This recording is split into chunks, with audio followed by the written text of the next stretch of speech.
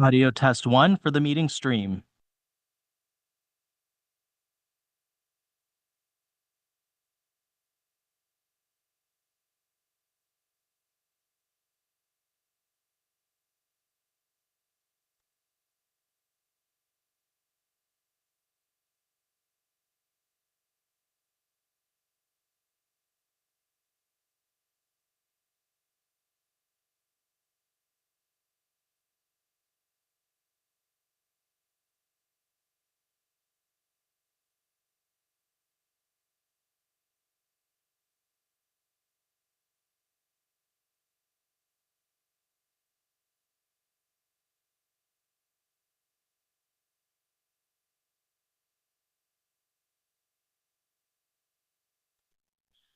Audio test 2 for the meeting stream.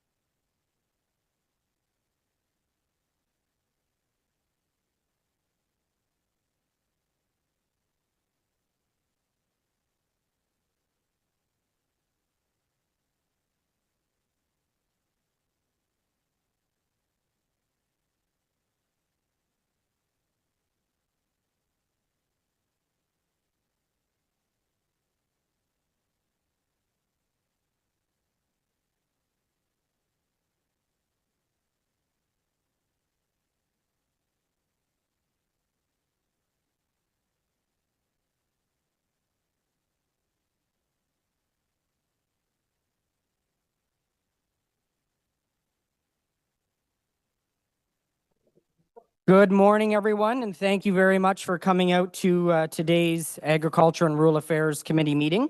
We do have a full day, so we're going to get right into it. I'm going to ask the committee coordinator to call the roll, please. Councillor Kitts. Here. Councillor Luloff. Je suis présent. Vice Chair Kelly. Present. And Chair Brown. I am here. You have quorum, Mr. Chair. Thank you, Chris. Are there any declarations of interest? Seeing none. Confirmation of minutes from the ARAC meeting minutes 24 from Thursday, May 1st, 2025. Are those meetings minutes confirmed? And 3.2 ARAC ECCC joint minutes 2 from Tuesday, May 20th, 2025. Are those minutes confirmed? Confirmed. Thank you very much. Item 4.1, Planning, Development and Building Services Department, Transportation Master Plan, Rural Ends. It is a verbal update today, and I'm going to ask the Vice Chair to read in the motion.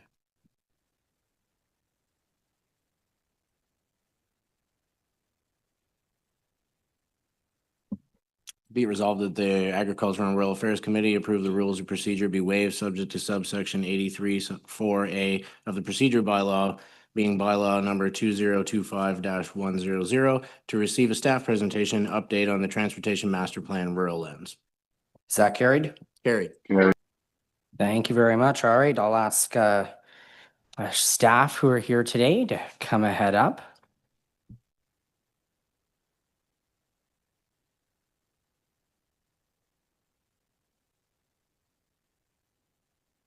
So we have Max, Deb, and Jennifer here with us today. Thank you very much. Looking forward to the update. So when you're ready, you can go ahead. Good morning, Chair, members of committee. My name is Jennifer Armstrong, and I'm the Director of Transportation Planning. As you know, we are in the process of updating the city's Transportation Master Plan. And before we bring forward the plan for approval at the end of this month, we wanted to take the opportunity to provide a presentation to the Agricultural and Rural Affairs Committee, focusing in on some of the rural elements of the plan that may be of interest to residents. As was mentioned, I have Deb Lightman and Max Walker with me today, and online there are Katarina Shekovic and Sam Roberts as well, who are also part of the TMP team. So with that, I will pass it over to Max to provide the presentation.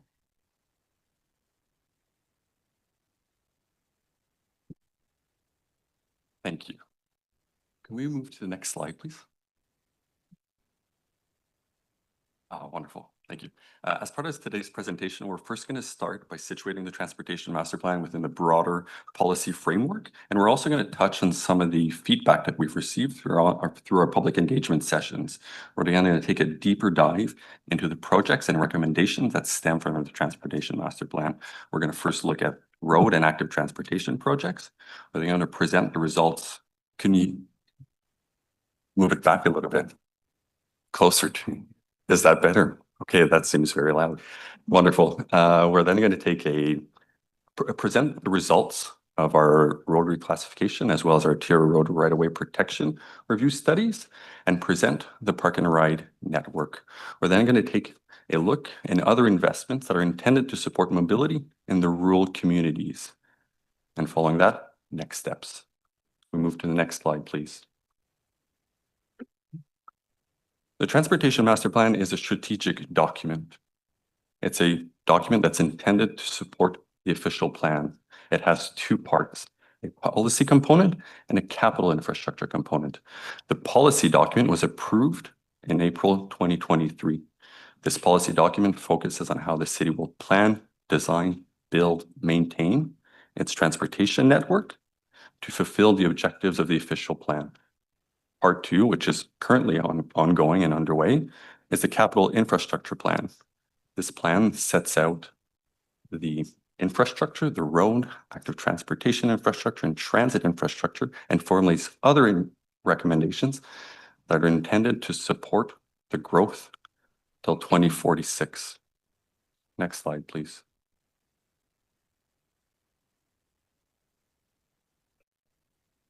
Thank you. Again, from a mobility perspective, The Transportation Master Plan is intended to support the projected growth till 2046. And by that time, the city is expecting to have 400,000 new people call Ottawa home. 7%, or just under 30,000 people, are expected to settle within rural communities and especially in villages such as Richmond, Manotick, Greeley, and Carp. To support this growth, the official plan and the Transportation Master Plan promote active transportation, slower vehicle speeds, and taking a context-sensitive approach to the movement of heavy vehicles through villages. It also supports the introduction of shortcuts between residential areas, transit, and other key destinations within villages. Finally, it directs the city to explore cost-effective transportation solutions and the implementation of road safety improvements that are intended to support the rural communities. Next slide, please.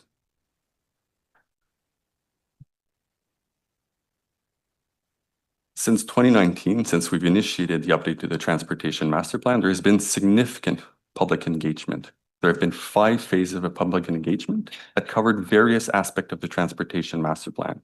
And we've heard from rural residents during each of these phases and including during the Rural Summit workshops.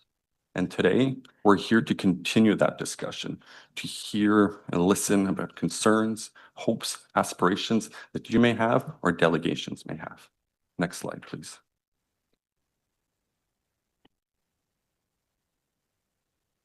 Through these 5 phases of public engagement, again, we've heard from rural residents, and these hopes and aspirations and concerns generally fall within 4 broad categories.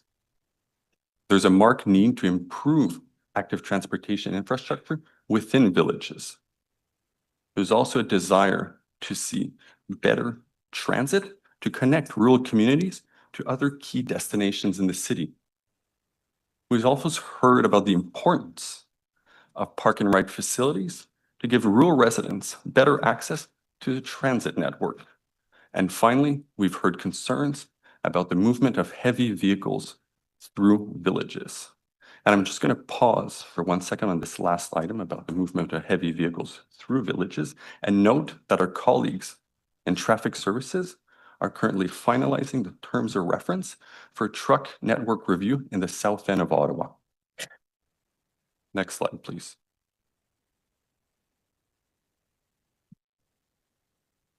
With the objectives of the official plan and the public feedback in mind, we also forecasted travel needs and considered the funding realities that we're faced with to develop a road, transit, and active transportation project list and also formulate recommendations that are intended to benefit rural communities. In the next few slides, we'll take a deep dive into these projects and recommendations, and these are the 4 categories. We're going to look at road and active transportation projects, the review of the arterial roadway protection within villages, the road reclassification review, and our park and ride strategy. Next slide, please.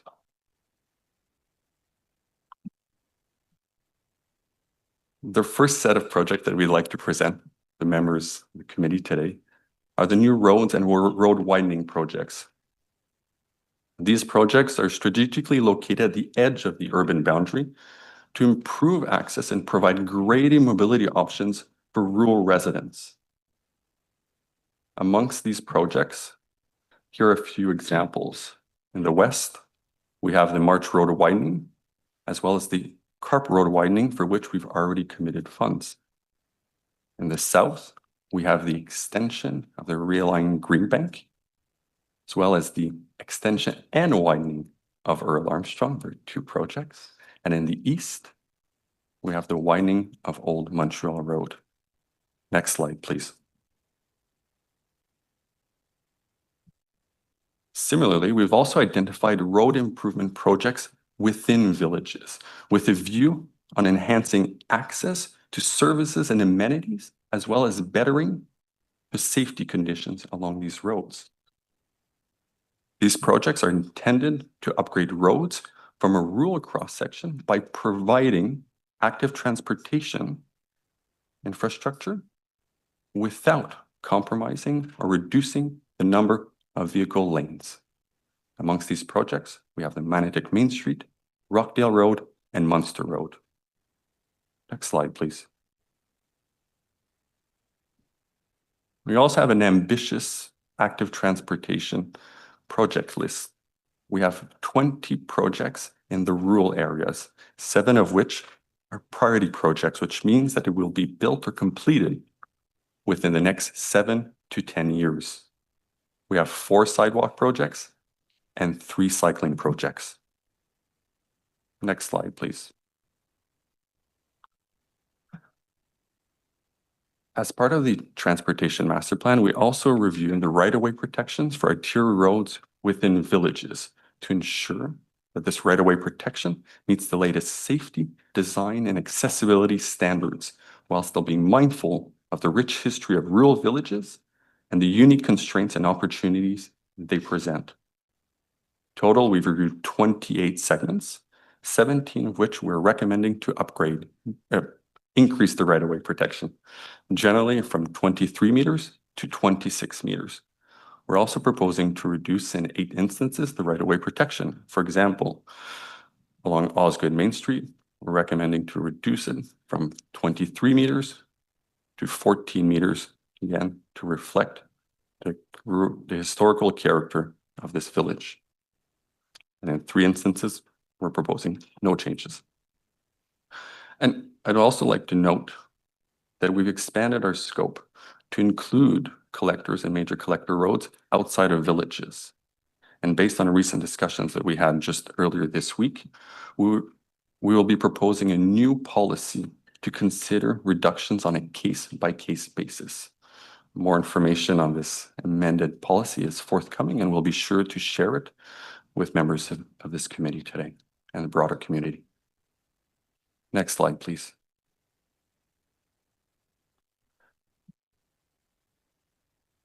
As part of the Transportation Master Plan, we reviewed road classifications of select roads, as often the classification was based on outdated or legacy standards from pre-amalgamation. Based on this review, we are recommending to reclassify 49 roads from collectors to local roads, as their function was more of an access function rather than a thoroughfare. Ultimately, what this means is reduce right-of-way dedication as part of severances. Next slide, please. We've also developed a park and ride network, which aims to boost transit ridership, alleviate congestion, and support growth in the rural areas.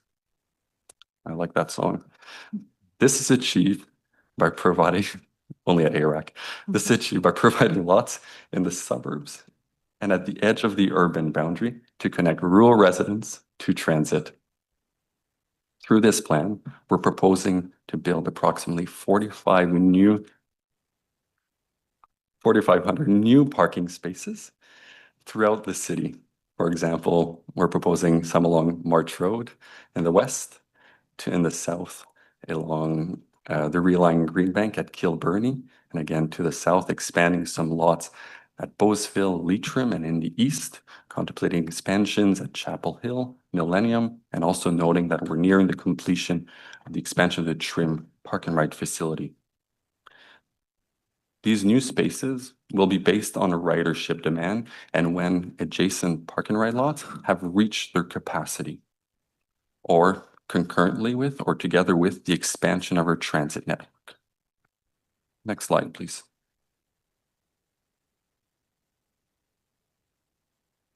In addition to the Transportation Master Plan, the city is continuing to invest in rural transportation initiatives. These capital plans outlined on this slide are intended to improve mobility for rural residents. We have the Intersection Controls Measure Program. We have 3 projects this year. The new Traffic Controls Devices Program with 2 projects. And we also have several investments that stem from the Road Safety Action Plan. Next slide, please.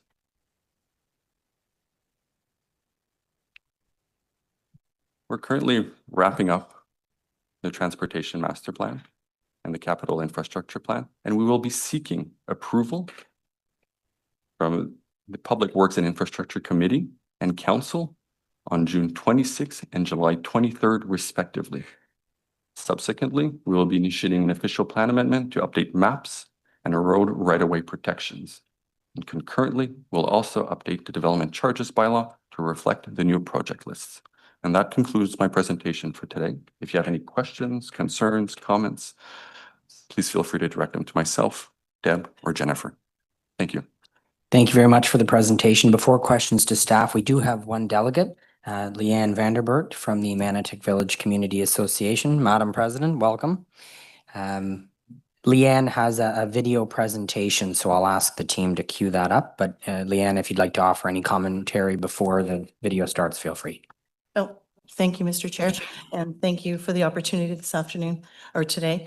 I think the presentation speaks to our concern in our village, and I'm happy to be available to answer questions. Thank you.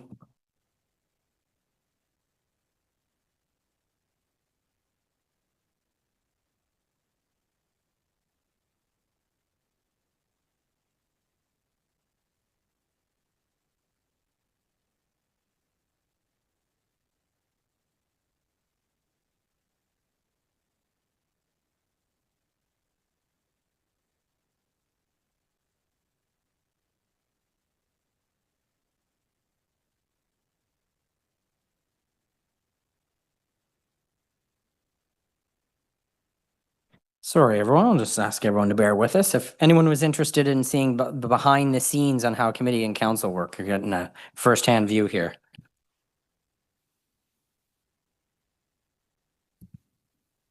This is a visual presentation showing the impact of the high volume of large trucks transiting through Manotick along Bridge Street.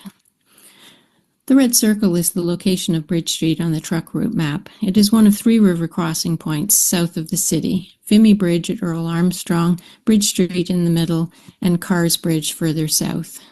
Drilling down to a populated view of Bridge Street, we see this 1.5 kilometer stretch is purely residential land use with many community amenities on either side, requiring crossing of Bridge Street. It's a 40-kilometer-per-hour zone with 30 access points in just 1.5 kilometers. None of these are characteristics of an arterial roadway, yet Bridge Street is being used as one. Built pre-416, Bridge Street does not meet any modern design standards of an arterial roadway, particularly those that consider all roadway users. Trucks stop and start frequently at the lights near the school, causing even more air and noise pollution very close to these young children. We know, and the city's counts agree, that over 800 trucks transit through Bridge Street each day, not including the overnight truck traffic that is equally disruptive. These are the types of trucks transiting our residential area, and it is clear that their size, noise, and pollution levels are dangerous and inappropriate for the infrastructure and setbacks.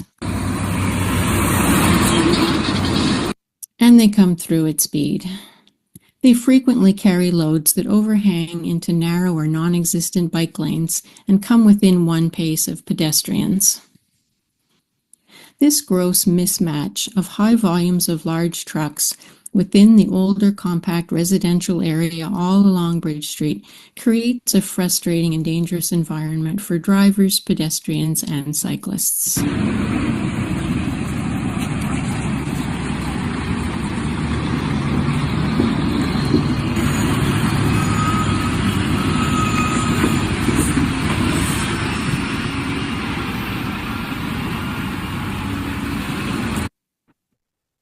And this is a regular sight, the long lineup waiting to turn east onto Bridge Street.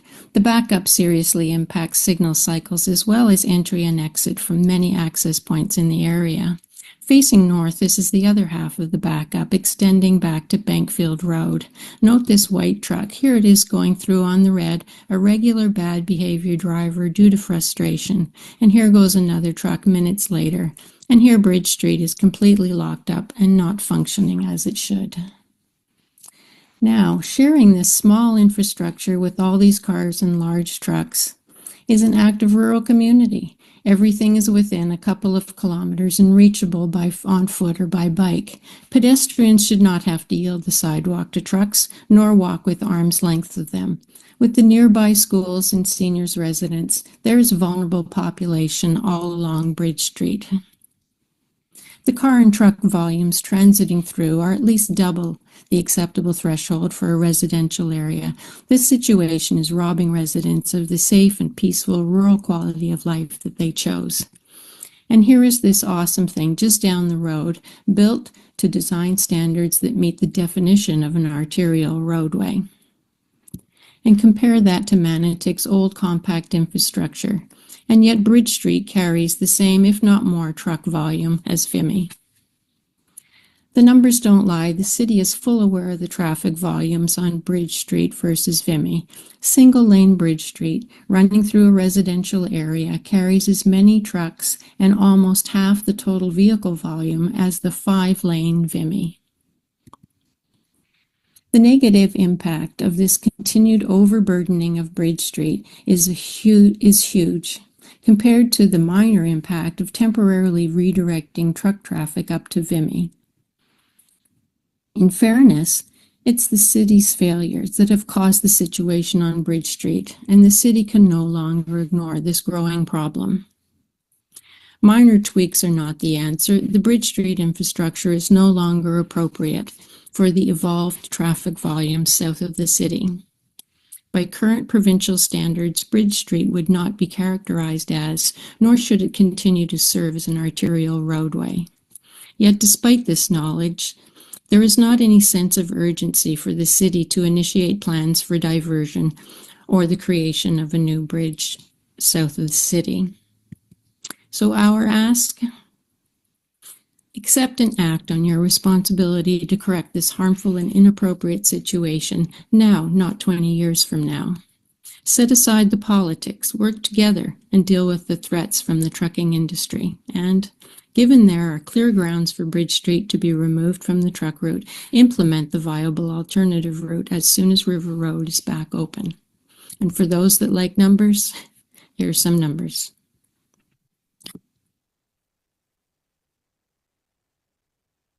Thank you very much. Councillor Kitts. Thank you, Chair. I don't have any questions for you, but just a comment. I thought that presentation was very well done. I am someone who likes numbers, so thank you for that. And unfortunately, I mean, this is a really good example of the challenges that this community is facing, but it is replicated in other villages across the city. I think of Cumberland Village, represented by Councillor Luloff, that has a lot of truck traffic due to the proximity of the ferry.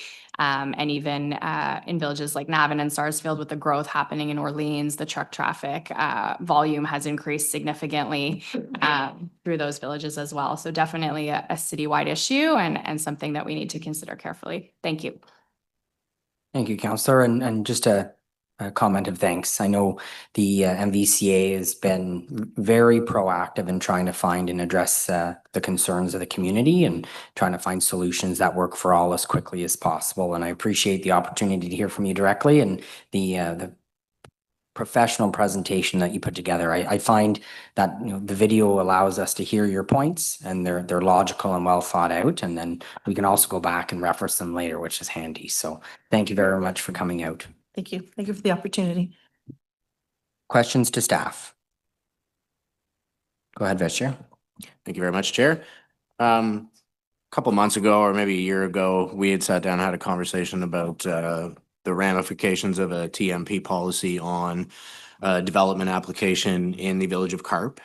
This was a policy that was implemented as, I'm not sure when it was implemented, but essentially what it would do is force developers or landowners to give up some frontage on the road in order to provide space for, and I might not be using the right term for this infrastructure, but for lack of a better term, a overpass over a railway line that currently is used once a week, I believe by a company in Arnprior.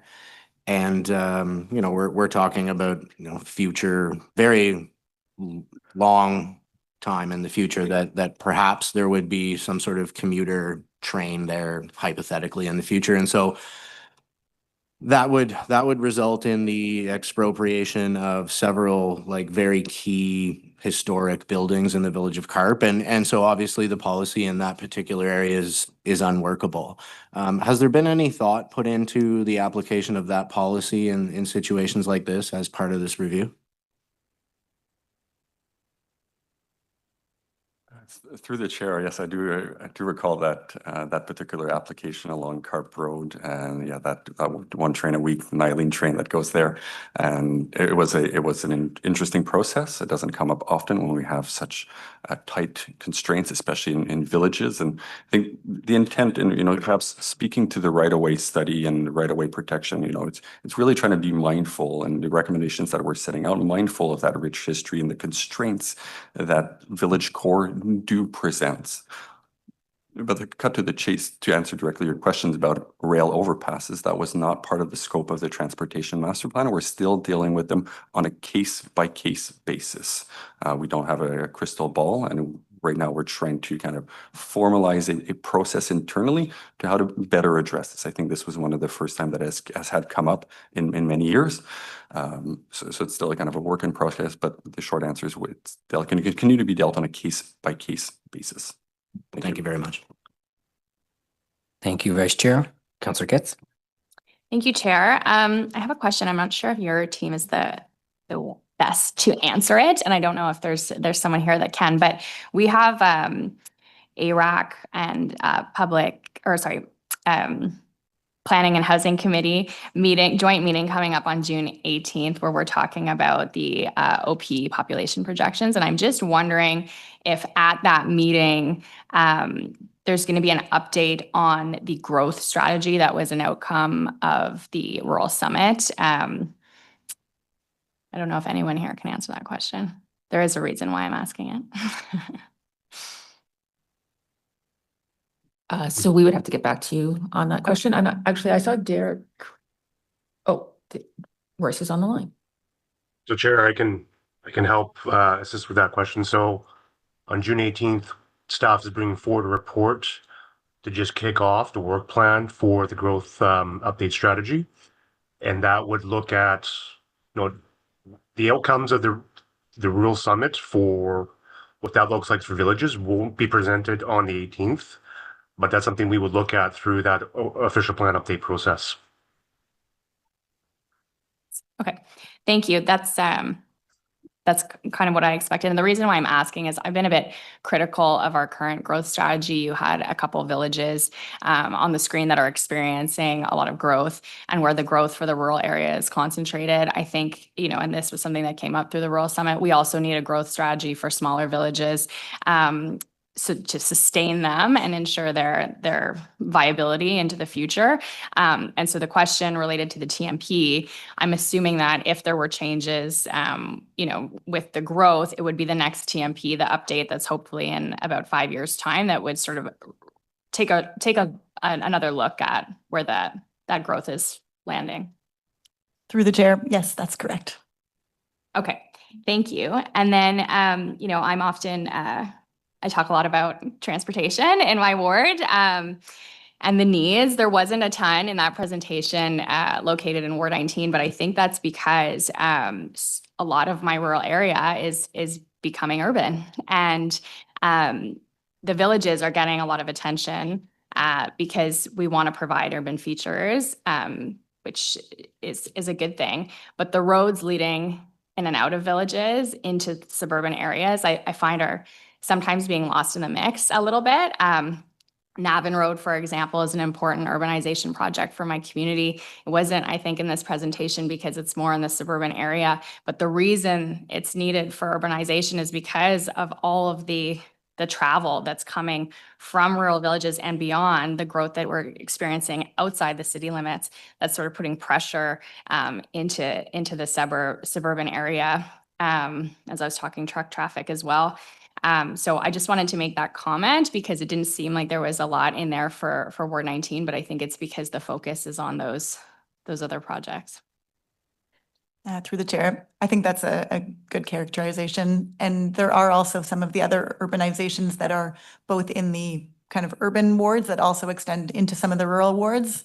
across different areas of the city, as per your point. And note that, yes, our city is growing and the urban growth area is expanding. Yeah, Navin Road was very much a rural road in the past, and it's becoming more and more suburban every day. So thank you for that. That's it.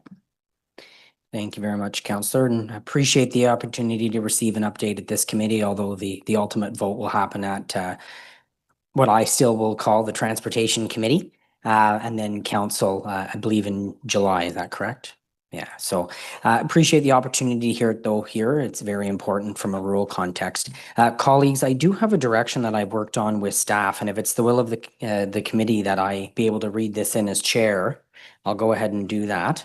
The direction is to staff that the 2023 Transportation Master Plan Active Transportation Project list includes a feasibility study to provide active transportation facilities on Manotick Main Street between Eastman Avenue and Century Road East as part of the recently released draft 2025 TMP Capital Infrastructure Plan.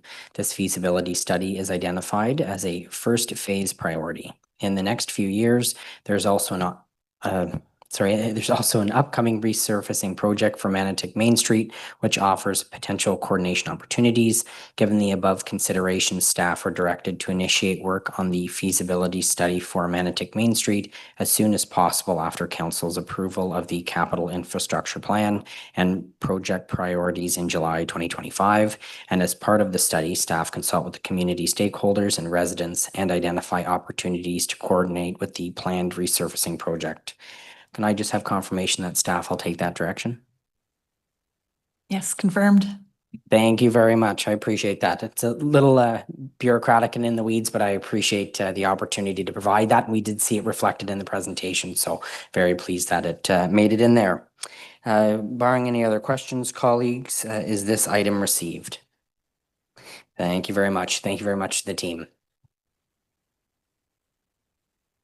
Our next item, 5.1 Engineers Report, the Cowan-Wilson Municipal Drain Amendment. We do have our municipal drainage staff here. Fun fact, the gentleman with the banjo ringtone, Dave Ryan, is here to answer any questions should we have some. There are no presentations, no delegations or requests to speak, but we did receive correspondence from two folks, Mr. Steve Duckett and Mr. Lauren Franklin. Is there anyone though in the room that would like to speak to this item? Happy to hear you if you came out today. Not seeing anyone. The report recommendations are that the Agriculture and Rural Affairs Committee recommend that Council adopt the engineers report prepared by Robinson Consultants, Inc., entitled Engineers Report, Wilson Cowan Municipal Drain Amendments, and give first and second readings to the bylaw attached as document 3 in accordance with sections 42 and 45 of the Drainage Act of Ontario. Is this item carried? Thank you very much, colleagues. Thank you to the drainage team. Next item is 6.1, the Rural Community Building Grant Program, grant application review. We do have our team here, Ryan Thompson and Derek Moody, should there be any questions from members of committee. There are 4 applications this month for committee's review. However, there are no presentations. We have received no requests to speak and have received, oh, sorry. I'm misspeaking.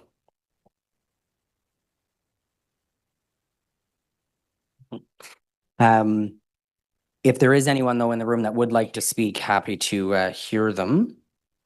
Now, colleagues, there is one item of the 4 applications. Application C, as outlined in document 1, is an application that I have some concerns with. I think the intention is positive.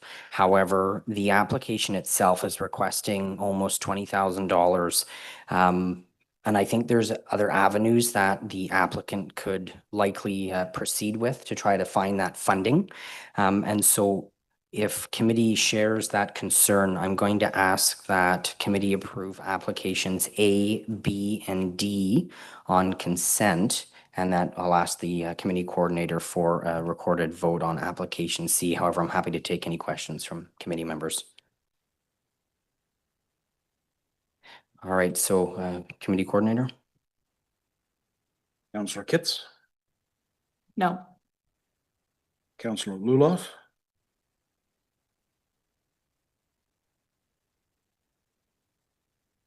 Councillor Luloff. Vice Chair Kelly No. and Chair Brown. No. 3 nays, no yeas.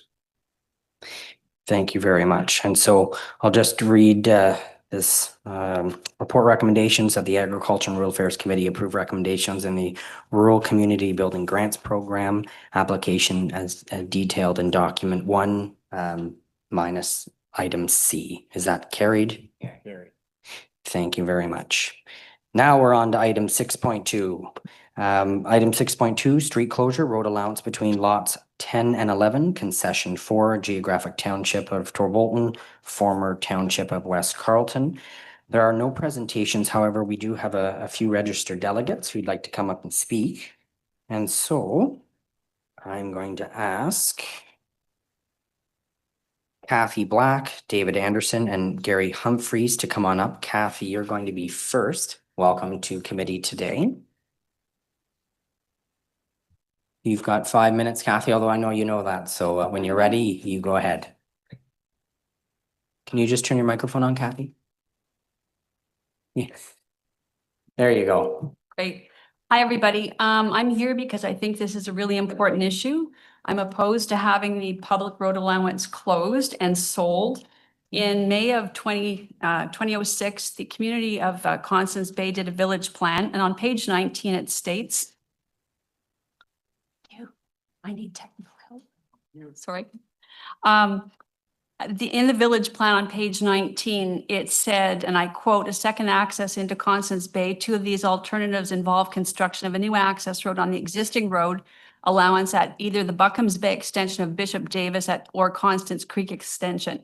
So the Constance Creek extension is the one that we're talking about selling half of and closing the road allowance for. So this is in direct contravention of what's already documented in the village plan and was therefore carried through to the city's official plan. There is a slide, I don't know if you can put it up or not, Chris, but I put in an excerpt of the village plan that shows you where the secondary accesses are. You can just take my word for it. It's on page 19. The road allowance stretches from Dunrobin Road to near Albert. I confirmed with Samantha last night. She's the planner. I'm not sure where she is, but she sent me a map which showed where the other end of the road allowance is. I'm sure she can provide that to everybody. Ward 5 has already experienced a lot of things due to climate change, including floods, tornadoes, fires in the Torbolton Forest, and more recently we had a fire not last night, the night before, and we had a fire last week. So, and there was 3 fires last year.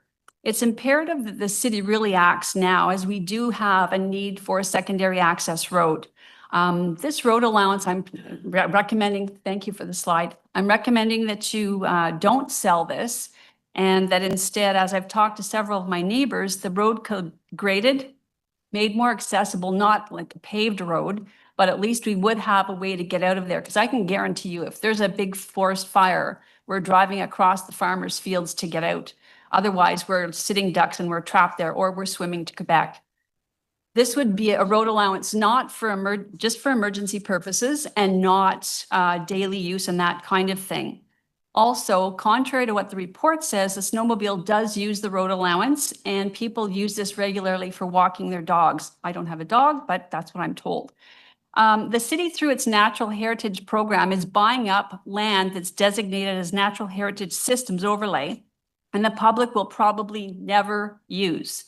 The recent acquisitions were 5689 Ferry Road for $2 million and Moores Island for around $350,000.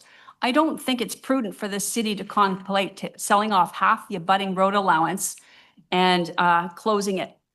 I don't have any interest in the chip wagon. I don't have any interest in the gas station. I do have an interest in safety.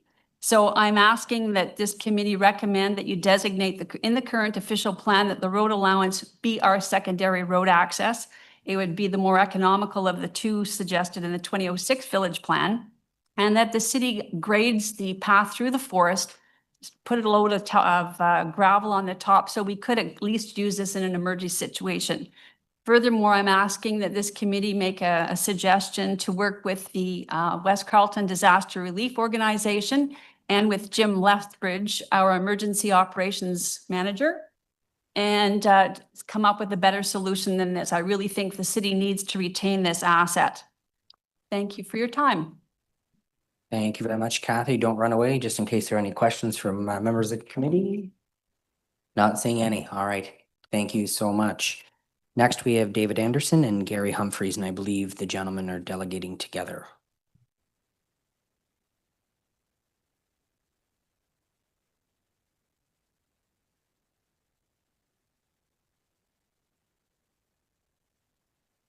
Morning, gentlemen. Thank you very much for coming. If one of you just want to turn on one of the microphones, you can go ahead. Good morning, everyone. Thank you for having us here today. My name is David, and I operate a business that has been at this location for over 30 years. It is a legacy from the former township of West Carleton, long before amalgamation with the city of Ottawa. This property is not a revenue-generating asset for the city. It represents something far more valuable to our community. The road allowance serves as a vital recreational corridor used year-round by snowmobilers, ATV riders, horseback riders, and people simply enjoying a walk in nature. Its preservation is essential to maintaining the rural character and lifestyle that define our community. This road allowance is critically important to the community. It serves as a potential connector from Dunrobin Road to the other side of Dunrobin, improving local access and traffic flow. Historically, it has also been used as a secondary access route to Constance Bay, a function that could be vital in emergencies or during peak periods. Preserving and enhancing this corridor would greatly benefit residents and better connectivity for our growing community. As well, this location has also been used as a park and ride where some people can leave their cars in a safe spot and travel to the city and return later. Very concise. Thank you, David. Thank you. Any questions for the delegate? No, seeing none. All right. Thank you very much, gentlemen. Appreciate you coming out today. Thank you. Thank you. Addison Milne Price is our next delegate. Addison, if I don't know if Addison is here or online. I'm being told Addison is online.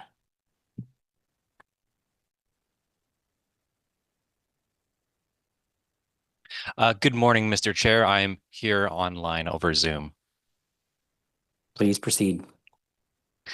Thank you. Firstly, I just want to say thanks for allowing me to delegate over Zoom. I am Addison Milne Price. I am a registered professional planner employed at Design Plan Services. I'm the authorized agent. I'm representing the owner of the subject property at 3798 Dunrobin Road. This application for a road closure has been reviewed and supported by planning staff, and it's recommended for approval by planning staff. I'm also of the opinion that this application should be approved due to the following reasons. Firstly, and really most importantly, this road allowance is not identified as a planned or conceptual roadway in the city's official plan. Furthermore, an alternative roadway is identified in the official plan in Schedule C9, just north of Constance Bay Road, which would serve to connect Albridge and Kilmar's Side Road.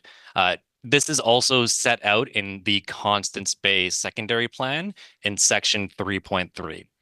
In contrast, there's no planning document that references or considers access from Dunrobin Road to Albridge through an extension of Kinburn Side Road.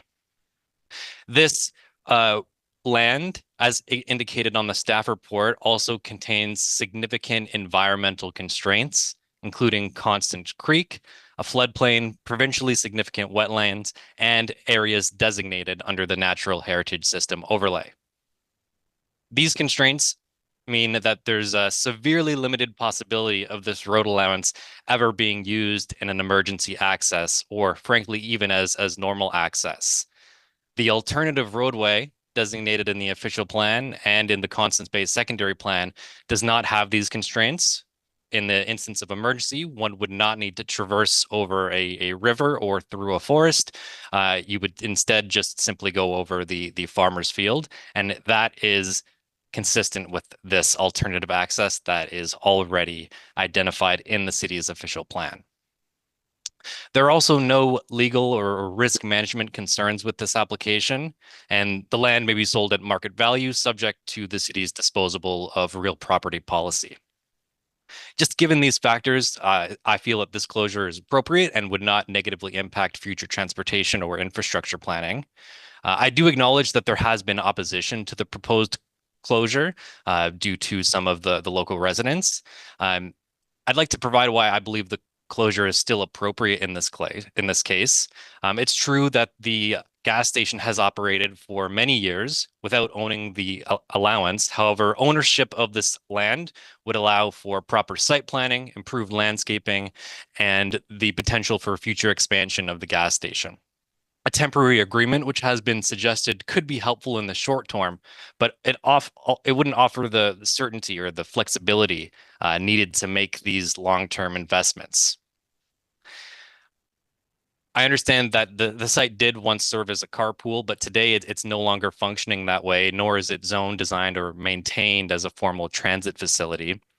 And as has been mentioned, transit expansion in rural areas is a valid goal, and this was rightly discussed at the 2024 Rural Summit. But achieving this goal requires strategic, well-located, accessible sites, places that are already integrated with existing routes and road infrastructure. And this corridor does not currently have any transit infrastructure. Lastly, I just really want to address quickly the concern regarding the chip truck regarding Archie's Fries. I understand the community's attachment to this local business, and I want to be clear that the closure of this road allowance will not impact its ability to continue operating. My client has assured me that he would very much would like to continue all of the businesses to continue operating. A survey has been done on the property. It clearly delineates that the boundaries of the subject road allowance do not include the chip truck. That Archie's Fries is located on a adjacent property. Based on all of this justification, I'm of the opinion that this closure of road allowance will not affect the surrounding area and won't have any negative future impacts to the infrastructure as indicated in the official plan. I'm happy to answer any questions of the committee. This concludes my presentation. Thank you very much for that, Addison. Vice Chair. Thanks, Chair. First, just a comment. So first of all, there are no transit routes in West Carleton. So using the fact that this isn't on a current route, I don't believe is a valid argument in terms of arguing against that point. And I was wondering if you could just briefly perhaps give us some more detail on the motivation to do this, because I know when I had spoken with the applicant, it was about the ability to maintain that area as a parking lot. And it does serve multiple businesses as an area for people to park, and we put the applicant in touch with the right people at the city to come to the agreement where that could happen. So if that's not the motivation, perhaps you could just give us a little bit more detail on exactly what is. Absolutely. Through you, Mr. Chair. The motivation is really quite simple. Owning the land makes it significantly easier to provide maintenance. You can know just from visiting the site, from looking at it on maps, there are two entrances and exits onto the site. One of them is on the property, and you can see that it is well maintained.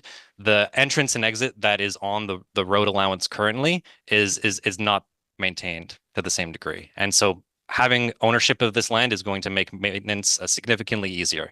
Of course, there are legal agreements that could be entered into that would make maintenance possible from the property owner, but it just simply would be much easier if the property owner owned this road allowance and could update it and make it good without entering into an agreement with the city. I'm sure you'll appreciate that we make our decisions based on the best interest of the public, but thank you very much for your time here today, and thank you, Chair. Thank you very much. Thank you very much, Addison. Appreciate the opportunity to pose questions to you directly. I will note that we received 5 pieces of correspondence on this matter as well. And the report recommendations are that the Agriculture and Rural Affairs Committee approve a street closure application for the untraveled road allowance, legally known as between lots 10 and 11, concession 4, geographic township of Torbolton, former township of West Carleton, as shown in document 1, subject to the conditions in the document. I'm going to ask for a recorded vote on this item, please, Chris.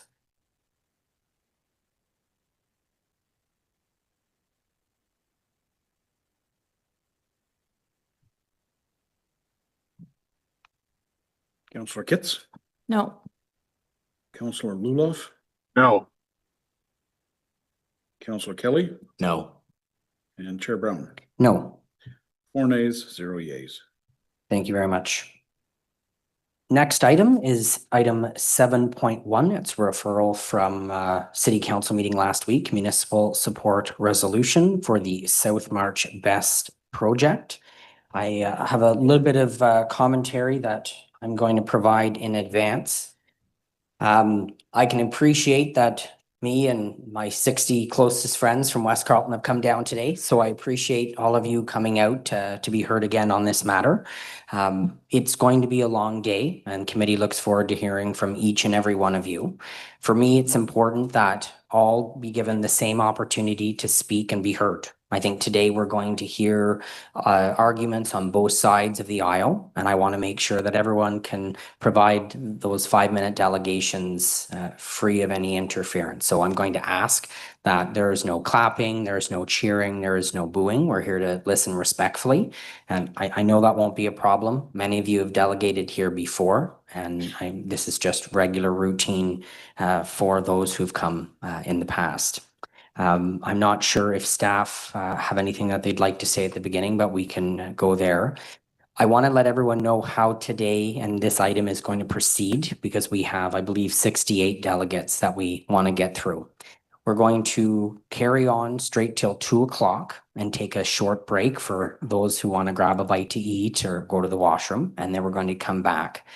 We're likely going to break again at 7 p.m. for supper, and then we're going to come back after supper and we're going to carry through. If later into the evening you're still here and you haven't delegated yet, please take the opportunity to drive home if you wish and log on virtually. Virtually is still an option. So if you don't want to stay late into the evening, I wanted to make sure that I highlighted that right off the top. So I'll turn it over to Debbie Stewart, our General Manager from the Strategic Initiatives Department at the City, to provide a little bit of context. And following Debbie, I'm going to ask Cindy Berry, David Carroll, and Angela Keller-Herzog, those are our first 3 delegates, just to come to the front and be ready to delegate. Oh, after Debbie. Yep. Go ahead, Debbie. Good morning, and thank you, Chair Brown and members of the ARAC committee. I'll have just brief remarks. So yesterday I shared a memo with council outlining key points about the request from Evolution and their partners, the Algonquins of Pikwakanagan First Nation, for a municipal support resolution, otherwise known as an MSR, for a proposed battery energy system, BESS, at 2555 and 2625 Marchers Road. This has a little bit of history, so I thought I would just very briefly outline the history and key decisions that led us to this point. So in October of 2023, Ontario's Independent Electricity System Operator, IESO, launched their long-term 1 or LT1 request for proposals to secure new electricity capacity for the province of Ontario. As part of this, municipalities were asked to show support for hosting the energy projects through a municipal support resolution, or the MSR. In December of 2023, staff recommended 2 MSRs for projects that were ultimately supported or selected by the IESO. The MSR for the BESS facility in Ward 5 was not adopted, and this was due to public concerns about fire risks, groundwater contamination, and other general health and safety issues or concerns. In February of 2025, Council decided that future IESO LT1 MSR requests must be reviewed alongside zoning bylaw amendment ZBA applications This would ensure the council would have access to technical studies and plans before making any decisions. This approach, while cautious, balanced the need to grow the energy infrastructure in the city while also responding to community concerns. In April 2025, Ontario's Minister of Energy and Mines wrote to Mayor Sutcliffe emphasizing the importance of energy storage and encouraging support of the South March BESS project. We know that energy demand in Ottawa and across the province is expected to grow significantly and rapidly in the coming years and decades. This is due to a number of factors, including population growth, new technologies, and economic development. We are hearing increasingly from businesses who are currently located in the city or who are looking at potentially locating to the city that reliable energy source is a key priority for them. Battery storage helps save extra energy that's produced during low demand times and releases it during peak demand. This reduces waste, it eases pressure on the grid, and it improves reliability. In May, the project's proponents wrote to the mayor and council asking for an MSR to help move the project forward before making significant investments in detailed technical studies. Before I conclude, I just want to highlight a few key considerations to support your decision-making. Staff will not be making a recommendation with regards to this particular motion. So first consideration, council's authority. So in approving an MSR, council keeps full decision-making power. An MSR shows a willingness to host the project, provided it's aligned with the strategic priorities of the city. It does not guarantee approval of any future zoning changes. Regulatory requirements. An MSR does not bypass any municipal, provincial, or federal rules. It is simply a requirement for the IESO's procurement process. Just in terms of current status, we have not yet received a zoning bylaw amendment application. So staff have limited information. We've done a basic review of the site. From that basic review, we've determined that there are no major environmental concerns, and we anticipate that only a standard environmental impact study will be required. That said, there are many future studies that would come with a zoning bylaw amendment application. The proponent must provide detailed technical, environmental, and emergency response plans. Council will have this information before making a decision on the zoning bylaw application. Safety standards. The project must also meet national and industry safety standards, and these relate in particular to fire protection and to energy storage. And finally, public consultation. The required public consultation will take place once a zoning application is submitted as per the Planning Act.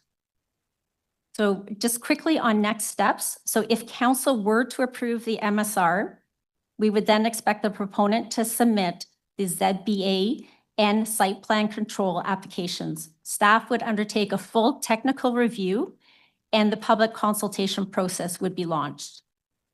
A detailed planning report with recommendations would be presented to ARAC for recommendation to council. And this concludes my remarks. Thank you. Thank you very much, Debbie. And as we get Cindy teed up, I'll ask the vice chair to read in motion so delegates have an opportunity to comment on it should they wish. Thank you very much, Mr. Chair. Whereas part of the proposed South March Battery Energy Storage System project at 2555 and 2625 Marchers Road, the proponent has publicly stated that it plans to establish a community development fund of $250,000 per year to support local projects. And whereas the City of Ottawa has previously entered into host municipality responsibility agreements with third-party project proponents who provide funds related to community initiatives in recognition of the project's effects on local community. And whereas the host municipality responsibility agreements generally provide for the city to determine how to allocate and disperse funds provided by the third party in order to respond to community needs and ensure accountability and transparency with eligible community initiatives, often identified by city staff in consultation with the relevant ward councillors. Therefore, be it resolved, staff be directed to request that the South March Battery Energy Storage System project proponent fulfill its stated intent to establish a community development fund by entering into a host municipality responsibility agreement with the City of Ottawa, through which the proponent would provide an amount of at least $250,000 per year, with the goal to achieve a higher amount if possible, for a period of not less than 20 years. The finalization and execution of such agreement shall be approved by council with recommendations to provide as to the allocation and disbursements of such funds. Be it further resolved that staff be directed to provide City Council with an update on the status of the request to the proponent by way of memorandum within 3 months of the approval of a municipal support resolution for the South March Battery Energy Storage System project, and to bring forward for committee and council approval of any draft host municipality responsibility agreement negotiated with the proponent. Thank you, Chair.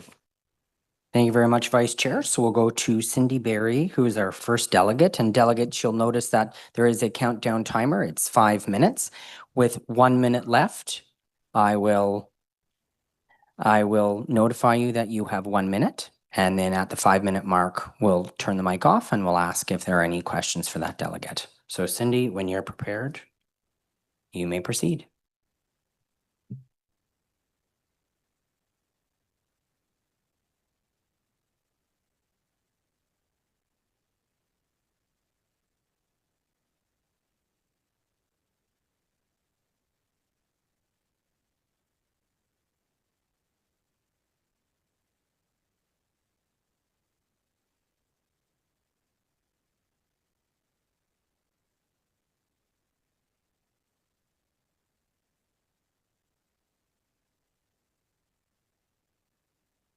All right, slide 1. I'm opposed to having the Marchers Best installed at 2555 and 2625 Marchers Road in Robin, Ward 5, Marchurst Road. A best belongs in a commercial urban area, not on rural farmland in West Carleton near our private drinking wells. Today, I will talk about the question if we have experienced click-and-baked sponsored content. The proponent, Evolution, has been intensively marketing on the internet and social media to garner support for installing the Marchers Best, South March Best, by collecting user information from the internet and social media traffic to their sites. Sponsored contents in the screenshots I will show make statements that, in my opinion, aren't substantiated, and the proponent is attempting to garner support using click and bait. The landing pages where users register to get more information states they support Best or a small claimed benefit, which may not actually be the case.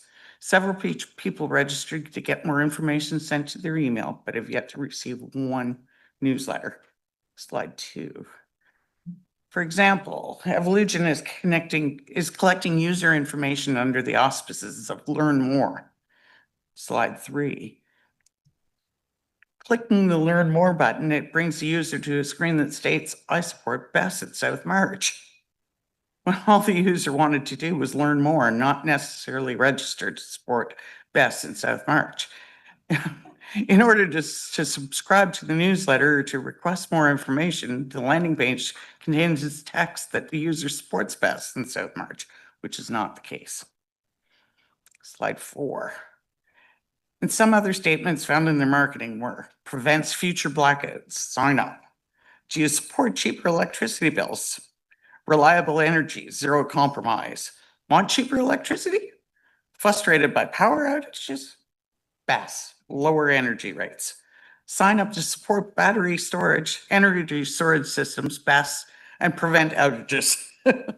Help bring Best to Ottawa. We need your support to make it happen. This system is designed with advanced safety and fire prevention features to ensure safe and reliable energy storage. Slide 5. After much research and looking through documents of Hydro Ottawa rate increase sent to Ontario Energy Board, they have multiple statements requesting increases related to the installations of BESS. Evolution has claimed in many ads that we would get cheaper electricity. Many have asked how. We've not gotten an answer. Slide 6. In the famous saying, you can lead a horse to water, but you can't make it drink. In this case, Evolution has led us to the water. Did some unknowingly drink? The fact is that many who asked questions were met with evasion and silence. Slide 7. I will once again ask Evolution, like many others in our community members have, where is the evidence? We will not give municipal support. It's our only option to have any power in what happens to in our community after the provincial government has stripped us from our powers to appeal. Until then, we are waiting and we will not support this project. That's it. Thank you very much, Cindy. I'm not seeing any hands raised for questions, so thank you very much for coming out today. Okay, thank you. Thank you. Our next delegate is David Carroll, followed by Angela Keller-Herzog. So David. Good morning, David Carroll. I am a property owner on the Marchurst Road. We've been around since the 1820s, 1850s, and we're not the only ones. I am not opposed of the BESS. However, I do believe it should be in an industrial area, not taking up our rural farmland that feeds all of us. I'm hearing we have a very little, like a 5-ish% of farmland left. And I know we all need growth to go forward. However, I'm opposed of it on our farmland. It needs to be in an industrial area, I believe, and not out in our rural. I am also very concerned about, in the event if there was a fire, if there's a large amount of water put on this or these units downstream, right? I have property right across the road that would go down into the creeks, end up in Constance Lake, which in turn ends up in the Ottawa River. If the likes of this was to go ahead, what's next? Possibly the next 10, 15, 20 years is going to take up our space. I'm also wondering about the 4-hour span that it could last. It would seem to me it would last a lot longer if it was 2 o'clock maybe in the morning. And what about in high peak time when it depends on the year if our air conditioners was on? And what about our families when there's dinners on the go, the fridge and the stove and the microwave and all that is on, and the laundry? And what would we get 4 hours then? I don't know. I can't seem to find out. We'd have to have it in place to know, I suppose. And then as far as the local recent derechos goes and the tornadoes, it's out for long periods of time, and I would think then it would serve no purpose. Thank you very much. Thank you very much, David. Don't run away. There might be a question for you. Any questions? No? All right. Thank you very much, David. We have Angela up next, followed by Janice Ashworth, Judy Macon, and then Dawn Sproul. Angela, welcome. You're no stranger to committee, so 5 minutes. Go ahead.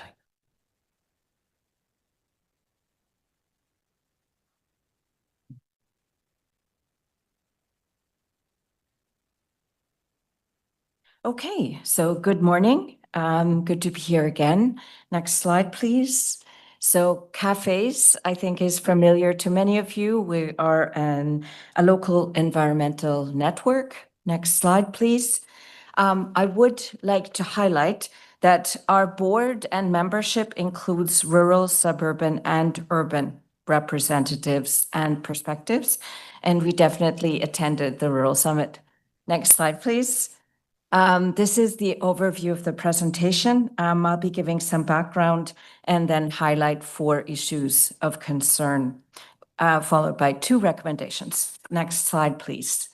So while I'm speaking in favor of the municipal support resolution, I should tell you that it has taken cafes a long time to decide on a position on this project. We took a long time to learn, to research, and to listen. We've been following the BESS project proposal since 2023. In the spring of 2024, we organized a learning workshop about the evolving electricity grid in Kinburn, and that was hosted by Councillor Clark Kelly. The workshop included university, utility, and technical experts on BESS technology, and it included a community dialogue on what kind of community consultation on energy projects the community would like. I think this is part of the key to all this.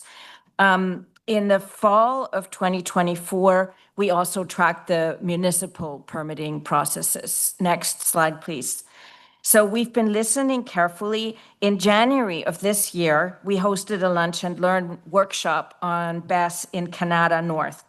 And we invited both industry and community. And there was some useful dialogue that took place. In the spring, we did more research. And then in May, we wrote an op-ed countering some of the climate misinformation and exaggerated fears that were running rampant in the community. And we did our research, and we have published evidence-based information that you can access. Next slide, please. So we have concluded that this project has a low impact locally. It won't even be visible from the road. It represents very low risk in terms of fire and groundwater, and the benefits are considerable and numerous. Next slide, please. So what are our concerns? How do we get to a fact and evidence-based conversation? Because we think that needs to be the start of the community benefiting from this project. And someone wrote back to us saying, your facts are not our facts. So we need to sit down and talk about what are the facts. Next slide, please. How do we get to a constructive consultation conversation? The residents in the Kinburn workshop were quite clear. They prefer an in-person town hall, and it's best hosted and convened by local elected representatives. And also, there's a possibility of the local community associations helping organize, just so, like community associations convene other kinds of debates, including political debates. So next slide, please. How do we ensure that all the project studies are made public? This is another concern. And 1 minute. we are going to be leaning on the Evolution company, who so far has been responsive to us and answering our questions, to try to encourage them to publish as soon as any of these studies that would be ahead of us can be made public. Next slide, please. We need to get to a point of negotiation for the local benefits. We need to get from a conversation of just talking about risks to also getting to the benefits for the community. Cafes has a background paper commissioned on the subject. It is published, and I'd be happy to have copies for anyone that's interested. Next slide, please. So our recommendations are that ARAC and Ottawa City Council approve the MSR. And secondly, we recommend that Councillor Clark Kelly and MPP Karen McCrimmon, in concert with West Carleton Community Association leaders, should organize and convene a town hall consultation meeting about the BEST project. Thank you, Angela. Vice Chair Kelly has a question for you. Thank you very much, Chair. And actually, your last statement did kind of clarify what I wanted to ask you. And I think it is important that we have these discussions, and we've collaborated on them before.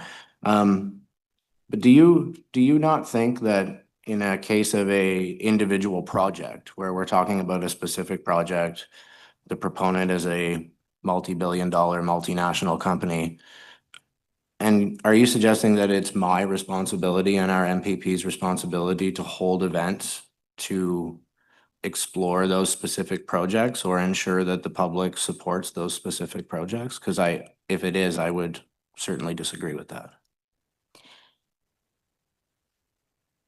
Yes, I do think that that's part of your responsibility. I think that you were elected. I'm going to ask the audience to please refrain. Please proceed, Angela. So I think that both you and MPP McCrimmon were elected to navigate in the best interests of the community. And obviously, this procurement is coming from the province. Hence, I think that the MPP also has a good role to play. I think that, sure, the company is going to have certain legal obligations for consultations, but there's no trust, right? And I think that the company is pretty much afraid of opening up a town hall and having some bricks thrown at them.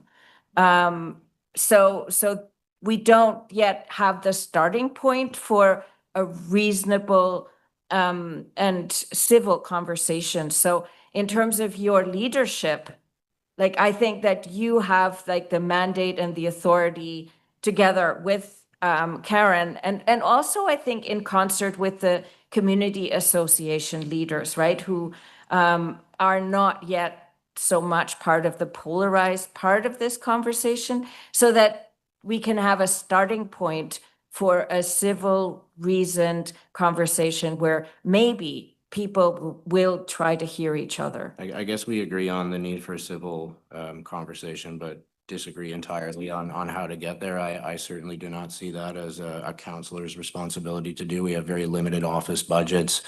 My team works 10 hours a day just getting town halls together for our constituents on actual municipal issues. And I think when we start entering territory where we are sort of in a position where we're trying to sell a project on behalf of an applicant, that's just not something that's going to fly, certainly in my office. But appreciate your time today. Thank you. Thank you, Vice Chair. Councillor Luloff. Thank you very much. Thanks for your delegation, Angela. I did find it quite interesting and really appreciate the thought that you put into this. I'm just wondering, I would expect that a storage facility or an energy storage facility such as this would have been a slam dunk for support from cafes. Can you walk us through a little bit of like where you said it took some time. You took quite a bit of time looking at this. Where any consternation may have come from among your members in your discussions? I think that any time when there's some strident, strong, concerned community voices piping up, I mean, we want to be listening. Like, what are the people opposed to a particular initiative saying? And I think usually there's things to be learned. I think that if someone has concerns, we want to understand what is the concern.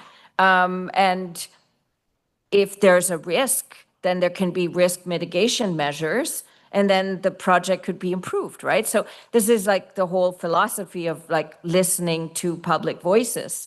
So when it appeared like right from the beginning, right, that there were community concerns, we like went into that mode, and we didn't right away say, okay, this is like a climate solution technology, bam, therefore we support this project. And it took us some time, and we have, I think, come to the conclusion that this is a very helpful technology that can really like help our local grid. I think there are significant community benefits in the millions of dollars that could also be really put to some excellent use. And these batteries are going to be in these metal storage containers. They're going to be quietly sitting in a field. They're going to have less environmental impact than if you had like a lively, like big family farm, right? That had all kinds of like normal impact on the land. Like, these are going to be like quiet storage containers that are going to sit there, not visible from the road. In terms of the water contamination and fire risks, I don't want to talk at huge length here, but basically we've done a lot of research that these risks are not significant. They're very, very tiny. Understood. So, I mean, I suppose it's kind of just like a natural push-pull here, where your organization, often presents itself and quite justly on the fact that you value community engagement, but also environmental responsibility and environmental sustainability. And so, within those groups, you found that there were some that either didn't have the information that they needed or were opposed to the project, while at the same time your group pushes for environmental sustainability. So that probably was the friction at that point. Is that correct? Yeah. a lot of things aren't like black and white and easy and clear, and we need time to give full consideration, and including like giving extra time for people that are stepping forward, saying like, hey, here's an issue. So we've tried to be slow. No, that's fair. I really do appreciate your time and thoughtfulness on this.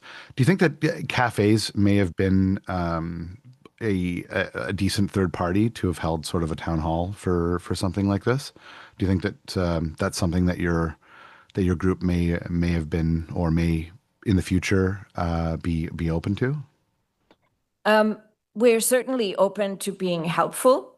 As I presented in my delegation, we've had 2 events where we have had open time for community dialogue and conversation. I think given the polarization that we have around the project, I think that it probably wouldn't be accepted by the anti-BES group to have cafes set up as a neutral party. Fair. At this point, we have taken a position on the project. And that's why our recommendation is that there is a certain neutrality in the elected officials needing to represent the best public interest. And then again, I think also the community association leadership in West Carleton could be another neutral party. That's fair. I think one of the things that you pointed out in your presentation as well is that some of the sentiment in the community, or a large part of the sentiment in the community, for those that are opposed to the BEST project, is that City Hall is not trusted. Does that mean?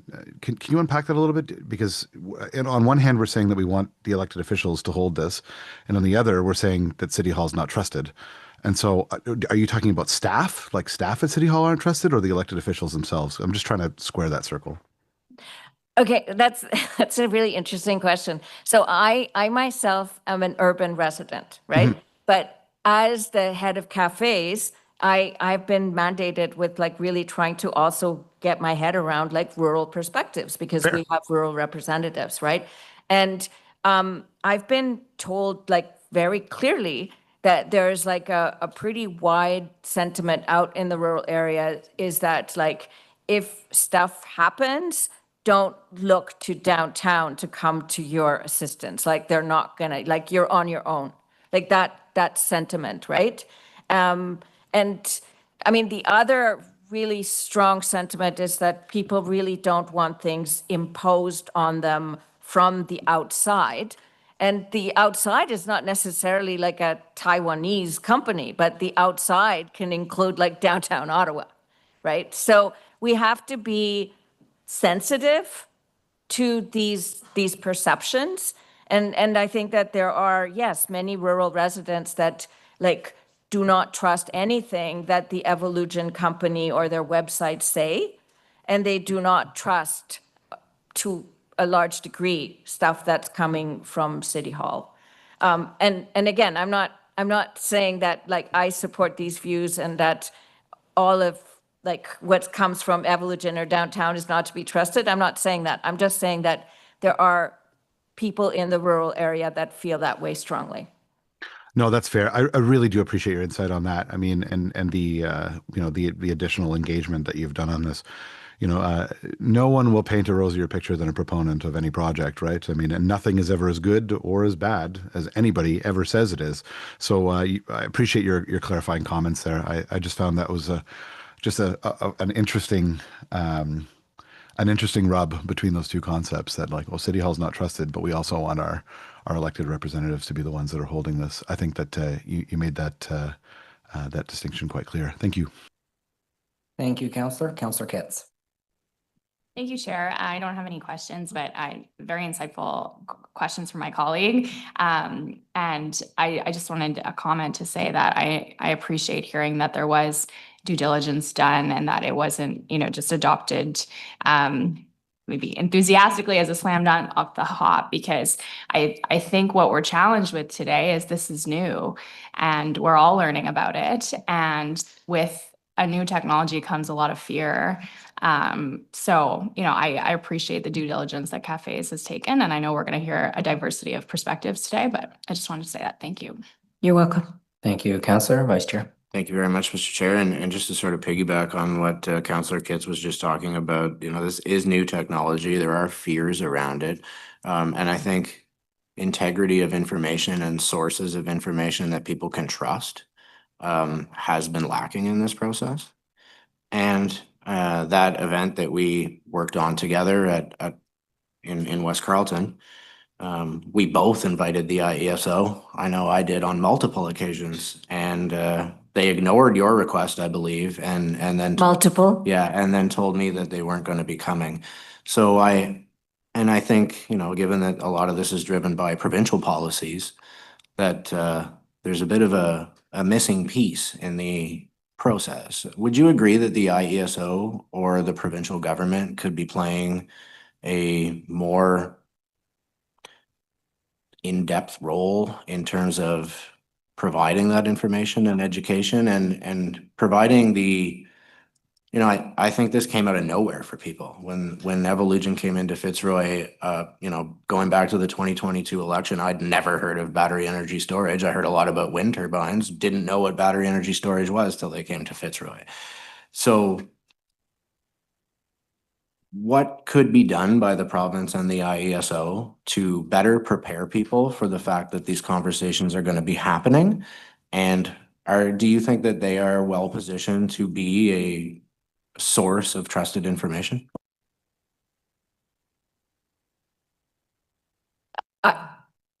Okay, so yes, I do believe that the IESO has both a position of public responsibility and they have considerable expertise.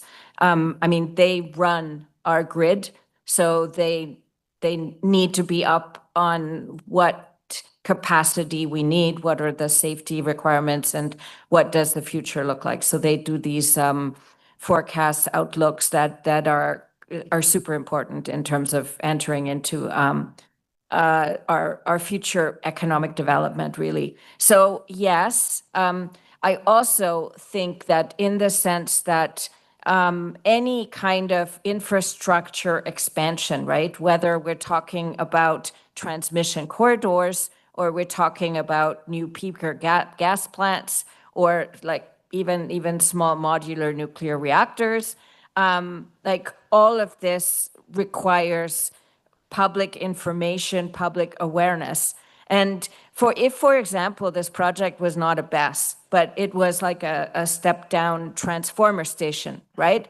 Nobody really, like, if you're in the neighborhood, wants like one of these like big stations, right? But everybody, including the farmers, especially the dairy farmers, like really want reliable power, right? So I think that the IESO totally has a responsibility to explain the growth and the evolution of the grid, how that's going to be managed, what's the basis of their forecasts, and the changing technology. Now I think we're missing one of their consultation stakeholder workshops right now, which is running this morning. Their audience for that are very specific people, including, I think, maybe one person from city staff. And I think they should be encouraged to come out and talk to the people, because when they say public engagement, what they mean is a highly specialized webinar that only a few people go to, and they don't actually come to where the people are. All right, Angela, thank you. Promise this is my last question, Chair. Promise. I know you've communicated today that, and I think in your opening remarks about the way you came to your position, that listening to the community, addressing concerns and having proper consultation seems important to you. Do you think that how this process has played out, I mean, from the very beginning on the notice the community received that there was an application for Fitzroy, to the IESO providing a contract, to an application that did not receive municipal support, and they are never going to do that again and never did that before. followed by a sort of out of nowhere push to speed this conversation up and have it here today when I and my residents were preparing for a fall submission. Do you think all of that hurt the ability to gain public support and trust? Do you think the process could have been better? And I'm just going to ask the delegate to please be concise in her response so we can get to the next speaker, please. I think that we got off the wrong foot from the get-go. Okay, so when these, I think there was 5 projects, when they did their mandatory public consultation, there was like immediate organization against the idea of battery energy storage on principle. And so there never was a safe, good conversation to start. So it was a poor starting point. And after that, I think it's been a rocky road. Yeah. So that's why, again, our recommendations are let's come together and try to create a space where people can try to hear each other. Thank you very much, Angela. Janice, you're next, followed by Judy Macon. Thank you. Can you hear me all right? Yep. Okay, perfect. I sent a document around. I hope that it can be shared. I'm here from Dunsky Energy and Climate Advisors. We are a consulting firm that works in the clean energy space across the country in North America. We were engaged by Brookfield in this case to look at the impacts, to explore the impacts of battery energy storage, in particular, given that it's a new technology not well understood by the public or the policymakers, as we've just heard. That was the intention of our report, was to look at the specifics of this type of technology and understand its benefits to the Ottawa region and to the province as a whole. Our study found that electricity demand is growing across Ontario significantly, so new investment will be needed in some form of generation capacity and storage to meet this demand. For example, of the existing capacity, generation capacity in Ontario, only 20 gigawatts will be available by 2020 or by 2050, sorry. And the expected demand at that point will be 89 gigawatts. So there's a gap of 69 gigawatts that will need to be filled between now and 2050. And that's the impetus of the Minister of Energy's letters to the city, I'm sure. So Ontario's goal of procuring 4,500 megawatts of battery storage, as per the IESO's pathway plans, is in support of their provincial energy, climate, and economic goals. Our study broke down the impacts into 3 categories. First being the local community benefits. So we found that BESS can reduce outages in the region. So, and every outage has an expected cost to the economy of $12 to $50 per kilowatt hour, not just the cost of the lost electricity, but the economic ripple effects of lost business time. For example, and then there was an example project or a demonstration project in a rural Ontario community that found that the outage durations could be reduced by about 75% using a BESS installation. And that was a Hydro One study. Also, these projects can contribute to local community priorities through community development funds. These particular projects in Ottawa, 2 projects are proposing to contribute about $8 million to a community development fund. And finally, they can also contribute to the reconciliation goals of the municipality through First Nation equity ownership stakes. Next page, please. The second category of impact that we addressed was the provincial-wide benefits. These battery energy storage projects can keep electricity costs lower by being cheaper than gas-fired electricity for the same purpose. So the last procurement round found that BESS was about 60% cheaper than gas-fired electricity for the same application purpose. By way of an example, battery storage also reduces system costs. So by way of an example, 1,000 megawatts of storage can save utility customers about between $2.7 and $4 billion, and that's by reducing, system operation costs through their ancillary services and grid support services. Ontario is also an exporter of power, and to optimize our system, energy storage can be quite effective or quite helpful in that optimization from a timing point of view. So for example, in 2019, Ontario earned $0 or less per megawatt hour for 20% of its generating hours, as well as having to curtail 18% of its solar and wind generation because of excess generation at the times of peak demand, of excess generation at the time when there was not demand. So this battery storage capacity can help the province optimize its imports and exports of energy. They can also be built relatively quickly, so this can also help meet our rapidly changing demands more easily than other types of resources. From the environmental point of view, we're able to reduce the need for new gas plants using battery storage. And they can also enable other kinds of renewable energy being incorporated into the grid through their ability to, again, shift the timing.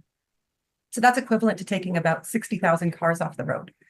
The last point here, number 3, are the concerns and mitigation strategies. It's important to note that historically, many battery storage projects have used a technology called nickel manganese cobalt, which has more fire risk and concern than the new technologies of lithium iron phosphate.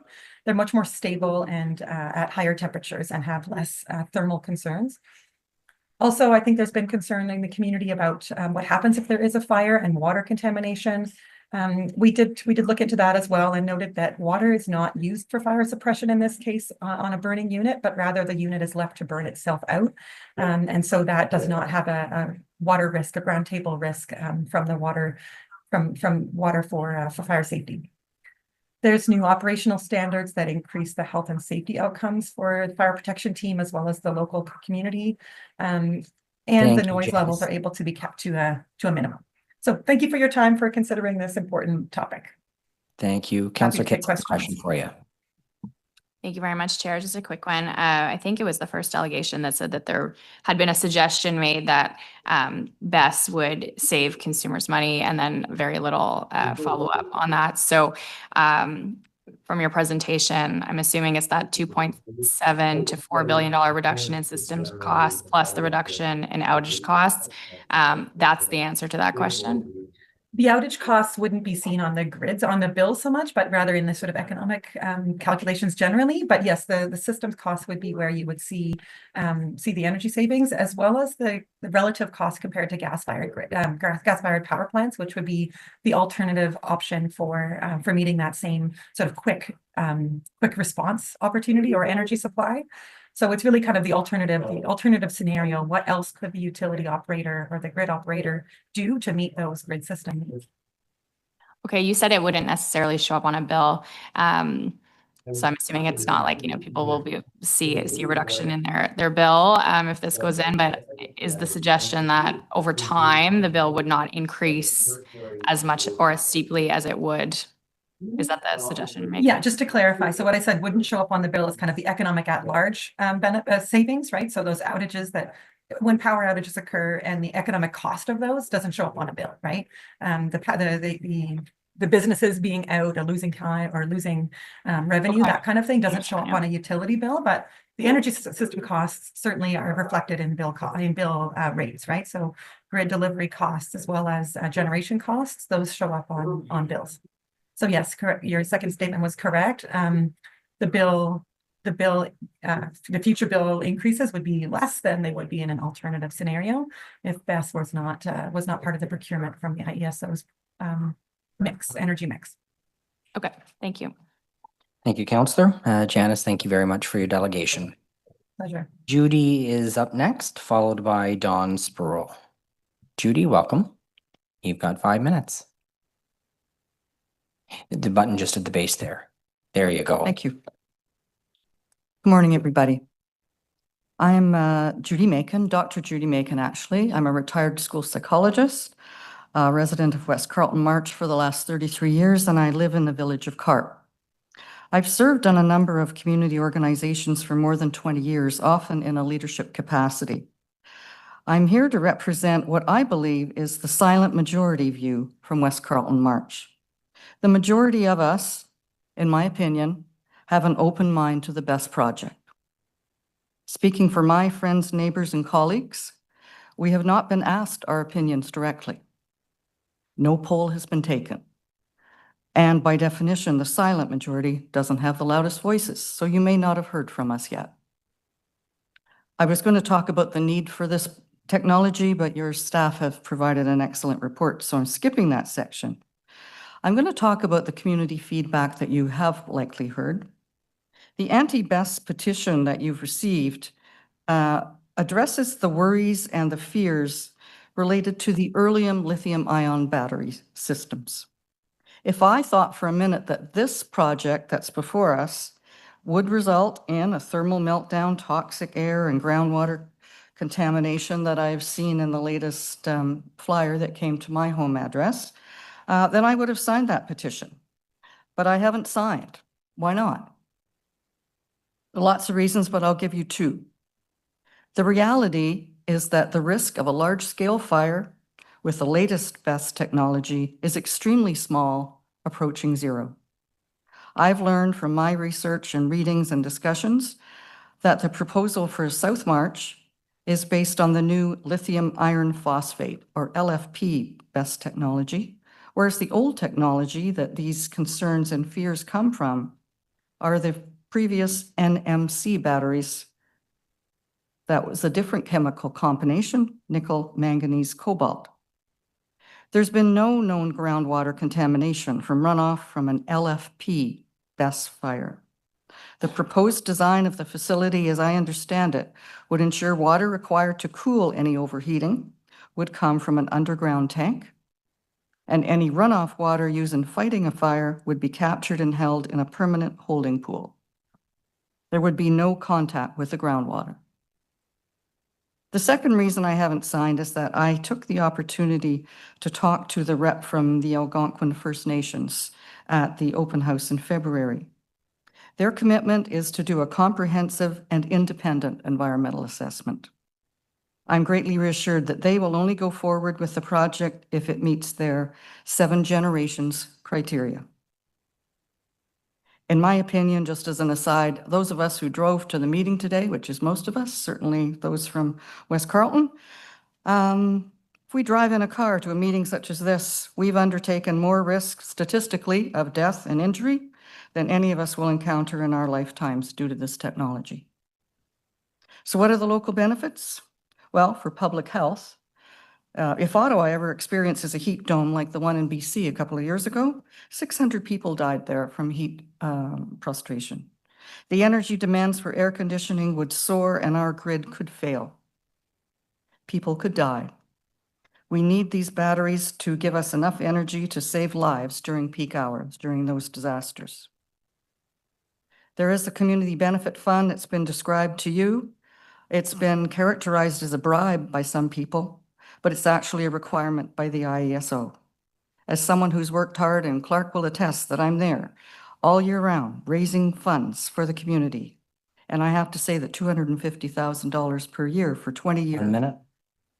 Is enough funding to provide many, many groups in my community with needed funding.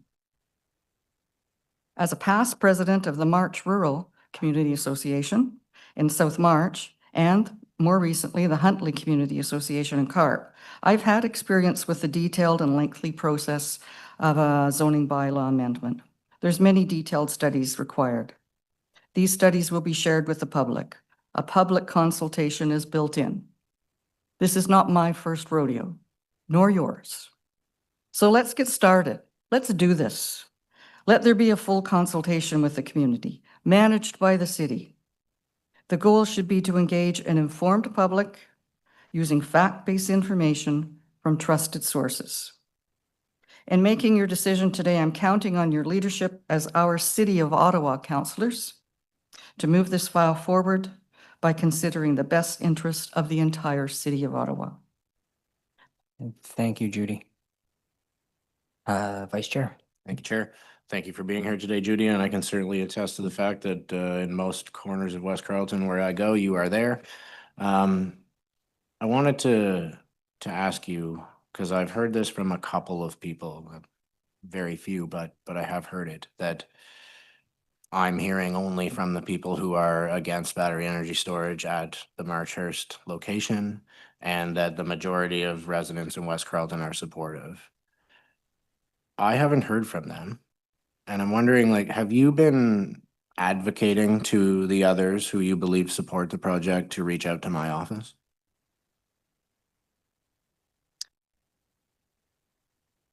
The short answer is no.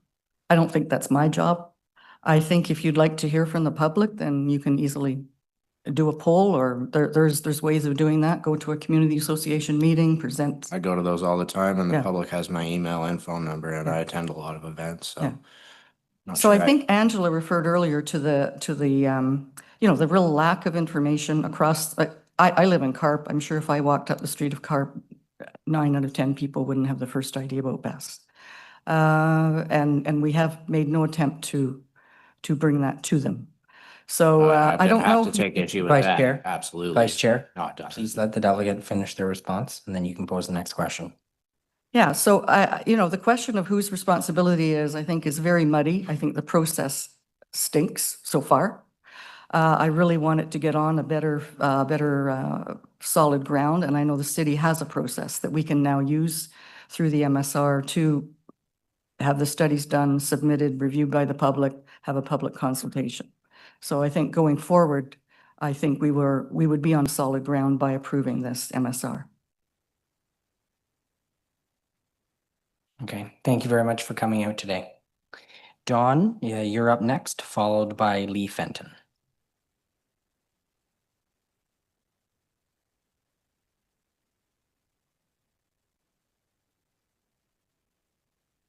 If I could have my first chart, please. Thank you, Council. Just by way of introduction, I'm Don Sproul, and the lens I see things through is through engineering, a Bachelor in Engineering Science, Physics, and Systems Engineering. I'm a retired high-tech business executive, and most recently, I've become a climate change educator through Climate Fresk. And as such, I've been a close watcher of global developments in climate change technology. And I'm here today because I've been watching BESS deployment globally, and more recently in Ottawa, and I want to provide some observations to support the MSR for March 1st. Next slide, please. When I do my climate change workshops, I used to have pictures of climate change and the effects around the world. And now I have pictures from Ottawa. So the direct show in May 2022. Next chart, please. The forest fires over the midday in Ottawa over the Parliament buildings. Next chart, please. And flooding. So you all may have heard of the word of atmospheric rivers. Those things haven't come inland as far as us, but we are seeing the effects of flooding. Next chart, please. So when I do my climate change course, I say, what are the hopes? Because we end in a very negative area. And one of the things to me on a hope basis is battery electric storage. And that's happening because of the drop and increasing dropping in the price of batteries and battery technologies. So it's now become economical and increasingly so. In 2023, there were 4 projects the size of March 1st around the world. 2024, 17 projects, and they didn't get the right charts. But looking forward in time in the 2025, 2026 regions, there's 140 projects around the world that are being planned. And in that same time frame, there's 30 projects which are double the capacity. So until now, battery electric storage in my courses have all about something that's far away. We do have a chance. And in fact, the very first one was the Anita project in Haldimand County in Ontario. And they were the precursors to the ISO LT1 contract. It's about the same size as March 1st. 700 million came in under budget, and it took 2 years to implement. Next chart, please. So if we look at March 1st, in terms of the potential and compare it to a gas peaker plant, there's a net savings to ratepayers in terms of the ratepayers on the Ontario hydro grid, a net reduction in emissions, which I like to refer to kilotons of CO2 equivalent per year, but that equates to taking 6,000 cars off the road. And through the lens of climate change and economics, my view is that the BAS BESS in Marchurst is a no-brainer. Next chart, please. I always use this. I'll skip over it, but the fact is, what does a ton of CO2 look like? It's 8.1 meters cubed. And by doing Marchurst, we'll take 26,000 of those cubes off the surface of the earth. Next chart, please. So I too have been involved in understanding the effects of BESS. I went to the Evolution open house, and as I walked in, there were a bunch of people already saying, "Stop BESS," without having even heard and listened to what Evolution had to say in terms of answering some of their questions. And more recently, I went back and looked at the Get Charged website, the FAQ, and I listened, by the way, to the comments made by the people of it and concerns about groundwater and we're on wells and those sorts of things. But I more recently went back to the Evolution website, and I'm feeling very, very comfortable. So my view is that the next step is to support the MSR. Next chart, please. And basically, there is now a municipal source for actually what are the steps in getting an MSR. And my view is that there will be time to address in detail all of the issues once the MSR is provided. Next chart, please. So where's the puck going? The puck is going to actually improving our energy grid. And imagine if we had solar cells over every parking lot in Ottawa and what that would do to it. So we got to move on and get on with climate change and reacting to it. Thank you. Thank you, Don. Councillor Kitts. Thank you, Chair. Again, just a quick comment from me. I appreciated the context setting that we really are sort of at the beginning of this technology, and that probably in the fullness of time, it will become commonplace, but we're not there yet.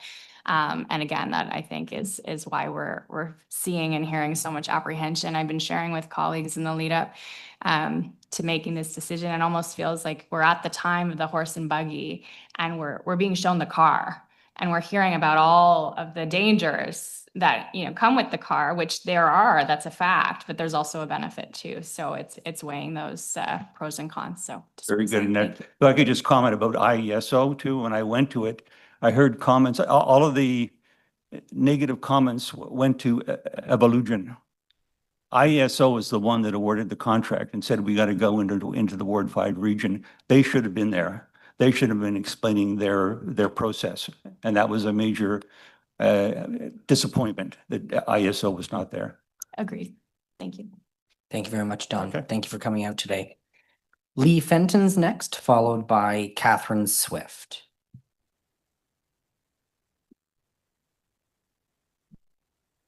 Thank you, Mr. Chair. Before we begin, I'm going to ask for an accommodation, please. I've had a concussion and it may take me longer than 5 minutes to get through that. We'll do our best to accommodate, and if there's anything that you aren't able to cover, Lee, you can always feel free to send the presentation or any comments to us. Thank you.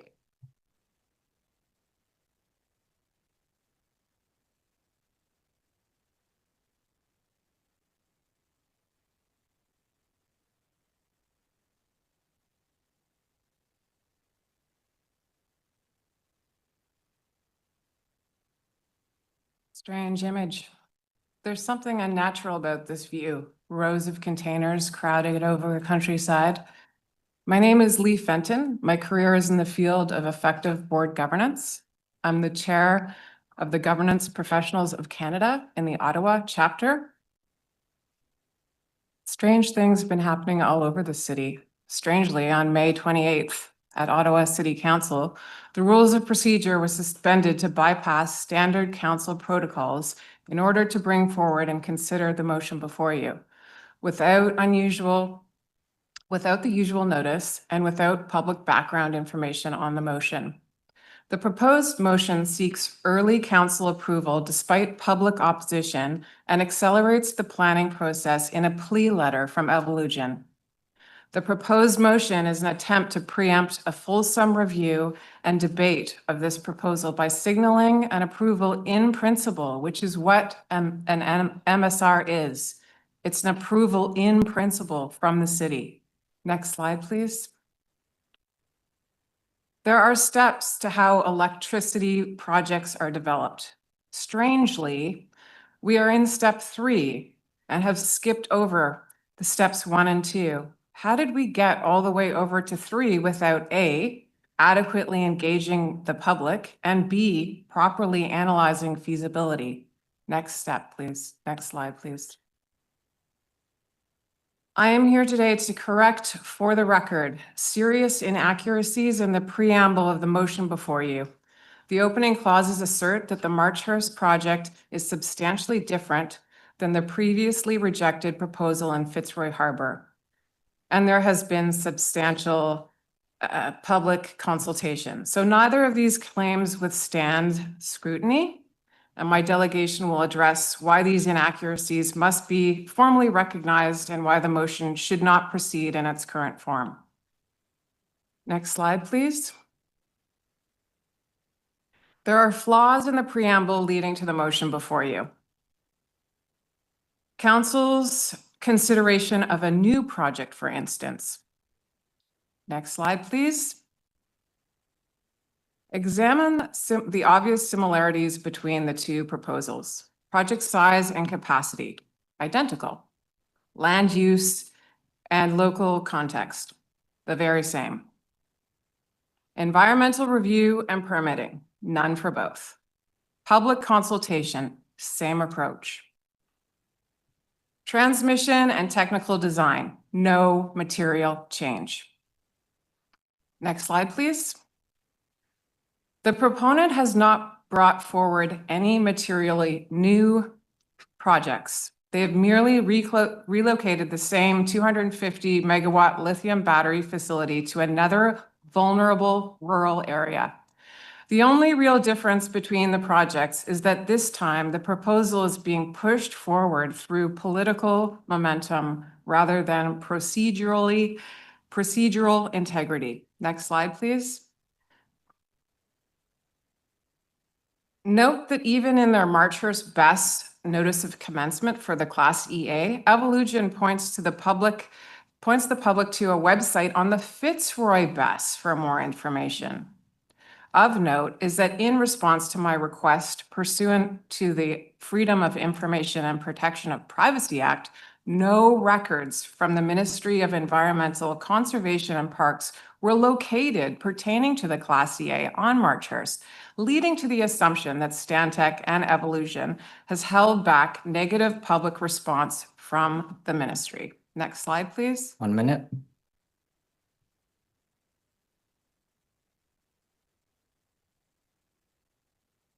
It's a virtually identical project still without public support. Whereas the proponent has since conducted extensive consultation. Next slide, please. However, please concede that when a large number of residents oppose a project, their response must be treated as the central outcome of consultation. In land use planning, public input is a legitimate form of evidence, particularly when it is consistent. Next slide, please. More than 1,400 local residents have signed a handwritten petition rejecting the best proposal on Marchurst Road. These are not anonymous signatures collected online. They represent direct in-person engagement across farms, homes, and community events. In any credible consultation process, a petition of this size must carry the weight. This is the community's verdict. Slide 11, please. Or was this preamble written to mean that the proponent has conducted extensive consultation in closed door meetings with councillors? Next slide, please. And Lee, you have run out of time, but I'll ask a question to buy you a little bit more. If you can summarize the rest of your presentation for committee as to why you have opposition to this file, I'll give you that opportunity. Thank you. Ultimately, we are looking for this best proposal to be moved where it should be, and that is in an industrial zoning area. To put it on a significant wetland is preposterous, it's obscene, and we've asked Evolution to give us more information and what was covered in their letter, which was this is the best site possible. That's where we're taking issue here with our Stop Marchhurst Best proposal. It's not against the technology, it's against the location. And so we have been asking for 5 months for this evidence of best sites, and we have not been given any information on that. And so if I may move to the last slide, please, which is what I'm asking today. So ultimately, the facts in the motion's preamble are incorrect. So the community has not been consulted in a meaningful way, and the project is the same. Thank you. Thank you very much. I'm not seeing any questions, so thank you very much for coming out today. All right, Catherine, you're up next, followed by Barry and Lori Ashworth. Thank you, and thanks for the opportunity to speak with you today. My name is Catherine Swift. I've been a longtime resident of the Saddlebrook community for the past 30 years. It's a peaceful enclave of just 56 homes tucked away on a quiet dead-end road. It's less than 2 kilometers from the proposed industrial-sized Best site on Marchhurst Road.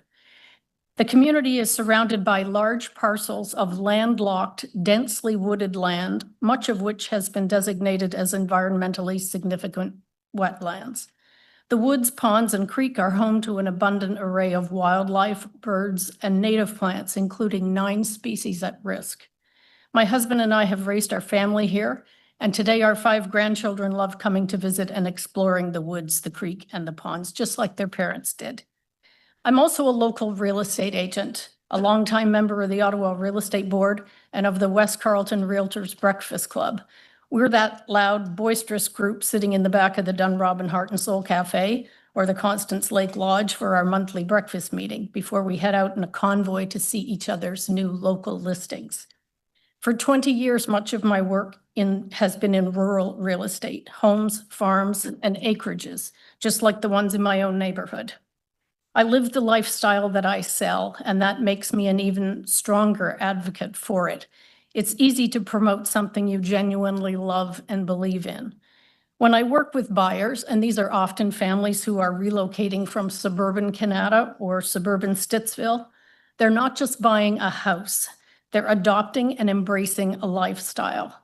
And they ask me consistently about things that matter deeply to them, about clean, potable water, free from contaminants, about true broadband, fast and reliable, not satellite. They value privacy, quiet, a dark night sky, proximity to nature, fresh air, beautiful views. On a more practical level, they also ask about snow removal, garbage and recycling, school buses, response times for fire, ambulance, and police. And yes, sometimes they ask about power outages. But let's be clear, a battery energy storage system doesn't replace the grid. If there's a grid failure, the lights still go out, BESS or no BESS. In one of their marketing pieces, Evolugen claims that a BESS could increase property values, stating a reliable and safe supply of electricity can be a positive attribute for property values. But what happens when it's not reliable and safe? When batteries leak, when a fire occurs and people need to be evacuated from a community surrounded by hundreds of acres of dense forest and with only one road in and one road out, when groundwater is contaminated? We don't need to speculate. Just look at the Beckwith Plume, a 45 square kilometer area of contaminated groundwater that runs from Carleton Place to Black's Corners. Think of the groundwater contamination that occurred around the National Fire Lab in Almont. Ask those folks what happened to their property values.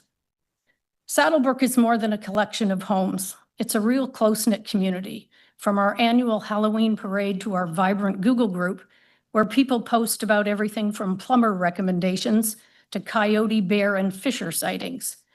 We're resourceful. When someone's stuck in a snowbank, we don't wait for CAA. We show up with trucks, tractors, and chains. When a tree blocks the road after a storm, it's cleared before the city even knows it's down. We're not flashy, we're not fancy, we're just good, reliable people who care about each other and the environment.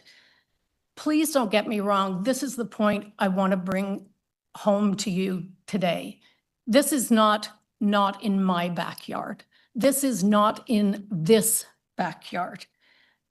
I don't believe for a second that we are special, but I do believe that this place is special. It's unique, it's beautiful, and it's fragile and a diverse ecosystem, and it's worth protecting.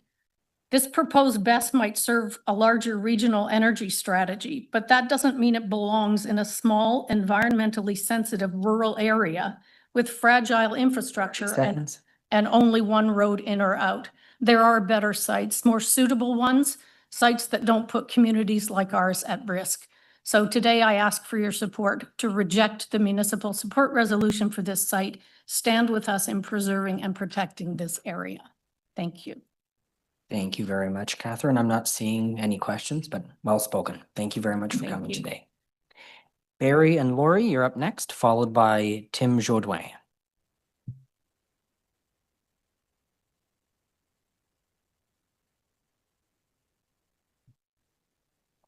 By way of introduction, we are residents of Dunrobin Ward 5. Yeah, there's a slide which has the points of our talk here. For 44 years, living about 10 kilometers from the Marchers site, we'd like to express our support for the project. And just as a way of introduction, I drove an Evolution employee around the ward a few months ago just to familiarize him with the wonderful nature of our Ward 5. In our 5 minutes, we'd like to present 5 reasons for our support. Mark Carney. Point 1, BESS is seen as a key element in IESO's plan to have fossil fuel-free electricity generation in the province by 2050, in spite of an estimated 75% increase in demand. IESO has further placed an interim target of 4,000 megawatts of additional storage by the end of the decade, and have deemed that a substantial fraction of this should be provided by large-scale BESS installations. Furthermore, IESO foresees in Ottawa, demand could grow by 33% in the summer and 166% in winter by 2043. We need to take all available steps to ensure that the increased demand is met with non-polluting and non-greenhouse gas emitting electricity in a grid made more resilient by the use of BESS. I'm talking to the point of the Marchers high site aspects. The site is on a high voltage line providing electricity to Ottawa, so that's a plus for us. There have been things done to try and mitigate the complaints that have been provided by the community. So the impermeable membrane underneath each container is to alleviate the groundwater contamination. There's been rigorous fire testing done on LFP batteries, and the results are really impressive. Those were presented at one of the meetings at West Carleton High School. The OFA does support the concept of BESS with a few additional setbacks, and this project has met those. They have designed a larger setback from neighbors than was required, and they've added trees for blocking the view to make our environment look nicer as a result. And the landowners are strongly in favor of this BESS. Point 3, experience in other jurisdictions. Thank you. Ontario has 26 BESS installations planned or installed, accounting for about 2,900 megawatts. Most have MSRs. We understand that the MSR process does not constitute a final approval, as has been explained by a few other of the delegates here today, but instead provides several more stages for project assessment, which I'll go back to city staff or council for approval. Compared to some American states, Ontario is substantially behind in BESS rollout rates. Texas, for example, has double the population, but 10 times the BESS capacity. California, 2.5 times the population, 8 times the BESS capacity. So the next section is about benefits to the city, which you've heard over and over and over again, so I'll be brief. There are significant taxes and fees that'll flow to our city. The 250,000 per year for 20 years for community projects is significant. And one additional thought that we had was it helps to avoid selling electricity at zero or negative prices because the excess can be stored locally. Last point has to do with risk and benefits. And as somebody mentioned earlier, in situations where new technology is proposed, it's human nature to oppose the change. In the case of BESS, we suggest that the benefits outweigh the risks. The large-scale benefits of BESS are a reduction in the need for more expensive and dirtier peaker natural gas plants, and hence a reduction in the fossil fuel footprint of Ontario's electricity production, combined with the elimination of transmission line build-out to support those natural gas plants. We live in a world with risk of accidents during transportation, many other things. Our lives are filled with technical apparatus. We often think that, or we believe that BESS will eventually be perceived as a technology where the benefits outweigh the risks. And also, as residents of Ward 5 for 44 years, we'd like to throw our support behind the MSR for BESS. And we don't want Ward 5 to become known as a place where progressive ideas go to die. Thank you very much, Barry and Lori. I gave you a few extra seconds because you both delegated together, but I appreciate you coming out and playing musical microphones. The vice chair has a question for you. Thank you, Chair. Absolutely. You guys delegated like a true couple. That was great to watch. And I want to thank the two of you, although I think I've been open that my position on this particular project in this particular location isn't exactly aligned with the two of you, but I really appreciate your candor. You've come in multiple times and we've had really great discussions about it. And I think that's the best possible path forward. And I enjoy very much working with both of you and want to thank you for being here today. Thank you very much. Tim Jodoin is next, followed by Nikki Trudell. So Tim.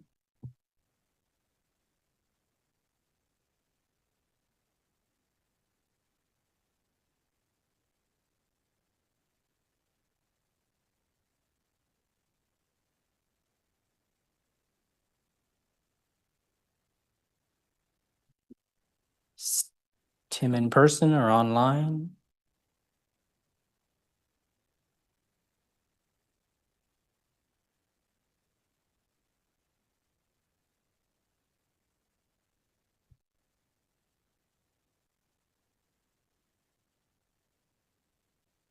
We're just confirming that the delegate's online. Appreciate your patience.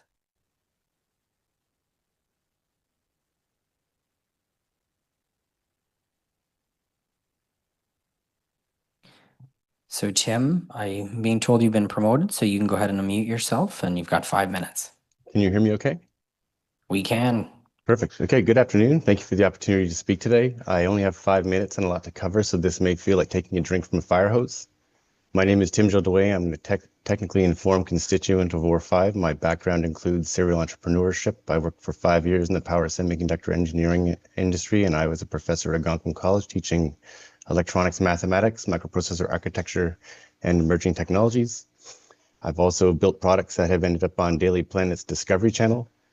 The presentation I'm presenting today is going to inform the decision-making process. I am not actually opposed to best technology. I am opposed to the location of choice.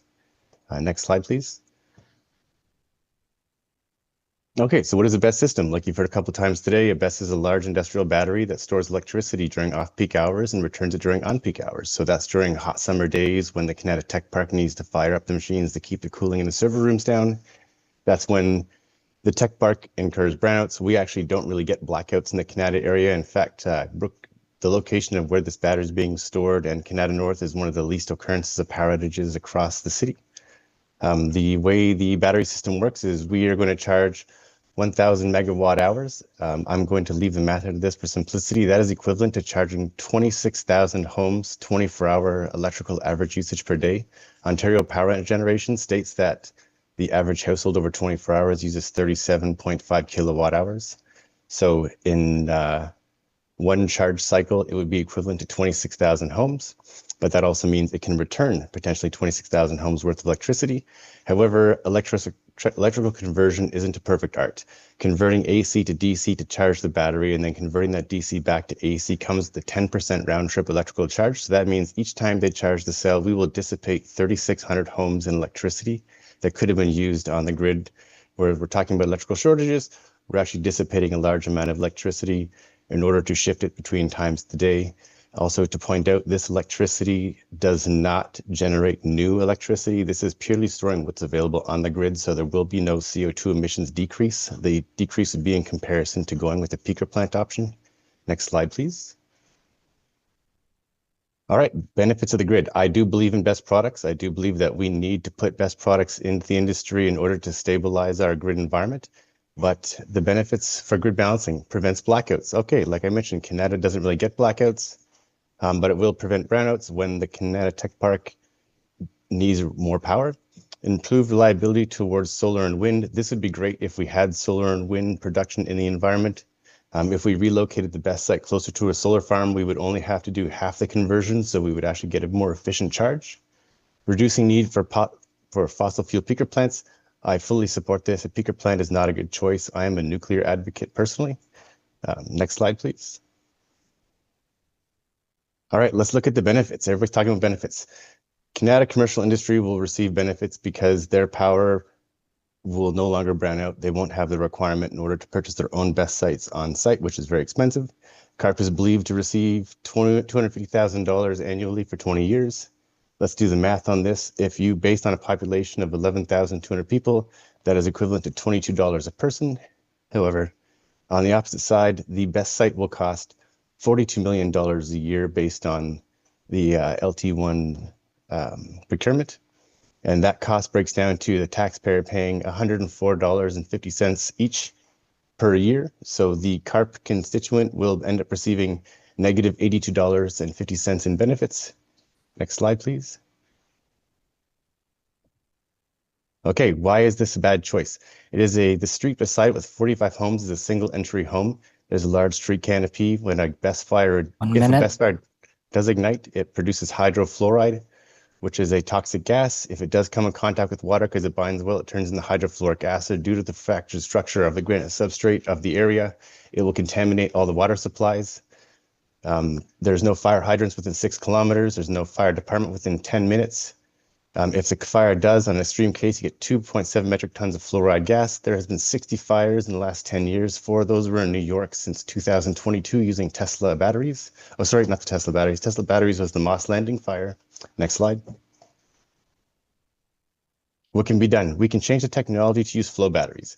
If you want to choose an ecologically sensitive environment, choose a battery. It costs more, but this battery runs on water, doesn't have a fire risk, and is environmentally sound. Add fire infrastructure to the area like fire departments, fire hydrants, and additional safeguards. Increase the insurance amount that needs to be paid. Next slide. Okay, clearing the air. BESS does not generate new electricity. BESS All right, does Tim, not. your time has Sorry. elapsed. But we That's do okay. see it there, but I do appreciate the delegation, and the vice chair has a question for you. Thank you very much, Chair. If the chair will allow me to do this, I will ask the same question that you asked one of the delegates is, if you had a minute to summarize your presentation, what would you tell us? I fully support electrical growth of the infrastructure. I've heard a lot of things spoken today that were kind of directed in a certain perspective, and I think that's the issue we have. I think that people aren't correctly informed in the situation. I think that we should build the best site. If we want to fix power outages, you have to build it on the other side of the city near Nepean, Mirabel area where the power outages occur the most, but however, they fail due to electrical grid failure. So if you really want to fix power outages, you actually have to update former infrastructure. The location where you're installing this is just providing risk to all the local residents. And this isn't really applying us appropriate safety. I'm so sorry, I'm botching this one because it's a 5-minute rush. Proximity to homes, lack of public consultation, There's no meaningful benefit to any of us in the environment. Literally, you're putting all of the families and homes at risk in this area for financial benefit everywhere else. We get no value from the power if it goes out. We all have Generacs anyways. Due to the environmental structure of our environment, we can't have underground wiring and we can't have underground city water. So the choices you make directly impact the families that live in the area. I do think that we do need to invest in best installations across the city, but I think we need to do it in an intelligent and effective manner.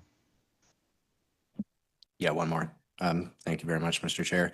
Can you help us understand that I think this is a common theme that we're hearing today and throughout this conversation, is that the main concerns seem to be about the location. So can you help us understand, like, practically the difference between supporting best technology in principle, opposing a specific installation like Marchurst? So specifically, what are the technical or logistical concerns that make this location unsuitable, and how might these concerns be addressed in future siting decisions?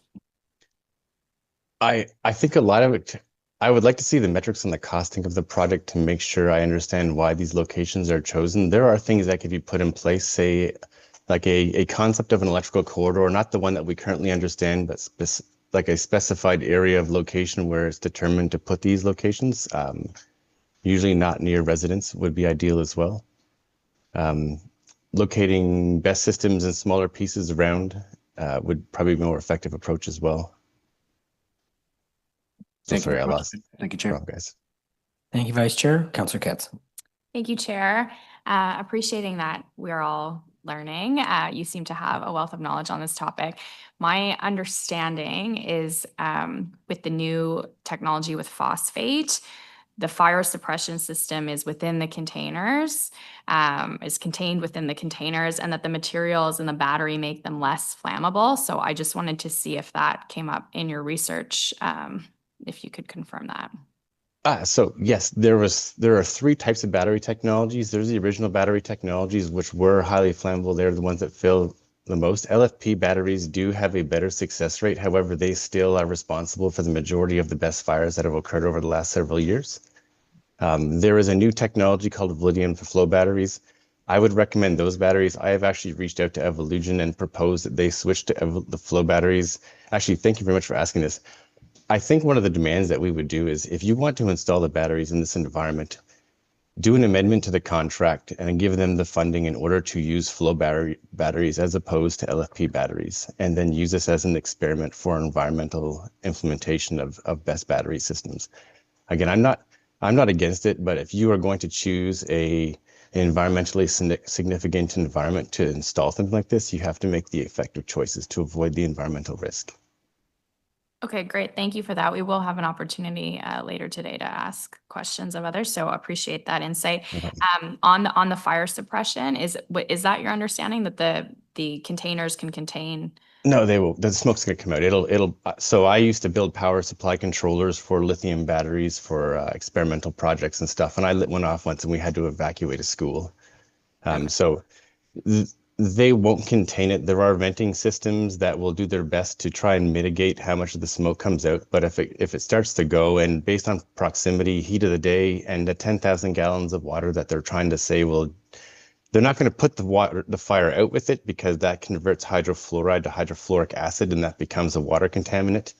And it's not enough water to put the fire out anyways. It's for cooling the other batteries. But if it cascades and takes the entire thing out, you're not stopping that fire. That's an incredible amount of potential energy looking to escape those containers. There's obviously, it's not like a 1 in 10 chance, right? There are appropriate statistics that actually show the reality of this happening, but it is a risk that I don't think they've chosen the right area or they've looked at correctly. Okay, no, thank you for that. We will have an opportunity to ask Ottawa Fire Services questions later as well, and I do believe they've provided some input in the MSR stage. So I appreciate your thoughts as well. Thank you. Perfect. Thank you. Thank you very much, Councillor. And Tim, thank you very much for your delegation today. We're moving next to Nikki Trudell, who's online here. And then next is Tim Guttormson. And Tim, I hope I said that correctly. So Nikki, why don't you go ahead? You've got 5 minutes. Thank you. Good afternoon, Chair Brown, ERAC councillors and staff. I hope you can hear me. Thank you for the opportunity to present today regarding the granting of this municipal support resolution. My presentation theme is building trust. Establishing a trusting relationship, personally or professionally, takes time, takes patience and hard work. There are many project stakeholders, constituents, proponents, businesses, institutions, elected representatives, just to name a few. Today, we need to recognize that we are in a trust deficit situation. How do we proceed forward to forging trusting relationships that endure for decades, long after most of the representatives here will have likely moved on? Next slide.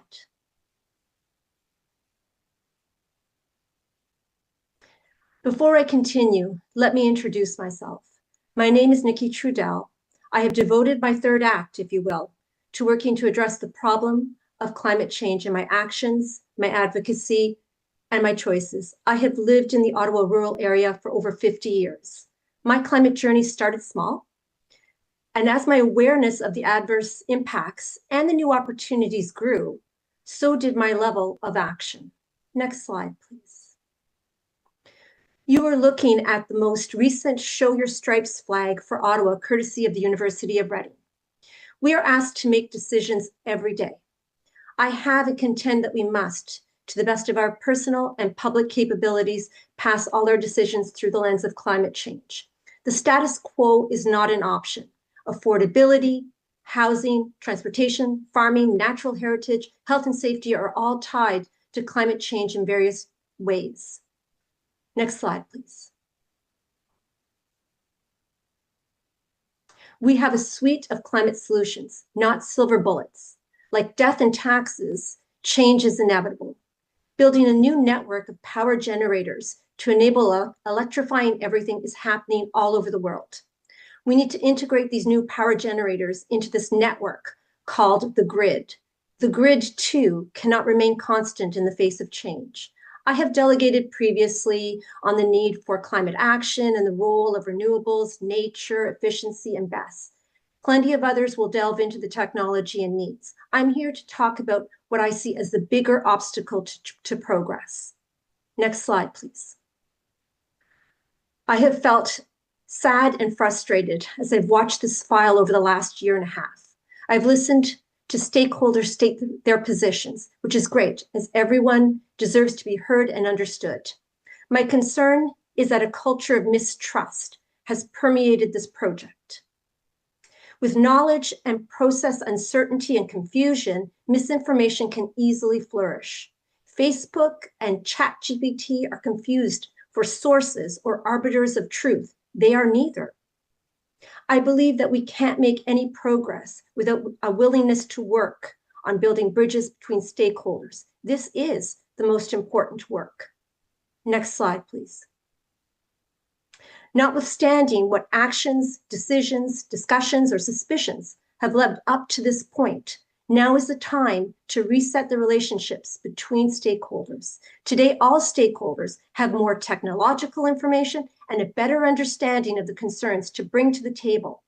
As the mayor alluded to last week at council, there are still plenty of process steps to follow. I'm asking for a commitment from councillors across the rural areas in particular to advance forward with an openness to work through the city processes, zoning and site applications, environmental assessment, etc., and to rely on the institutional sources like the IESO, electrical UL standard bodies, city fire services, and city staff to provide trusted information. The antidote to a trust deficit is a commitment to building a roadmap to trust.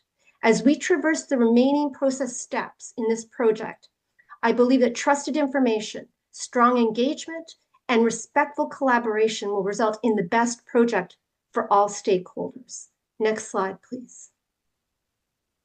Thank you so much for the opportunity to delegate on this matter today. Thank you.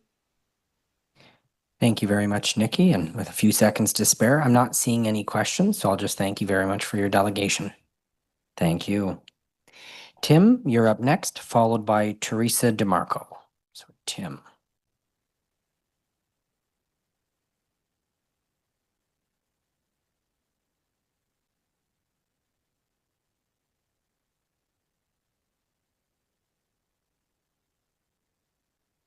You just have to hit the mic there and you can go ahead whenever you're ready. Just the button at the base. That's it. Okay, thank you very much. Thanks very much. All right, thanks very much for your time. I'm going to be speaking as a resident of Beaverbrook and a past resident of Ward 5. I'm also a member of the Canada North Business Park, working at a company called Blue Wave, which is, I'll just declare right off the start, a partnership and with Evolution.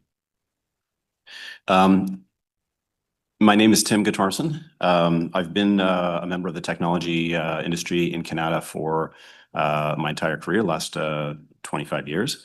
And I have seen the ebbs and flows of the technology, different types of technology that have succeeded and worked in the area. And I do view the Canada North Business Park as a key driver of the value of the lands, frankly, in Ward 5. But nonetheless, I also appreciate the beauty of the area and what it holds. Frankly, I'd love to see it turned into a national park. That'd be great. But so our company does develop solutions for battery energy storage control systems.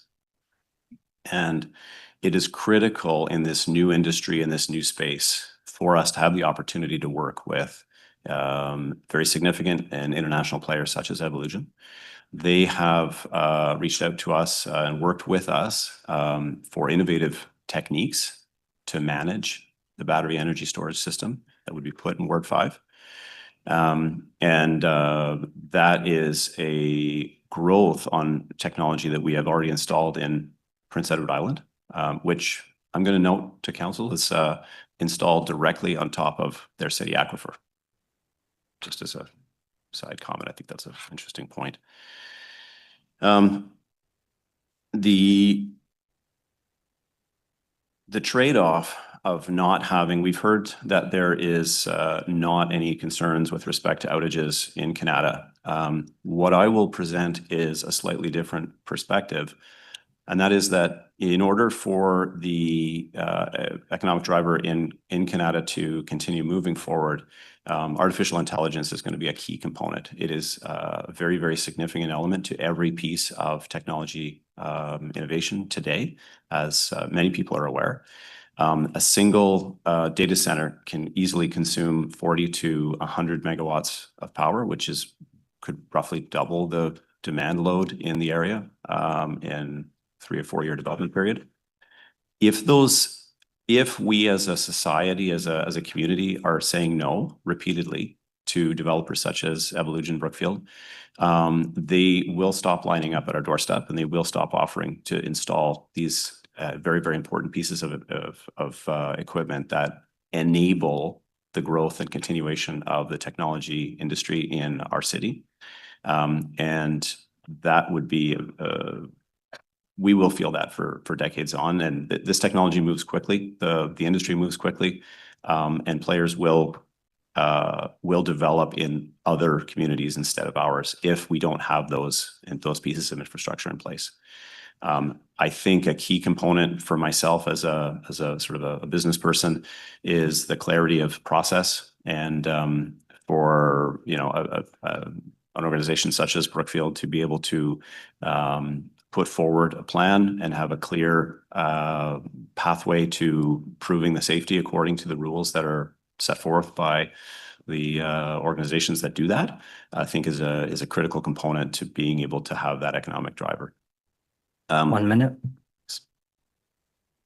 I'll just say finally, as a private citizen, while no project is perfect, I'm not a fan of seeing a nuclear power plant or a natural gas plant sitting on the Ottawa River.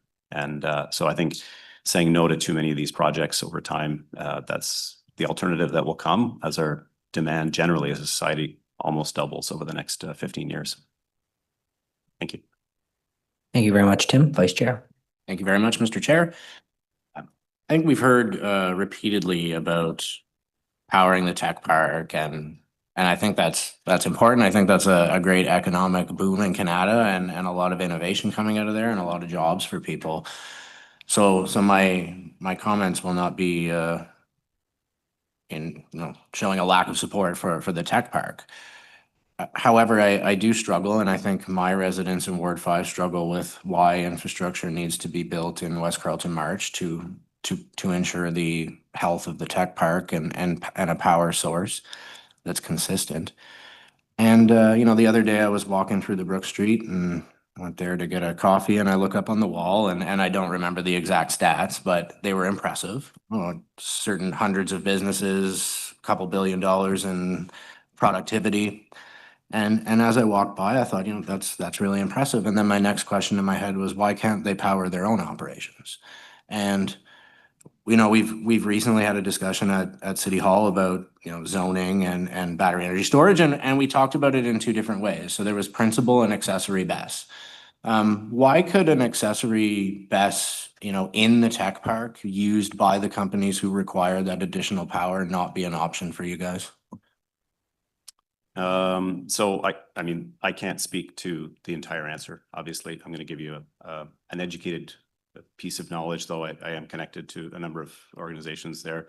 I will say, for starters, that the Canada North Business Park area has already been at limitation on its, we heard earlier today that we don't get outages. We actually did have an outage that was caused by an overload in the system. I think there's folks from Hydro Ottawa going to speak later, and maybe they'll have a different perspective. I don't know.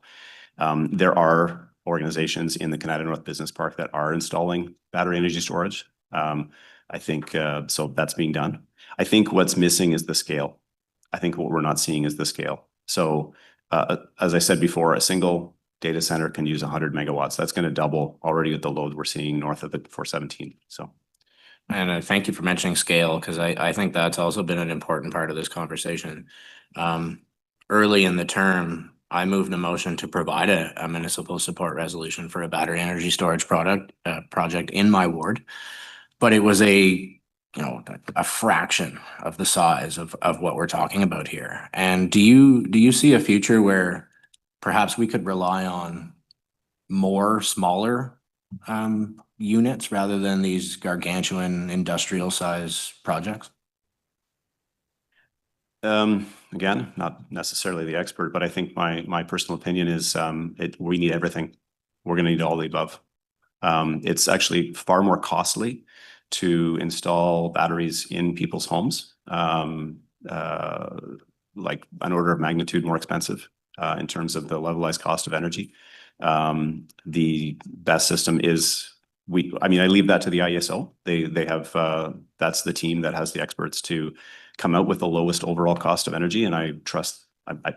Maybe I'm naive, but I do trust them to procure the solutions that are most cost effective. But I think it's an all the above. And at some point we will likely have batteries installed in more local places. Thank you very much for your delegation. Thank you, Mr. Chair. Thank you, Vice Chair. Tim, thanks so much for coming out today. Teresa DeMarco, you're next, followed by Kathy Black.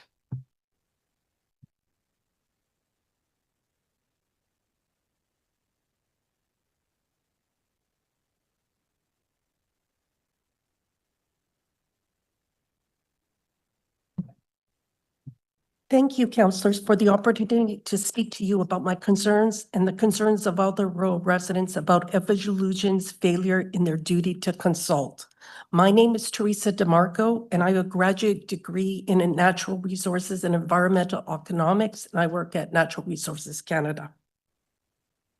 Before I begin, I would also like to take this opportunity to thank my fellow community members here who, like me, took vacation time and rearranged their work schedules and lives to be at the meeting to speak about an area we care about deeply and that we have chosen to make our home. The duty to consult in projects is an important part of the process in project design for all infrastructure projects. Proper consultations allow proponents like Evolution to understand the community in which they desire to operate in it and allow proponents to design a better project. This was not the case at all for Evolution project on Marchhurst. I would like to discuss several failures in Evolution's consultation process. First, failure in their duty to appropriately notify residents. The community found out about the proposed project when surveyors trespassed on the wrong farmer's land. Residents asked about what the surveyor was doing and only found out about Evolution's project. Community members started to rally and by placing signs on their properties saying no BESS. I found out about the project from my neighborhood Google group and sought clarification from Councillor Kelly. Part of effective communication process requires contacting affected residents in an appropriate manner and a timely manner. I should have found out about what Evolution's plan was from Evolution.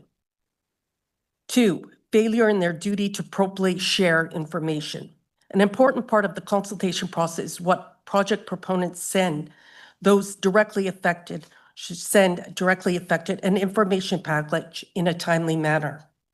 An information package introduces the project to residents, gives them salient information about the project proponents, details like location and basics of what the project is, and how the project proponents are capable in managing the scope of the project. This is distinctly different from a flyer for an event like an open house or advertisement for their website. At the open house, a neighbor told me that about their interaction he had with Evolution. Evolution's staff asked, so did you receive notification? My neighbor had to explain to them that notification of an open house and notification of a project were two distinct processes in the consultation. 3, failure in their duty for adequate community feedback. Evolution has stated to my neighbors that in addition to the open house, they have door knocked on dozens of doors. Evolution all claim that they have canvassed every home on John Aselford Drive. I live on John Aselford Drive. No one from Evolution has ever door knocked on my door or sat in my kitchen table. 0. In Evolution's application for this MSR, Evolution claims to have started community consultations through outreach to numerous landowners and public about the potential site selection in the summer of 2024. Our community first knew of this project in January 2025, a few months ago, when surveyors trespassed on the farmer's land. If Evolution ever bothered to ask my husband and me, I would have detailed my concerns. While other residents are concerned about groundwater contamination or other environmental impacts, I am primarily concerned about my family's would survive or be able to safely exit if an incident at the BESS occurred. As you all are aware, Evolution has never undertaken a project of this nature or has no proven competence or expertise in a project of this scope. I have concerns because John Aselford Drive, my street, is 3 kilometers long and is a dead-end street in the middle of a forest with animals like bears, porcupines, beavers, and snapping turtles. When there is an incident, because there always will be an incident as the project ages, I will have to drive to Marchurst to evacuate if I can drive at all. In past storms, my tree-lined driveway has been covered with fallen branches or trees that my family could not move or drive around. Luckily, we have good neighbors with great chainsaws. In this situation, if my driveway was blocked, would the police or the firefighters enter the street to rescue us, or could they? I would be unable to flee by foot given the nature of the surrounding heavily forested and wet terrain, and I'm not physically able also. Teresa, your time has elapsed, so thank you very Okay. much. I'm not seeing any questions, but thank you very much for coming out and delegating today. Kathy, long time no see. Welcome back. So Kathy will go ahead, and then after Kathy will be Michael Dasty. And I'll ask the vice chair to sit here for a moment. I'm Kathy Black and I'm a ward of Ward 5. I'm opposed to having the BESS installed in Ward 5. A commercial facility should not be installed on farmland in rural West Carleton, where we rely on private drinking water and where we have no fire hydrants. I strongly oppose to having rural farmland removed from the agricultural inventory. There are serious governance process issues associated with the Marchurst BESS proceeding to ARAC and then rising to council at this time. Most importantly, is the Minister of Energy reneging on his own directive of 2023. The order in council and the ministerial directive states that the government recognizes support from local and Indigenous communities is vital to building successful energy projects and continues to expect proponents to meaningfully engage local and Indigenous communities on proposed projects, end of quote. Local support and meaningful engagement has not occurred in the community of Marchurst Dunrobin. This is a requirement of the minister's directive. I have been unable to find out if meaningful engagement with Indigenous communities has occurred and if there is Indigenous support at the time of submitting this delegation. This too is a requirement of the minister's directive. The Green Energy Act was repealed in 2018, returning local decision-making to municipalities on how land use for renewable energy are regulated and approved in Ontario. Contrary to the minister's directive, the minister contradicted his own directive by applying pressure to the mayor and council of the City of Ottawa when the minister has directly affirmed the priority for the Southhurst March project. Evolution is attempting to persuade council that there is a pressing need to have an approved MSR before the requirements of the contract and the process is fulfilled. Evolution uses the OLT process as reason for uncertainty. Fortunately for Evolution, the appeal has been withdrawn, removing any uncertainty perceived by the proponent. There are many gaps. The rules of procedure were suspended. There's a gap in the city's petition process. There is no catchment area or local defined term that would help qualify or quantify local support in accordance with the ministerial directive.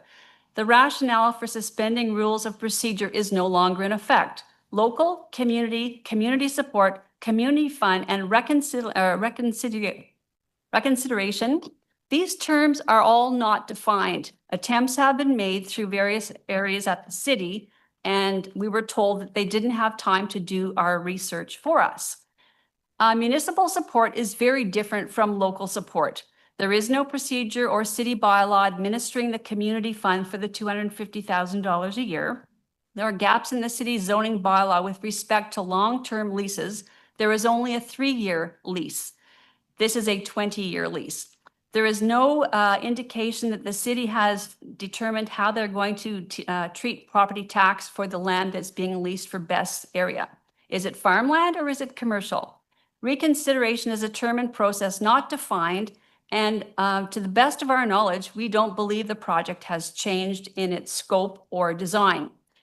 Council should know that local, meaningful consultation has not occurred, and our definition of local is the catchment area in the area of the site, not all of West Carleton, and certainly not the area of 1.2 million people in the City of Ottawa, aka the municipality. Ottawa Fire Services do not have any BESS regulations. In fact, the Ontario Fire Marshal's Office referred me to the National Fire Code Working Group, which I attended, and they've established a task group on the first meeting of which is going to be held only on July the 8th. So there are no fire regulations for battery energy storage. The IESO awarded the contract to them without an approved MSR. This is a deviation from the remainder of the LT1 processes. Evolution, the lobby registry in the City of Ottawa, indicates there's approximately 130 interactions with the city councillors, mayor, and staff, whereas we've only had one ineffective table display meeting in an unsuitable meeting venue not handicapped accessible. Aggressively marketing and petitioning the support to get charged under the auspices of people signing up for a newsletter is not a petition process. Claims that they have conducted extensive consultation, I challenge the accuracy of this claim. A town hall meeting was requested but was never held. And there is no urgency for council to prematurely approve the MSR. Evolution has until the end of February. Kathy, if you could just take 10 seconds to wrap up. Yeah, I just have 2 sentences left. To complete the requisite studies and deliverables. There has already been an exception to the ISO process. There are many issues that need to be addressed in terms of legal agreements, and council should be completing an MSR policy while they are waiting for Evolution to get their applications completed. Thank you very much, Kathy. Up next, I'm not seeing any questions. Up next, we have Michael Dasty, followed by Catherine Buck.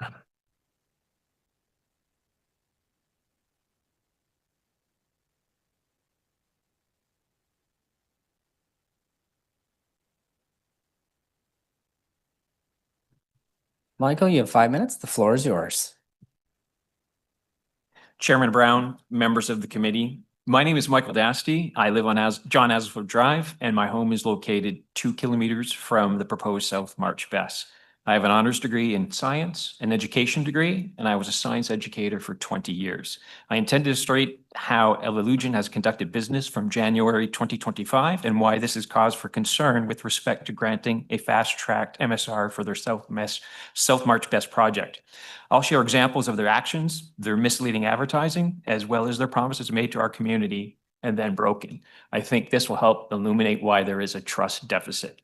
Actions speak louder than words. Gaslighting, one of the first unprofessional behaviors that they've done that I've experienced. Given what happened at Moss Landing, our community submitted questions about the potential health effects of a BESS fire. In their response, Evolution stated that despite the severity of the incident, there had been no reported injuries or impact on human health after the fire. This is not true. Moss Landing residents reported multiple health issues, including headaches, sore throats, bad cough, wheezing, reddened eyes, and a lingering taste in their mouths. Evolution staff and their experts dismissed these self-reported human suffering as having no merit because it was anecdotal and not published in a scientific journal. Use of Ottawa Fire Service crest and logo. Evolution used these marks on multiple display boards without permission in an apparent attempt to imply that the OFS had endorsed their project. Experienced and reputable companies do not make these kinds of mistakes. Truth in advertising matters. Advertising becomes misleading when it misrepresents the product or service to be delivered. Let's talk about a dry pipe fire suppression system.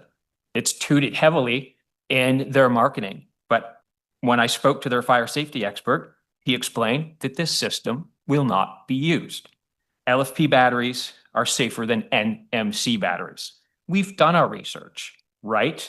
We're not confused about the battery chemistry that will be used in this BESS. LFP batteries come with different, not necessarily fewer risks, and any claim that they are safer is misleading. When they catch on fire, LFP batteries are inherently more dangerous as they are significantly more toxic and pose a greater risk of exploding. Using LFP batteries shifts the risk from the cause of the fire to the fire response, and that puts firefighters at risk. Most contaminants will burn off in a BESS fire.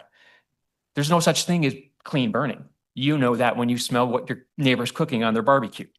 Put in its simplest terms, LFP batteries fires equal hazardous chemicals that can pollute air, soil, and water, as well as posing health risks to humans, wildlife, and the environment. BESS will lower their electricity costs. We already know that Hydro Ottawa has applied for a $6 per month rate increase in anticipation of increased system operating and maintenance costs, primarily due to the specialized upkeep required for BESS. BESS will prevent future power outages. It won't, because it can't. A BESS cannot feed electricity through a down line or a blown transformer. The BESS that we will receive is not as advertised.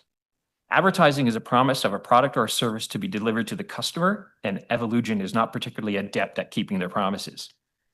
I've asked them to amend their misleading health effects answer back to the Moss Landing question, and I was personally promised to my face by Jeff Wright that they would amend that answer to reflect what really happened at Moss Landing.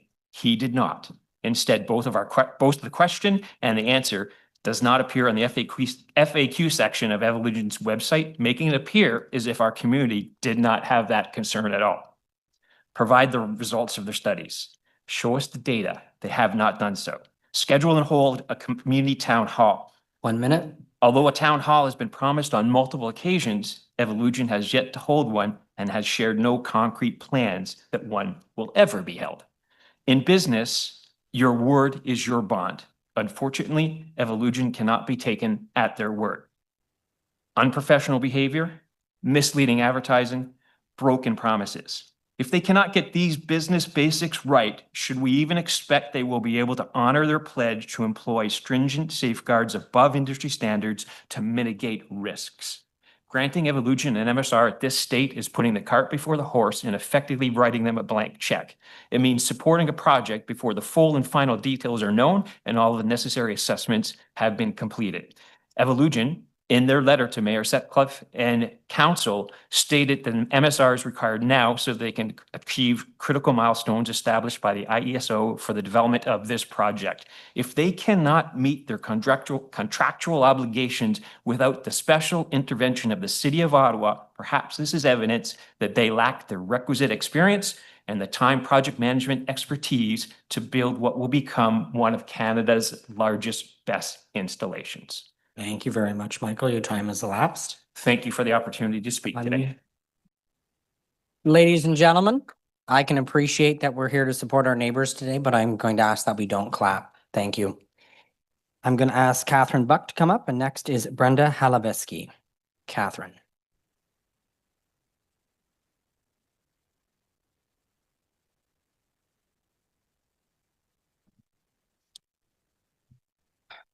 Thank you to council for being here today, and thank you to all Ward 5 residents for taking the time out of your busy schedules and our work days for being here. Some of you may know me. I'm Catherine Buck, and I grew up on a farm in West Carleton and will one day inherit said almost 100-acre farm. My family and my husband's family have been living, farming, and volunteering in Ward 5 for generations. I say this not to sound privileged, but to convey that I understand the value and importance of ensuring we maintain and protect our rural farmlands. The proposed South March location has been cultivated for use in agricultural production for generations and is currently in use for hay production. The proposed BESS facility has a very likely potential to contaminate water, soil, and air, destroying this viable farmland, neighboring land, private wells, and contaminating the air we breathe. Large infrastructure projects should be situated so as to avoid Ontario's finite and declining farmlands. Alternative locations need to be evaluated. Locations that are more industrial and appropriate for a BESS facility, even if several kilometers of cable would be required to hook up transmission lines such as the Trail Road site. When my husband Dan and I were looking to buy a house over 10 years ago, we fell in love with our property on Marchhurst, which is approximately 1.6 kilometers from the proposed site. One of the selling features of our property is that the majority of the 15.5 acres is zoned EP3, environmentally protected land. From the City of Ottawa's own zoning bylaw, the purpose of EP, Environmental Protection Zone, is to recognize lands which are designated in the official plan as significant wetlands, natural environment areas, and urban natural features that contain important environmental resources which must be protected for ecological, education, and recreational reasons. Permit only those uses which are compatible with and assist in the protection of the environmental attributes of these lands, or are in keeping with applicable official plan policies, and regulate development to minimize the impact of any buildings or structures within these environmental areas. The zoning bylaw also goes on to note that development in an EP zone or adjacent to an EP zone may be regulated under the Conservation Authorities Act or other authority having jurisdiction over the regulated area. I never imagined that living amongst farmland and environmentally protected land that we would be faced with battling a large corporation with the potential to contaminate such valuable land and well water and negatively affect the health and well-being of my young family. I can't comprehend having to potentially raise my 2 young girls, 5 and 3, within 1.6 kilometers of a facility where, when a fire happens, they could be exposed to harmful gases leading to skin and health problems. If farmland mixed with environmentally protected land isn't safe from industrial projects and big corporations not caring for local residents, then where is it safe within the City of Ottawa? Where is it safe to live rurally without a fear of a corporation coming in and contaminating your air, land, and well water? Evolution has not proposed viable fire safety protocols that would satisfy the concerns of the community, nor would it be possible at the proposed site. Evolution has repeatedly provided false and misleading information and continues to damage their own credibility and trust within the community. A prime example of this is when they used the official OFS, Ottawa Fire Services logo on their West Carleton event promotional material. Evolution did not seek permission from the city or OFS, and Evolution was told directly to remove the emblem. Councillor Kelly and MP McCrimmon have both confirmed that Evolution has misled the community and damaged their own reputation. I urge you to please do as Mayor Sutcliffe has claimed he would do in his own words, and I quote, "I want to make sure that rural residents feel included in the decisions we make as a city. You should not feel like people at City Hall are deciding how you should operate your farms or live your lives, or that your unique needs are being overlooked." If Evolution is granted a municipal support resolution, then I would very much feel as though City Hall is not listening to rural residents. Every resident deserves 100% safety in the event of a catastrophic event. I agree with the Carleton Landowners Association position on South March BESS and the do no harm to your neighbor principle, and that the risks of a harm from a BESS to people, animals, and property are very real, and that these types of installations should only be considered for industrial areas. I am here with my neighbors to oppose the location of the South March Best project. I've taken time off today to make my stance known while running the risk of missing my daughter's introduction to kindergarten later today. Something that if I miss, I wouldn't ever get that opportunity back again. Our community has sacrificed countless hours and milestones to oppose the location of this project. There's too much at stake to get this wrong. I'm speaking here to you today to urge you to please join Councillor Kelly and local residents in opposing the South March Best location. Thank you. Thank you very much. With a few seconds to spare, Vice Chair. Comment. Yeah, thank you very much for being here. And I just wanted to say that your neighbors have it from here, and go see your daughter. Thank you. Thank you very much, Catherine. Brenda, you're up next, followed by Clifford Wardle.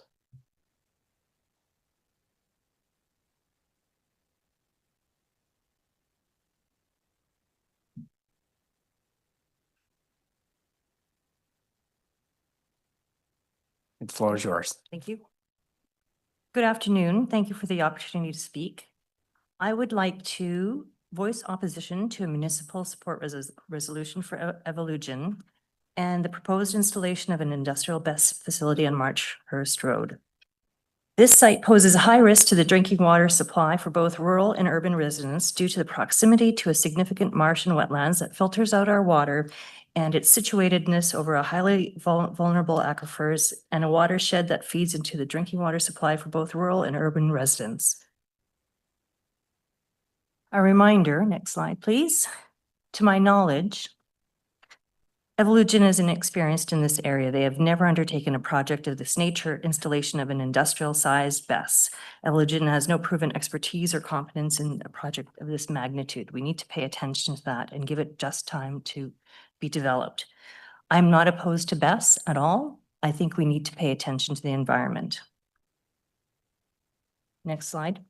We know that when batteries ignite and burn, as noted by Boards et al., they emit, I quote, a bizarre cocktail of toxic and carcinogenic organic compounds from the combustion of battery components and organic solvents used in battery construction. If it is dispersal of these toxins carried by the wind and water, then leaching into the soil where they would then be disseminated throughout our groundwater sources, that is the concern. Next slide, please. Wetlands in the Carp Hills filter the water and augment the surface and groundwater that recharges our aquifers and that supply our residential and municipal wells. For example, the community of Carp, which has over 14,000 residents and 588 households, relies on a municipal wellhead. Incidentally, this municipal wellhead and surrounding area is a protected wellhead site due to the lessons learned from a local industrial contaminant found in the area. Next slide.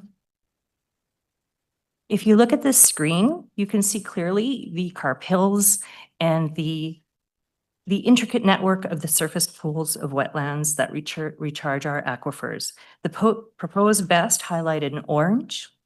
I argue that this location isn't inappropriate due to its proximity over the highly vulnerable aquifers and the watershed that supplies with clean and safe drinking water and the risks for contaminating these sources forever.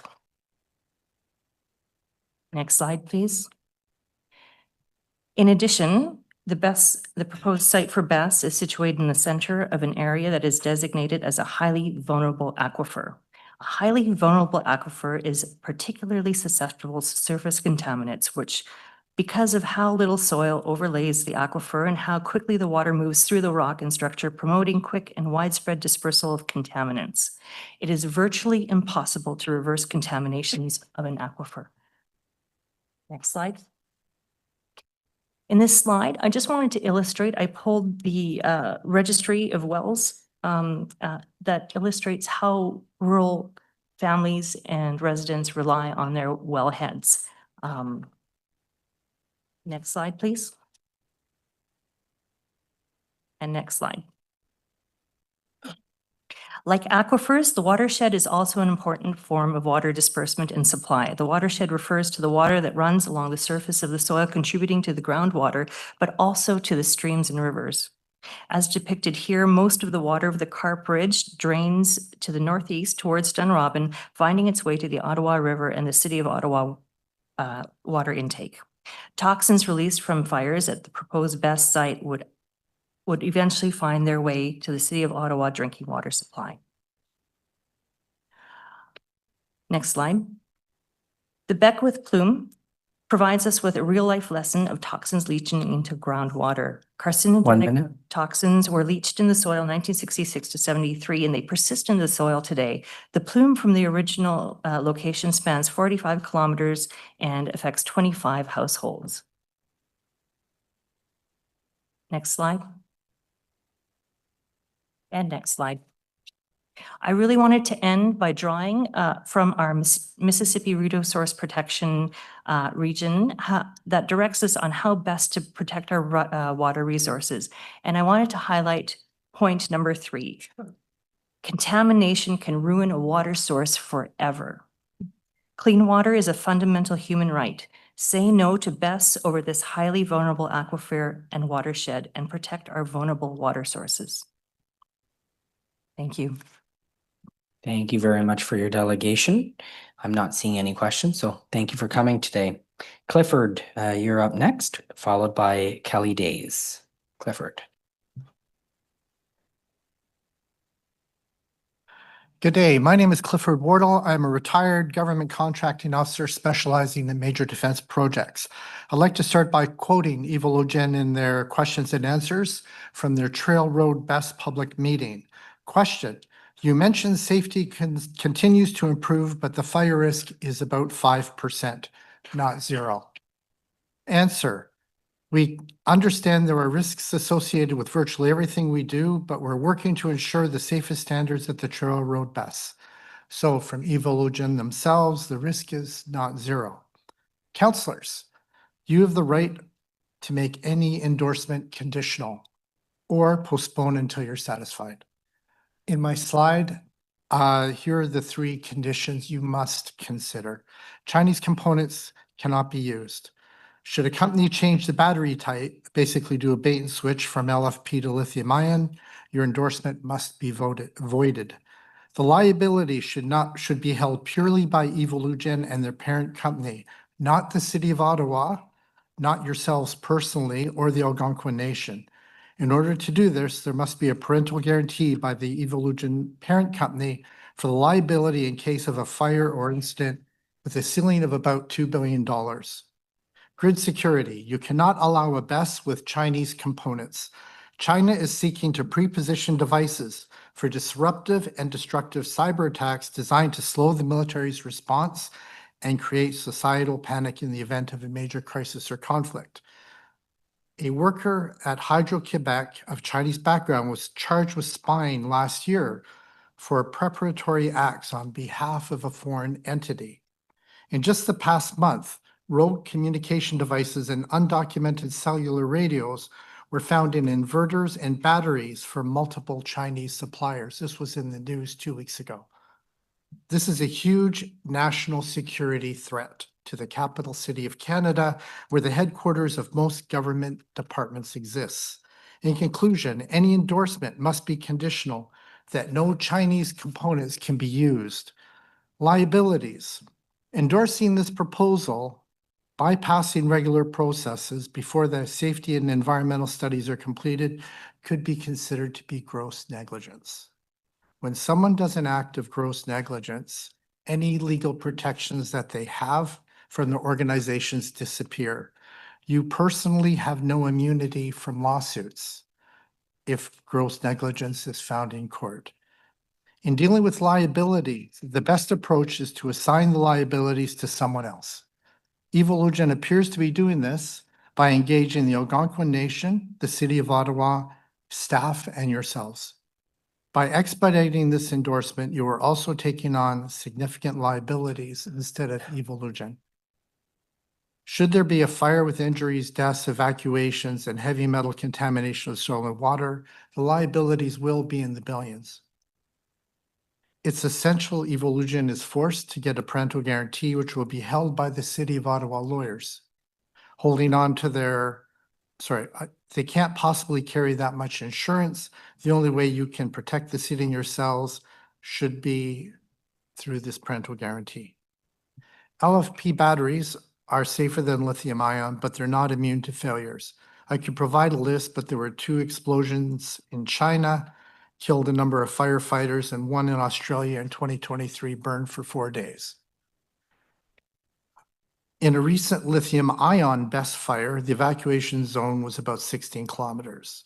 This would include Elmer, the Queensway Carleton Hospital, dozens of schools. There's a West Carleton High School, which is 5 kilometers away. You'd have 15 to 1 20 minute. minutes to evacuate them. How are you going to do that?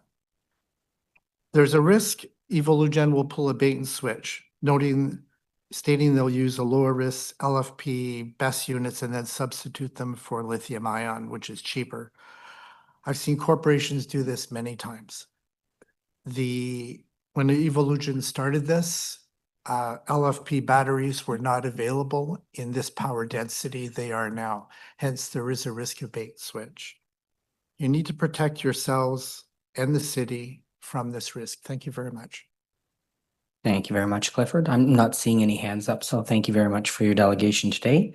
Kelly Days, we'll invite Kelly up to the microphone, or perhaps she's online, followed by David Thomas.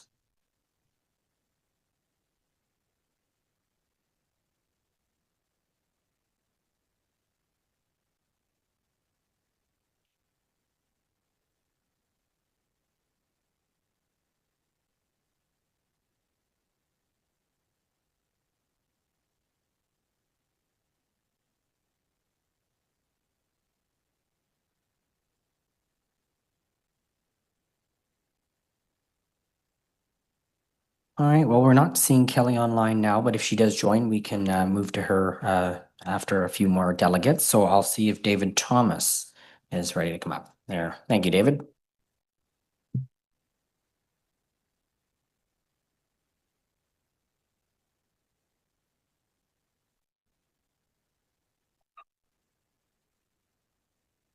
Thank you, Mr. Chair and the committee. For 30 years, my partner and I have lived on John Aylesford Drive in Saddlebrook subdivision, 1.5 kilometers southeast of the proposed BESS as the crow flies. Peace and quiet and the relatively unspoiled environment of the Carp Hills mean everything to us. When I saw the large photographic rendition of the proposed BESS at Evolugen's open house, I was appalled by the massive physical intrusion of a 10-acre industrial site on the edge of an ecologically sensitive area full of wildlife and with 10 at-risk species. Saddlebrook subdivision itself is, of course, an intrusion, but it exists and it's buffered by large parcels of publicly owned land. We haven't heard of any convincing rationale for the siting of the proposed BESS, other than that it's close to the Hydro One high voltage lines, and perhaps that the land was secured at a bargain price. As an emerging technology, a BESS comes with risks, most notably fire, which could be catastrophic in the heavily wooded Carp Hills, but could also lead to airborne toxins and contamination of watercourses and groundwater. Following the recent BESS fire at Moss Landing, California, heavy metals of the kind found in batteries were found in a nature reserve over 5 kilometers from the fire. While incidents such as Moss Landing may be atypical, those responsible for the creation of the Moss Landing BESS no doubt believed that, as Evolugen claims, the risks were low and manageable. Perhaps the worst risk for us is a possible contamination of the aquifer on which we depend for our drinking water. Evolugen shows the proposed BESS sitting on a huge pond-like area, and the plans refer to underground water storage tanks. They claim that the risks are low and manageable, but with all this water, it's hard to believe, especially in the case of an accident or unduly severe weather, that there would be no spillover affecting groundwater and the natural watercourses flowing down into Constance Creek and from there into the Ottawa River. We're also concerned with the noise a BESS might create. We enjoy a low ambient noise level, especially at night when sounds carry far. Evolugen cites a low decibel level to allay such fears, but sounds of certain frequencies, such as electrical hums, can be penetrating and carry far, even if the decibel level is low. And one of the most common complaints about BESS facilities is the noise of the mass of heating and cooling fans, which winds can carry far.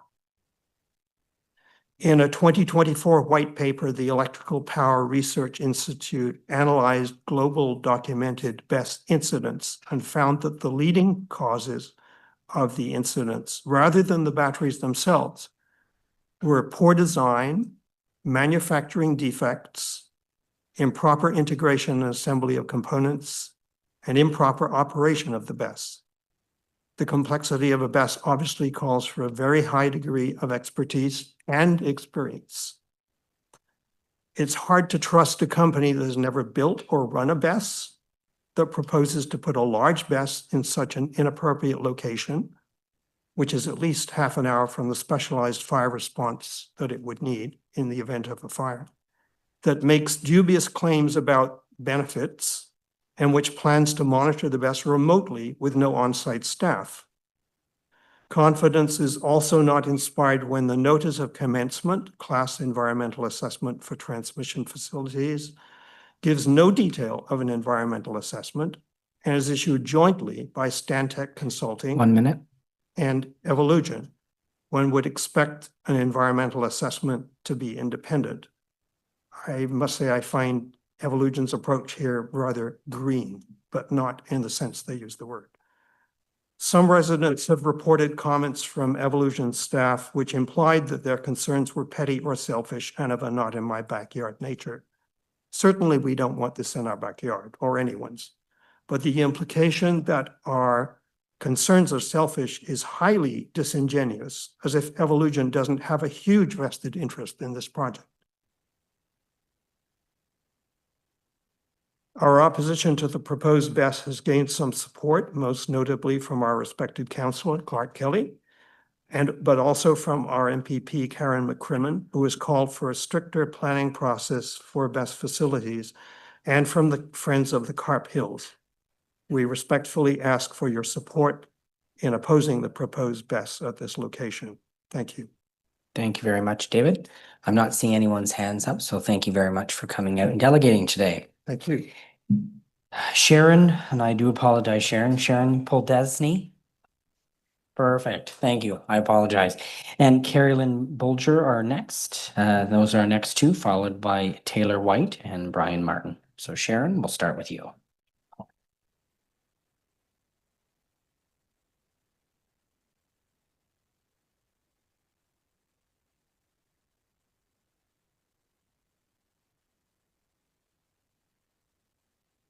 Thank you for the opportunity to speak. My name is Sharon Podlesny. I'm a retired professional engineer who has worked in heavy construction. Next slide. Failure events in large-scale BESS, according to 9548, are off-gassing, explosion, and fire. Next slide. Off-gassing begins during the degradation phase prior to thermal runaway. In Surprise, Arizona, when the container doors were opened, it let oxygen in, causing the concentration of gases to drop below the upper explosive limit. Next slide. Jet flame was reported and firefighters were thrown up to 70 feet away. The cause of the failure was a single battery cell in a container of over 10,000 cells. The only warning sign was bad odor and smoke. Next. In Beijing, an explosion occurred when a large amount of battery vent gas traveled to a nearby building where it was ignited and exploded. Next. The initial battery vent gas consists of EMC vapor, which is very explosive. Its lower explosive limit is 2.85%. A single cell can emit up to 300 liters of gas and can quickly exceed the 25% threshold set by NAFTA. In comparison, my barbecue tank holds 16 liters. Next.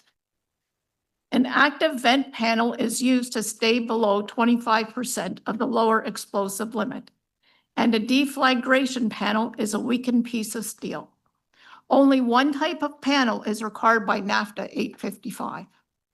Evolution says explosion isn't a risk because they're going to use both panels. Yet all the recent research papers on LFP batteries list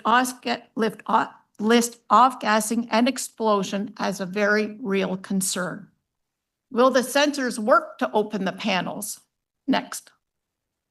EPRI has studied 26 of the last 81 failures to determine the root cause of failure. Data was not available for the remaining incidents. Only 14% of the root causes of incidents were attributed to manufacturing, and only 11% of the failed elements were cells. Therefore, the cells were not the main cause of failure. Next. DNV, a risk management company, has been warning against best cybersecurity complacency for years. TUV Rhineland found their hackers able to penetrate battery systems with relative ease and change the critical setting, making the best like a bomb. Next. Evolution plans to space the containers 2 meters apart. AIG, a global insurance company, recommends a minimum spacing of 3 meters to prevent the spread of fire to another container. Tamarindo Global says anything less than 2.5 meters between containers significantly affects insurers' exposure and may pose challenges for clients seeking coverage. Next. Moss Landing is expected to cost insurers over $400 million. Evolution has $100 million in insurance. Insurance may be denied because of container spacing. Best Mag expects certain BESS components to be blacklisted as a result of losses sustained at Moss Landing, and that a moratorium will be placed on planning approvals. Next. Bottom line, why is the Marchurst BESS placed so close to carp hills and carp barrens when there is such a risk of off-gassing, explosion, and fire? It is very possible for battery vent gases to travel and be ignited by the nearby wetlands. A fire at the Marchurst BESS may be sufficient to ignite the wetlands in drought conditions. Moss Landing burnt for 4 days. Next. The slide shows the amount of carbon stored in the soil versus the plants. What is the risk of placing BESS here versus another site? This site is a huge and efficient carbon sink. We get 643 metric tons per hectare, or 2.5 million metric tons of carbon storage in the soil, just in the soil alone. Note that temperate forest croplands pale in comparison. This resource is free if it is left alone. However, wetlands are incredibly sensitive to disturbance. Next. If you can just wrap up quickly, please, Sharon. Oh, okay. I just have one line. Okay. Perfect. When a wetland burns, all the carbon is released back into the atmosphere as greenhouse gas. Will it store 643 metric tons the following year? No. It takes decades and decades to restore a wetland, and it is very expensive. Thank you very much. I'm not seeing any questions, so thank you very much for your delegation. Carolyn, Carolyn's up next. And following Carolyn, it'll be Taylor White.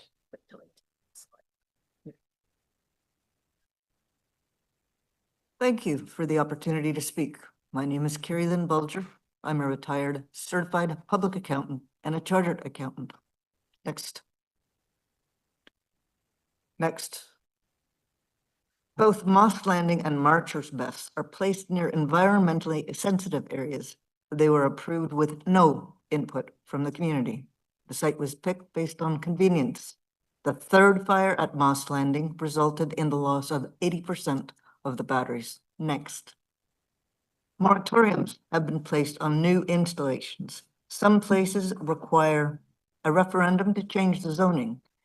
Legislation was introduced to prevent the placing of BESS near environmentally sensitive lands. They're at the steps. Don't see. This fire, as you can see on the screen, this fire lasted for 4 days, only to reignite 1 month later. Batteries can retain up to 75% of their stored energy. Next. It is a 2.5-hour hike to the nearest road for a fit person, assuming that you can first drive to the end of the street. It is longer in winter. Those with mobility issues and young children will take much longer, if they are even able to negotiate the terrain, all the while being exposed to toxic fumes and an approaching fire. Next. In Moss Landing, a study of the vertical and horizontal surfaces like siding and patio furniture found extremely high concentrations of heavy metals where you would expect to find none. When the wind blows, these particulates become airborne. Next. The units of measure are different because there are no standards for dust exposure. OSHA and NIOSH are based on 8 hours of exposure per day. Long-term 24-hour exposure limits would be substantially less. Research into the toxicity of BESS is lagging far behind. Next. The Beckwith plume was discovered 25 years after the closure of the landfill. Who will be responsible for water testing? Evolution has not been forthcoming about the contaminants, and a water test must be specific. Next. Land has been donated outright or placed under a perpetual conservation agreement. The placement of the BESS jeopardizes these lands and may cause future donors to back away. Next. There are 4 dry hydrants located at the end of the rows. Note that most containers are served by only 1 hydrant. There's almost no coverage on the hydro easement wetland side. The plan is to use the water to cool down nearby containers to prevent fire traveling. However, if the forest is on fire, there is less than 1/4 of an inch of water on site. Next. There is no impervious liner underneath the field where the containers sit. Liners are cheap and can prevent the migration of contaminants into the soil and water table. Next. We have had 3 tornadoes in the area since 1994. Evolution is not concerned about tornadoes because of the weight of the containers. Will the doors, piping, electrical work be able to withstand a tornado?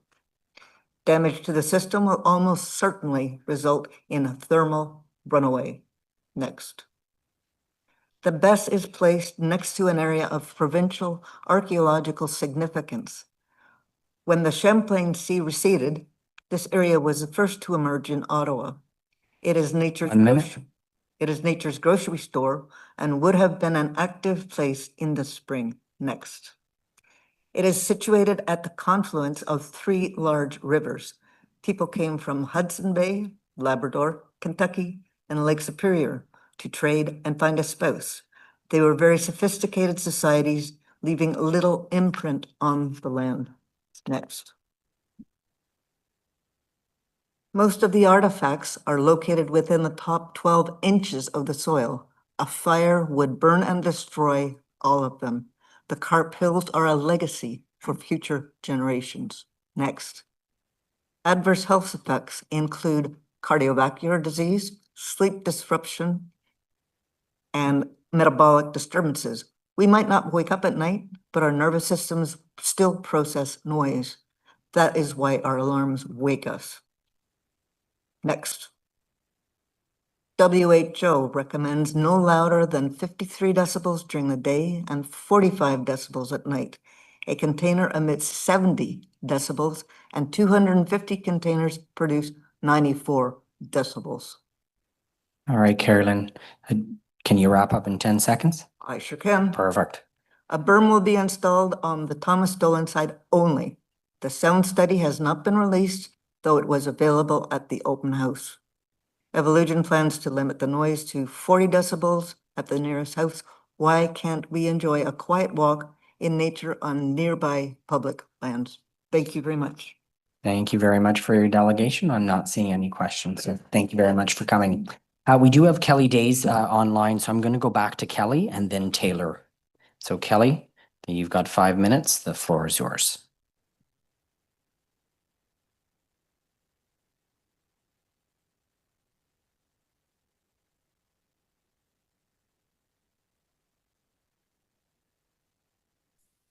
Hello, could you guys hear me?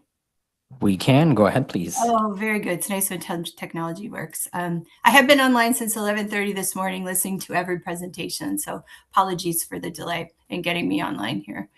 So thank you everyone for allowing me to speak today. I apologize for not being there in person. My name is Kelly Days and I'm the Executive Director of the Canada North Business Association. I have the sincere pleasure of representing the Canada Research Park. It is the largest technology park in all of Canada. We have over 600 companies and 33,000 employees. They contribute about $13 billion annually to the city's economy. The tech park is considered a cornerstone of Ottawa's economic development, as has been reflected by the special economic district designation that has been given to us. I'm here today to talk about the importance of energy for our companies.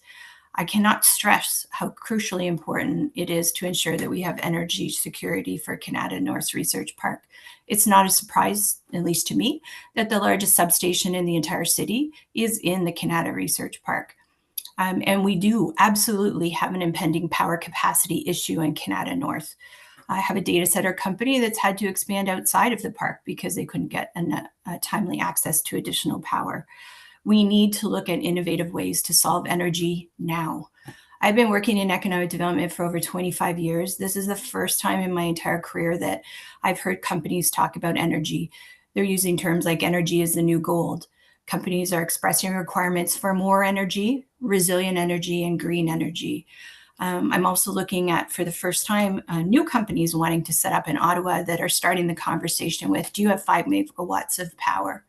Companies shared that they are seeing extreme needs for power, and the cost of power for companies in our park is 30% of operating costs. So to put that into some dollar perspectives, for some of our companies, it's $10 million a year. And it's just it's such a critical component. I wanted to be clear, we are and always have been Silicon Valley North. The reason I bring that up is because some people might be saying, why is our research park so energy intensive? It comes back to our roots from Nortel, et cetera. We are a leader in hardware semiconductor optics. The companies in our park have massive labs, internal data centers, and these are only expanding given where AI is going. Eventually, software needs hardware solutions to be able to operate at faster rates. For example, Nokia has their largest lab in the entire world is in Canada North. Many of our companies are also developing technology. We had Blue Wave on here earlier, but even companies like Ciena, Ericsson, you just need to ask them. Every product they're developing is focused on power consumption in some way. And then also, I just want to come back to the idea of resilient backup power. I've heard a lot of people talk today about power outages and other things. If the power goes out in Canada North, which it does very often, maybe people at home don't realize it. It's the modulation of the power, the quality of the power. It means that work that maybe have been running for months in environmental chambers or testing labs, algorithms, they need to restart. This costs hundreds of thousands of dollars for companies, and they have the numbers based on every outage. We talked a little bit about tornadoes and other unusual environmental challenges that we're seeing more and more. Again, that contributes to the resilient backup power. We need power 100% of the time, 24/7. And I want to be clear, this is not an Ottawa problem. People have mentioned, everyone in the world is struggling with this. And I guess my firm commitment is that, this is an opportunity for Ottawa to lead in innovative energy solutions. Starting in March of this year, we started to break down the companies. We did an RFP that has been awarded, and we're now looking at the energy requirements for the companies in the park today, 5 years, 10, 20 years. That has been sponsored by the Ottawa Climate Action Fund and Hydro Ottawa. We are indeed working on a green community energy resilient district proposal for Canada North. The second RFP is set to go out in the next couple of weeks to a month, and I'll look around the world to see what are the opportunities and how can we do something very, very unique, right? So the idea is that companies could contribute their excess power to some sort of a community energy resilient district, and perhaps someday that could become the prime power solution for our park. That would mean great cost savings. It would mean the opportunity to have green power, which is really, really important when you're attracting people, you're bidding on contracts around the world. So I can't see the time right now when I'm talking, but I guess my final words, companies in the park are already looking at solutions, Nokia, Cisco, KRP, Ericsson. They're looking at green power solutions, thermal solutions, or they've already installed them in the park. They are not always using all that excess power, and could they contribute it back into a different solution? Best solutions are today a critical component of storing that excess power when you need it. Thank you very much, Kelly. Your time just elapsed, but the Vice Sorry. Chair does have a question for you. Thank you very much for being here today, Kelly. Provided some great information for the committee. And one thing that you mentioned that has been talked about at large for the last couple of years, and I wanted to clarify. You had mentioned power outages in Canada North specifically, and you had mentioned weather events. And I'm just wondering, could you explain if or how a battery energy storage system placed on Marchurst would benefit the Canada Tech Park or the local community if there was a storm and the grid went down? Yeah, so it's my understanding, Councillor Kelly, that it is all part of the distribution network for Canada North, which is why I've been asked to speak. Today, as I said, we are looking on a longer term solution. It'll need government funding. We're accelerating as fast as we can. If we are successful, then it won't be as an important part. But today, I think it's a critically important part of providing that resilient backup power that we so need along our distribution lines in Canada North. Thank you for providing your take. I think I'll have some further follow-up questions for some experts in terms of the feasibility of BESS providing backup power when the grid goes down. But thank you very much. Thank you very much, Vice Chair. And Kelly, I have no more questions for you. So thank you very much for your delegation today and hanging on as we sorted those tech problems. The next delegate is Taylor White, followed by Brian Martin. So I'll invite Taylor up here. Floor is yours.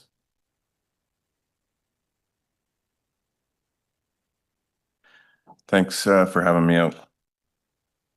My name is Taylor White, the co-owner with my father of Ken White Construction, third generation family run company based out of West Carleton. We specialize in heavy civil infrastructure, site development, and construction management, and we've been serving this area for 58 years. Over that time, we've built a reputation for quality work and local hiring. Our crews live in the area, they shop here, and they raise their families here. Projects like this BESS are exactly the kind of opportunity that allows us to continue growing that legacy by creating meaningful jobs for people in our own community. From operators, laborers, electricians to service techs, we'll be able to expand our team and train up to new talent for long-term skilled careers. From the contractor's perspective, we're not just building infrastructure. We're seeing firsthand how development in Ward 5, particularly in the South March area, is outpacing the capacity of the local power grid. Home construction is booming and hydro infrastructure is struggling to keep up. That puts pressure on homeowners, developers, and contractors alike. This BESS site, it's selected because we need it right here. It directly addresses growing demand, improves grid reliability, and ensures our community isn't left behind as Ottawa expands. As a 29-year-old, I'm looking at the future for my family. I have 3 kids now at home and one just 2 months old. And I look at the future of that. So I come from a younger perspective looking on this situation. I also I wrote a note down. Now I'm going rogue and watch out. Someone mentioned about, Evolution not keeping promises, or it's false, or it's not true, or their promises are false, and that simply is not true. On the safety measures, I've seen the civil scope for this project personally. And having currently and past bid on other BESS sites, not just this project. I'm bidding on BESS sites with my company, both companies, both way larger and way smaller. And what Evolution is designing here at this system has safety measures and precautions unlike any other that I have seen. So I just wanted to make sure that people understood that I have seen these safety measures. They are in the civil scope. I've seen other BESS sites, civil packages that we are currently tendering and bidding, and those measures are not on theirs as well. So thank you for your time, and I'm happy to answer any questions you guys have from me. Thank you very much, Taylor. Vice Chair. Thank you very much for being here, Taylor. Obviously a long time family-run business in our ward that is very valued, and I'm glad that you came out today. You mentioned something that I would like to zero in on, though, because I think this is something that is, and this is sort of, just in a follow-up to what I asked the last delegate as well. You mentioned a growing community and demand for power, and that this particular installation would help locally with power supply. Can you explain how that would work? Locally with power supply? Well, when you drive up and down March Road, there's 3,000 or something homes going in. I know that, you got Mattamy, Minto and Kaivan and all these people that are trying to, in the next OP, expand the boundaries of where they can actually develop. That power needs to come from somewhere. And that power demand is currently not here in our ward. But it's your opinion that this installation would provide power directly to our ward? Yeah, 100%. I think that's one of the biggest misconceptions is that people think power is going to get sent down to Toronto. This power is specifically going to be here for us. Have you received an RFP for this project from the applicant? No. No? No. Okay, thank you. Not from Evolution, no. Have you received it from anyone? No. Okay, thank you. Thank you very much, Vice Chair. I don't see any other questions for you, Taylor, so thank you very much for your delegation today. Thank you. Brian Martin, you're up next, followed by Monica Miller.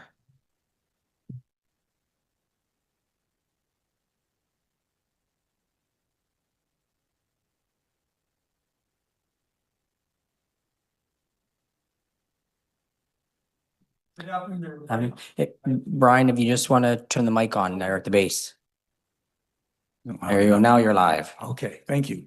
Thank you for the opportunity to speak here this afternoon. My name is Brian Martin. My wife and I live at 110 Edith Margaret Place on Saddlebrook Estates. We're probably one of the most northernmost properties in Saddlebrook Estates. We abut right onto the provincially significant wetlands, so much so that the Madawaska Valley and the City of Ottawa came out to our site when we were building with their tape measures to tell us how close we could actually build. In spite of that, half our property was, if you like, taken away from us because it was within the perimeter of ponds that have some endangered species in them. So having gone through all that, you can imagine my, shall I say, surprise that the city and the province are considering hundreds of tons or whatever you want of toxic waste about a kilometer north of us. You talked earlier about instilling trust in the public and trust in the rural community specifically. Well, that one gets 3 stars. Anyway, and before I talk to you about, get on to what I want to talk about, which is best vulnerability and best safety, I just want to talk about a few things that I heard here today that I think needs clarification very clearly. First of all, and there's been questions by various people about this, please do not even think that BESS is going to be at Pancrea for our infrastructure troubles. It is not. It is at best a Band-Aid on a festering wound called our aging infrastructure. Having said that, and by the way, I should mention my credentials. I am a PEng, electrical engineer, University of Waterloo. At least 3 of my associates within the vicinity of Marchurst all came out of high tech. Northern Telecom, Bell Northern Research, ITEL. We're not Luddites. We know what we're talking about. We're not afraid of technology. We're not suspicious of it, but we have a healthy dose of what is going on here. So I want to talk to you now about best vulnerability and safety. I want you to imagine for a moment that I come to you or the city with a proposal to install a toxic waste facility at 2575 Marchurst Road. how long do you think it would take for you folks to escort me out of that meeting? Not very long, I don't think. And yet when you think about what a BESS is, it's not much more than that. It's a lot of toxic material. What's the difference? Well, the storage facility's got dirty words attached to it, toxic and waste. BESS doesn't. And yet there's not much difference between the two. I'll talk about vulnerability in a moment. If you were to talk to me about safety, do I believe these things are safe? I have to say, no, absolutely not. And I'll give you a very specific, wow, I'm really going over. Their own website says that they're going to burn out fires on this thing, all right? The toxic material is going to be outgassed. Vulnerability, in 2018, a tornado went through Ward 5, touched down in Dunrobin, destroyed a couple dozen homes, and put out a mini mall. Imagine what that's going to do to a BESS facility. And you say, well, so what? That'll happen no matter where BESS is, except this one's different. It's in a provincially significant wetland. There are endangered species here. And I want you to think, and good luck with finding all the toxic material that gets buried in the mud or submerged in the ponds around the facility. Good luck finding that. I want to dispel the issue of NIMBY. This is not NIMBY. This is something that's put in a very, very sensitive area. And if I could talk to you about NIMBY, I would talk to you about what some of my neighbors would be saying if they would be here. They would be saying, and this is the fish and fauna that are in those specifically wetlands. They would be saying, you're doing this to us? Are you kidding me after what you just gave us? They don't want this. You can't go back. This is the devil's bargain. All right. Thank you very much. They get all the gold, we get all the risks. Thank you. Thank you very much. I'm not seeing any questions, but thank you very much for coming and delegating today. Monica, maybe I'll just get you to, oh, Robbie's gonna take care of it. Everything good? Can you hear me? We can, but when you have more than one mic on, it gets a little loud. So Monica, we'll go to you, and then Nadine Clark and Sue Yoshi are next. Okay, give me a second. I just had my presentation up and it just disappeared. Sorry. If you can just, hopefully you can stop the clock there for a sec. Okay, my name is Monica Miller. I'm from Fitzroy Harbor. Nice to see you folks again. Well, yes and no. So I've been part of this process when it came to Fitzroy back in November in 2023. And at that very first public meeting, we did not have any answers to, or at least many of our questions, including my own questions. And recently, when we're at the West Carleton High School, I asked Evolution, Jeff Wright, if we can see the financials for this project. He was told, well, you have to be a shareholder to see the financials. Well, many, if not all of these projects are subsidized by the government through grants. And I'll give you an example. Throughout, many of us here in the community have done research, and I looked into a gentleman named Parker Gallant, who is has energy perspectives and a financial background. And just an example of the Canadian Infrastructure Bank that, and I think somebody else in the presentation mentioned the Oneida Energy Storage Project, which is $170 million in the $500 million project itself. And part of that, 50 million of it, was grant money from Natural Resources Canada. It's just an example. Now, I don't know what Evolutions is because we can't see the actual financials, but because it is from the government purse, we're sort of are part of shareholders. But again, I don't see that. So we sort of have to dig different research to find out. So one thing I did find out through Parker Gallant and the IESO, there's a weighted average price of $672.32 on this little chart. Sorry, I wasn't able to send it to you folks, but if you look on their website, you can find it. In the little print, it actually says those contracted BESS units will be paid per megawatt of capacity, meaning even if they dispersed no electricity into the grid, they would still receive payment of $672.32 per megawatt of capacity based on 250 annual business days. Now, the proponents, whoever that is, only get 250-day payment out of the whole year. So that just puts it in perspective. So if you look at the Oneida BESS unit, the guaranteed amount per megawatt and their capacity, let's say for 20 years of a contract, if you do a quick math, anyway, just for time, I'm going to give you the total, okay? It would be 341,884,890 annually for 20 years, or 6.83 billion for delivering actually nothing. And then I don't know what it is if they actually do deliver something. So if you go into the South March BESS contract, 250 megawatts times 250 days equals 669.60. Now, if you calculate all that into annually and then 20 years, it's $837 million. Now, that is even if they do not create any electricity. Well, no wonder they want this project. But anyway, I digress. So Parker Gallant actually made a conclusion here, and he said it should seem obvious. Now, I'm not speaking about you guys, but our politicians and bureaucrats here in Ontario and elsewhere are taking us into a direction where we will experience blackouts and brownouts and electricity prices back into the McGuinty wind days. And then those electricity costs doubled.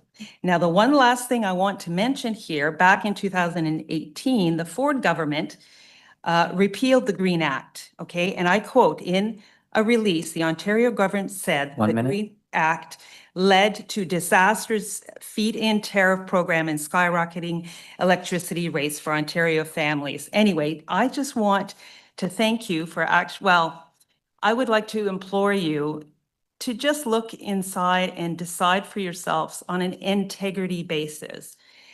I do not agree with it being in such a sensitive area, and I respectfully ask you to vote no to the MSR from South March BESS and place it, and let us get all the information first, because there's many answers to questions we did not receive, and you don't have. So, and then maybe just then eventually we can decide, or you guys decide. I think it should be in an industrial area, not in a sensitive area. Anyway, thank you for your time. Thank you very much. With a few seconds to spare, I don't see any questions for you, but thank you very much for coming out today. You're welcome. So Nadine and Sue, you're up next, and then Marcia McGowan will be next after Nadine and Sue.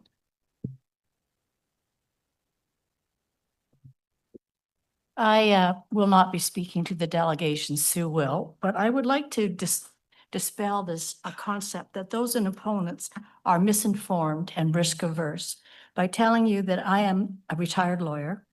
I am former general counsel for one of the largest chemical companies in the world. So I understand risk and regulation. I'm very pro-law and I'm very pro-procedure. And for those who think that we are against batteries, I also have recreational property, which is totally off the grid and completely solar and battery powered operated. So on that basis, so that those who think that we are misinformed, strident, and maybe even spurious, I will defer now to Susan to give you our delegation. Turn over here. Oh, sorry.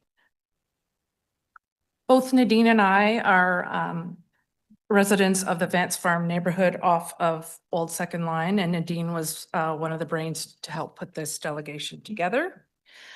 I think it's important that we begin with a reminder of the mandate of this ARAC committee. The Agriculture and Rural Affairs Committee is responsible for ensuring that the unique interests and requirements of the city's rural areas are taken into account in the decisions made by the City of Ottawa, and identify ways to promote an understanding of rural and agricultural communities and their issues. The committee will make recommendations to council on issues and programs pertaining to the agricultural and associated industries, the rural economy, rural residential communities, land development, and landscaping, transportation, water, wastewater, and stormwater services, and environmental protection. Taken from the Rural Summit of 2024, there are principles of good governance. They include accountability, integrity, transparency, leadership, and stewardship. The obligation of this committee is to answer for its responsibility to represent the rural interests. It must be impartial, ethical, and act in the public interest, in part by complying with these policies and procedures.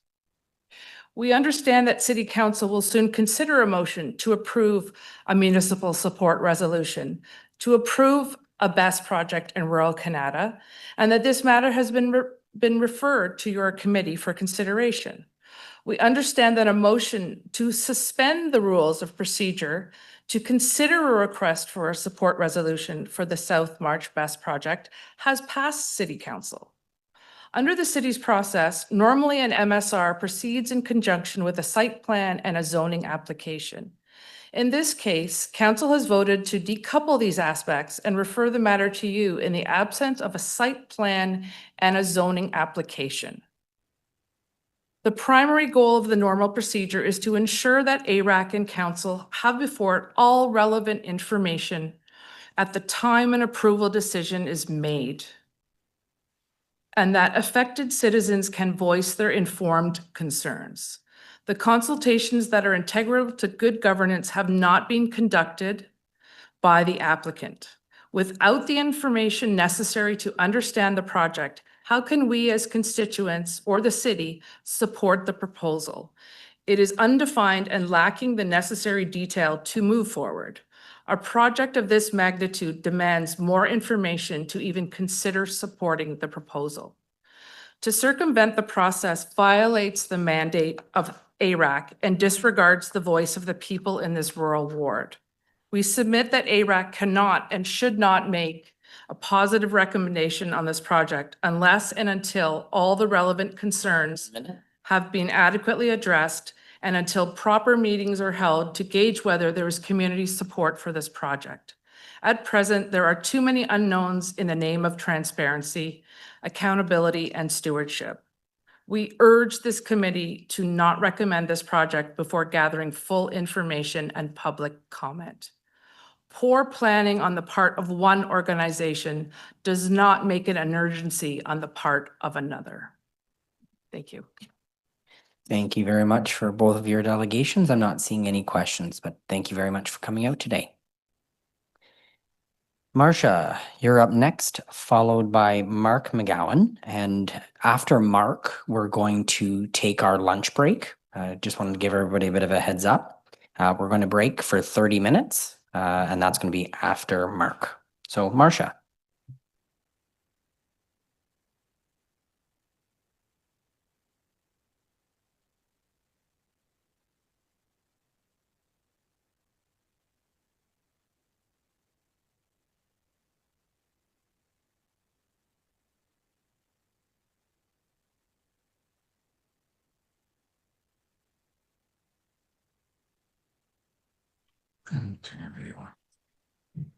Can you hear me now?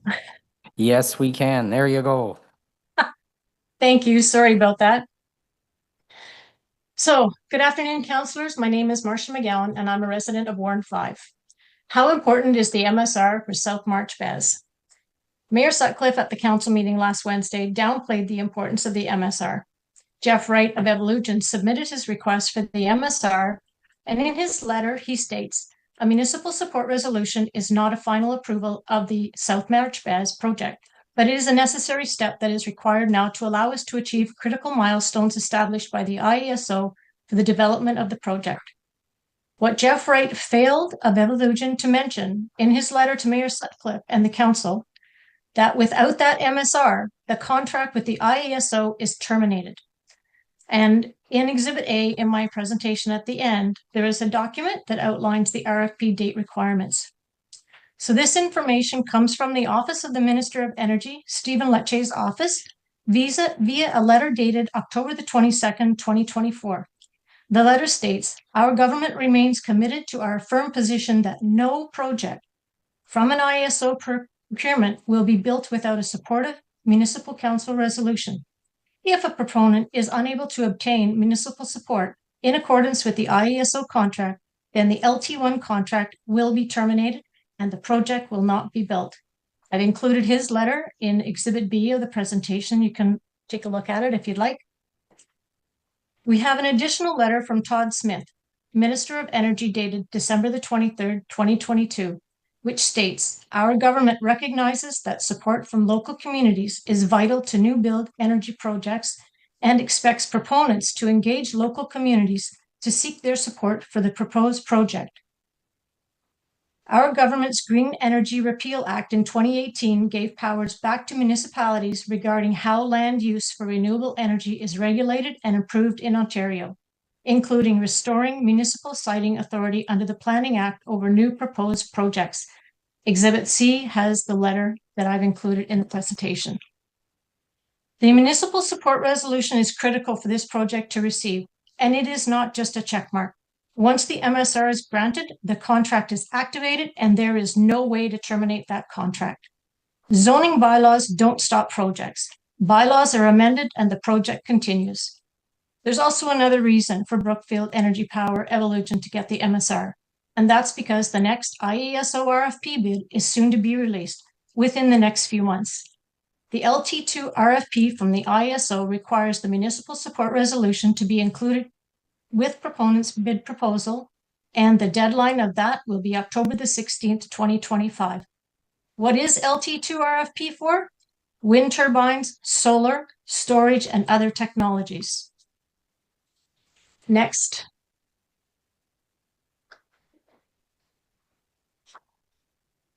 In summary, not only has Mayor Sutcliffe and the councillors that voted to proceed with this MSR failed our rural community, but the IESO has failed our rural community by not conforming to Todd Smith's directive in 2022 to include the MSR as part of the RFP submission.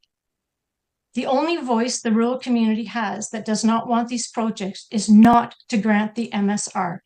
The directive from the Ministry of Energy since 2022 was to give the community a voice with the MSR, and the rural community was just silenced. So where does that leave us rural residents in our communities? What happens if the rural councillors approve MSR to Brookfield Renewable Power, Inc., Evolution? Rural residents lose ability to stop the project. It's a done deal and cannot be stopped. The zoning bylaws, what projects are stopped due to zoning? It sets a dangerous precedent for all rural communities, and we will see more BESS storage expansion of current wind turbines, solar farms in the rural communities of Ottawa. Keep in mind, if the South March BESS is granted the MSR, there is a potential for wind turbines, solar farms, or additional BESS storage, the LT2 RFP. Why would Brookfield Renewable pay hydro for power when they can generate their own via wind, solar, and other, and get revenue from both streams? The community has spoken loud and clear, not to grant municipal support resolution for the South March BESS. Thank you for the opportunity. And 2 notes. I spelled evolution in my first slide incorrectly. My apologies. And the second is slide 7 should say Exhibit C. That's it. Thank you very much. I'm not seeing any questions for you, but I do see Mark behind you. So, yes, we're going to use the same login. Perfect. Thank you Thanks. very much. That's great. Thanks, Marcia. Yep. And then the break for lunch. Hi, Mark. You're live. We can hear you, and you've got 5 minutes. All right. So I did have a slide deck. Did we put that up? Yep, we can see There we it. are. Okay. So I want to talk today. Thanks for having me. There's 3 little things on my slide deck there. You see, to protect farmland, to respect and protect our rural residents, and then to honor the commitments made in the Rural Summit. So the first one, we're going to go to that slide next. Here, I'm speaking on behalf of our regional OFA, the Ontario Federation of Agriculture. And you'll see in here that the OFA hasn't taken a pro or a con position against BESS. What they've said is, let's do it in an environmentally friendly way. Let's try not to use farmland where we can, etc. And what's happened in this particular proposal for Marchurst is that even though these lands are identified as rural lands, they are actually being used for agriculture, being used for crop grazing, etc., grazing lands, if you will. And of course, that's still part of a farm operation. Without grazing lands, you can't maintain your livestock. And both of these properties are actually paying the farm class tax rate. So they are, in fact, farmland. And the point of the real discussion on this slide is we should be putting these into commercial and industrial sites, not on farmland. So let's go on to the next slide. So that's the OFA position. The next slide is kind of Mark's position. And, you know, I think I just wanted to put this in because I think we kind of really messed up on the bylaws. To me, the bylaws are there to protect us in the rural community. And the way you do that is by putting bylaws in place that keep these technological implementations further away from people. And in this particular slide, you'll see a dairy barn in the corner. I brought forward at the last ARAC meeting I presented at this idea of the MDS, the minimum distance setback for a dairy barn. And of course, it's scalable. The bigger the thing is, the further back it has to be. And I think we really need to reconsider that in the bylaws for BES. You know, if it's a small BES supporting somebody's data center, it can be in a parking lot of an industrial park next to that data center. But when it's acres and acres, I think it needs to be far, far away from people for a number of the reasons that people have brought up here today. So I think we should be thinking about resetting that bylaw. I don't know how difficult that is, but to me, I think that should be on our radar. We look to the bylaws really as rural residents to protect ourselves from these things. And I think in the city's last go round, that bylaw was a complete mess. Can we go on to the next slide? This one is really about the rural summit. I mean, you know, every resident in Ottawa should be angry. I think, and in my career in the technology business, we always look for root causes of things. And as I kind of looked through the big picture of this whole scenario, I went back and I looked at the official plan. And the official plan basically says that the City of Ottawa supports these types of things in our rural community. So that's where the problem starts.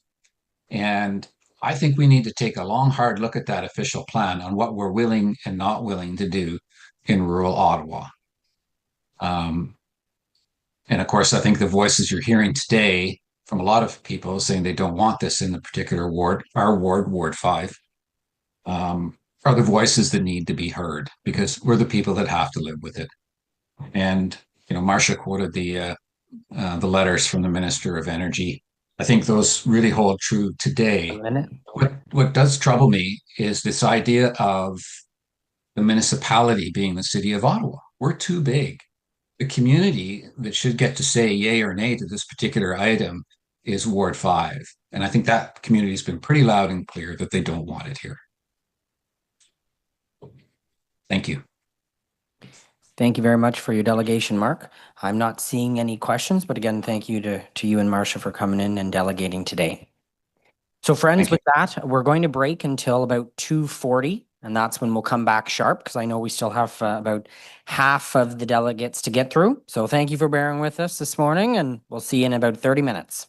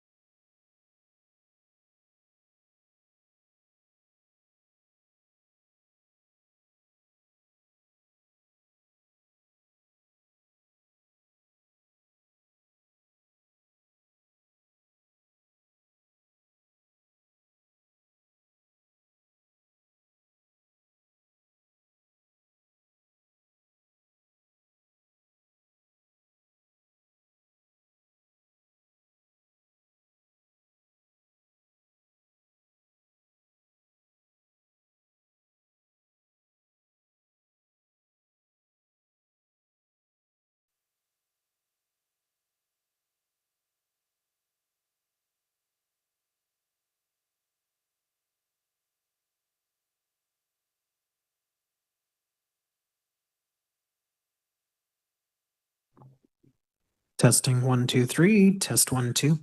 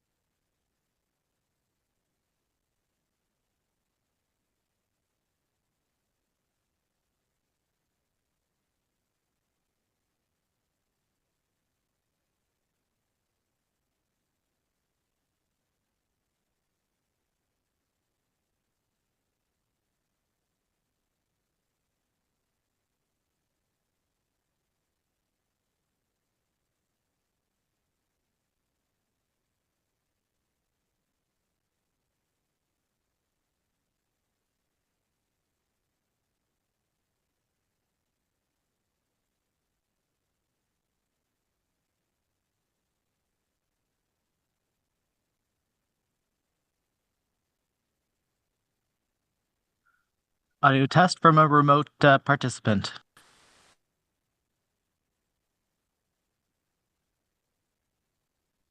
Test 1, 2, 3.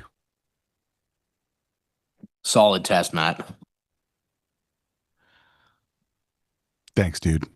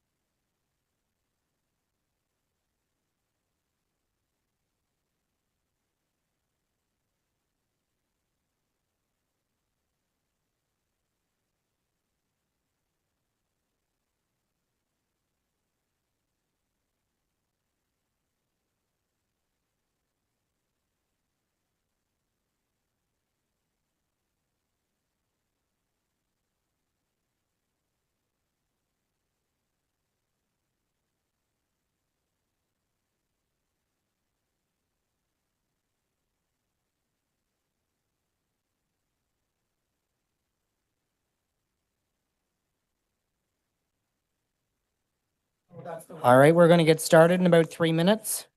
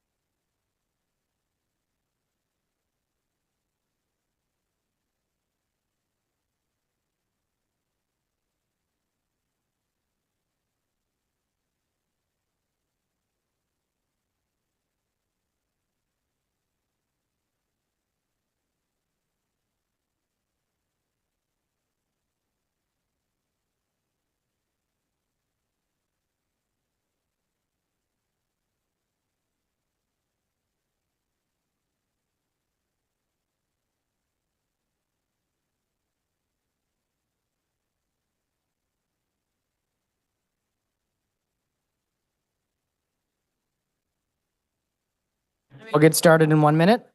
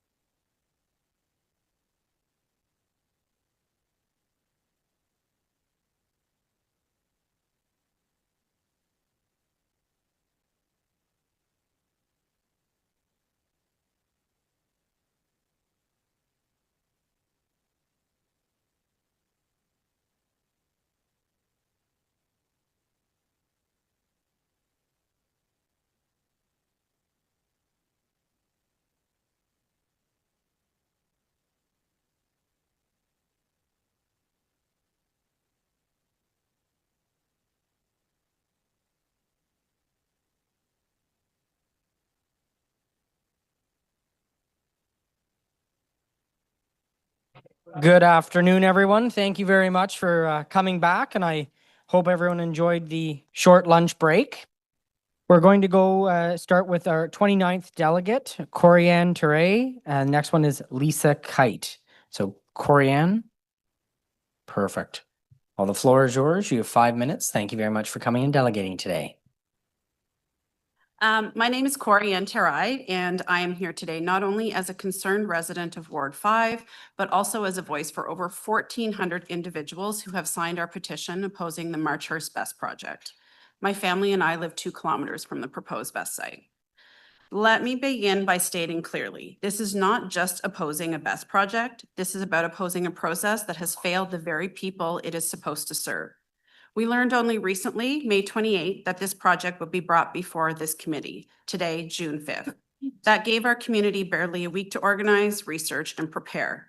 This short notice was not an accident. It was a deliberate tactic that undermines the democratic process and silences our rural voices. Avologen has had months, if not years, to prepare their proposal. We had days. We, the public, also do not have the money and resources to hire or pay speakers and lawyers like Avologen does. This past week was made even more difficult by the lack of accessibility to this meeting. Many residents were unaware of the exact time and location until it was too late to make arrangements. Holding a meeting at 10 a.m. on a weekday at Ben Franklin Place, so far from our affected community, effectively excludes working families, people with mobility issues, and others who deserve a seat at the table. This is not consultation. This is exclusion. We are against a process that prioritizes corporate timelines over community well-being. We are against a project being greenlit by IESO without community consultation, and that is somehow, or that should be required for all future BESS projects, precisely because of the backlash and confusion this one has caused. Let's also talk about the location. This facility is proposed right next to a conservation area, an ecologically sensitive zone that should be protected, not industrialized. Potential for environmental disruption, habitat loss, and contamination is a real and deep concern. Ottawa residents are blocked from biking and hiking the area next to the proposed site due to 9 species at risk. How can 11 acres of lithium batteries be okay and hiking is not acceptable? As mentioned earlier, a fire would be left to burn out. But what does that mean for the forest and conservation areas surrounding the site? And if a proper risk assessment were to be done, it would have to include 3 nearby schools: West Carleton Secondary School, Stonecrest Elementary, and St. Isidore Elementary. These are not just buildings. They are places where our children learn, grow, and play. If there were ever a fire, explosion, or toxic leak, the consequences could be catastrophic. Are we really prepared to take that risk? And let's not forget the batteries themselves. Lithium batteries are often marketed as green, but the truth is far more complicated. Strip mining of lithium comes with a heavy environmental and human cost. They are not sustainable. They are not green. So many of the speakers today here are pro-BESS, have a financial stake in this project. Do they really have the interest of Ward 5 in mind, or their own profits? And if we accept these costs today, we must ask ourselves, what happens when these batteries reach the end of their life? Where will they go? Who will be responsible for the disposal? Will they be safely recycled, or will they end up in our landfills, leaching toxic chemicals into our Canadian soil and water? These are questions Evologen has not answered, and we cannot afford to ignore them. When will our rural voices be heard? Time and time again, we are overlooked, dismissed, and left out of decisions that directly affect our lives. This is about trust. This project is just the latest example of how rural communities are treated as afterthoughts by City Council. We deserve better. We deserve to be heard. And this is not how we build trust. This is not how we build a sustainable future. This is not how we build community. Let's not overlook that all of the opposition here today is on their own time, and Evologen and their partners are being paid to sit here all day. I have to ask the committee this: are we prepared to be the guinea pig in developing best regulations in Canada and Ontario? Is Ottawa willing to become the cautionary tale of what happens when we sacrifice protected wildlife, community consultation, and environmental integrity for the sake of speed and profit? Should we let Toronto dictate Ottawa's future? Take a look around the room today. Your community is speaking up. Please listen. Please reject this. Thank you very much. I'm not seeing any questions, but thank you very much for coming out today and delegating. Next is Lisa, and following Lisa is Brian Parisian. Thank you. Thank you, Chair and members of the committee, for having us here and giving us the opportunity to discuss the project. My name is Lisa Kite. I've had a small business in the West Carleton Medical Center for 35 years. I'm currently the co-chair of the Carp Village BIA. I've been on the board for many, many years. I was also the co-chair of the Carp Health Access Fund and have volunteered on many projects throughout the community. My family and I have lived in Carp for lots of years. We have 4 kids. My son just bought a house in Carp. He also works for a large local utility company, does a lot of work along March Road. And so I do understand the electricity needs and why we're all here. What excites me most about this project is the prospect of a $5 million community development fund. Evologen has voluntarily committed to $250,000 annually for the community to allocate to programs and initiatives. That gives us 20 years to develop programs that will benefit our community and personally my grandkids and their kids. We're excited about a company that wants to work with us, wants to work in our community, and works with us to develop initiatives that will affect us. Evologen has been very receptive to meetings and any questions that we've had. I sit on the Carp BIA. Our annual budget's $13,000 a year annually and has been for years. Through grants, partnerships, and honestly, a ton of hard work, we turn that $13,000 into 4 or 5 times, sometimes 10 times that amount. Last year alone, we gave $10,000 to the food bank. We bought another entry sign into Carp. If you've been to Carp lately, you'll notice there's a nice sign at each location. That sign's $17,000 a year. We're able to do that with grants, with the city and partnerships, and using some of our budget. We also contribute to lots of other things. But my point is, the Carp BIA, we take $13,000 and do a lot of great things for the community. Can you imagine what $250,000 a year would do for our community? So as Carp BIA chair, that's what really excites me. In conclusion, I really appreciate being able to speak to the Community Development Fund, to be able to represent the Carp BIA. I've seen the power of community funding. I've seen the benefits, and this project could leave a lasting impact on our community. So I just wanted to speak to that for a few minutes. Thank you very much for your delegation. I'm not seeing any questions, but thank you for coming out today. Great. Thanks for having me. Thank you. Brian, you're up next, followed by Ed Hoskins.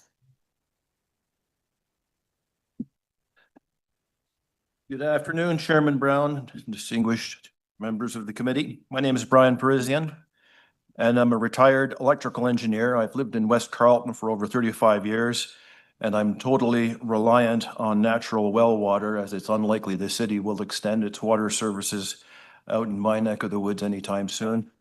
Not that I particularly look forward to that either. So here are some realities associated with this type of project. We've heard many of them already, but I'll just go over them again. Lithium battery storage facilities, while relatively new, have had numerous instances of thermal runaway. This has even happened to batteries that were simply in storage and not undergoing charge-discharge cycles.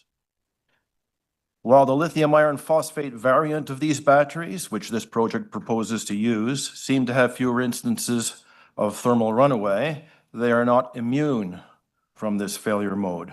Many long-range ferry boats do not allow electric vehicles on their vessels due to the fire management issues associated with lithium battery fires, and I doubt that they differentiate based on which lithium battery technology is used in the EVs. The strategy for dealing with thermal runaway fires is usually to just let them burn out. This can sometimes take days, during which time nasty chemicals are released into the air and surrounding land. Water, if it's used at all, is used mainly to cool nearby containers to minimize risk of thermal runaway spreading to adjacent units. We're now told that there will be a runoff collection and storage system, but we have no information on how water collected in such a storage system will be managed over time. And there are ample examples for why this is not a good thing, as we'll see in a minute.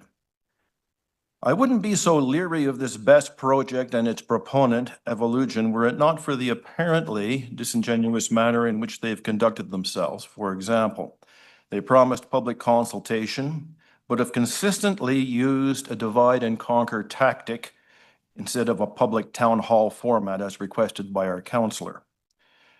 Questions about public availability of operating data went ignored and unanswered. They made claims of no risk or no documented incidents with respect to groundwater and aquifer contamination, yet disregarded questions about proper baseline data gathering and ongoing monitoring and public availability of that data. It's pretty easy to have no documented incidents when you turn your back on collecting the data. More recently, the story seems to have changed, and now there is a brief reference to data collection made in their FAQ. And only after questions were asked did we see a reference to on-site stormwater management and permanent storage. It's as though they're adapting their story to tell us what they think we want to hear. I don't find this response to be particularly reassuring either.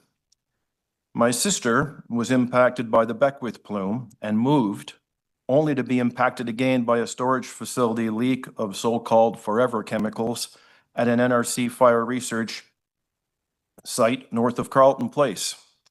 They've been embroiled in a class action lawsuit for almost 10 years now and with no recourse in sight. I have to ask myself, why would a company that truly has any regard for the community in which it wants to operate turn their back on collecting baseline and aquifer data and ongoing monitoring and making the data public, even if only to reassure us that they've got our backs? So while the consequences of a leak are disastrous to quality of life, health, and property value, we are asked to accept that the probability is minuscule and therefore the risk is zero. Yet my sister, who has been living less than an hour from the proposed site, has been impacted by groundwater contamination not once, but twice in the last decade. I have to ask myself why out here on the transmission line and not the solar farm, which is a generation point, or in the industrial area it's meant to serve, where it would provide better availability and resiliency nearer to the point of consumption. How does the proposed location help with load leveling of transmission facilities? How does it provide resiliency against distribution failures? Could it be to put it in a low population density area where there are fewer people to oppose it? I also have to ask why just over 600 signatures were enough to get the same project withdrawn from the proposed Fitzroy site last year, when well over double that number of signatures amounted to nothing when it came for time for City Council to push for a municipal support resolution over the strenuous objections of our own councillor, no less. How many signatures do we need before no means no? If you can just wrap up in about 10 seconds. I can. Thank you, Brian. As I have mentioned in earlier communications, I'm the last guy to stand in the way of bringing new technology forward to improve our quality of life. I spent over 20 years of my earlier career in technology, R&D, and product development. As matters stand now, I have too many questions and too few good answers to support such a project. If an MSR is an indicator of local support, I suggest that over 1,400 signatures against should tell council that that hurdle is not met. Thank you. Thank you very much. Vice Chair has a question for you. Thank you very much, Chair. Thank you for coming out today, Brian. I've known you for a long time, played soccer with Nick since I was just a wee lad, and so I appreciate you being here. And you do have, it sounds like you have some background knowledge or expertise in some areas that may be related to this. And I wanted to ask, from the local perspectives, you outlined some risks.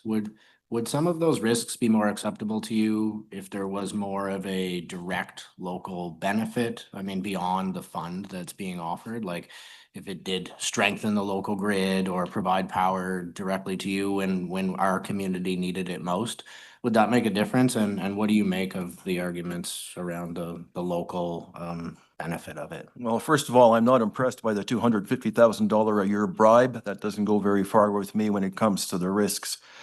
Secondly, even if I did benefit from it, I probably would still oppose it for no other reason than the purported benefits of BESS systems in general are not well served by the proposed location of this particular project. Speaking broadly, your electrical grid can be described as power generation, transmission, which is where they're putting this facility, then distribution, and finally the points of consumption. Advantages such as resiliency, availability, and load leveling only accrue when you put the storage facility close to the point of consumption. It can only protect you against failures upstream. So if you put it on the transmission system, failures in the distribution network, you're not protected against. All right. It only protects you against failures in the transmission system upstream of the storage facility. The last time I saw a failure in a transmission system was during the ice storm of '98, and those towers buckled and took weeks to restore. Ask Ottawa Hydro how long the BESS is going to hold up the load under those conditions. I don't think it's going to be very long.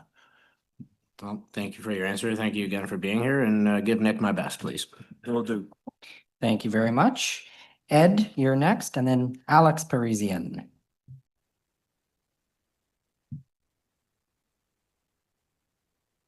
Thank you, Mr. Chair.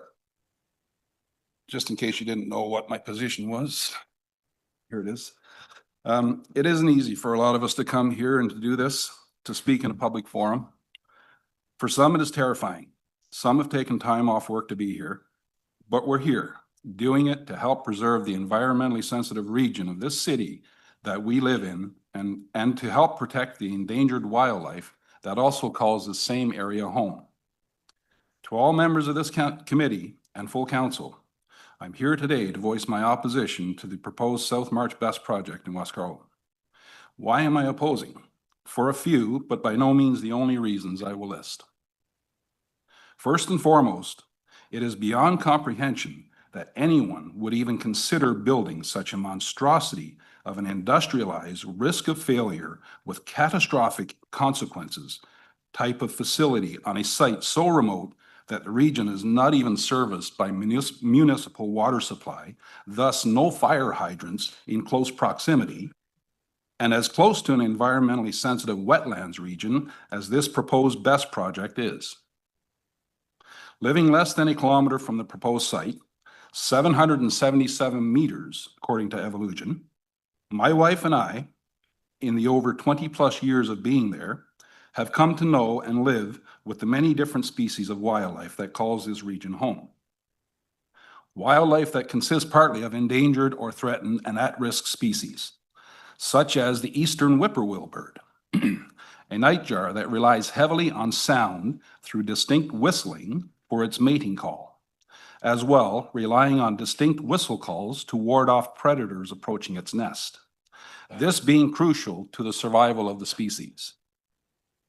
And it will be those distinct whistles that will be drowned out by the constant noise emitted from this BESS site. While at the February 23rd Divide and Conquer style open house hosted by Evolution at the West Carleton Secondary School, I questioned a representative of Stantec about the noise projected to come from this site, They openly admitted there will be noise and light pollution emitted from this. Now remember, I said our home is 777 meters. That's less than a kilometer from this site. I was told that the noise level will be 40 decibels at my house, to which I asked for an example of what 40 decibels is. I was told it's the equivalent of two people standing next to each other talking. Now that might not sound very loud, but two people standing outside my house talking does not go on for 24/7, 365 for the next 20 years. So I do not want 40 decibels of noise outside my house overnight.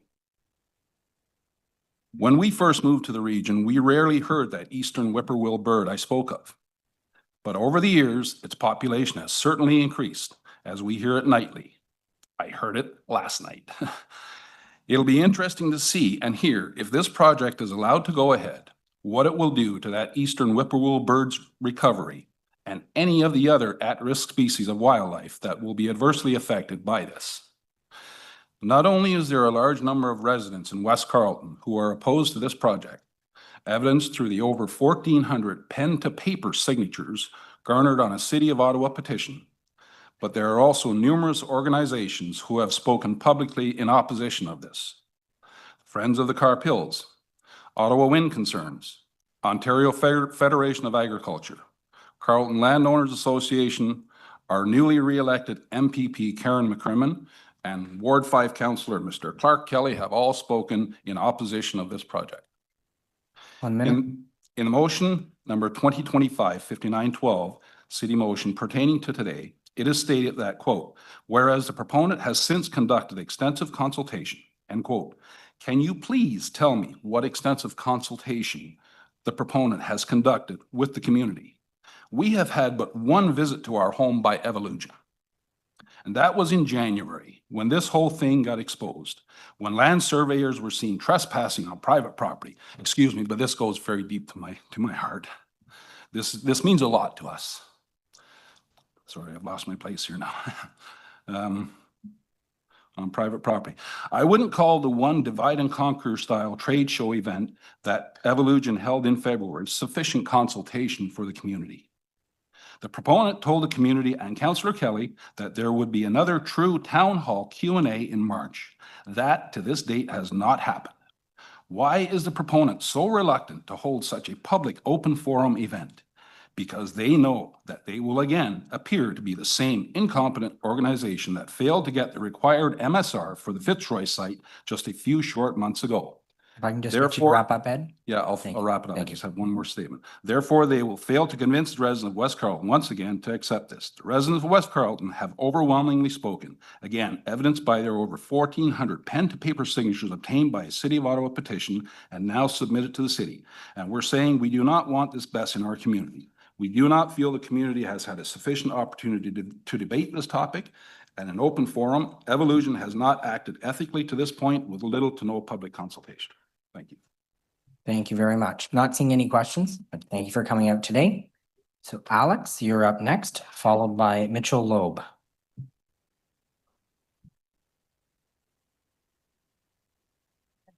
The button's just at the base of there you go. Now I'm good? Yeah. My name is Alex Parisian. I've been a resident of West Carleton for 36 years, within 1.5 kilometers of the proposed BESS site. Thank you for allowing us to speak on this agenda item.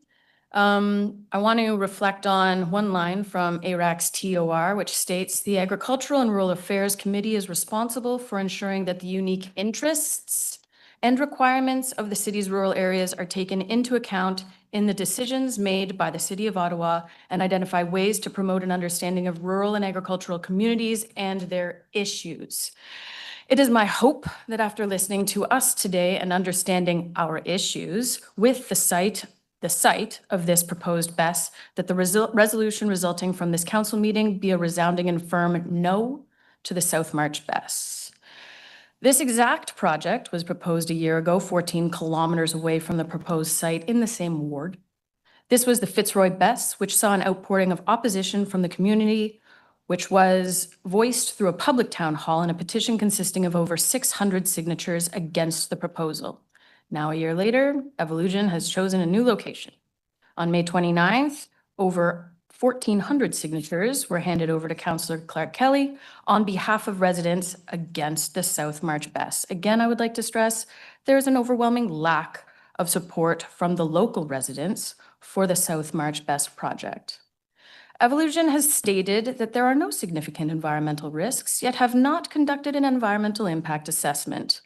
The project, however, and they have also stated that the project exceeds recommended setbacks to provincially significant wetlands. However, the site is a mere 300 to 400 meters from regionally significant and provincially protected wetlands and the Carp Hills provincially significant wetland complex, the southern toe of the Canadian Shield, in an area identified as one of the most significant areas in the municipality for maintaining biodiversity and ecological function and providing a rare ecology for flora and fauna.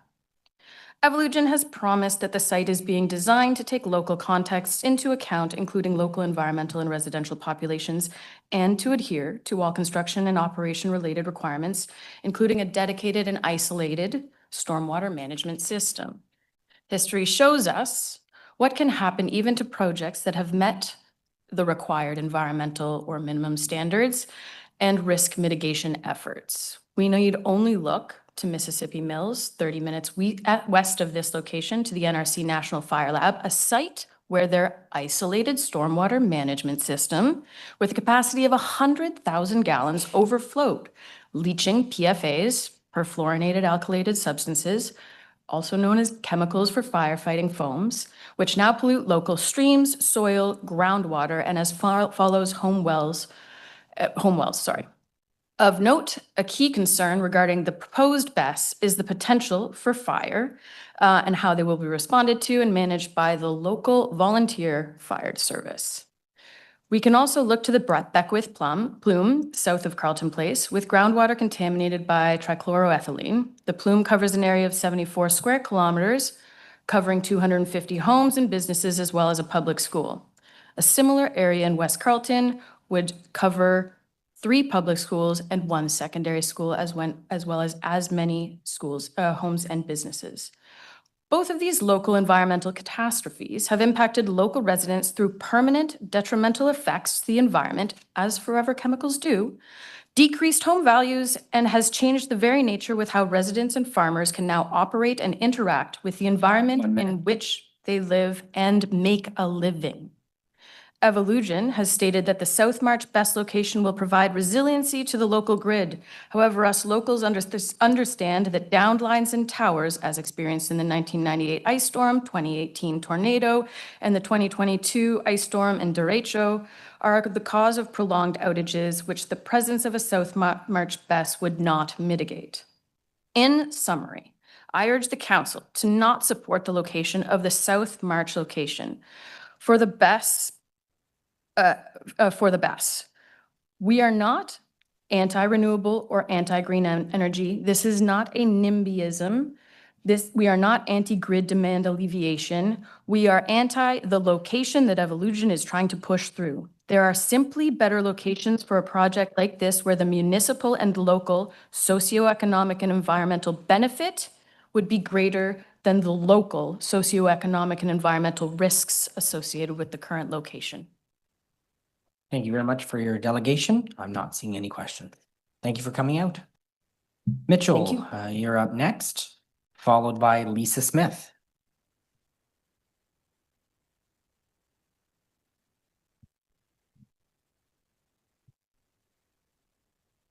Thank you very much. Floor is yours. No problem. Good afternoon. I'm not a disinterested observer here. My partner's 100-acre property shares a fence line with the property where this BESS proposal is going in. Her house is approximately 220 meters from the first BESS unit. So you can imagine the distress that she is under, and as her partner, that I am under as well in looking at this proposal. My name is Mitchell Loeb. I have an MBA from Queen's and a PhD in finance from the University of London. I've been an associate professor of finance at Laurier. I've worked at the head office of the CIBC in Toronto. I spent 12 years on Bay Street with RBC. I've been a private equity manager, and I'm still an active portfolio manager. I'm licensed with all the securities commissions. I'm very good at analyzing companies, and I'm very good with numbers when they're available. At university, I taught capital budgeting and working capital management to undergraduates and how to determine whether a project is viable using all the data available. The Marchurst Best is one big black hole of a secretive project. I've spent the last 3 weeks trying to figure out what some of the numbers are, and I could hardly get anywhere, and I'll document some of that for you. I'd like to also introduce the concept of cui bono, which is a Latin expression usually used in the criminal area, which means who benefits. So cui bono, for example, if somebody's murdered and they leave a big life insurance policy or a large estate, cui bono, who benefits? Who are the beneficiaries of that insurance policy? Who gets to inherit all the property? They're the first suspects. Okay. So let's look at some best non-available numbers. The contract with the Ontario Electricity Authority, it's going to be $650 million to build this project. Evolution and Brookfield aren't doing it out of the goodness of their hearts. And everything from my experience teaching and in business says that they're going to want at least a 30% return on that investment. So we're talking $195 million going to them after this thing is built. And that will be included in the Ontario guarantee just to keep the facility built and available. Forget about anything else. The second stream of revenue operation is with Ottawa Hydro. We know that Ottawa Hydro's rates for the residential and business units, they published them in November 2024. They have 3 rates for homeowners, time of use, ultra-low overnight, and tiered pricing. They range from a cost of 2.6 cents a kilowatt hour for homeowners to a high of 28.4 cents per kilowatt hour for homeowners. Those are their published numbers from Ottawa Hydro. And they also have a number that they say is a daily pricing based on market prices for electricity and so on. So if you take the 250 megawatt outfit and which works out to 250,000 kilowatt hours, if they're able to cycle these batteries every day at the lowest rate, they're going to earn something like $260 million over 20 years. At the spread between the highest rate, they're going to earn something like $456 million over 20 years. That's in addition to the $195 million they're guaranteed from the province of Ontario. 1 minute. We're talking for some big monies here. So remember, cui bono, who's benefiting from this? Now, they do have some costs. Landowner leases are probably about $100,000 over or $2 million over 20 years. The Algonquin First Nations probably earning about $2 million over 20 years. Maintenance of the equipment at $2 million a year, $40 million cost. Community fund, $5 million over 20 years. And tear down and refurbishment in 20 years of $25 million. I'm not even going to start with insurance. So the total costs are about $75 million, but let's call it $100 million. Let's say I'm out by 33%.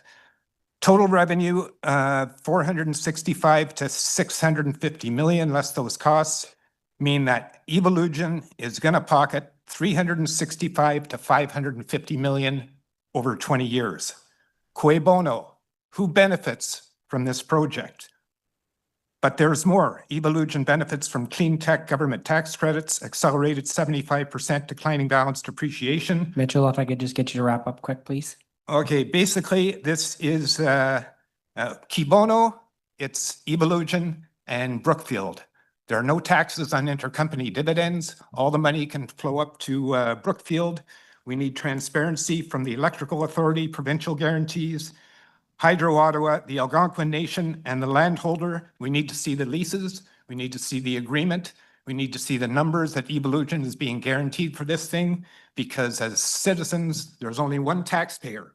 Whether you pay Ottawa taxes, whether you pay it through your hydro, whether you pay provincial taxes, whether you pay federal taxes, They're all coming out of one taxpayer, and this is Sorry. Thank you very much. Not seeing any questions, but thank you for coming out and delegating today. Lisa, we'll have you come up here next, followed by Richard Schreier.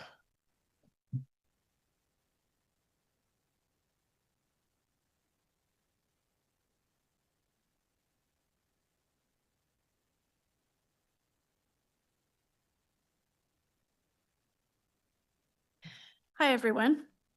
Thank you for the opportunity to speak today. My name is Lisa Smith, and I am a long-term resident of West Carleton. I also come to you with a professional background as a retired health and safety advisor with the federal government. For years, my role was to ensure that employers were held accountable for the safety and well-being of their workers. That meant that all concerns had to be addressed thoroughly and transparently. Nothing could move forward unless the risks to workers and by extension their environment were properly mitigated and or eliminated. With that in mind, I want to express my deep concern about the proposed installation of the battery energy storage system. There are far too many red flags with this project. First, the safety risks are very real. Lithium-ion battery systems have been involved in fires and explosions across the world. Here's a list of best disasters, with the latest one that occurred just this past January. These fires have been difficult to contain due to the chemical reactions involved. They produce toxic fumes that can have serious health consequences. Imagine a fire breaking out at this facility housing thousands of these batteries. This would be devastating to our community. In a rural area like ours, where the closest emergency services are some distance away and are already stretched thin, the release of harmful substances in the environment could contaminate our air, soil, and water, putting local farms, wildlife, and our families at direct risk. Second, the location we're talking about, placing industrial infrastructure in the heart of farmland and residential areas. That means disrupting productive agricultural land, threatening property values, and introducing noise, light, and visual pollution in an area that many of us chose for its peace, quiet, and rural charm. Third, the processes lack transparency. As someone who spent a career ensuring that proper procedures and communications were followed in high-risk environments, I find it deeply troubling that there's been so little public engagement. No one has been available to clearly address the safety protocols, risk assessments, emergency planning, or long-term environmental impacts. This is not how responsible planning is supposed to work. In any workplace, and certainly with infrastructure of this scale and risk, the bar for safety must be high. All concerns should be taken seriously. Community questions must be met with clear answers, not silence. Now let's talk about the track record of Evolugen. After their failed attempt to install a similar system in the nearby community of Fitzroy, they've moved to Marchurst, offering what can only be described as bribes of annual payments of $250,000, promises of jobs, and a little bit of money for the fire services. By the way, most of our fire services are comprised of local volunteers, which is a whole other discussion that would need to be had. Evolugen's tactics is not how responsible companies operate or engage with the communities they're supposed to serve. But this goes beyond just the financial incentives and empty promises. There's something deeply misleading about how this company operates. During their open house on February 23rd at the West Carleton Secondary School, they used the Ottawa Fire Services logo and crest on their promotional material without permission. Our councillor, Clark Kelly, released a statement confirming the Ottawa Fire Service chief had told Evolugen to remove their symbol. To use an official symbol to imply support or approval for a project that has been met with so much local resistance is a deceitful and shameful tactic. 1 minute. The fact that Evolugen was stooped to this level shows just how little regard they have for the people in this community and how far they're willing to go to push their agenda. Our MPP Karen McCrimmon also expressed strong opposition in an interview with Jake Davies of West Carleton Online back in May, stating Evolugen has not conducted their projects properly and the Ontario government has allowed them to move forward regardless. Make no mistake, The risks are real. If a disaster were to occur, a fire, explosion, or chemical spill, it would be in our backyard. We would suffer the devastating consequences to our environment, our health, and the future of our children. We would have to live with this risk. The bottom line is that Avaligin is not acting in good faith. They have not been transparent with us, they have misled us, and they have made promises that are empty at best. Finally, we must ask, who does this really benefit? If it's not directly serving West Carleton residents, and if we're being asked to bear all the risks while others profit, then it's time to rethink this project altogether. Well done. Thank you. Thank you very much, Lisa. Not seeing any questions, so great job. We'll have Richard come down next. Thank you. Followed by Leo Taylor. So Richard, then Leo.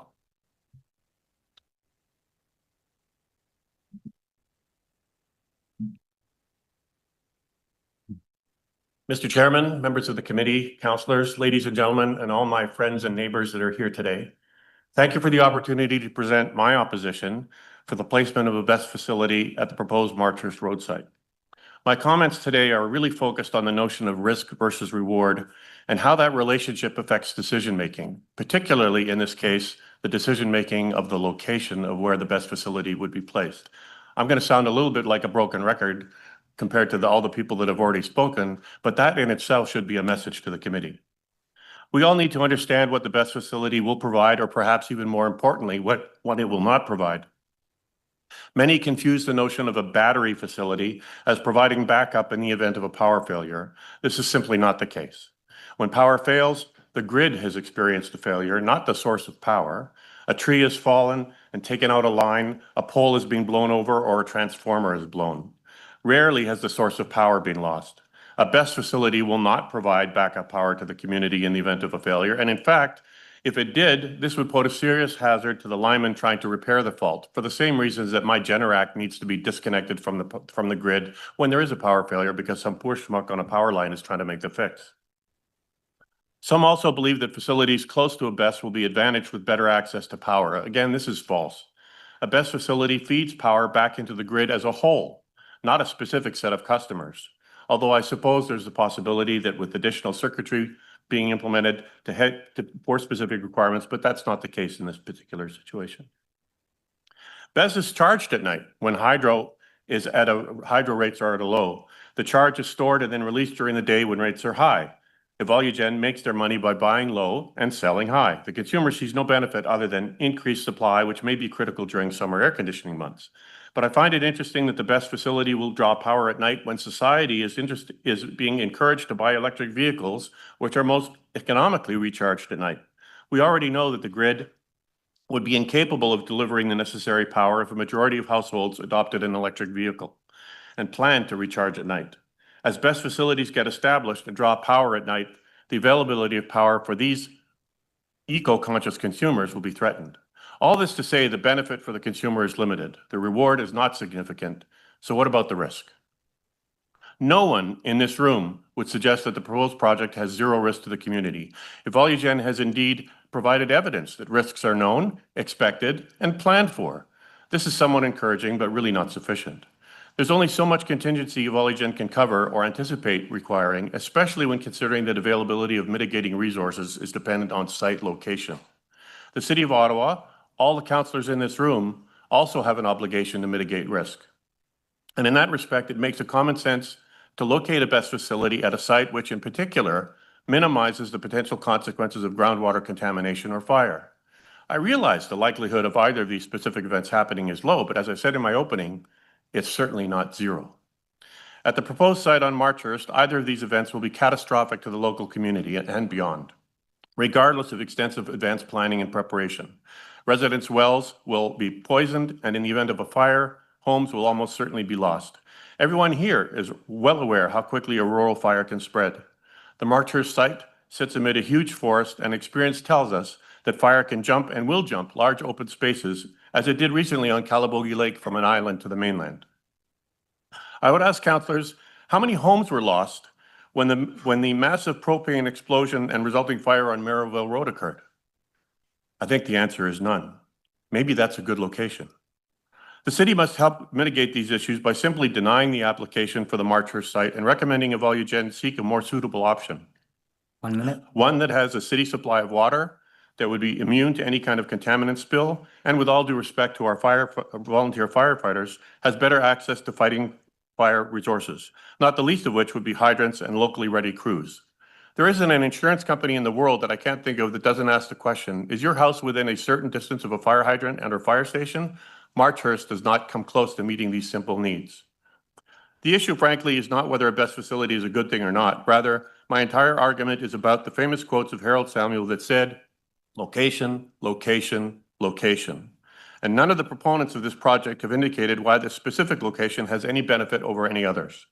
My understanding is that other Ottawa constituencies have already indicated a best facility would be acceptable in their own backyards.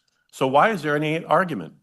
With minimal reward and maximum risk, the City of Ottawa really has no choice but to choose or approve a site that minimizes risk and maximizes community acceptance. The site at Marchurst is just not that choice. Thank you. Thank you very much. Well said. I don't see any questions, so thank you very much, Richard. Leo, you're up next, followed by Nancy Todd Giordano.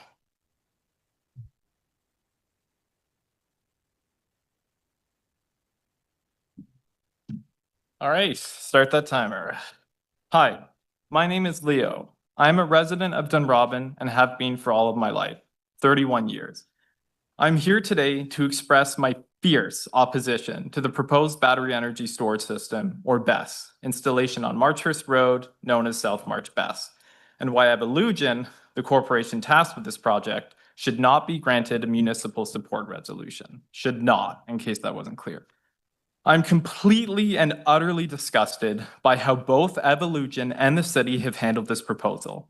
Despite my neighborhood being barely a couple of kilometers away from the proposed site location, there has been, save one exception, absolutely no community outreach whatsoever. And Evalugen's experience with Fitzroy, where their previously proposed site was located, one in which they were not granted a municipal support resolution for, I'm inclined to believe this was far from an oversight. The only reason I'm here today, the only reason I have any sense of a $600 million+ proposed investment into a field full of Chinese batteries, notorious for their volatility, surrounded by pristine wilderness, is not because of a pamphlet in the mail, nor an article in the news, nor even my local councillor. In my ward, the very ward where it's being proposed, but because of a protest sign on one of my neighbor's lawns. Like everyone here, I only have 5 minutes to speak. Most opposed have already echoed my greatest concerns. Unnecessary environmental risks like possible groundwater contamination, poor emergency response times due to limited access and no personnel located on site, as well as vulnerabilities and its cybersecurity implementations, which I personally, while I would never break the law, could hack and blow up with such a small amount of legal code. But since I am enough of a cynic and feel the city has little to no regard for the environment and views communities, especially rural ones, as a thorn in its side, I would like to focus on, from sheerly just an investment perspective, just how inexperienced, incompetent, and untrustworthy Evalugen has been with BESS. The one event I had a chance to go to and meet with them, one where I arrived with as few prejudices as I could, I was absolutely floored. They're proposing battery chemistries that have yet to have a feasible method for recycling, despite promising to dismantle the site at the end of its very short expected 20-year lifespan for civil infrastructure. A site, by the way, which would be leased from a private owner bound to a non-disclosure agreement. When speaking with Jeff Wright, the head of development, and mentioning my concerns over how a lack of snow removal might prevent a pressure release hatch from functioning correctly in the event of an emergency. He said something along the lines of, "That's why we're consulting with the community." Oh, so you mean you're consulting with the community for us to do the engineering for you? Snow is not a unique phenomenon to Dunrobin, nor Canada, I would argue.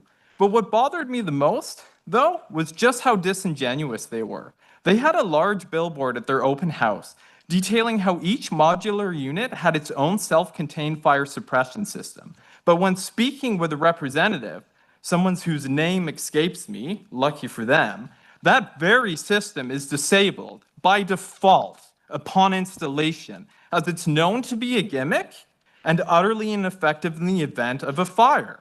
Let them burn, like we've heard today. And also, it's worth noting, on top of using, of just, sorry, but using graphics without, this is what happens when I ad lib. I'm going back to my paragraph. It's also worth noting, well, on the topic of fire, they could only 1 minute. convince firefighters, thank you, from the United States, Ohio, I believe, to be at their open house. No one came from Ottawa. The ones who would be doing the firefighting should one occur.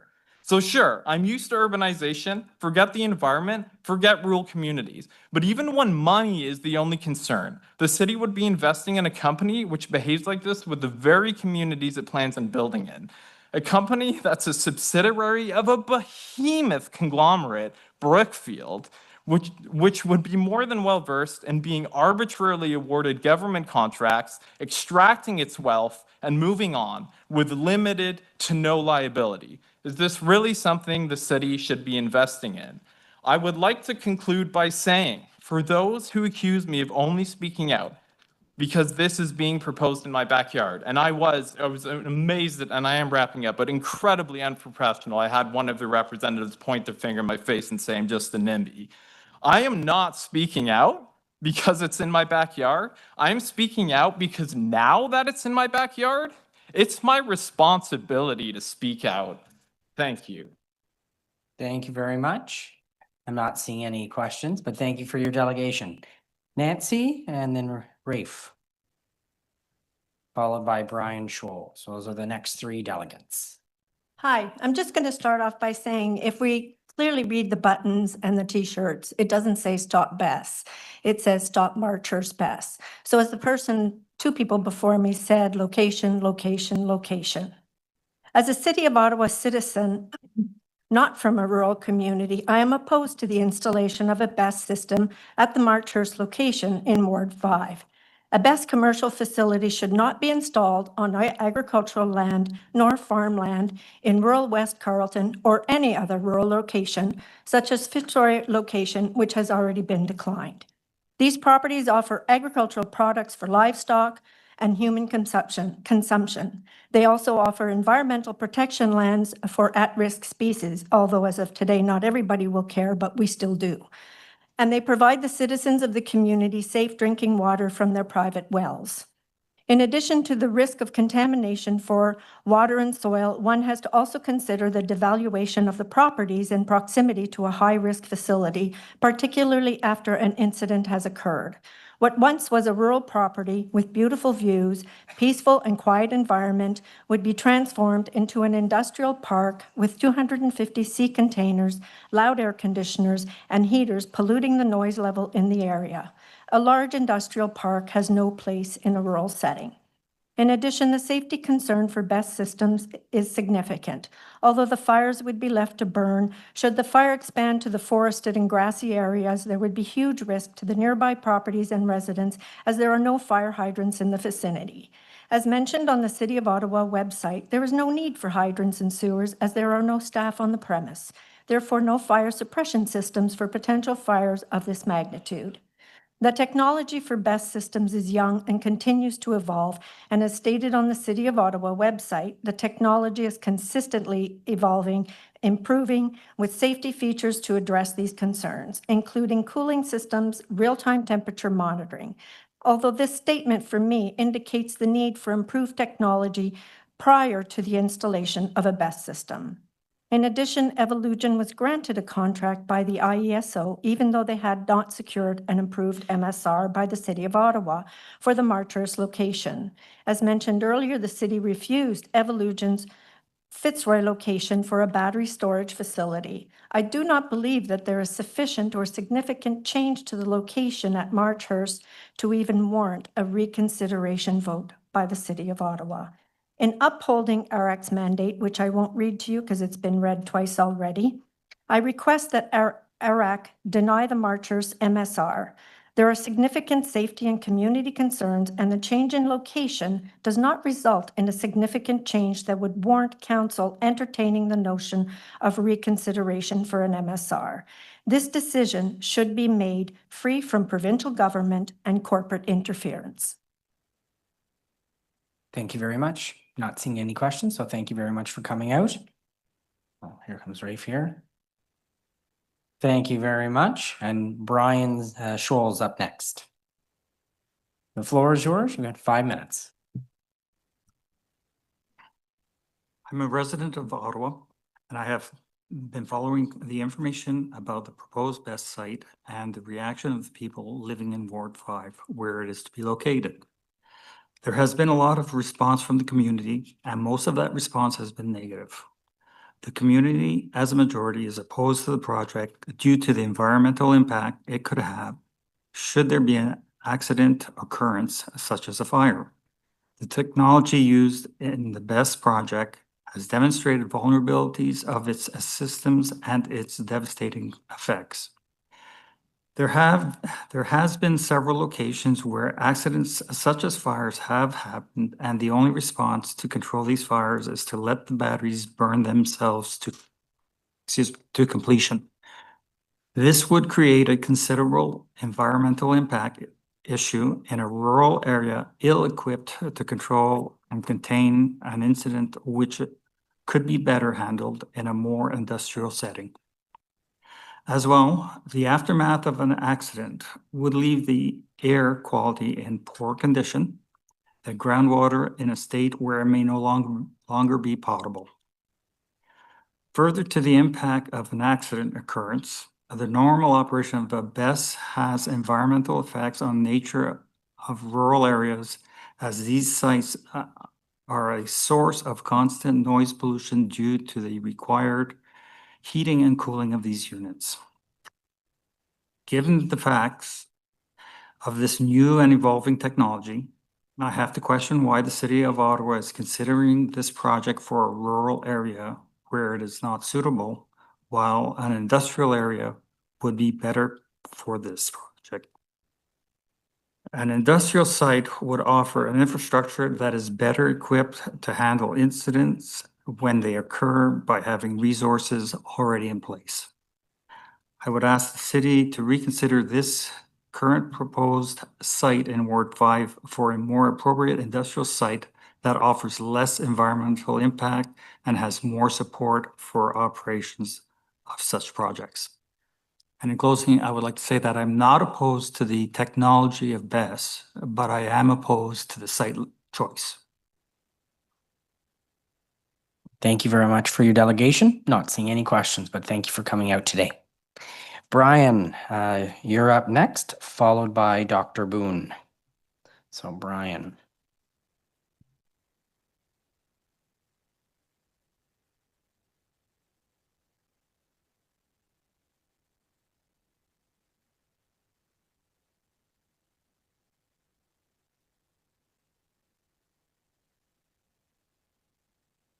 Good afternoon.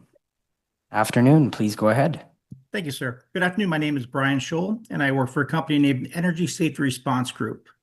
Our company was founded by firefighters and fire service professionals to provide fire safety and fire department training for these battery energy storage systems. I actually just retired from the Phoenix Fire Department after 23 years. We've already provided training to the Ottawa Fire Service last fall, and we're planning on providing additional training to the local first responders in the very near future. We will also work with the Ottawa Fire Service to create an emergency response plan so they are prepared for any event at this site. I am also very active on the codes and standards for these battery energy storage systems, which includes, I think someone said it before, the National Fire Protection's standard on battery energy storage systems, NFP 855. I'm actually a technical committee member of that actual 855. In the standard is a requirement for these systems to be tested and listed, and that's very important from first generation batteries. And the listing for these batteries is UL 9540. This is what we call a propagation test. The system will only pass if it doesn't allow a thermal event to propagate from one cell one module, or one unit to each other. That's very important from the first generation batteries. And a lot of the batteries that we've seen have failed recently because they weren't propagation resistant. My company actually also does large scale fire testing at our facility in Ohio. As part of our large scale fire testing, we're required to capture any smoke or any water that runs off from these tests. We're required to test it and then send it to the state. And nothing that we found in the fire, smoke, or the runoff is above any federal guidelines or health or safety standards. In addition, there's been some recent incidents with batteries, and even those incidents in Escondido and Monterey County, California, both those jurisdictions have put out smoke and water runoff reports. And once again, nothing in those reports are outside any federal or government guidelines for safety. My job is to make this facility code compliant and to train the firefighters so they're comfortable if they need to respond. Because I know that any project that is listed to 9540 and is compliant with the local fire and building codes to include NFPA 855 will not be a hazard to the residents of this community and will not negatively impact their day-to-day lives. I've had the question before, would I want a battery energy storage system in my backyard? I do. I live in Gilbert, Arizona. It's about 120 degrees most of the year.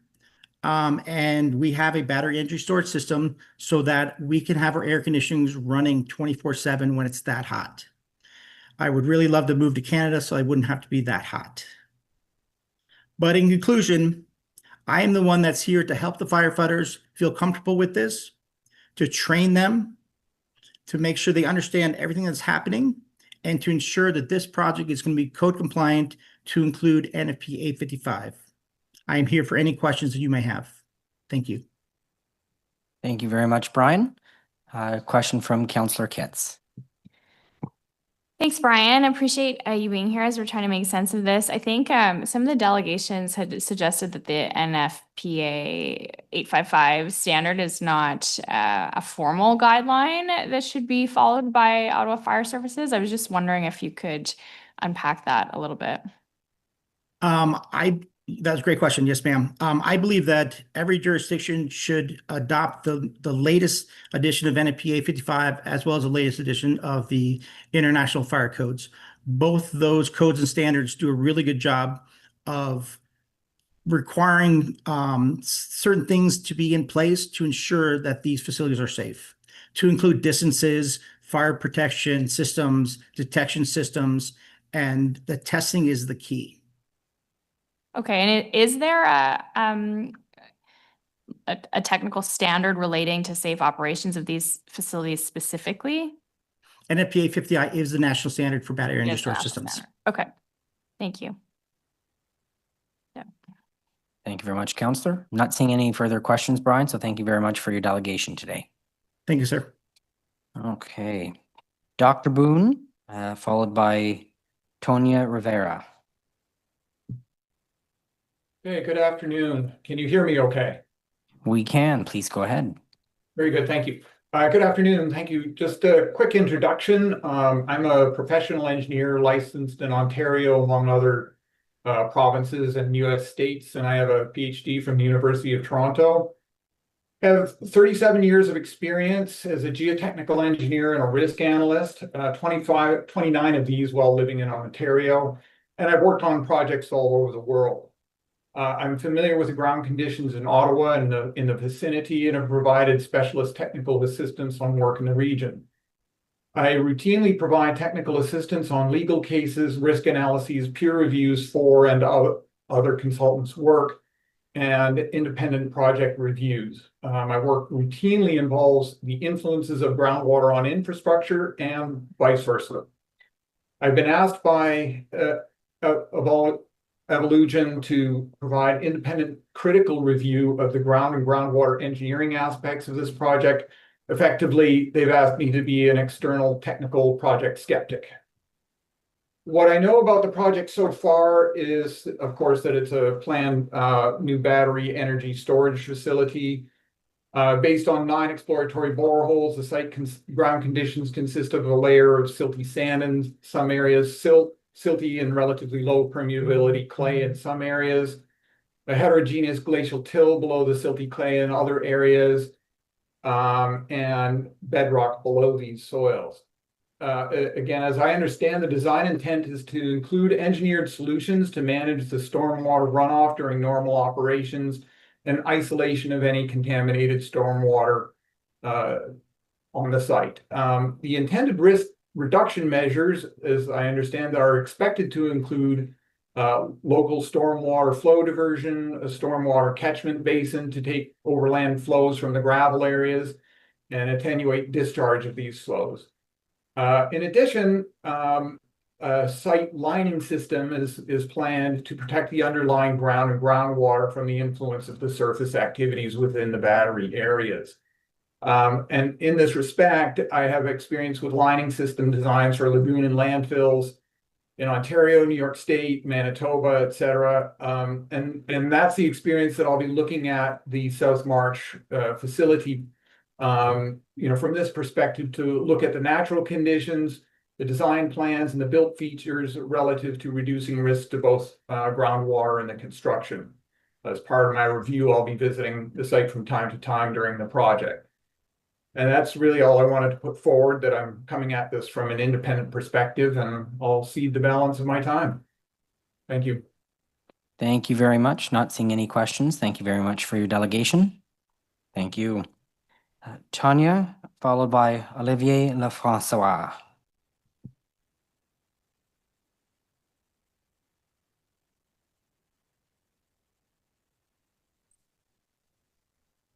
Good afternoon. Can you hear me? We can now. Please go ahead. Thank you. Thanks. Sorry. Thank you for allowing me to speak. I am Tanya Rivera from Elkhorn, California. My property is 2 miles from the Moss Landing Battery Storage Facility, which caught fire January 16th and reignited about a month later in February. This plant, as most of you know, was the largest battery storage facility in the world at time of ignition. Approximately 100,000 lithium-ion batteries were stored in a single building. I'm not against energy storage and green advancement. I'm against energy storage companies led to self-police and not having adequate regulation from government. There's been no data available from storage facility companies of what toxins and long-term effects are from incidents occurring at one of these facilities. Before the facility went online in 2020, Vistra, the owner of the facility, assured the community and the local government there were no risks to health or environment. Risk management assessment was based on one battery catching fire with no danger of that battery igniting another battery and causing thermal runaway. The initial fire burned for 6 days and smoldered for many more, eventually reigniting in February. Obviously, the fire suppression system was inadequate, failed, or both. The concern that I would like to really address today is the health aspects and what may affect the agricultural areas. The facility is in an immediate, the Moss Landing one, is in an immediate area of the Monterey Bay Aquarium, the Elkhorn Sloop Reserve, and the Salinas Valley, which produces 70% of the produce for the entire United States.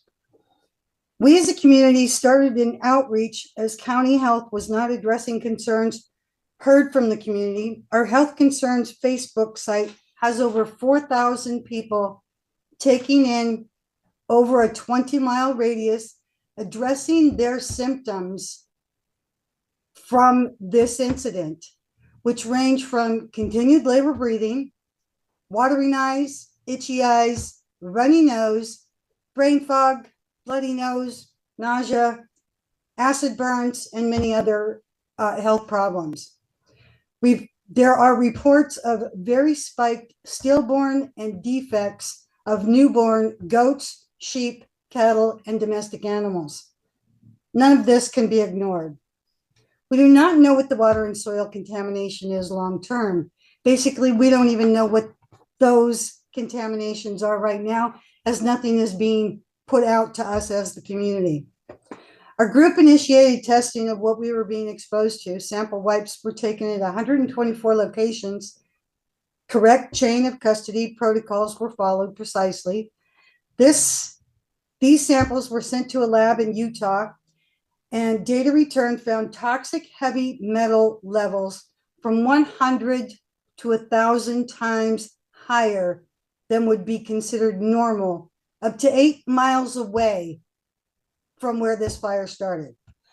San Jose State University, which works in conjunction with the Monterey Bay Aquarium Research Institute, has baseline data for the past 10 years of soil and water where they were. They also did sample testing about a week after the first fire and found their results were comparable to our findings. What this data means in the long term, nobody knows. Air quality monitoring was done by the federal government Environmental Protection Agency near the facility, monitors placed about 4 feet from ground.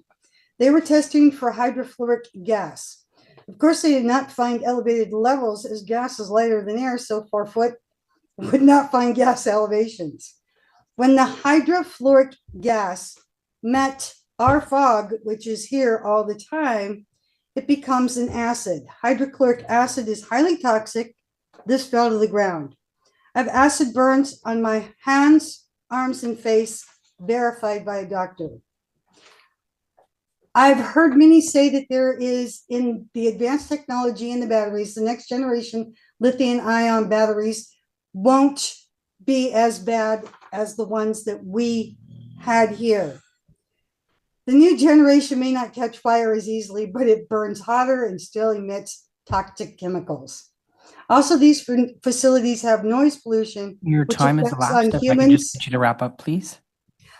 Got it. Just that there is noise there. We don't have the data on how the noise affects humans, animals, and sea life. A best facility like this should be nowhere in an agricultural area. But I do thank you very much for letting me speak and listening. Thank you very much. Not seeing any questions from my colleagues. Thank you very much for delegating today. Olivier, you're up next, followed by Glenn Carroll, then Mark Kellenberger. Ollie's not here? Okay. Thank you very much. So we'll go right to Glenn, followed by Mark.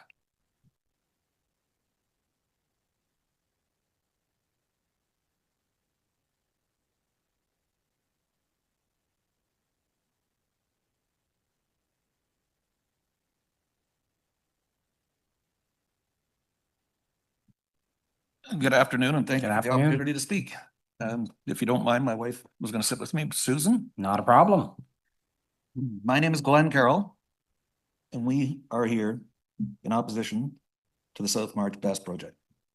Firstly, I'd like to bring up, I don't know why this is called South March. South March Township became part of the city of Canada in 1978, later merged with the city of Ottawa in 2001. Why are we calling this South March? Is it to confuse residents of Canada or residents of rural Canada of where this project was actually going? Just the way they snuck around. Nothing was posted.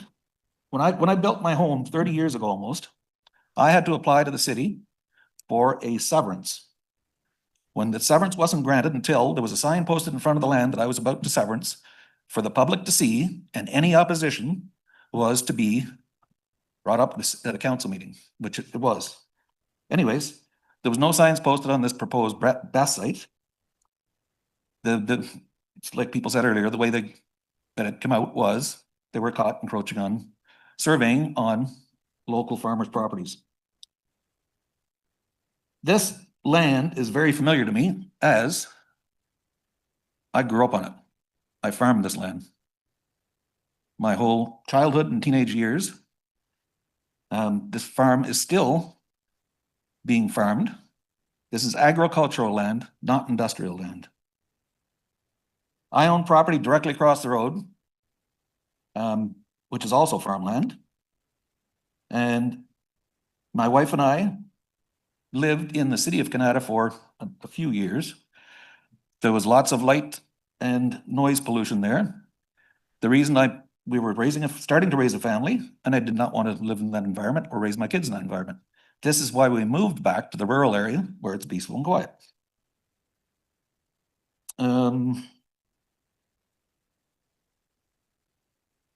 So after moving back, yes, we built our home, started raising our kids.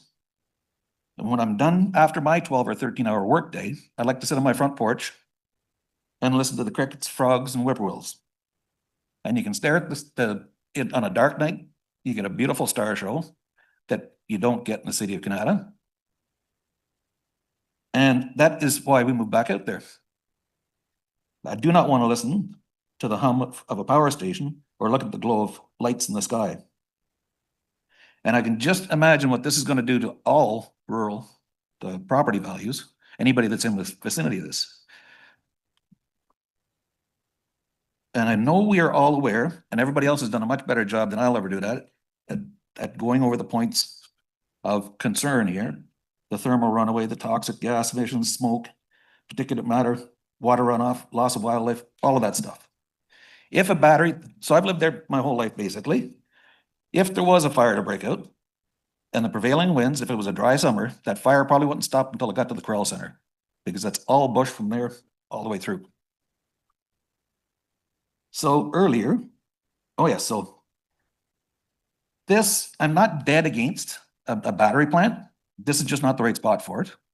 But I wonder, and I'm no engineer, the carbon footprint to build this thing, first of all, to mine the lithium, truck it, build these containers, build the batteries, get this all on site, and then what is the carbon footprint of all that? Then to heat and cool these containers for the 20 years, the energy we're burning there, is the carbon footprint not smaller on a diesel generator? But so anyways, another point I'll bring up quick then is, where was that? On January 25th, Angela, that spoke earlier,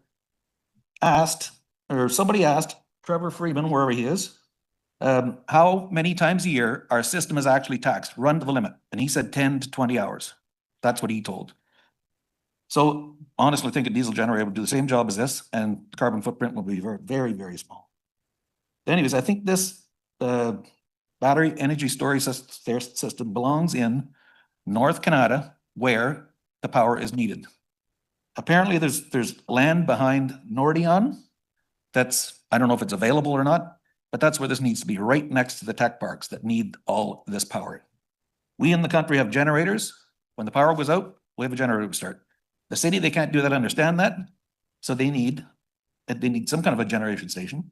I'll just ask you to wrap up quick. Okay, so in closing, in an article in the West Carleton Online titled Evelyn Moving Best to South March and signed by Jeff Wright, head of development, he stated, "Your voices are not just heard, they guide us." I don't believe that Evelyn is listening to the voices of our community. And how many people have to say no before you actually hear us? Thank you for your time. Thank you very much for your delegation. I'm not seeing any questions, but Mr. and Mrs. Carroll, thank you very much for coming out today. Mark Kellenberger, and then we'll have Peter McGann.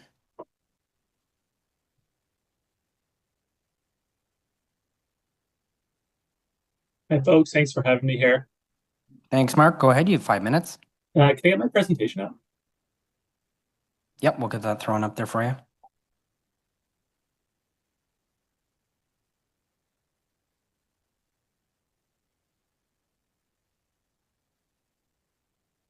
Awesome. Thank you.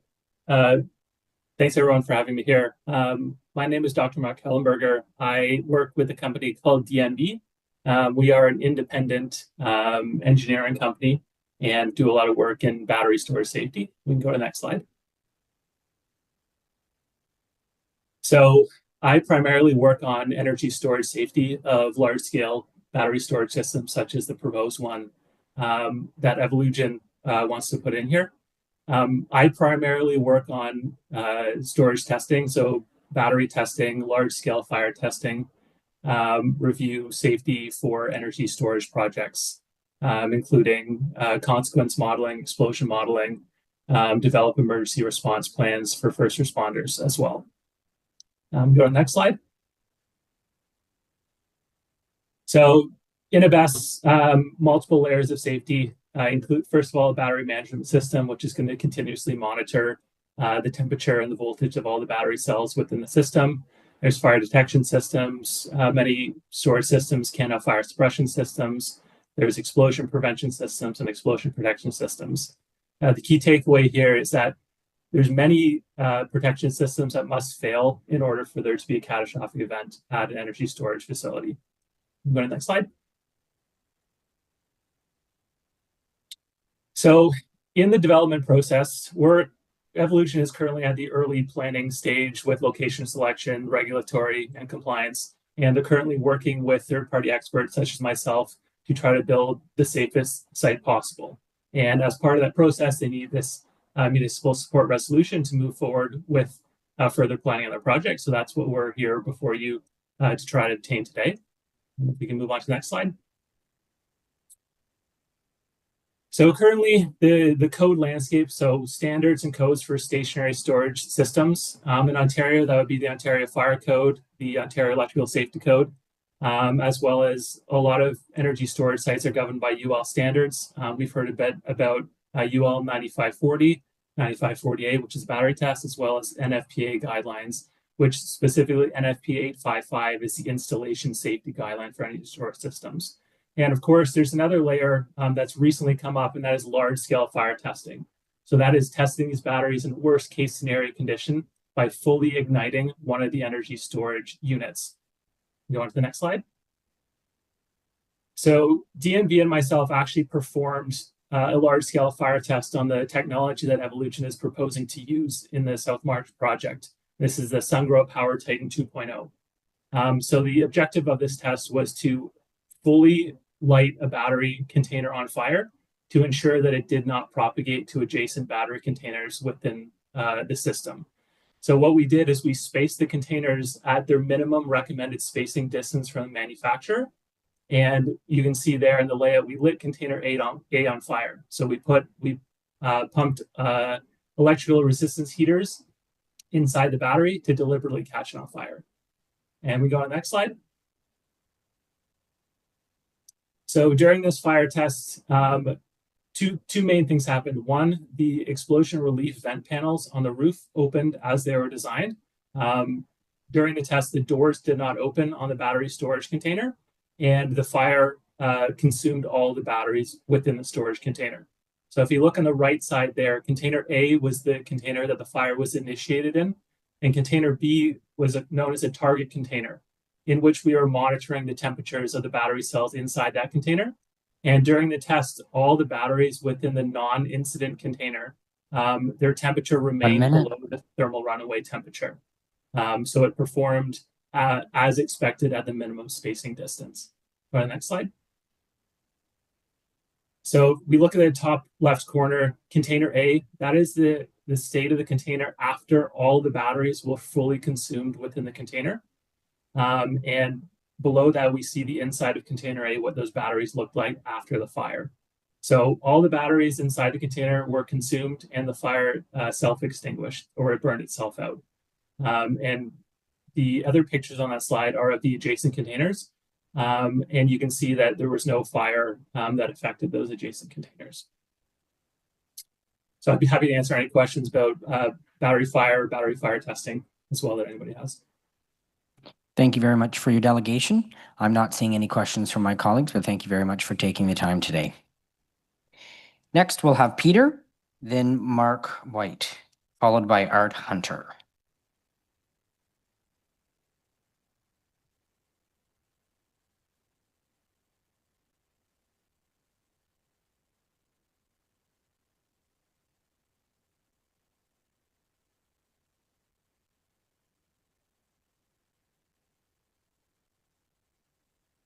Mark, you should see a little message on your screen that asks you to be promoted. If you, it's blue, I believe. If you can just click on that. There you are. Just have to unmute yourself and you'll have 5 minutes. The floor is yours. I'm actually en route and I'm going to be there in about 5 minutes, and I'd rather do this in person. If you could go to the next delegate. Sure. Okay. Yeah, so I see Mark here as well. So Mark, would you like to go ahead and then we'll go back to Peter? Sure, no problem. If that works for Peter, that's great. All right. You have the floor. Good afternoon, committee members and public watching this proceeding. My name is Mark White, and I live in East Central Alberta with my wife on our family farm. My bona fides for this presentation are NFPA 1001, NFPA 1051, NFPA 1072, and Incident Command System 100 and 200. I'm the spokesperson for the Eastervale Preservation Authority, which is a group of farmers and landowners in opposition to a large renewable energy project in our area, and today I'll speak for myself. I'm a generational farmer and landowner who has deep ties to the heritage of this area and a deeper concern toward the apparent ideologically targeted malignancy of the rural landscape, mostly through entities like the AUC here in Alberta or the IESO in Ontario. These unelected regulators continue to adhere to flawed mandates, applying injurious authority over elected officials and councils and their rural residents to grant carte blanche to transient proxy opportunists and their meritless, unauditable foreign sponsors, and allow unrecoverable destruction of prime farmland, business, and critically needed GDP, while conveniently ignoring the catastrophic rural social disturbances, anxiety, and tangible loss of property value. My focus today before this committee is addressing the concerns of this BESS from a safety risk factor and to highlight the astronomical cost of installation and the potential loss of life and or environment when things go wrong. Not if, when.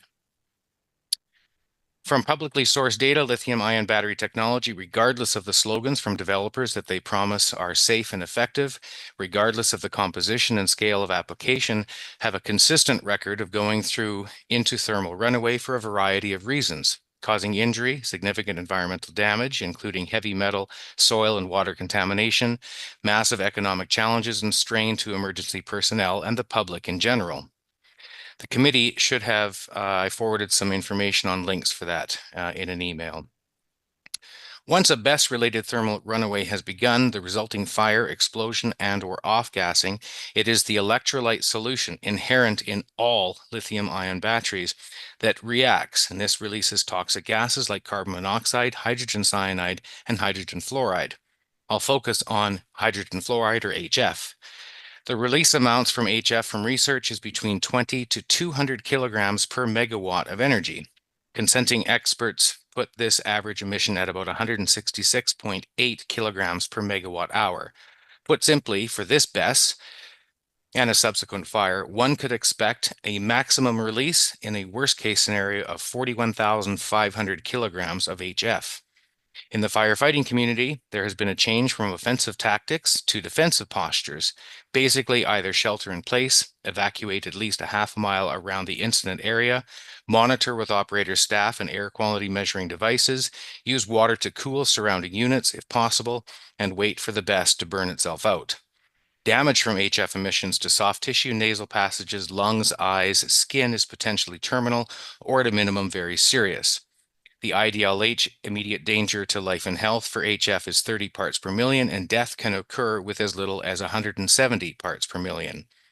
What would be helpful to all regulators, councils, planning commissions, and committees such as this is to site BESS facilities as far away from the public as possible in appropriate industrial zones and a common safe distance from the ERG 2024 for large HF-related fires is 1,600 meters. The installation of BESS connected to renewable energy facilities or lying dormant until called upon from electrical grid is extremely costly.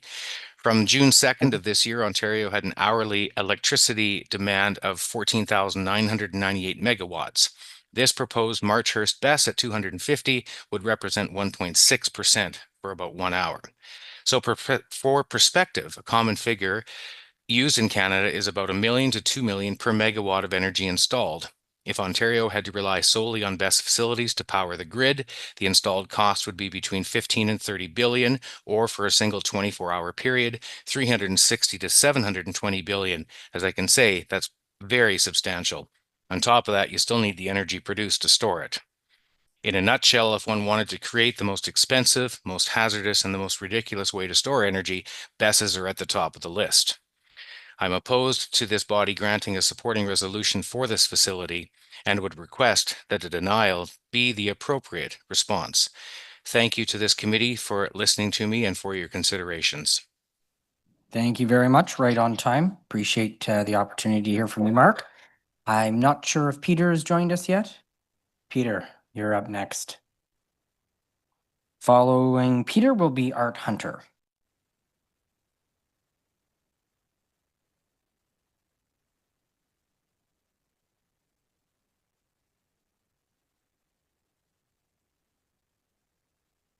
Peter, I'll just get you to turn the microphone on. The button's at the base there. There you are. That working? Loud and clear. Okay, great. Good afternoon.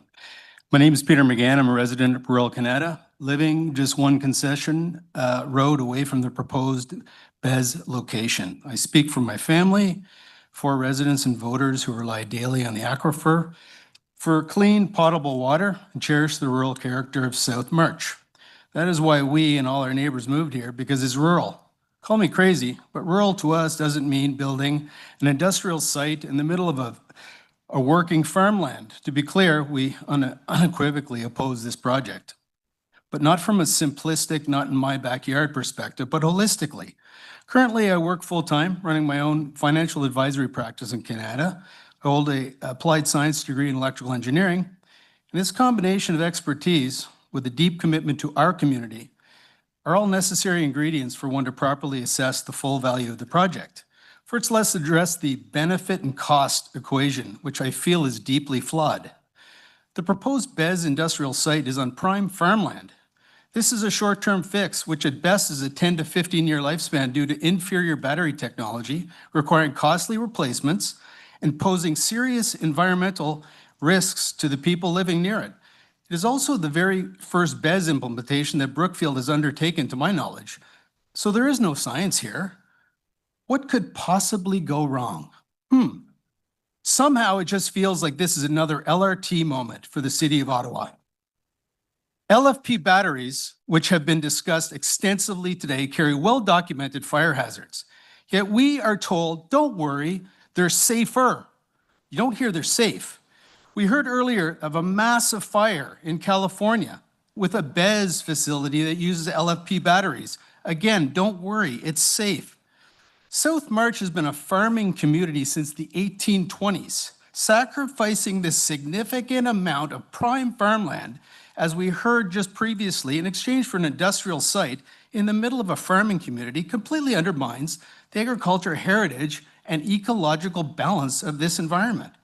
The environmental footprint of battery production and its disposal, combined with a 20-year loss of farmland critical for food security, far outweighs the benefits of any temporary peak power storage facility. Better alternatives exist if the true objective of the province and the city is to solve peak power needs between now and 2050. Solutions that will preserve farmland and offer superior net zero solutions. Demand response systems from IESO or advanced gas peak power plants powered by 100 Canadian natural gas co-located on existing hydro sites using 100% Canadian steel, 100% engineering expertise, just seem to be a far superior solution to me. Look ahead. Known technologies such as small modular reactors like those developed by Westinghouse, which, oh, by the way, is a jointly owned company with Brookfield itself and Cameco, a proud Saskatoon company, offer an incredible scalable net solution by 2030, well within the BES's lifespan and well before 2050. These options are clearly scalable and more sustainable, 100% Canadian, and respect our rural landscape, unlike a sprawling battery facility behind existing wetlands and working farms. Give your head a shake. Finally, I wanted to highlight the complete lack of transparency by all parties involved in this project. More infuriating is now that we see the city and Brookfield trying to fast-track this without following their own process and not listening to the residents. This is inexcusable. As the largest project ever proposed in our ward, the lack of disclosure, transparency, and gaslighting by the city, province, Brookfield, IESO simply breeds suspicion. Why isn't Hydro not leading the project if it's so important for us?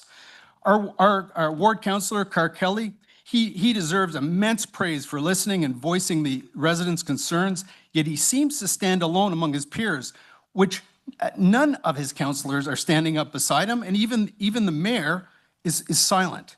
Is this a coincidence that the only ward that's clearly against the project is the exact ward where Brookfield is trying to fast-track this approval? In closing, we urge you to reject this project. It's costly, risky, short-sighted, sacrifices our farmland, wildlife, and risks polluting our aquifers. What more do you need to hear?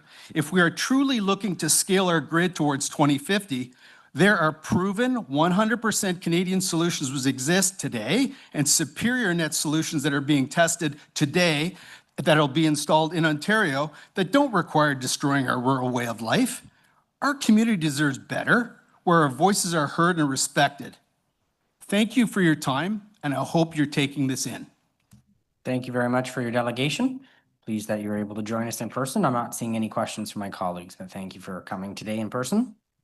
The next delegate is Art Hunter, followed by Courtney Argue. I believe, Art, you're online there, Art. Yes, I'm online. Could I have my slides up, please? All right. I'd like to start off by saying that the electricity grid is the world's most complex and expensive system that you can imagine. It is, in fact, from generation right through to consumption. It gets into every little nook and cranny within your home. You are dependent on electricity every second of your life, from birth till death. It is absolutely vital for absolutely all forms of human interaction. I run a microgrid in Manotick, certainly rural, and as a scientist and an engineer. Microgrid, of course, mimics the grid in all its complexities. I do have 3 Tesla Powerwall batteries in my microgrid, which is equivalent to a very tiny BESS. I have solar panels, a ground source heat pump, and 2 electric vehicles, one of which is a Tesla as well. I've certainly designed and built the control system and have done many things and run multiple experiments on this microgrid over the last 9 years. And I find that it's a highly reliable, flexible, efficient, and of course, I can do all sorts of interesting things to reduce my consumption. I'm at the point now, by the way, that my ability to isolate myself from the grid, called islanding, I can do that and at any time, and I only have to pay my connection fee, which is around $43 a month. I do not consume any electricity from the grid throughout the year. And I am the main energy advocate for the Canadian Association for the Club of Rome. Next, please. All right. You've probably already heard, or you might hear again, that right now that there are in Ontario 26 grid-sized batteries that are producing about 3,000 megawatts of power. And I'd like to state that more are under construction and in planning. And in fact, in Ontario, I would expect over the next decade, we're going to see hundreds more. And BESS itself is a well-developed technology. It's used extensively in Australia, China, the EU, UK, USA, and other parts of Canada. It is not going to go away. It's going to be something that everyone in Ontario is going to have to confront. And homes are going to have to be found for these, notwithstanding not in my backyard pressures to move it elsewhere. Of course, the climate threats are very real, and there is, in fact, great motions underway to electrify everything and using distributed energy resources in an effort to stop burning fossil fuels. And of course, this means that there's potential substantial growth demands placed on the aging central generating system. And of course, what one wants is to have the distributed energy source as close as possible to the demand and avoid using transmission and distribution towers, etc., because of losses. Next, I enthusiastically support BESS, but what I want to talk about is BESS primary uses, which are peak shaving, demand response, and grid services. Next, please. Peak shaving really occurs primarily from about 4 in the afternoon through till 9 o'clock. There's another peak demand time that starts early in the morning where people are getting ready to go to work. And you can see on this diagram the effect of renewable energy. When the sun comes up, the demand goes down because people are burning their own electricity. Next. Art, I'll give you about 10 seconds to wrap up. Okay, next slide, please.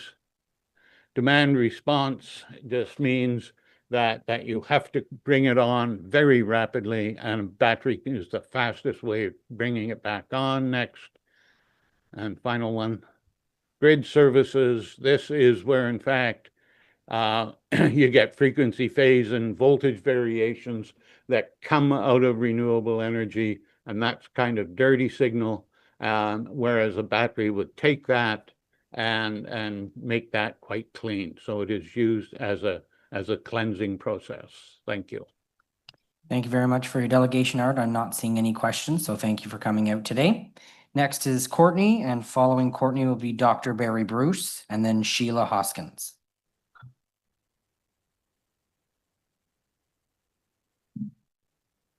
Thank you. Good afternoon. I had plans to bring elected officials out to our farm. With Evolution dropping this MSR request months before they told our community they would, it has caused me to bring the farm to you. I would like to start the video and for Chris to pause on the video on the map that will be shown at the end. Enjoy. Oh, you gotta start.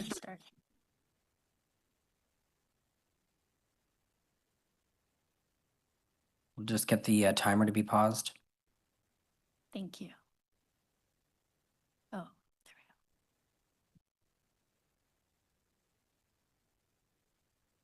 go. It works, I promise. Don't worry.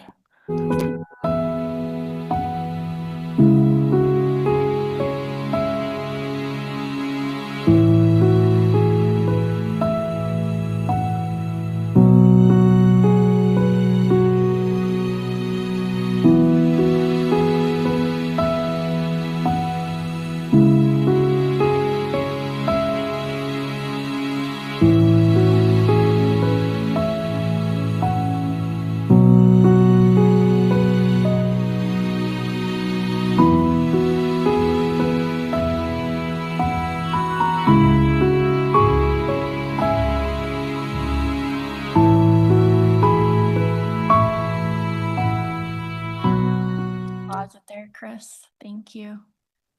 Sorry, I gave you some homework. I'm your job security, I guess, today. Thank you. So in this map, you'll see the number of known properties with agricultural activities and managed forests on them. And then you'll see the BESS right in the middle of them. I want you to reflect on that. The land around this property is everything Mother Earth embodies. We, like the Indigenous communities, take a vow to be stewards to our land.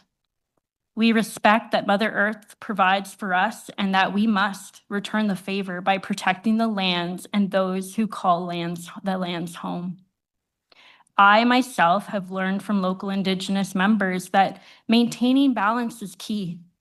This installation would put an imbalance in the harmony of this relationship with the land. I would like to take a moment to highlight who has shown up today on a Thursday in the middle of the day, 30 kilometers away from the site, and our only opportunity that we have had to speak as a local community together. Clark, you yourself said at the stormwater meeting in Kinburn, yes, we do listen to you once in a while. When you drive up and there's a parking lot full of rural people, you at a city meeting, you know they're not happy.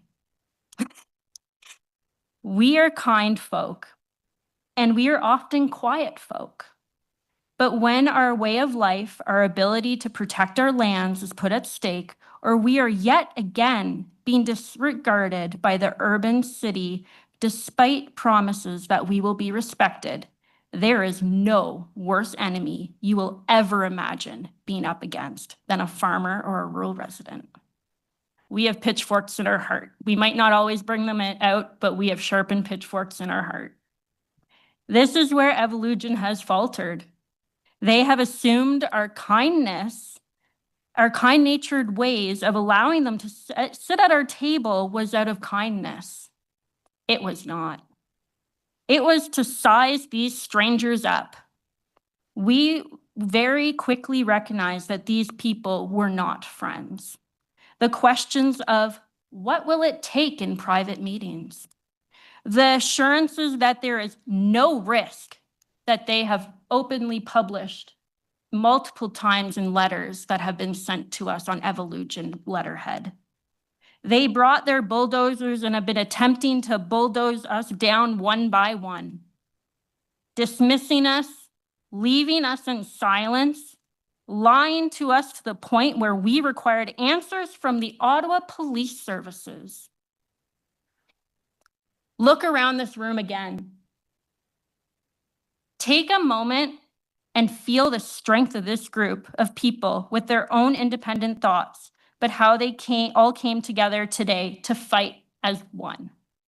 We, the local rural folk, we do not fight with violence. We do not fight unfairly. We do, however, fight together. 1 minute. Evolution has shown time and time again that they are scared to face us together. They have denied a united voice repeatedly with multiple broken promises of town halls. They pull this stunt of requesting an MSR almost immediately after we announced we will be doing a final petition signing and we're expecting hundreds more signatures.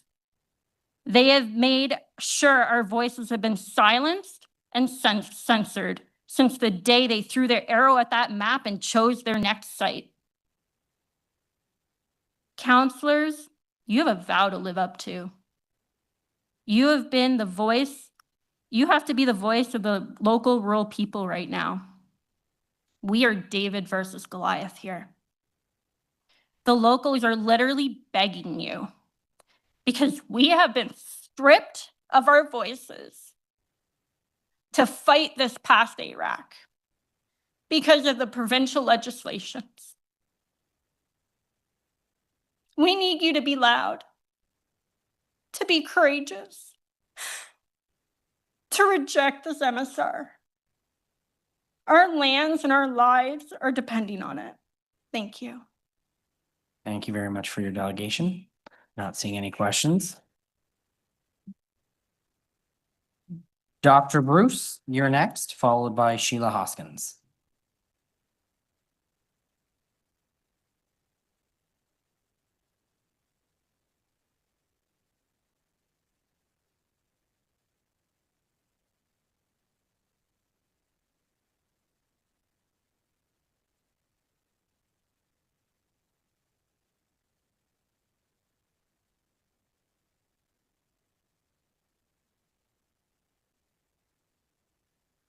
We're not seeing Dr. Bruce, so we'll go to Sheila.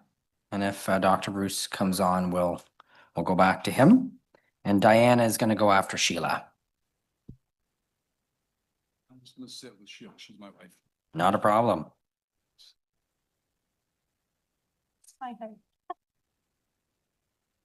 Welcome, Sheila. You got 5 minutes. The floor is yours. Okay, thank you. Good afternoon. I'm speaking out as an opponent against the South March Best Proposal and as someone who lives in very close proximity to the site, 777 meters to be exact.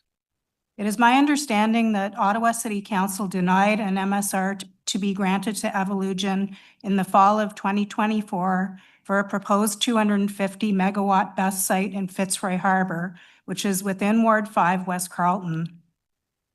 It is also my understanding that according to information from our councillor Clark Kelly, the application proposal submitted for the revised location being on Marchurst Road is the same application used for the Fitzroy Harbor site. So with that, I'd like to know how council can so easily, without debate, approve a motion to send Evolugen's request for an MSR to ARAC now, when Evolugen was denied an MSR by the same council only a few months ago with the same application submitted now than was submitted for Fitzroy. What has changed in that application from last fall to now? According to Councillor Kelly, nothing. Nothing has changed. Then why has council essentially walked back on that MSR denial from a few short months ago? How many times do the residents of Ward 5, West Carleton, have to reject Evolugen and their unfounded in safety battery storage system? Slide. Next slide, please. We who are opposed to this project are not opposed to the idea of capturing, storing, and redistributing excess hydro in times of high demand. What we are opposed to is the location and the magnitude of this proposed BESS project. Councillor Curry is lobbying in support of this project because she claims that the demand is there from the high-tech business part to have a stable hydro grid with sufficient steady power to attract new business. One can't argue with that. However, quoting from Councillor Curry's op-ed published in the West Carleton Online, May 20th, 2025, quote, Nordion has 57 acres in the tech park because of their nuclear isotope work. They never want to have anybody near them, but they have all this land in the back of their property is a big substation, end quote. So with that, it begs the question, why not look at locating this BESS on that site that will always have a setback from residential due to the existing setback that Nordion has self-imposed? They only require 11 acres to build a BESS of this size. Nordion has 57. That'll be plenty with 46 acres still to provide the setback from residential. The hydro will then have very little transmission loss getting to its intended user, the high-tech park. There will be sufficient water supply in the event of a fire or other emergency, and there will be no risk of contaminating rural groundwater tables of thousands of residents who rely on well water for everyday survival. I'd like to know when and if there is a failure at this proposed BESS site and it contaminates the groundwater for thousands, is the city prepared to then bring municipal water supply to all the households affected? I think I already know the answer to that. Next slide, please. In summary, again, I am opposed to the South March BESS project being proposed for West Carleton for several reasons. The whole process of the community consultation has been very limited and flawed. Evolugen has not demonstrated that they have the ability to safely manage a BESS of this size, and I believe City Council has acted in bad faith by overwhelmingly and without debate approving of Evolugen's application for an MSR now, when they denied an MSR for the same application submitted for a different site just a few months ago. Let me be very clear. We do not want this in our community. Thank you. Thank you very much for your delegation. Well done. I'm not seeing any questions, but thank you for coming in person today. Thank you. Thank you. Diana, we'll have Diana come down next, followed by Daniel Buck. Good afternoon. Thank you. Good afternoon. Thank you for joining us. You have 5 minutes. I speak before you today as a newer resident of Dunrobin. My family and I love this area so much that after many visits to enjoy its natural beauty when we could finally purchase our first home, we were thrilled to find a house here in 2022 and have since worked to build community, including supporting our local farmers, some of whom you've heard from today at the meeting. As the mother of a young daughter growing up in a rapidly changing world that needs to consider alternatives to what has been the norm, I'm certainly not opposed to sustainable environmental and green energy efforts, and do welcome informed discussion to incorporating them where it makes sense. But I'd like to see more sincere engagement and efforts toward guarantees that anything that is built in the community, including the proposed BESS, is properly vetted, transparent, and has sufficient consultations across the board, including proper community engagement. As someone who has spent over 20 years working in research and analysis, I know that often takes time, but it's the right thing to do. I attended the open house held by Evolugen in February. I found the setup honestly confusing and not conducive to the presentation of clear information. And I definitely did not come away from it with an understanding of how exactly its placement in West Carleton is of benefit to the community, enough to outweigh any risks. I had hoped that in all these months, Evolugen would hold a town hall where it would directly address community questions and concerns, but that hasn't happened, and I'm left questioning why. Also, as has been mentioned several times today, why do the normal processes for such decisions not seem to apply to this proposal? But then I go back to asking about the location proposed. Why would farmland next to active rural farms and homes need to give way to something of this nature with possible risks when there are other industrially zoned areas that would seem far more appropriate? And though it's been said that safety mitigations are being examined should a worst case scenario happen, I'm concerned about the sincerity of that, particularly by a company that does not seem to have or plan to have an active presence here at the local level. As a resident, I want to know what the appropriate consultations will be made to guarantee safety, whether this is including sufficient venting systems, warning systems, emergency plans for local residents, anything that could contaminate the air or the groundwater, as has been mentioned earlier. I also want to know if we as residents near this kind of facility could be facing increased costs, such as to our electricity rates, increases to our residential insurance rates, and if something catastrophic were to happen, who really would be responsible for paying and overseeing cleanup and returning the land back to being safe for residents? And of course, I think of the natural environment that first brought us to this area. It's next to significant wetlands and several species at risk.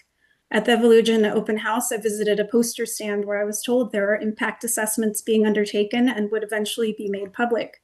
But I have not seen anything since and would like to know timeframes on these consultations. Will they be incorporated into final decisions?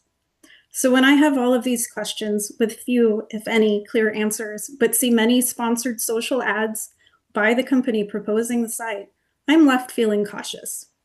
In sum, I urge those in decision-making roles to please work to actively and clearly provide information to this community on any options, risks, mitigation plans. What are all the consultations being undertaken, and what are those results?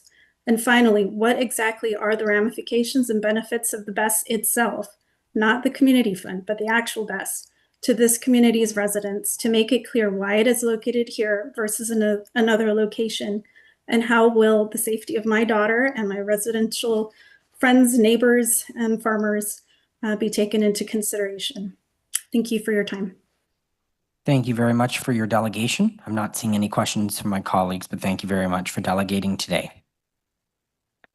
Daniel Buck is next on the list for us, followed by Corey Kofelt and then Dave Stubbs. So Daniel's next. I'm being told Daniel's online.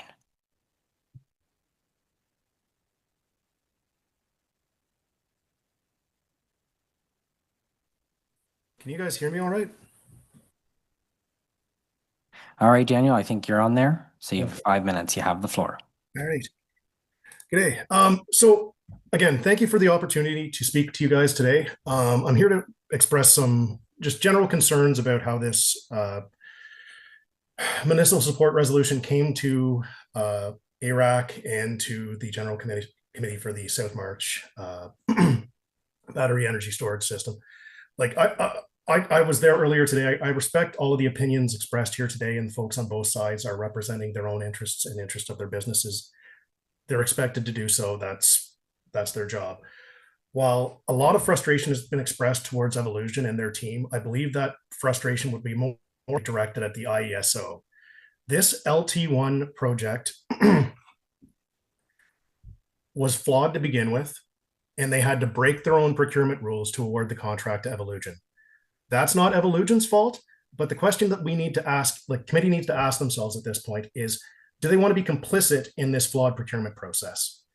I had an opportunity to read the letter that Evolution had to submit to the mayor in order to convince council to suspend council rules, and I believe that there are critical issues that need to be addressed before moving forward with any MSR, but seeing as we're already up for vote on the 11th, I don't think there's a lot of time to consider these, so we'll go quick.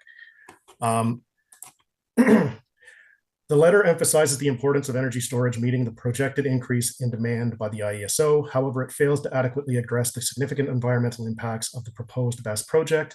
This raises some serious questions about the preservation of local wildlife habitats and long-term sustainability of the surrounding area. The potential to local ecosystems and irreversible damage to the natural landscape cannot be overlooked. When did the city stop prioritizing potential adverse environmental impacts when contemplating large-scale infrastructure projects? While proponents have outlined their commitment to public consultation and engagement, the efforts completed to date have been far inadequate. The proponent has resisted open dialogue with community members.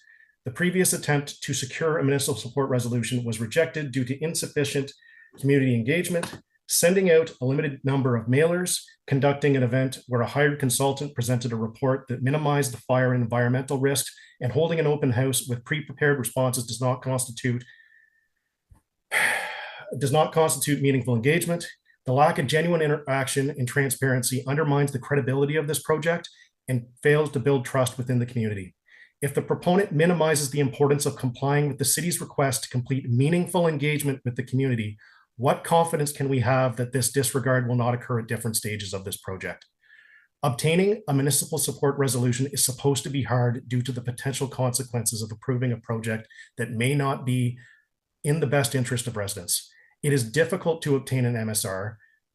The difficulty in obtaining an MSR only ensures that only projects that have thoroughly addressed community concerns, environmental impacts, and legal uncertainties are considered for approval. This safeguard is crucial to prevent endorsement of projects that could have adverse effect on the community and the environment. Rushing to support this project without thorough scrutiny could set a dangerous precedent for future developments. It is important to question why this site is being considered when numerous other industrial sites are more suitable for a BESS project. The industrial area is typically better suited to handle infrastructure projects and may pose fewer environmental and community-related risks. Prioritizing industrial sites could mitigate potential negative impacts on residential areas and preserve the integrity of rural and natural landscapes. The choice of this site appears to be arbitrary and lacks compelling justification, raising doubts of the project's overall planning and strategic approach. The South March BESS presents numerous significant drawbacks that cannot be ignored. The environmental impact, legal uncertainties, and inadequate public consultation must be thoroughly examined before making any decision. I urge the committee, the mayor, and council to consider these concerns and ensure that any support resolution is based on a comprehensive and balanced assessment of the project's merits and potential drawbacks. Finally, I'll ask the council to consider this. If this city were conducting this procurement themselves, would they want to award a contract to a firm that does not currently have any battery energy storage systems in operation? The lack of proven experience in the production of BESS raises serious questions about the reliability and competence of the proponent's successful delivery of such a critical infrastructure project. I thank you all for your time. I thank you for your attention. I yield the rest of my time to the committee. Thank you very much for your delegation. There are no questions for you, but we appreciate the opportunity to hear from you today. Next, we have Corey, followed by Dave.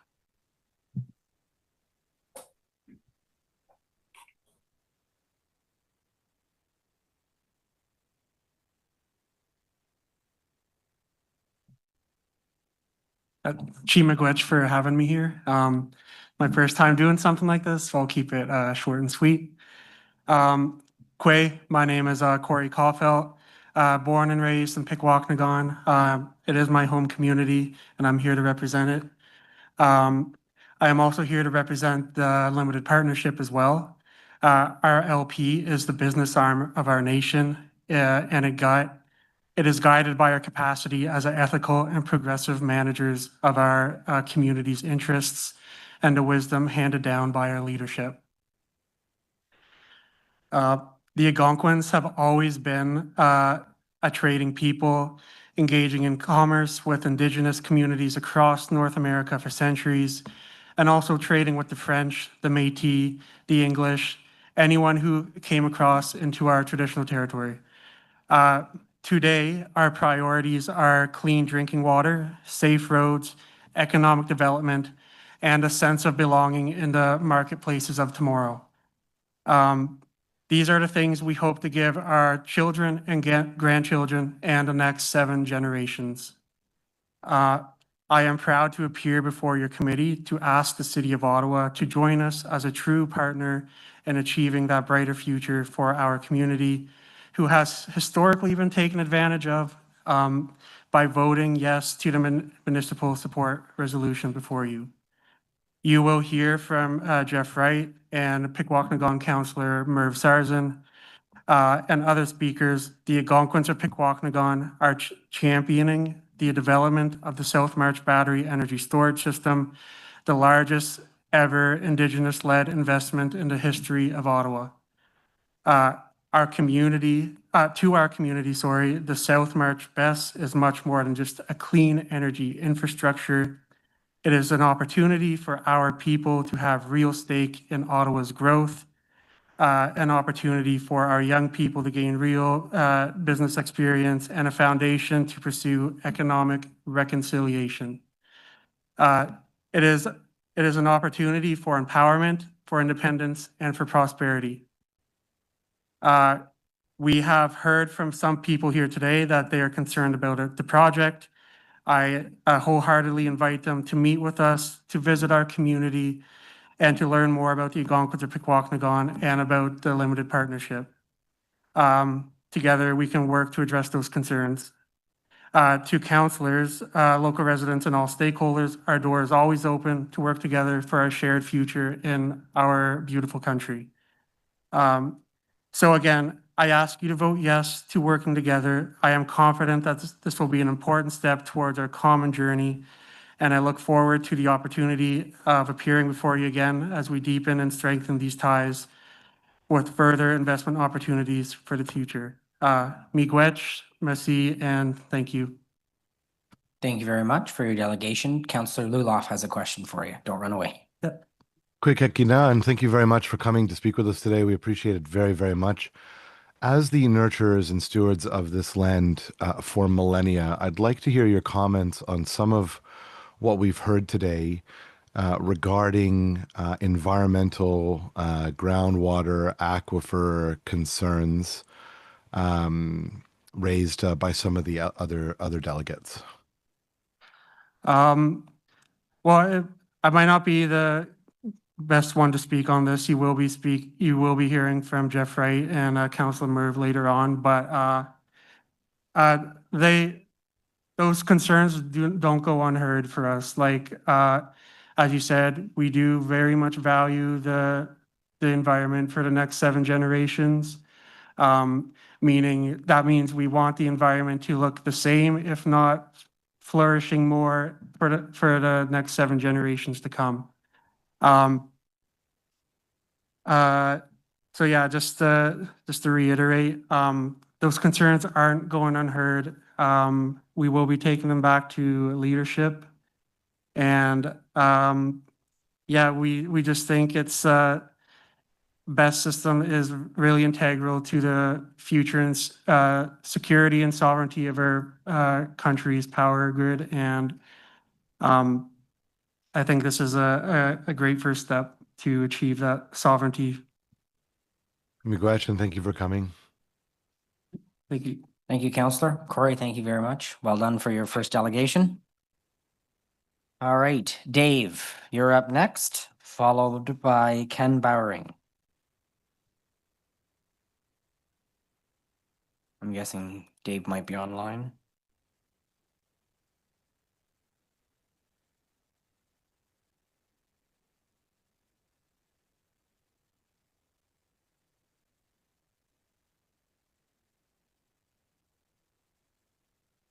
Okay, we can't locate Dave, but if he does pop on, we'll circle back to him. So Ken Bowering, you're next, followed by Nick.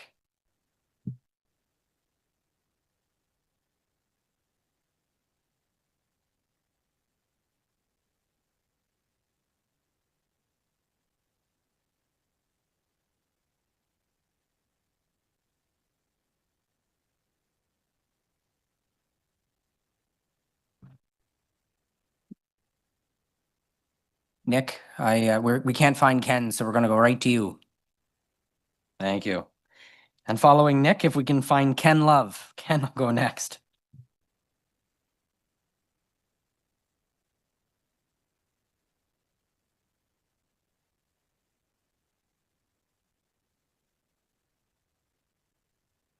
There we go. All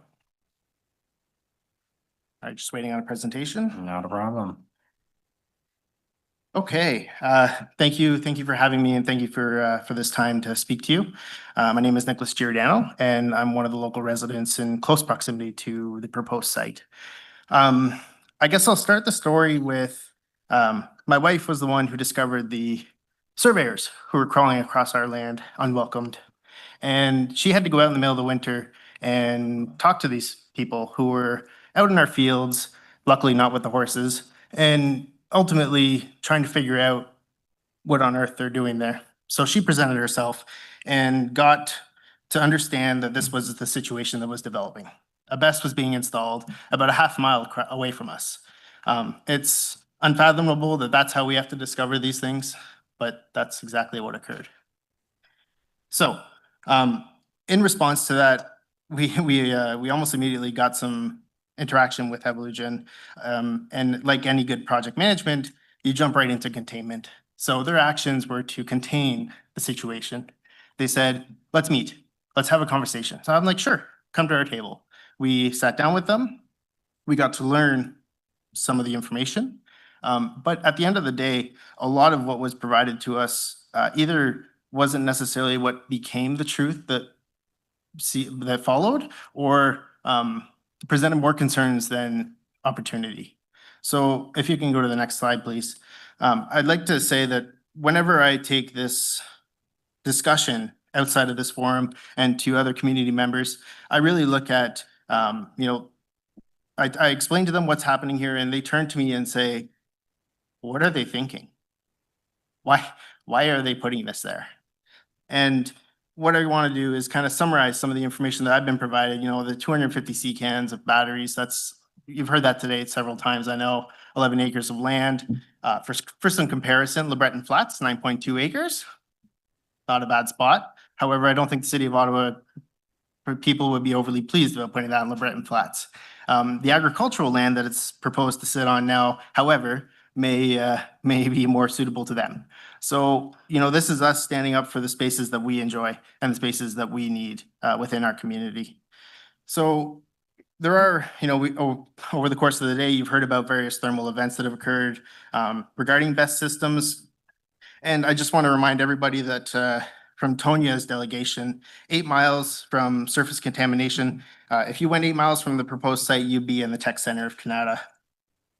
So the proposed BESS, as I understand it, it's new technology. It's 3 years old-ish. We are the guinea pig of putting these into the system. Do we want to take the risk of being the guinea pig close to such important areas? And I'll get to that more in detail.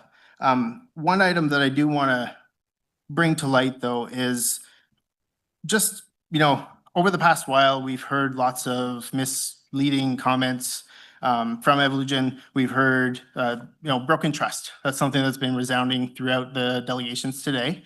And up until May 27th, we received a letter on letterhead from Evolugen stating there are no risks to local water sources.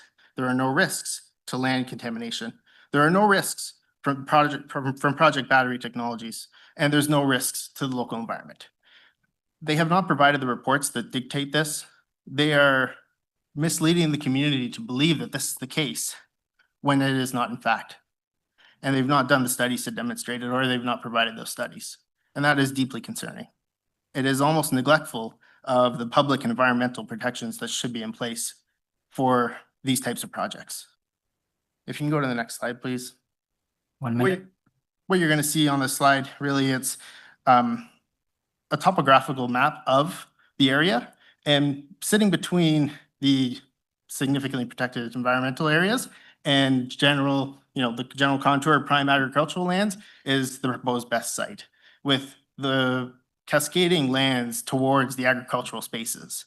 If there were land contamination, if where's all that water going from the rain? Not necessarily fire suppression, from the rain. It's all heading towards the ag areas down to the lake, down to the river. If you can go to the next slide, please.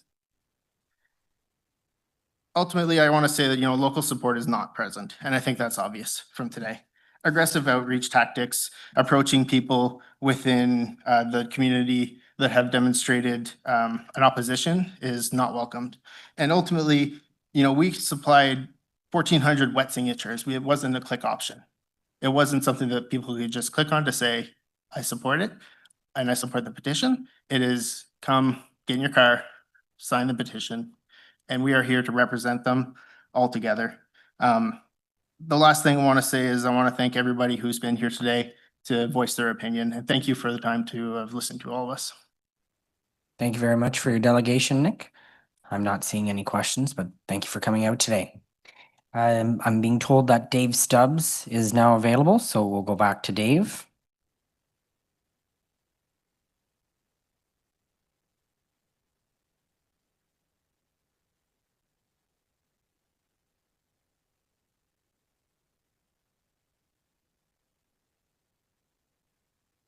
Dave, there should be a prompt on your screen that allows you to be promoted if you could click on that.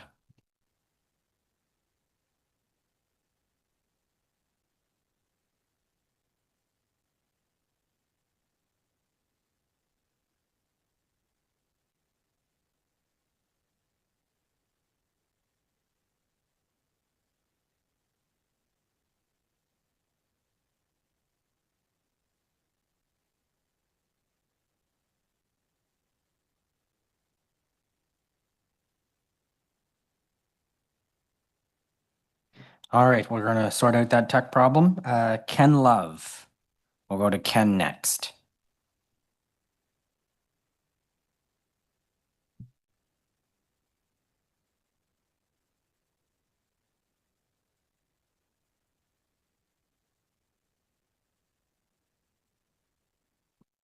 Hi, could you folks pull up my slides, please?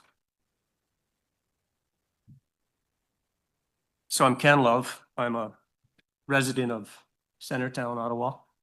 Next slide, please.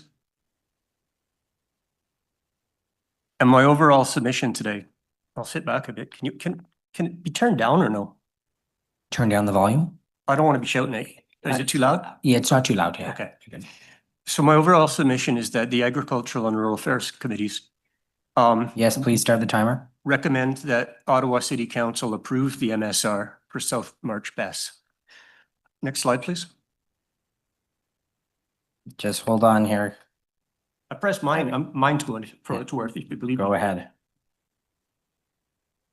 I'm only going to address one of many reasons, and that is that this is the start of the process. MSR approval simply lets everyone proceed further along the planning and assessment process where the details will be considered. Next slide, please. In preparing for this, I looked up the Northland Power's Oneida Energy Storage Project in Halton County. And it's also 250 megawatts, 1,000 megawatt hours. Haldeman County approved, City Council and Committee approved the MSR for that on the 31st of October, 2023. Next slide, please. The draft report, and this is the earliest one I found, and it said draft on it, of the Oneida BESS Class EA was released over 5 months later. It's dated the 12th of March 2024. It's 485 pages long. Next slide, please. The Class EA addressed many concerns: air quality emissions, fire emergency planning, surface water resources, and source water protection, groundwater resources. Next slide, please. It also looked at noise impacts, visual and aesthetic resources, and many, many other issues. Next slide, please. It included a public consultation period. So Class EAs required by the provincial government require a public consultation. The Class EA is a provincial requirement, but the City of Ottawa has gone further and requires that a proposed BESS obtain a site-specific zoning bylaw amendment. Next slide, please. This too requires a public consultation. Next slide, please. So I inquired with Evolution what reports they believe they will need for the Class EA and the zoning bylaw amendment. Site plan, hazard mitigation analysis, emergency response plan, plan of survey, landscape plan, zoning confirmation report. I'm not going to read them all, but you can see them there. And then on the next slide, please. All of these too. Geotechnical study, hydrogeological and terrain analysis, fluvial geomorphological report. So I counted 18 of these. These are 18 different studies that are required to be used as between the Class EA and the zoning bylaw assessment. Next slide, please. The Class EA and the zoning bylaw amendment and other steps will cost the proponent millions of dollars.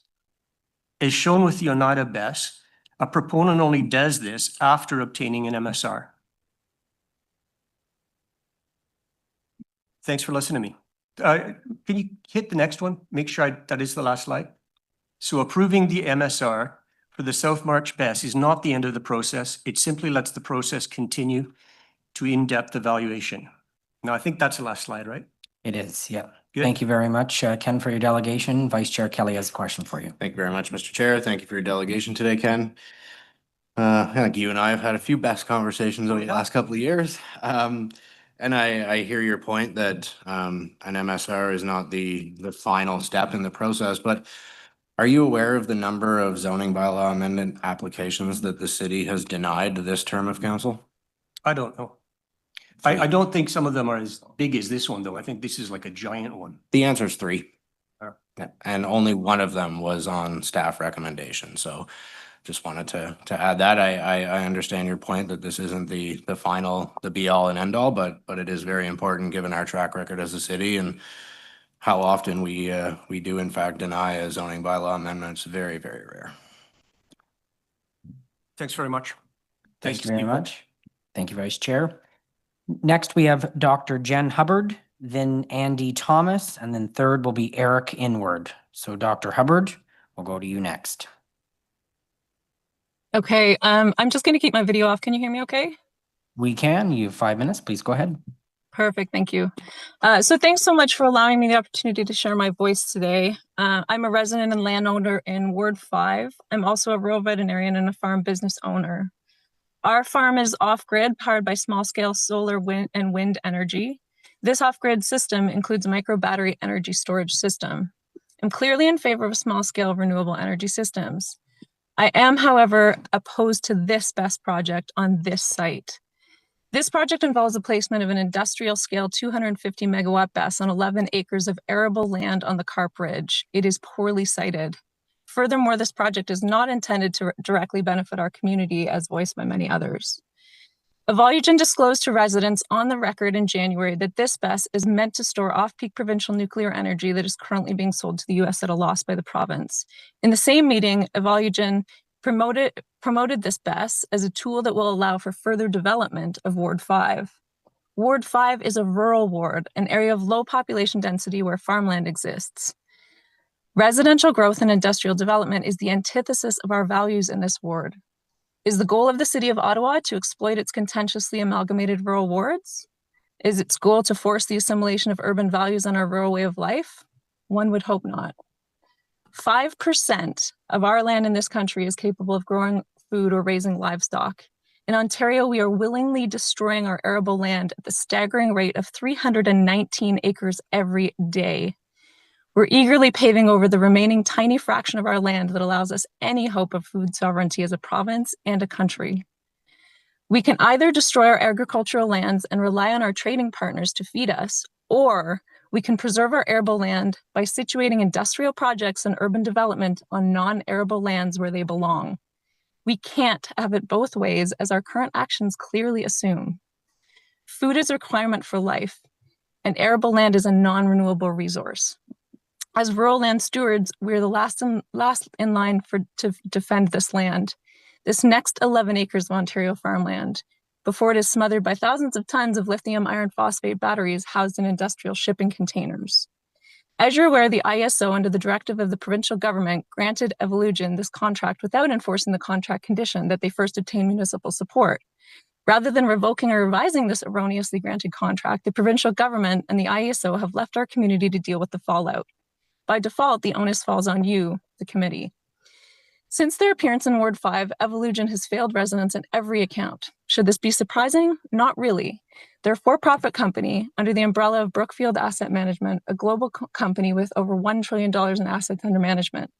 Until recently, the company was chaired by our current Prime Minister. Evolugen failed at Fitzroy Harbor. They claimed they would do better, but they've also failed at Marchurst Road. They promised a town hall for residents in March, environmental assessments, engineering studies, fire plans, and battery disposal details. They have not followed through on any of these promises. Now they've strategically rushed their written request for an MSR to council. Strategic communications are critical to organizations in this era, according to Ms. Jennifer Stewart of Syntax Strategic, the communications expert hired by Evolugen to handle their second attempt at marketing this project to the residents of Ward 5. Ms. Stewart also handled communications for Mayor Sutcliffe's mayoral campaign, for which she was named an honorary co-chair. The idea that unbiased consideration will be given to this request for an MSR should it move forward to the mayor and council is absurd.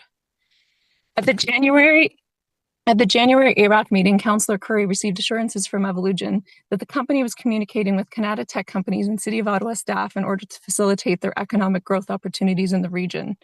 Evolugen asserted that their priority is adhering to the strict timelines surrounding this project. They're in a rush. Their priority is not our community, not surprising given the valuable contract and associated profits or losses at stake.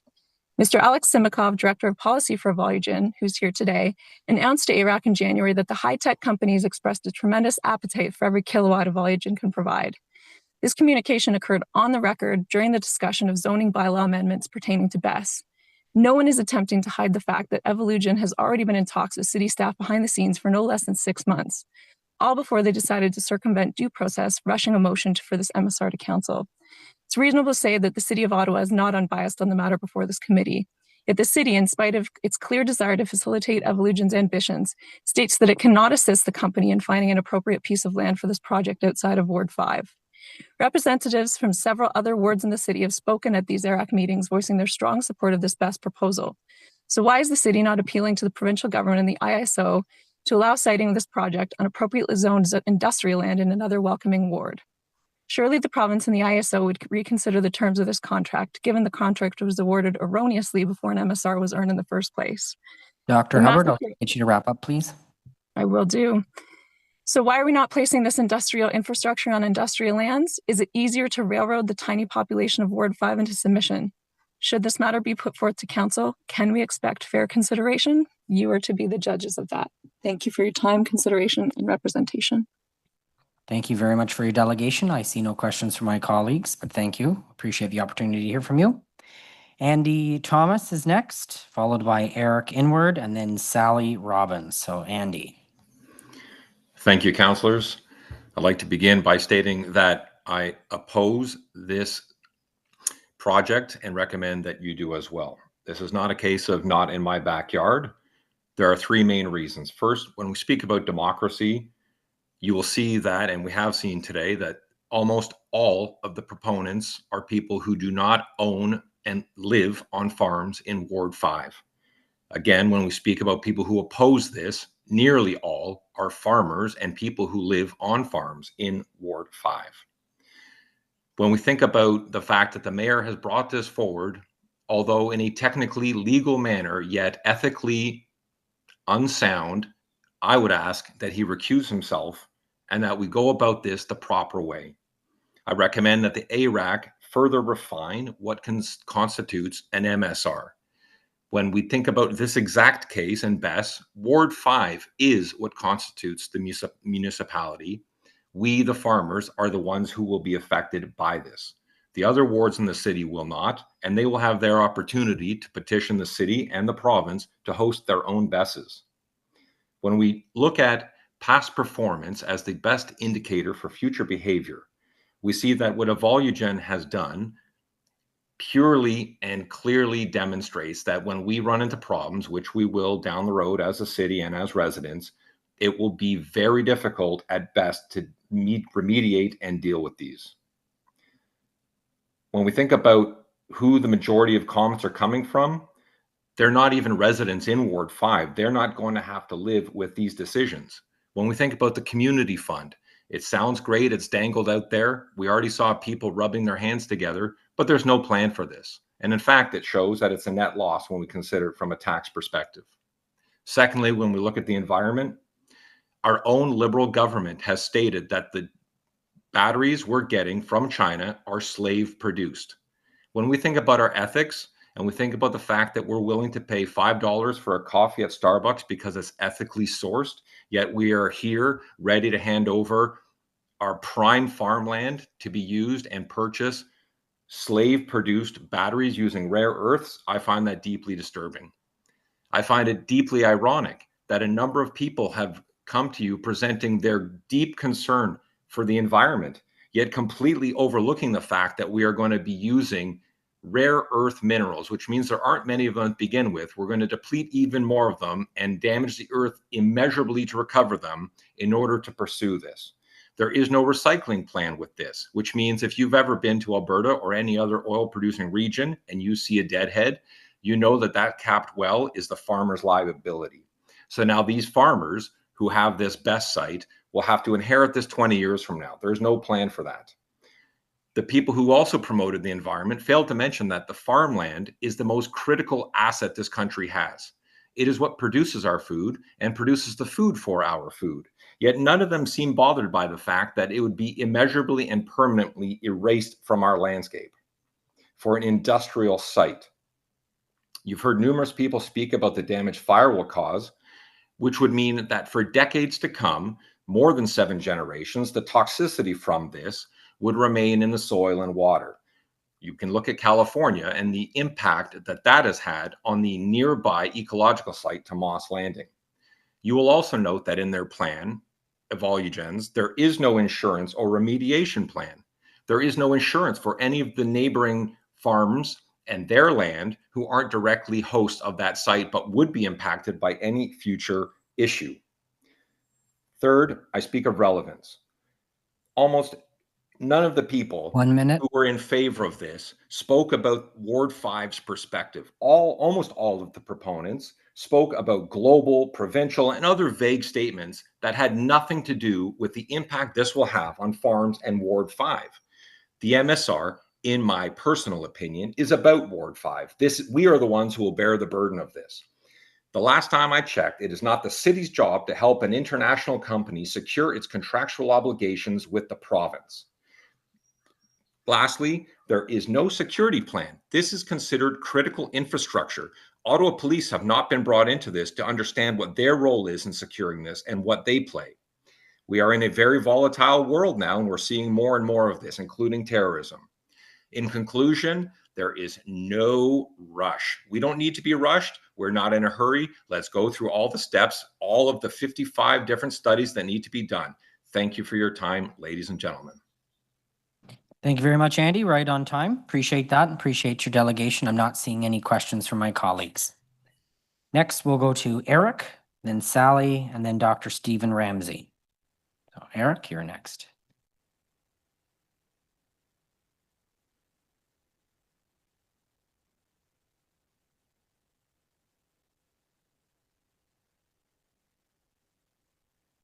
Not seeing Eric. I'll go to Sally.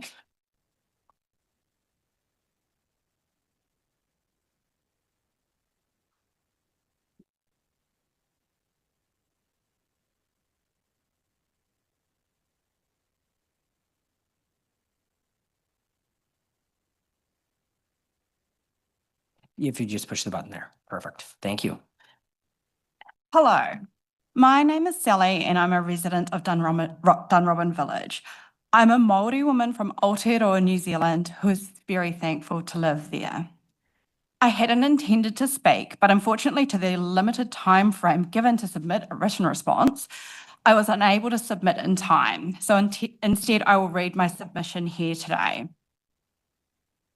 To whom it may concern, I am writing as a concerned resident of Dunrobin to formally oppose the proposed Marchurst Battery Energy Storage System, BESS, planned for development in our area.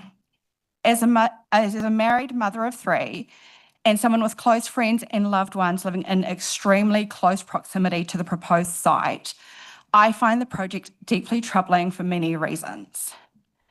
I would also like to highlight the fact that I am married to someone who works in high tech in North Kanata. And while high tech greatly benefits from BESS installations in general, I am here with his full support. I am here with his support because despite his career, the well-being of his family and his community will always come first.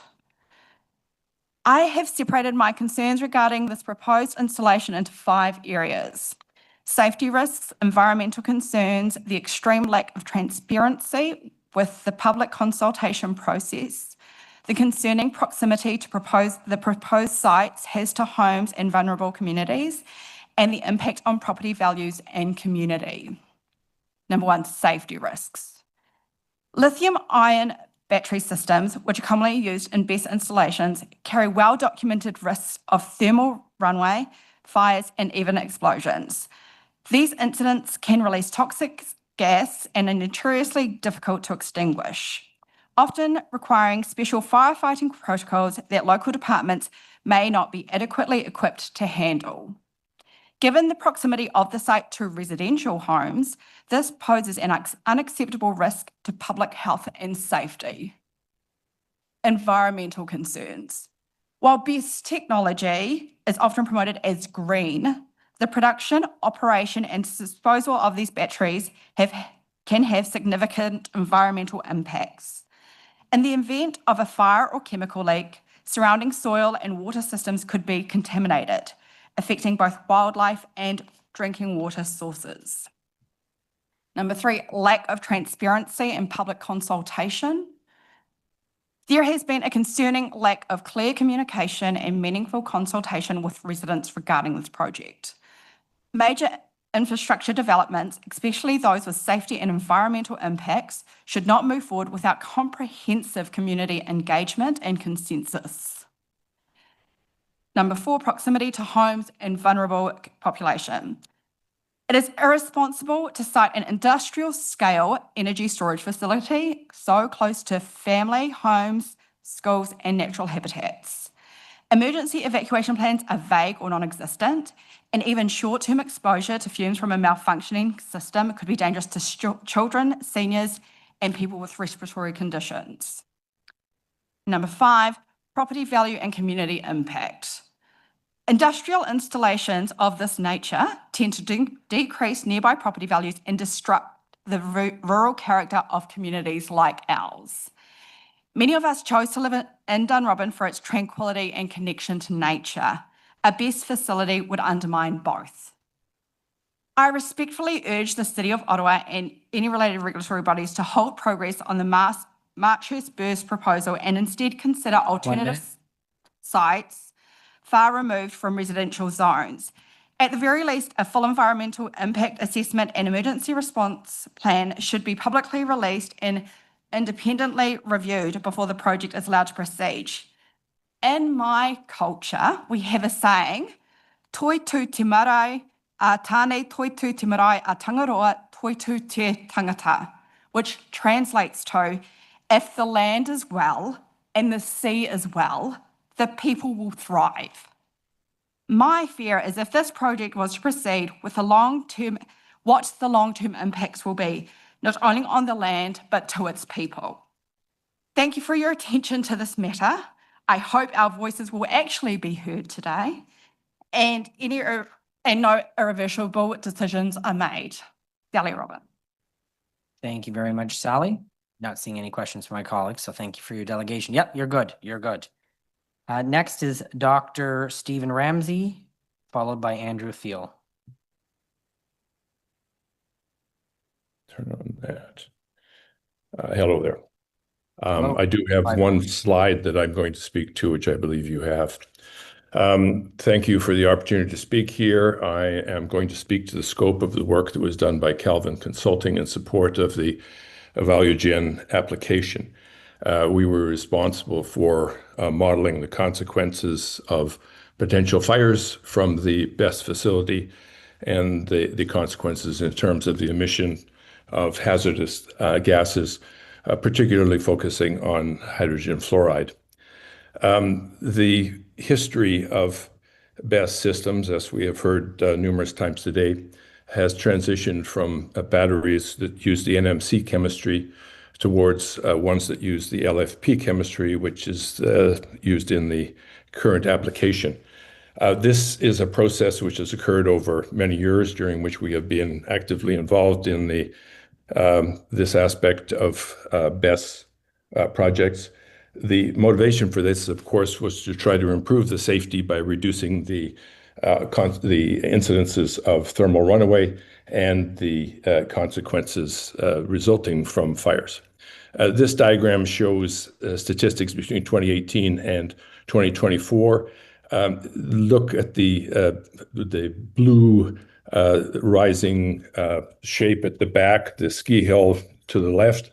This is the deployed capacity of BESS systems, which is now somewhere in the vicinity of about 300 gigawatts, perhaps 10,000 systems, not all of them at grid scale. The orange line shows the probability of occurrence of a failure.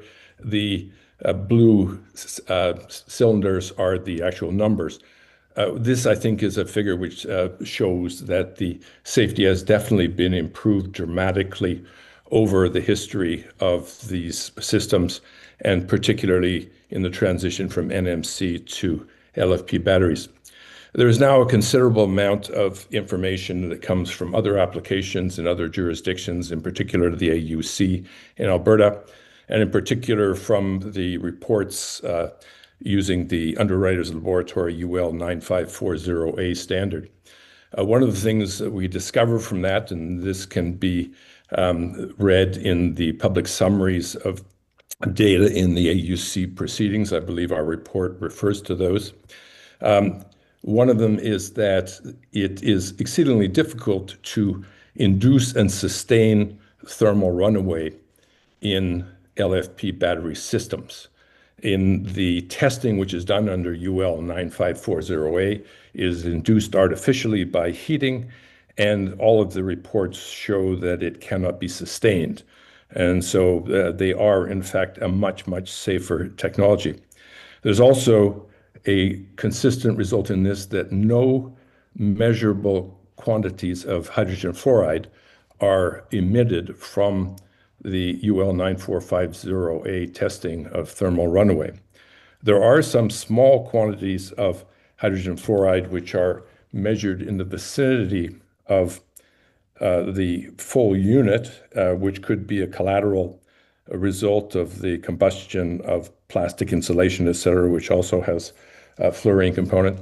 The concentrations of these of this HF is in the order of about 0.1 to 0.2 part per million, which is below the level at which there is any human health concerns. There is also significant evidence beginning to emerge from field measurements when they are made in the vicinity of actual fires. And once again, hydrogen fluoride seems to be below detectable or below significant levels. The level at which we are most concerned, by the way, is the so-called IDLH2, which is instantaneously hazardous to health. And those levels are never measured in the vicinity of any of these. There's obviously a huge amount of technical detail here, which I can't begin to deal with in 5 minutes. I would encourage you to review our report and to ask questions or pursue further information in any of these areas.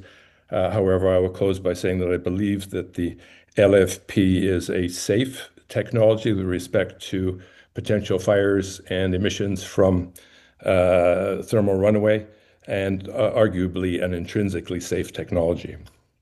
Thank you. Thank you, Dr. Ramsey. Councillor Luloff has a question for you. Hi, Dr. Ramsey. You have a PhD. I do not. So how about in 1 minute, you tell us what you just said for 5 minutes in terms that perhaps someone with a bachelor's degree, not in science, can understand. Thanks. Okay.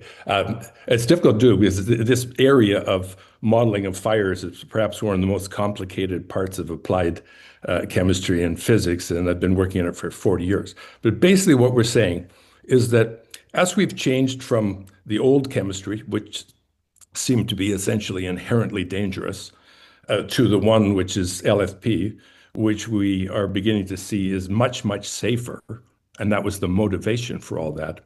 With it, the potential for producing hazardous substances has decreased. One of the main reasons for that, as it turns out, is because the failures occur at a much lower temperature. And temperature is one of those factors which is very, very significant in chemistry and in the production of these compounds. And at the lower temperatures, it just doesn't happen. And there is now a significant amount of evidence that's been produced in studies in support of these kinds of applications, in particular through that Underwriters Laboratory UL 9540A testing. The title of that standard relates specifically to thermal runaway. That's what it's all about. There's also been very significant studies in other jurisdictions. Det Norsk Veritas, DNV, for which we have a representative here today, did a very extensive study in New York many years ago, looking at the emissions from various battery chemistries, and they confirm these results. And there are also other studies that are being done in other direct jurisdictions by EPRI, et cetera, who I believe are all credible organizations that we can rely on for confirmation of these conclusions. Thank you. My Bachelor of Public Affairs and Policy Management brain understood that. Appreciate it very much. So essentially, what you're also saying is that the chemical compound found within these batteries is markedly different than the one that, say, perhaps caused a runaway fire at the Port of Montreal, I believe, last year.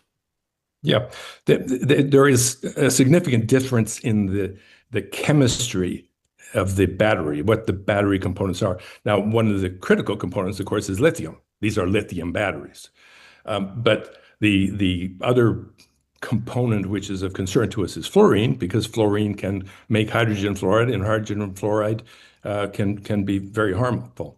And so the question is, how is that formed? How much is formed? Is it formed in quantities that are of concern, and can they be dispersed in a way which is hazardous to people nearby? And the whole point of this LFP battery is to formulate a battery which is much, much less susceptible to thermal runaway, and one which does not have this harmful consequence of producing nasty gases. Wonderful. Thank you, Doctor. Appreciate it very much. Okay. Thank you, Councillor. Thank you, Doctor, for your delegation today. Thank you. Andrew, you're up next, followed by Trevor Freeman. Excellent. Thank you. I hope you can hear me. Good afternoon, councillors and members of the committee. Thank you for the opportunity to speak today. I'm Andrew Teal, Senior Director of Policy and Government Affairs with Energy Storage Canada. Energy Storage Canada currently represents over 110 members from across energy storage value chains, from developers, tech developers, utilities, investors, and owners and operators, all working to deliver clean, reliable, and affordable power. Our members have delivered dozens of projects just like this one that you are considering today, safely and reliably. I'm pleased to speak today in support of the South Marsh BESS project. As you have heard, Ontario's electricity demand is forecast to grow by more than 75% by 2050. This presents a major opportunity and a challenge. Energy storage is essential to meeting this challenge. It provides the flexibility and reliability that the grid needs, and we commend the government and you, the local councillors, to continue to appropriately evaluate these technologies and how they will impact your communities. Over the last 3 years, the IESO has run 2 procurements for about 3,000 megawatts of storage. In the last procurement window, all but one had Indigenous equity of 50% or more. In this process, 10 projects for nearly 2,000 megawatts were procured. All but one had Indigenous equity of more than 50%. That is not this South Marsh BESS project that is under consideration today. These procurements are not only important for system reliability, but can also serve as an important opportunity for us as Canadians and Ontarians for economic reconciliation with Indigenous nations when done correctly. We would like to express the urgent importance of power system expansion from our membership, the crucial role of developing BESS projects in a timely manner, and the significant risks for our sectors and the entire economy in delaying these projects and discouraging future investment. This is a crucial moment for Ottawa's economy, and in particular, Ontario's technology sector. Looking to the near future, Ottawa is in fierce competition with tech hubs around the world to attract talent and capital that empower Canadian businesses to thrive in these rapidly evolving sectors. One of the most often important concerns raised by our prospective members is that there is a continued and growing need for clean power. This project will support that. From testing extremely sensitive digital equipment to cooling energy-intensive data centers, leading technology companies are driving a relentless demand for new, non-emitting power resources. Fortunately, the partnership between municipalities, the Government of Ontario, the IESO, on the power system expansion through the ELT, the long-term one, and the upcoming LT2 is our procurements that are turning into Ottawa's greatest advantage. I'm here today to encourage continued alignment and follow through on these ambitious investments. When it comes to meeting Ontario's clean power needs, we are concerned that further delay will obviously undermine these crucial efforts. Municipalities that make the approval and permitting processes for BESS projects overly onerous or prohibitive also endanger the region's growth and the province's ability to meet forecasted electricity demand. BESS facilities are one type of technology that will help the province meet its needs. BESS systems play a crucial role in Ontario's electricity system by providing flexibility and resilience. They help balance supply and demand, especially during peak hours, by storing excess energy when demand is low and releasing it when it is needed. This reduces reliance on traditional peaker plants that are often high in terms of GHG intensity, enhance grid stability, reduce costs for ratepayers, and is crucial to the integration of further renewable resources into our electricity system. Thank you for the opportunity to present today and appreciate all your time and efforts on this matter. Thank you. Thank you very much. Are there any questions from my colleagues? Andrew, doesn't look like there's any questions. Thank you very much. Thank you. Have a good day. Thank you. You as well. Next is Trevor, followed by Councillor Sarrazin.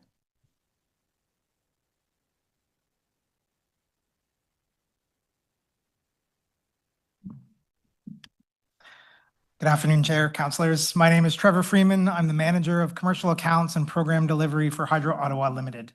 Thank you for the opportunity to join you today and address the Agriculture and Rural Affairs Committee of Council. Although this committee is deliberating the proposed South Marchhurst battery storage project, I will not be addressing this project directly in my remarks, as this is not a Hydro Ottawa project.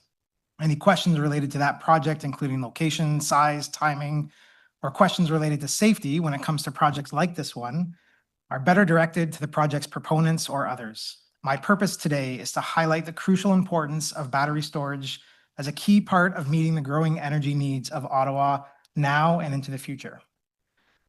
After a number of delegations today, it's clear that I don't need to spend any time outlining the historic uses of batteries, so let me simply reiterate that batteries, both large and small, are a way to store electricity for use at a later time, whether because it's more flexible, more economical, cleaner, or during a time when the supply of electricity is not available. That is true for small-scale uses, and it is true for the grid as a whole. As a local distribution company, Hydro Ottawa is responsible for delivering safe and reliable power to meet the energy needs of our customers. That power primarily comes from our provincial grid, which needs to expand, as does our own distribution system. Battery storage will play a key role in meeting those growing needs. Grid-connected large energy storage systems can help reduce peak loads, defer or delay, in some cases, more costly traditional infrastructure projects, and broaden the usefulness and availability of cheaper, emissions-free power from renewable sources like wind and solar.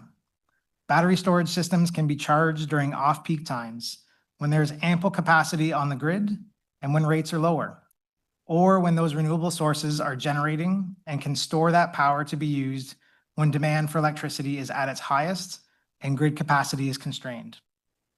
Battery storage, when deployed correctly, can defer or delay other major investments, such as new substations, new transmission or distribution lines, which can be more costly and time-consuming to implement and do not have the benefit of storing power at low demand times. One other important consideration for battery storage is that it represents what we call easily dispatchable power. That means it is power that can be called on to come online very quickly based on demand. The only other type of quickly available power is natural gas generation. By comparison, nuclear power, which provides most of Ontario's baseload power, can take several hours or sometimes even days to fully spin up or down. It is for these reasons that Hydro Ottawa also plans to construct utility-owned, grid-connected battery energy storage systems over the next 5 years to manage peak loads, contribute to reliability, and maximize renewable energy generation. We are also looking to partner with customers to utilize customer-owned behind-the-meter devices, including batteries, via demand response programs or dispatch agreements to contribute to these same goals. No single solution is a panacea, as a previous delegate noted. In fact, we need to utilize all the tools available to us to continue providing the energy that we need. To conclude, the energy transition is not something that will happen tomorrow or in 10 years. We are in the middle of it right now. The years of flat and declining electricity demand are behind us. The Independent Electricity System Operator is projecting that Ontario's electricity demand will grow by 75% by 2050. That means big investments in the local electricity distribution system are needed in the short, medium, and long term. Battery storage is an important part of our future in meeting that demand and ensuring adequate supply for the City of Ottawa and its residents and businesses. Thank you for the opportunity to comment on behalf of Hydro Ottawa. Thank you, Trevor. I believe the Vice Chair has a question for you. Thank you very much, Chair. Thank you for being here today, Trevor. And I think we can all agree that Hydro Ottawa does good work and provides a great dividend for the city each year. And I know that many of my residents who are on Hydro One would much rather be on Hydro Ottawa. And speaking of Hydro Ottawa, and I know you can answer this question if you like, because I don't think it's specific to this project, but this comes from an article that is published on hydroottawa.com.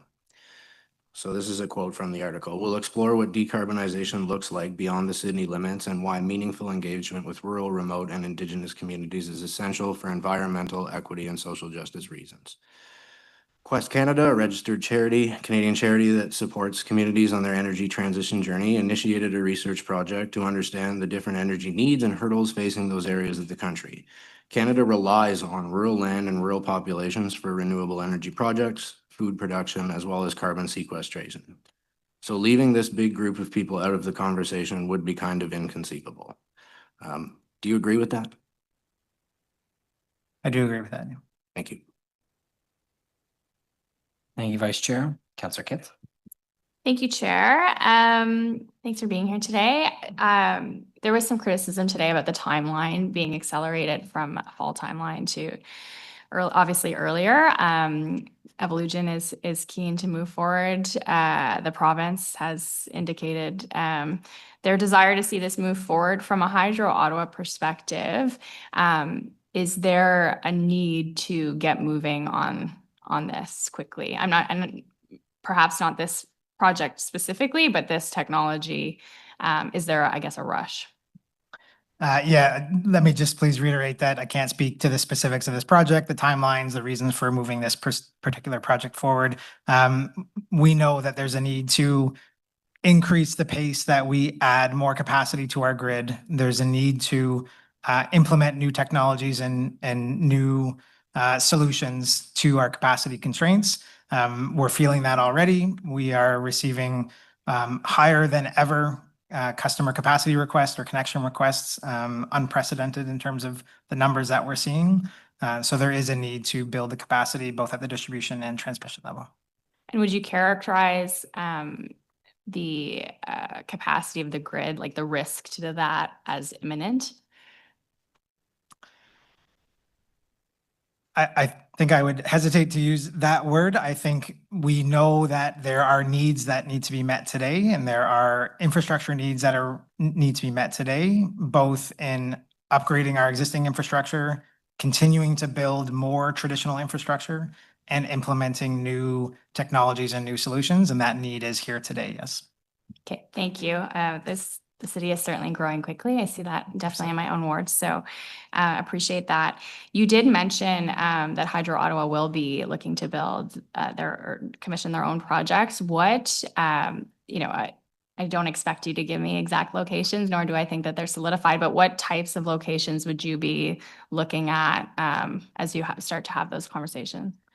I wouldn't say that we have specific locations identified yet. That's a process that looks at grid needs, where there's land available, all kinds of different inputs to that. That's something we will be figuring out as we go. But we do know that battery storage is a part of our solution over the next 5 years. As I'm sure you're aware, we have currently applied to the Ontario Energy Board for our next 5-year investment plan that does include battery energy storage.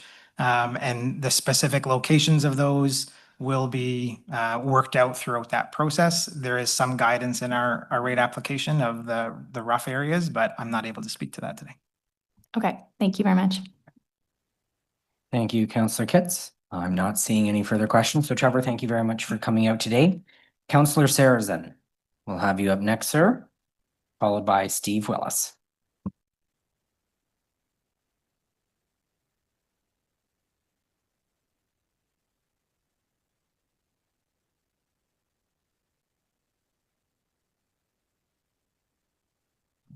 Thank you for coming today, Councillor. 5 minutes, the floor is yours.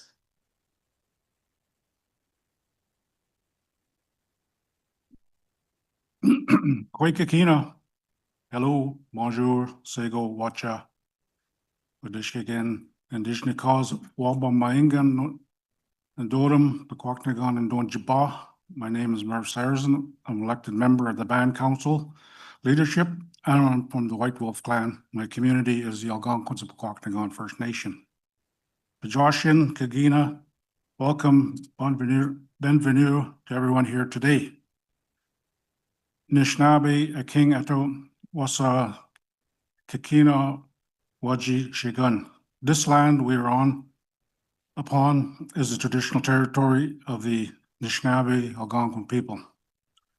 The Nishnabé Algonquin people are one heart, one soul, and have lived here for thousands and thousands of years on this unsurrendered territory. We thank and honor the land. We are the traditional caretakers of the Kitchissippi, the Ottawa Valley watershed, from time immemorial. Today, we are a community of over 4,000 strong, residing across an unceded Algonquin traditional territory totaling 3.6 million hectares of land and water, encompassing the city of Ottawa and beyond. We are a modern community committed to our Anishinaabe Algonquin way as we pursue economic empowerment and reconciliation. We welcome the opportunity to address this committee today to speak in support of the municipal support resolution request for our South March Best Project. As you have just heard, or you will hear from Jeff Wright coming up, over the past couple of years, the Algonquins of Pequawknagon have worked hand in hand with their friends at Evolution and with stakeholders across the local community to develop this crucial clean energy project, which represents the largest part of our community's investment portfolio and economic development strategy. We understand that the South March project also represents the single largest Indigenous-led investment in the City of Ottawa's history and one of the largest ever in Ontario. Over the years, I've heard many people in this room across Ottawa City Council and throughout this municipal government speak highly about their respect for Indigenous communities and your commitment to reconciliation. Today, I'm calling on you to put those words into action by voting yes on our MSR request. For too many generations, the voice of our community has been ignored and disregarded in planning for this city's growth. Today, I ask you to help fix those mistakes and past and to build a stronger, fair relationship. Today, we have the opportunity to ensure that the Algonquins of Pequawknagon First Nation have a real stake, a real equity in building the city for the next generation. For thousands of years, our people have been caretakers of these lands, and we continue to do so into the modern age in partnering with Evolution. We have made clear from the start that we will only develop this project if it lives up to the absolute highest standards of environmental protection and safety. I am pleased to inform this council that Evolution has lived up to that promise. I want to stress to you the opportunity that this project represents for our community, the chance to develop real skills in business and project development, and to empower the young people to take an active part in the global clean energy transition. I am confident that the success of the South March Best Project has to be or will be the foundation for future investment by our community and in the City of Ottawa's growth and electrification. And so I appreciate the committee's ongoing work in making this possible. Thank you again for your time and attention, and I'd like to welcome any questions about our community, the role of the South March Best in our economic development strategy, and the future of our strengthened relationship. Miigwech. Thank you very much, Councillor. I'm not seeing any questions from my colleagues, but thank you for sticking around all day and delegating. Miigwech. Thank you. Majoshin. Next is Steve Willis.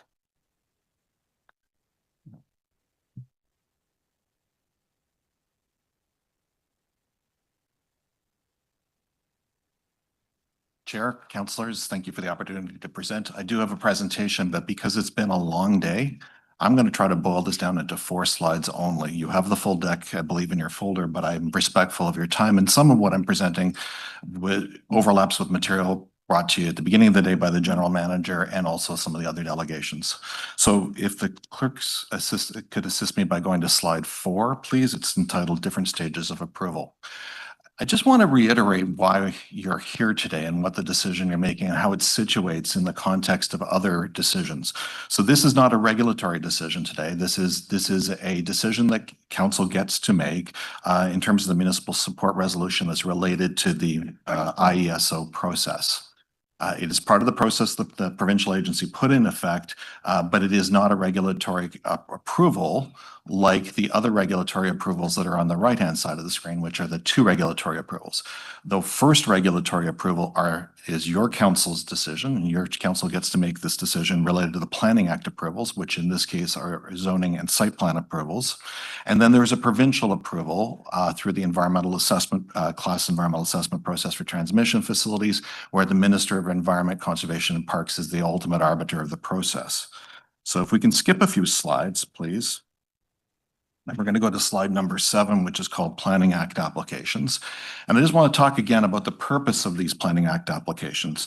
You know, the zoning bylaw amendment, your official plan is in place now and sets that BES projects can go in throughout the most of the city of Ottawa, and the zoning bylaw process establishes that this is a land use on a specific site and sets the performance standards or setbacks and other requirements. So that is form of that decision. And then the site plan process goes into all of the details about the landscape treatments, the civil works, how stormwater is managed on this site, and all of the other elements. And city can require all kinds of different design changes to address concerns that the city feels are relevant on the site.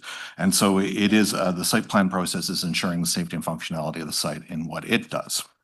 So if we can skip to slide 9, please, which is entitled Environmental Assessment. So all BEST projects in Ontario above a certain size have to go through the Class EA process for minor transmission process. And the EA process is looking at the environmental impacts of the project and what mitigation is required to address the potential environmental risks that come forward. And that's backed by a whole series of studies. So the studies look at the impacts and then they recommend a series of mitigation measures that are built into the design of the project in order for it to get approval.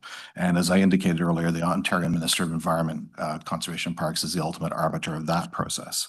So let's skip to slide 11 and then I'll conclude, which is an earlier delegation just recently talked about all the different planning studies. This is a list of 13 environmental studies that go through the EA process as well. So Chair, with that, I don't want to cover the same ground that others have, and I'd like to conclude at that point. Thank you very much, Steve. Councillor Luloff has a question for you. Steve, I have to say you are a sight for sore eyes. It's lovely to have you back speaking with us again. I have a great deal of respect for you, your opinion and your accomplishments when you were with the city of Ottawa. And so I tend to take your opinion a little bit more seriously than others. I hope you take that as a compliment. You may or may not.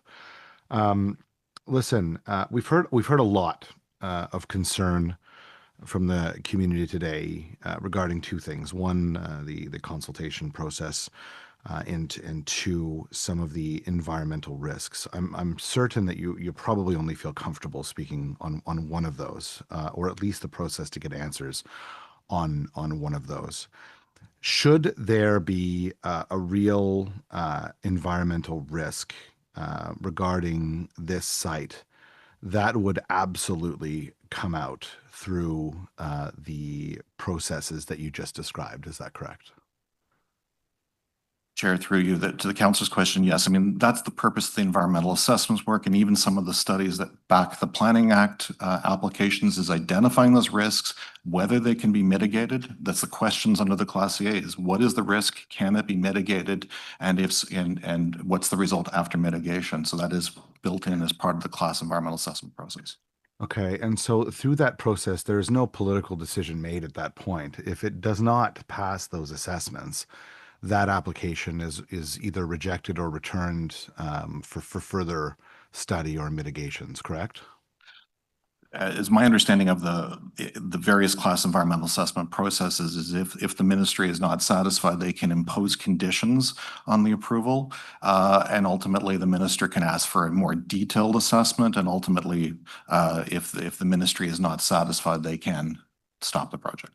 How would you describe the disposition of the ministry when it comes to looking at environmental issues like this? Would you describe them as being quite stringent and strict? I'm not sure I can answer that question. I frankly don't work inside the walls of Queen's Park, but I do know that, you know, there are many ministry staff with many different types of expertise, much like here at City of Ottawa, who get involved in the reviews of these. These are lifetime career experts in groundwater, surface water, air quality. That is in their purview. They have on-staff experts, and they become involved in the review of these files. Okay. Thank you, Steve. Appreciate you very much. Thank you, Councillor. Councillor Kitts. Thank you, Chair.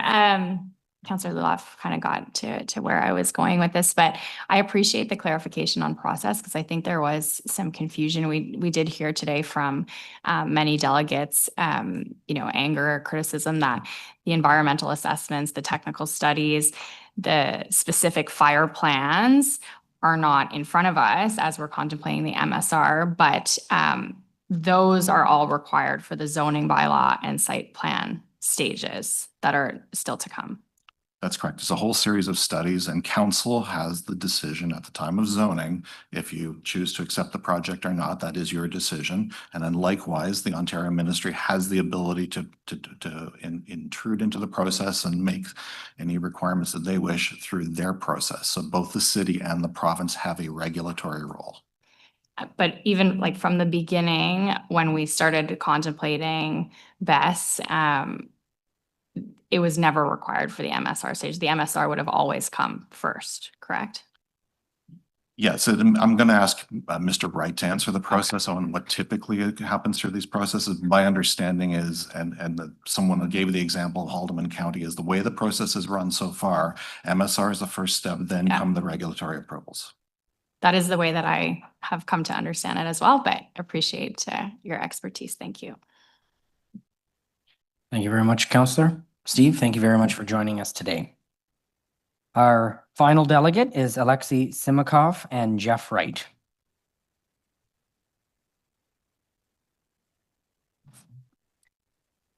Chair, if it's okay, I've invited a couple of guys from the team to join me here. Not a problem.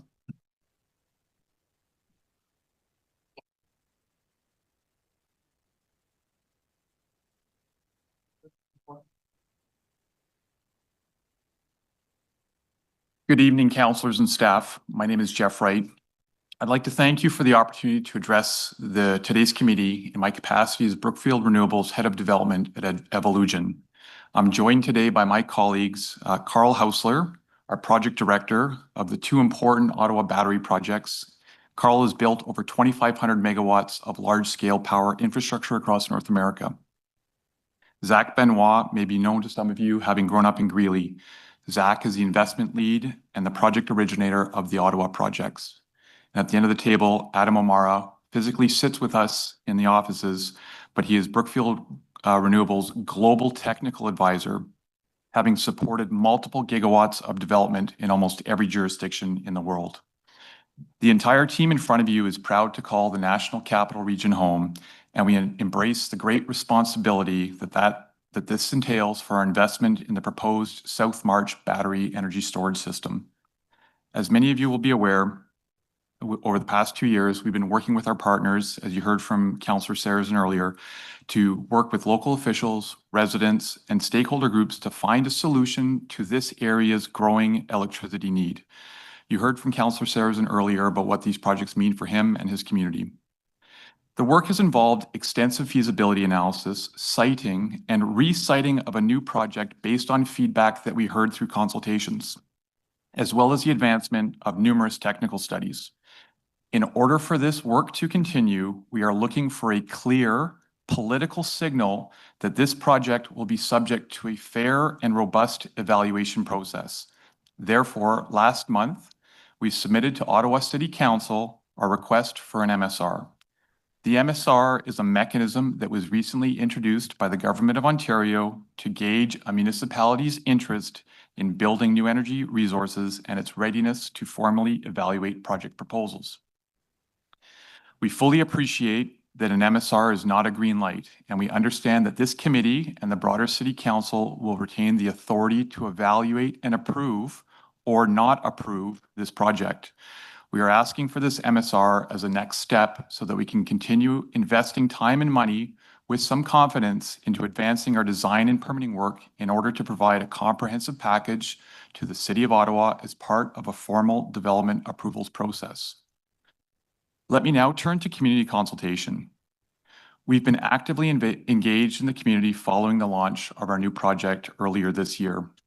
Multiple rounds of outreach saw us knocking on nearly every door within 2 kilometers of the project, In addition to sending out community mailouts with project Ladies and information. gentlemen, I'm going to ask you to please come to order. We've made it this far all day.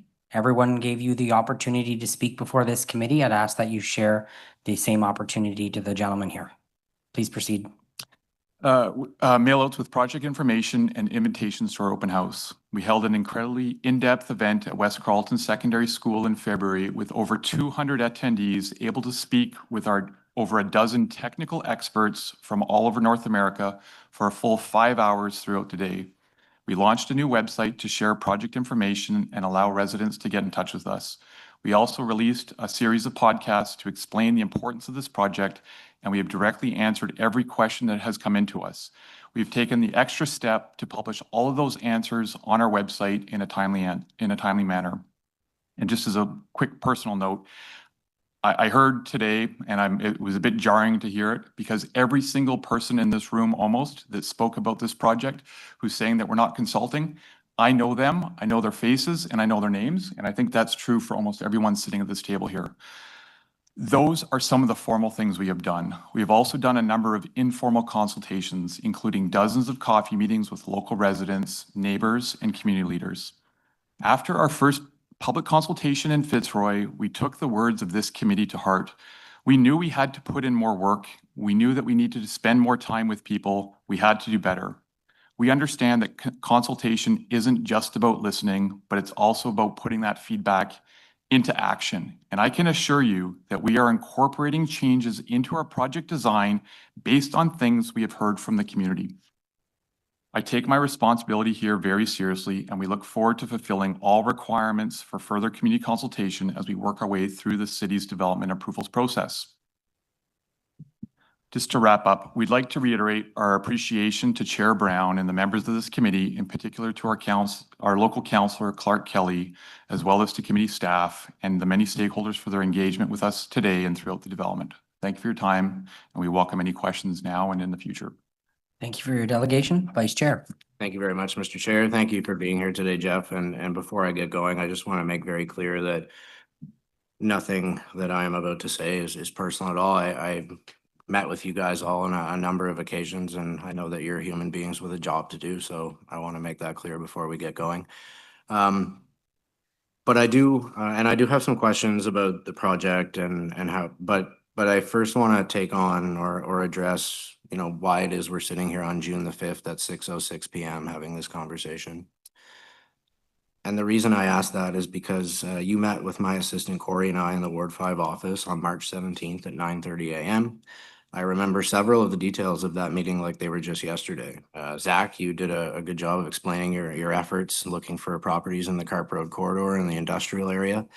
But when we asked when you would be officially submitting a request for an MSR, Carl, you looked at both Corey and I and you said fall.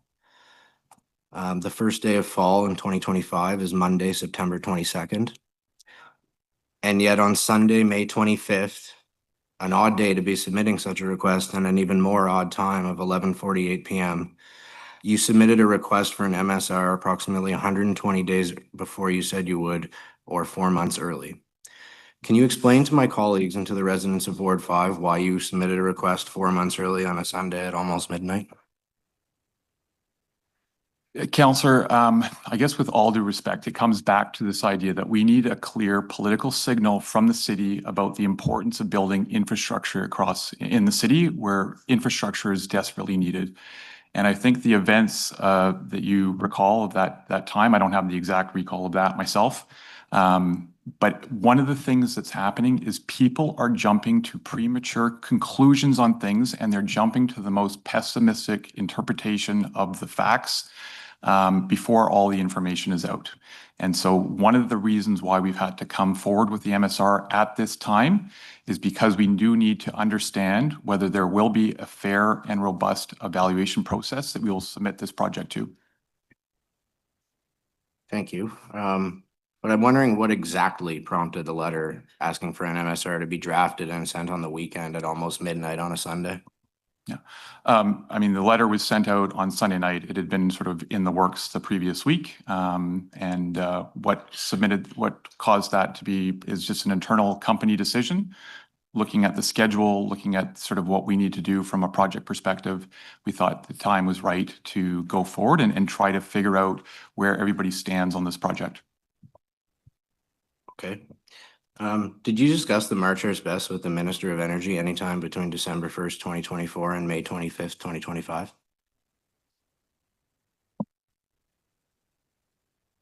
December 1st and May, or December 1st, 2024 to Yeah. May 25th, 2025.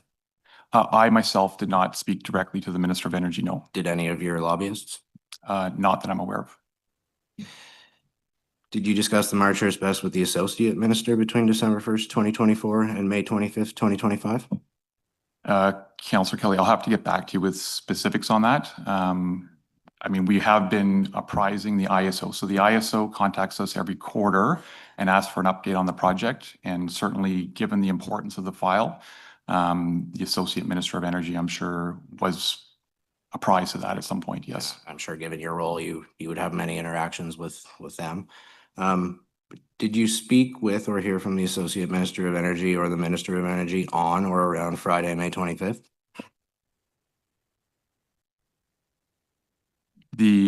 On May 25th? Or around that date? Directly with the Minister of Energy? No. Associate Minister? I don't believe so. Any of your lobbyists? I don't believe so. Okay. At any point, have you requested a ministerial zoning order from the province for either the Fitzroy or the Marchers Best projects? It is a discussion that we've had with the ministers to understand what the options are on the table, yes. But did you request them to do that? I do not recall exactly the language that was used, but it's certainly something that's been discussed, yes. So you did discuss a ministerial zoning order on which project? Was it Marchurst or Fitzroy? On both projects, for that matter, yes. So we aren't missing anything. Just by coincidence, you submitted a request for an MSR 4 months early out of the blue at midnight on a Sunday, 2 days after the Associate Minister of Energy visited Ottawa and a little more than a month after Minister Lecce sent a letter to the mayor pressuring him for an MSR? We sent the letter requesting the MSR to Ottawa City Council on Sunday night. That's right, yes. Thank you. That very coincidental. After council denied an MSR for the Fitzroy Best, you indicated that you were motivated to do a more robust consultation to address community concerns. Is it your position that for the Marchers Best that your consultation was successful? I would say that's a vast improvement over where we were at Fitzroy. I think that there's still work to be done, and we remain committed to do all of the consultation that's required of us to work through this development approvals process. I will say, and I listening to everybody here and listening to the comments for the last number of months, these are complex issues, and there's a lot of interwoven things that are going on here, some of which are Evolution's responsibility. Some of them are sort of the agencies that are conducting these procurement processes. And so there's a lot of questions, and I certainly understand that it's a complex sort of social environment to build infrastructure projects. But we do remain committed to working through these consultations and trying to navigate these complex issues. And we look forward to your leadership and the council's leadership around these questions. Jeff, you mind if I build off that? Yeah. So as Jeff mentioned, I've developed over 2,500 megawatts of energy projects in North America, largely in Ontario, natural gas, hydro, wind, and now looking at BESS, a very exciting time. The public consultation I've seen to date on this project had exceeded the full life cycle of any of the other projects I've developed in my career. And this is large mass utility scale projects that go through full Class CA, full public consultation processes. So I just want to reemphasize that our public consultation here has, from my standpoint, been extensive. We've listened to communities' comments. We've heard concerns around fire safety and groundwater contamination and soil contamination, to the point where we have already, before any of the city processes, have taken considerations in our planning. And there's two big ones that I would like to make sure everybody in this room is aware of. We're specifically selecting vendors and working with partners who only adhere to the highest level of standards with NFPA 855 in UL 9540A. And any suppliers that are supplying batteries must have a proven burn test, as Mark Kellenberger from DNV had shown earlier to make sure that the containers, if they do incur a thermal runaway event, they do not propagate container to container. And to groundwater contamination, this is the other one I just wanted to bring up, is we are doing something that, as one of the other delegates had mentioned before, has not been seen yet for these types of facilities. We will be installing an impermeable barrier in the subgrade across the entire site and in the stormwater retention pond. In the event that there's ever any incident, there is not a chance of leaching into the groundwater table. And the first step of our emergency response protocol, if there is some form of event that might require dousing of water onto a container, there's a sealable shutoff on our very extensively large stormwater pond that will completely isolate the facility from draining into the natural aquifer. My question was about whether or not your consultation was successful, but I do appreciate that information. Could I, sorry. Councillor Kelly, could I just follow up with that? The consultation is successful because we're hearing things and we're implementing them. There was even delegates today who said, you know, that we've evolved Jeff, the project based on feedback, and that's part of what consultation is. I apologize. We're getting a little closer to debate here, so I'll question and answer, question and answer.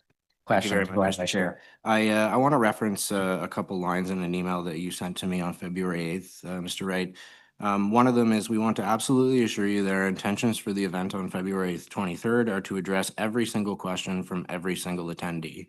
Is it your opinion that you addressed every single question from every single attendee? I would say that we took every single question from every single attendee.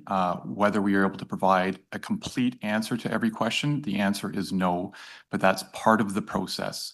Once we do all of these technical studies and we have experts evaluating those studies, we will have answers to all those questions. But I guess it is my opinion that we took every question on board and we gave as much information as we had at the time as part of the process. Thank you. Later on in the email, you said, looking forward, we will continue to host community engagement events for the residents of West Carleton and will be grateful for your participation in those sessions.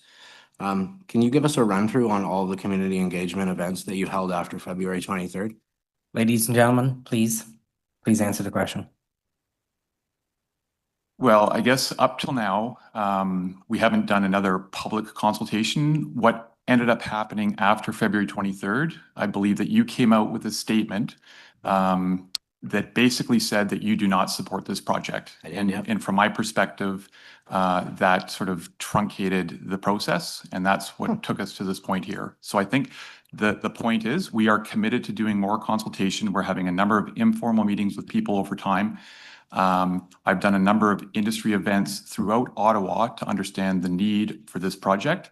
But I think the issue is we need to get a clear signal that this is an important piece of infrastructure that needs to be built to support economic growth in Ottawa and for Ontario. And that's why we're here in front of the committee, to get a sense of where council stands on that issue, because we need that clear political signal. Thank you for confirming that no additional events were held. On February Chair, 3rd. if I may, sorry, we did have additional public consultation in person, door to door on John Asselford and the surrounding areas on multiple occasions after February 23rd. Thank you. Just to 100% clarify. Gentlemen, I'd like to hear a question. I'd like to hear an answer, and I'd like the audience to be silent, please, while that is playing out. We come to order or we move on. Last warning, Vice Chair. Proceed. Thank you very much, Chair. On February 3rd, I sent Mr. Wright an email with feedback from many of my residents who had not yet made up their mind about this project, indicating the strong consensus from the community was to be able to attend an event where questions could be posed and answered so that all attendees could hear the answers. You decided not to accept that, and that was your right to do so. And I would say that the meeting was well attended, and I heard some good dialogue between people. I was a little disappointed that it wasn't adopted, but I was pleased to hear your response. And in your response, you said, beyond providing residents with information as to the status and proposed future plans of the South Smart project, it will be an important opportunity for us to directly hear about local concerns and ensure that we've prepared detailed answers on every subject for an open mic style town hall session that will be scheduled next month, aiming for the week of March 17th. To that end, please let us know when your office has any strong, or if your office has any strong preference on timing. Can you confirm for me when that town hall session took place? Councillor Kelly, I don't believe that you responded to our email with respect to that date. or a follow-up email around that point. Can you confirm when you scheduled that town hall? That town hall has not been scheduled yet. Thank you. Okay, so we've established that the town hall event you promised my residents did not occur. Now let's head back to the February open house at West Carleton Secondary School. Like I said, it was well attended. And I'll admit that there were attendees there who have no intention of ever supporting the Marchers Best. The vast majority of people there came with an open mind and genuinely wanted some answers from their main questions and concerns. The majority of the people in my ward who are concerned with this project are concerned due to the location selected and the impact that it may have on the land that has been farmed for generations and is directly adjacent to wetlands and important and ecologically significant land. So it was encouraging to see that at the open house, you had a list of clearly labeled studies completed at South March to date. I do have a picture of that board from the day. And you have botanical inventory, breeding bird studies, breeding amphibian studies, bat acoustic studies, spring aquatic habitat and fish community assessment, and Blanding's turtle habitat assessment. When I reached out to get clarification on what the studies were completed, I received a long and somewhat unclear answer. So I will ask again today. Is every study that I just said, they were all completed by February 23rd? So the studies involve a seasonal component, and sort of the winter season had been completed for a number of those studies. The studies themselves are part of a phased thing, and maybe Carl can get into that, but there's a number of pieces to those studies. And I think we are working towards all of the technical work that will go into the material that Steve Willis just laid out for us as part of that sort of next phase of the development approvals process. But just to be clear, were those studies that I just listed completed on February the 23rd? The desktop and preliminary preliminary seasonal studies were completed. There are some subsequent summer studies that are still to be remaining. Okay. And I won't ask for details of the study, but surely you can tell me on what date you completed the spring aquatic habitat and fish community assessment? I mean, we can get back to you with that specific detail. I'm not quite sure what the point is there. The studies are underway and they will be submitted as part of a comprehensive package. I'll tell you exactly what my point is that there's an ED at the end of complete. And that insinuates past tense. It insinuates that these studies are done. As Carl mentioned, elements of the studies are done. Yes, Okay. That's correct. Thank you.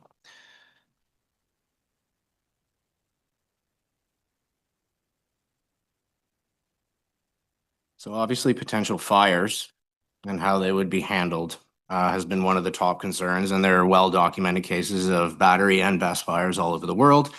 And following the open house, it was brought to my attention by a local member of our community that you had used the OFS logo on your information boards. When I sent an email to Evolution the next week asking for pictures of the boards as they appeared at the open house, I received an email that had mysteriously omitted the boards where the OFS logo was used. So I reached out to the OFS and they confirmed here that OFS was not consulted or provided approval to use their logo and requested that our logo be removed from the poster board, which you did. So whether intentional or not, the inclusion of the logo led some to believe that there was a partnership or of an approval. I think it may have even possibly confused one of my colleagues who actually went so far as telling people that the OFS had endorsed the project when they clearly had not. So, and you've heard members of the public raise this today. Would you agree that not seeking approval to use the logo, omitting the pictures from the boards in an email to me, did not help build trust with the community? Through the chair, Councillor Kelly, we do sincerely apologize. We accidentally had used the OFS logo. The intent of that slide was not to show that OFS had endorsed our sites or Evolution. The intent was to identify the authority having jurisdiction in the local code requirements in NFP 855, which there were other logos on that file. I had an off the record discussion with Chief Hutt from the OFS, sincerely expressing our apologies and to reiterate that intent. Vice Chair, Councillor Kitts has a question, so for the sake of variety, we'll go over to her and come back to you, Councillor. Thank you, Chair. You only get one shot at a first impression, and I think you blew it on that one, unfortunately. I think you know that, though. I appreciated when you were in front of this committee last, you did acknowledge that, and you acknowledged it again today. But I think it's unfortunate because we as councillors know communication and engagement in this space is so crucial, and once you've lost the room, you've lost it. And so I think, that is why we're here after 6, as my colleague said today. I did want to confirm something, though, that didn't come up much today, which I was surprised about a little bit, because despite the fact that this committee and by extension City Council did not grant an MSR, the IESO awarded you the contract without that. So you could have chosen to proceed to zoning and site plan without coming back to get the MSR. Is that correct? No, that's not correct. So it is an obligation in the ISO contract that we do obtain an MSR. So the contract itself is not valid if we're not able to get the MSR. And we will not spend the millions of dollars required to go through a zoning bylaw approval process without the contract in place.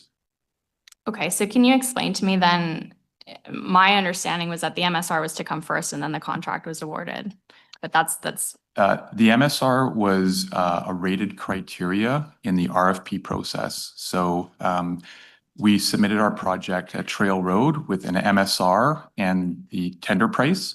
For the Fitzroy project, we submitted the project just with a tender price, but we were penalized because we didn't have the MSR. So in fact, the chances or the probability of being successful in that very competitive procurement were reduced because we didn't have the MSR. However, because of the need and because of the competitiveness of that project relative to the alternatives, we were awarded the contract and the obligation to obtain an MSR by the February date of 2025. Okay, I appreciate that clarification. I am glad that we are here having this conversation because I don't dispute the need, but I also don't diminish the concerns from residents either. As I said hours ago, this is unknown, and the unknown brings fear, and I am sympathetic to that. A common theme we heard today was the appropriateness of the location. So could you give some more detail about the site selection? Sure. Yeah, I can quickly run through the various constraints that we considered when we were looking for the current site that we're presenting today for the South Marsh project. So the line that we're connecting to spans roughly 20 to 25 kilometers from just south of Fitzroy Harbor into the South Marsh substation in Canada. So when we were looking at suitable sites that could host a project of this scale, there were various constraints that we had to impose in our mapping analysis to come to this site. One being the zoning constraints that were imposed through the municipality. We were not able to build or develop a battery site on ME, MR, HE, or EP zone land. So that's mineral extraction, mineral resource, agricultural, and environmentally protected. When you filter those out of the map and you're looking at this transmission line that runs roughly 20 to 25 kilometers and largely encompassed within Ward 5, you'll notice that a significant portion of the available lands really just shrinks drastically. So that significantly reduced the amount of land mass that was sort of available at that point. There are also provincial constraints that we had to impose in our mapping analysis as well when looking for a suitable site. Two of them coming from Hydro One. They have imposed setbacks from electrical infrastructure that sort of power the high voltage electrical system across the province. So from a 230 kV right-of-way, we're looking at a 100-meter setback. And from a 230 kV substation, another 200-meter setback. So there were some interesting sites that, as you started to get towards Canada, that were a little bit more industrial in nature. But when you started to look at the imposed setbacks that would be present from Hydro One on their infrastructure, they just didn't work. Apart from the zoning and the Hydro One constraints that we were working with, there was also a list of other items that we incorporated into our analysis. We were considering proximity to nearby residents, looking at the project site that would result in little to no trees being destroyed to build a project of this scale at roughly 11 acres, of which we talked about today. Remaining off of evaluated or unevaluated wetlands. So I'm talking about the project boundaries itself, keeping off of those wetlands, and various other considerations as well that we were able to sort of capture in our desktop analysis when looking at a map that would consider archaeological, cultural heritage, natural heritage features that would be present on these sites. And then, of course, once we were able to narrow down into a list of, call it 15 to 20 sites, we were able to present and sort of develop a lot better of an idea on what's going on there by paying a visit to those sites. So that's a little bit of the workaround behind how we got to the specific site, but happy to answer any other questions you might have. Thank you. That was helpful. Appreciating that it would be hard to locate something like this. Could you explain on the site-specific level changes from what we saw in the Fitzroy Best to this one? Sure. Yeah, I could talk a little bit about it. There were a few concerns that we heard from the Fitzroy application versus this one that we really tried to address when we were relocating the site. With the original Fitzroy location, it was largely a wooded lot, 60 acres of pure trees. When we were looking for alternative options, again, we were looking for sites that had little to no tree coverage where we'd be looking to place the project site. This site sort of solves that. There is some wooded area that would be required to be taken down in order to build out the access road, but in terms of where the batteries themselves will be stored, it's not a wooded area. So that's something that's sort of different from the original site. Additionally, there were unevaluated wetlands that were sort of laid over the original Fitzroy site as well. That was a concern that was raised from numerous residents. And looking at this site, there are no unevaluated wetlands or evaluated wetlands that are laid on top of where the project will be located. And then I've heard numerous sort of residents sort of talk about the presence of wetlands within the area. It is true that there is presence on the other side of the 230 kV right-of-way, which occupies a transmission line that Hydro One has. But in terms of where our project will be located, it is not located on any form of wetlands. So those are two pieces that are largely different. I'd be happy to sort of turn to any of my other colleagues.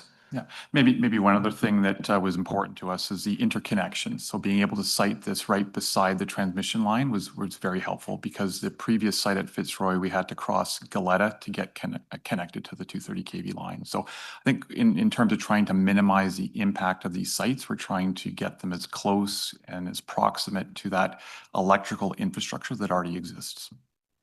Okay. Thank you for that. In terms of the noise that these facilities generate, and excuse my ignorance, there, someone I think quoted 70 decibels. What is the level of noise emitted? So I can take that one. So we are obligated through the Class EA to make sure our noise emissions at receptors is less than 40 dB. That's essentially what we've modeled. We're taking very conservative measures regarding the selection of devices, adding in noise kits and adding in noise mitigation so that the closest receptors are below the required thresholds per the Ontario legislation. To that extent, there's only two residents that are on close to the bubble of being 40 dB. All the others that go beyond 500 or 600 meters will really not be able to hear the site. The site also is designed in such a way that, by the time you get out 500 meters, you're not hearing it. Like it's not a huge loud, buzzing noise unless you're sitting there immediately at the site itself. So I just wanted to re-emphasize that, people that are 500-600 meters away, they're not really going to be able to hear the site. And the studies themselves are conservative in the sense that those worst case noise levels are only occurring when the AC is on full max in the containers themselves. It's 30-35 degrees outside and we're charging or discharging. It's very subjective to scenarios where we actually reach those noise levels. Okay, thank you. I just asked ChatGPT how loud is 40 dB, because I don't have a great frame of reference, and it said the hum of a refrigerator. That would be accurate. In the noise compliance standard, the way they refer to it is the sound of a library, 40 dB. Okay, thank you for that. I just have two more questions, Chair. There were some insinuations that this being your first project of this kind, that it's kind of biting off more than you can chew. It's a larger project. So could you just speak to sort of why the size, and sort of how you landed on that? Yeah, maybe I'll turn it over to my colleague, Adam. So, I mean, one thing with us, Brookfield Renewable is a very, very large global developer of renewable energy with installations all around the world. In terms of batteries that we have operating right now in Australia and across North America, I guess in the US, not including Canada, it's 850 megawatts, and we've got 2,200 megawatts under construction. So yes, it is true that for myself and Zach and maybe Carl, I don't know if you got experience with battery storage, we've got the skills that we can draw on from the rest of the organization. Plus, we're bringing in the top tier engineering firms from all over. So, yes, there's some truth to that statement, but we're smart enough to know that we've got to bring the right expertise into the room to ensure that these things get built safely and properly. Okay, thank you. I didn't. Oh, Nothing to add to that. I think he captured it well. This is not our first. When you look across the Brookfield group of companies, and Evolugen is a Brookfield company. thank you. I did want to give you a chance to comment on that. So thank you. My last question, how did you land on the amount for the community benefit? Is that prescribed? It's a voluntary commitment, but we did look at sort of what had been done in the ELT1 program, and sort of the industry standard was between $700 and $1,000 per megawatt. So we went sort of the upper end of that range, but that's sort of how we came up with the number. Okay, and is that number up for negotiation? I suppose everything is up for negotiation, yes. Okay, those are my questions. Thank you. Thank you, Councillor. Councillor Luloff. I do have some questions regarding some of the concerns that we heard about environment, but Councillor Kitts, you hear me talk your ear off all the time. Right now in this room, my voice is sitting at about 79 decibels, just my speaking voice, not amplified, to give you an idea. So my questions are, can you address the concerns that we heard today from the public regarding things like protection of groundwater, the risk of fire, and then the potential for contamination of groundwater after fire mitigation? Yeah, so as I mentioned earlier, Councillor Luloff, we're taking pretty extensive measures with this impermeable barrier in our emergency response planning to make sure that in the event that we have to use water as a, I wouldn't say a suppressant, but a cooling agent or a protectioning agent for the emergency responders, we are going to seal it off entirely so the site cannot leak any potential contaminated water into the aquifer. Once we've had once we've had a potential incident, we'll go through a rigorous root cause analysis, which will involve upfront soil and water testing on the footprint and just offside the footprint to understand if there was a rare instance that anything had occurred. Those measures, just for context, we will be doing routine testing for groundwater in our stormwater management pond as well, just in routine maintenance. So we are really, if we have an incident, we are going to identify if there is a potential issue. If there is an issue, we have various fail-safes in place, to make like insurances and our recovery plans or remediation plans, where we actually do have to identify the contaminated areas and remove those per the Ontario regulations. So when you talk about an impenetrable barrier, like is this something that could be compared to barriers that are used, to contain tailings ponds, that sort of thing? Yes, it is. It's very comparable to what they would install in a landfill or a tailings pond. It's a very thick PVC layer that's seamed to make sure there's no ingress from moisture seeping into the subsurface below the containers to below the impermeable barrier. It is quite an endeavor. It's very costly, but we are taking upon ourselves, based on what we had heard from feedback through our public consultation, to make sure that we are going to the furthest possible extent to eliminate that risk. I know, Councillor Kelly, and perhaps during your opening remarks, you had a few things to say about this, but if you had the opportunity to speak directly to residents that are concerned with or upset with the perceived level of consultation on this project, what would you say? I would say that we remain committed to further consultation. So we will continue to be out there. We will continue to be talking to people. We are listening to what they have to say, and we are bringing experts into the equation so that people can kind of get some advice and some guidance from people that are, very knowledgeable about the issues that are being raised. I certainly detect the anxiety that's out there, and I think some of it is misplaced, and I think can be diffused when you get the right experts in the room. Thank you. Appreciate your time this evening and the fact that you sat here and listened to over 60 delegates today and heard their concerns. Thank you. Thank you, Councillor. Vice Chair. Thanks, Chair. I shouldn't be too much longer, and I do hate to beat a dead horse, but I just realized that the email I was referencing before we went to my colleagues was written on May 22nd. That's only 3 days before you submitted a request for an MSR, and this email does mention that you still require an MSR, but it does not mention that one is coming soon. Why did you know on May 22nd that you would be submitting a request for an MSR on the 25th? Councillor, I can't recall exactly the timing of all the discussions. It would have been around that time. Once we made the decision to move forward with the request for the MSR, it was based on some internal discussions with the company that we need that clear signal from council that there is going to be a fair and robust evaluation process. So whether it was May 22nd or May 23rd, I cannot recall. Okay. And Vice- Jeff, if you don't No, mind me adding. please wait, Carl. Vice Chair, I would suggest that Ottawa City Council has instructed this committee to make a recommendation on this matter, and if there's another line of questioning, perhaps we Absolutely. can. That was my last question about the MSR. Perfect. And I wanted to get back to the fire. So March 22nd, another email from Mr. Wright. We're also grateful for the ongoing support from members of the community, including many residents who attended our open house on the 23rd, and would like to highlight 2 reoccurring themes. First, a number of residents shared their concerns about fire safety preparedness protocols. Second, we've heard a strong desire to have these plans reviewed and validated by Ottawa Fire Services. I couldn't agree more. I'm glad that you heard the desire and, of course, the assumption from our community and me as their representative, which I thought was clear from day one, is that this would be done in anticipation of a request for an MSR. Because, of course, how can I or we support this until we feel that the main concerns have been addressed?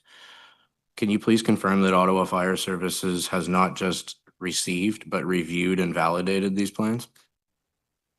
So where we're at right now, we've submitted our other sites ERP, and that is in review.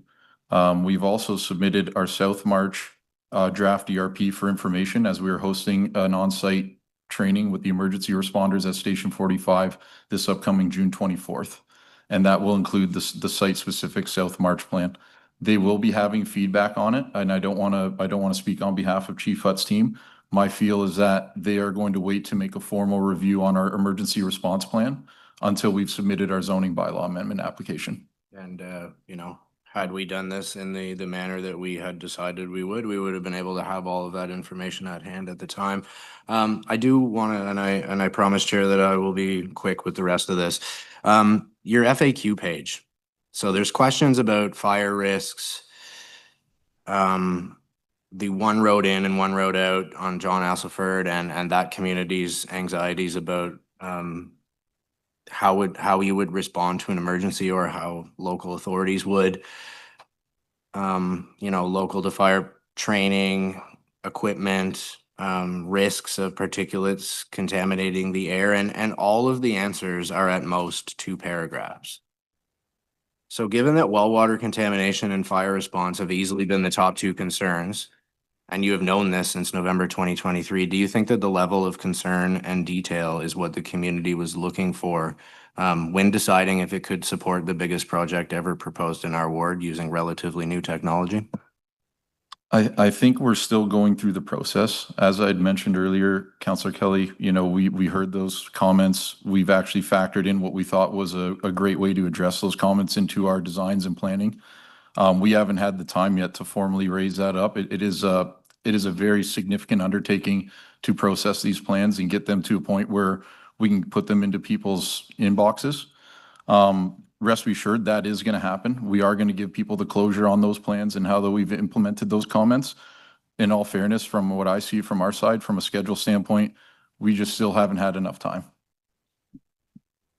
And again, I was very happy to see another line in this email, so I'd like to reiterate the promise that our team will continue to make every effort to engage with your constituents in an honest and straightforward manner. So do you think that speeding up this process and submitting that earlier than you said you would is in alignment with that goal that you stated on March 22nd? Councillor Kelly, we remain committed to consultation, and I don't think the decision around the MSR will impact that commitment one way or the other.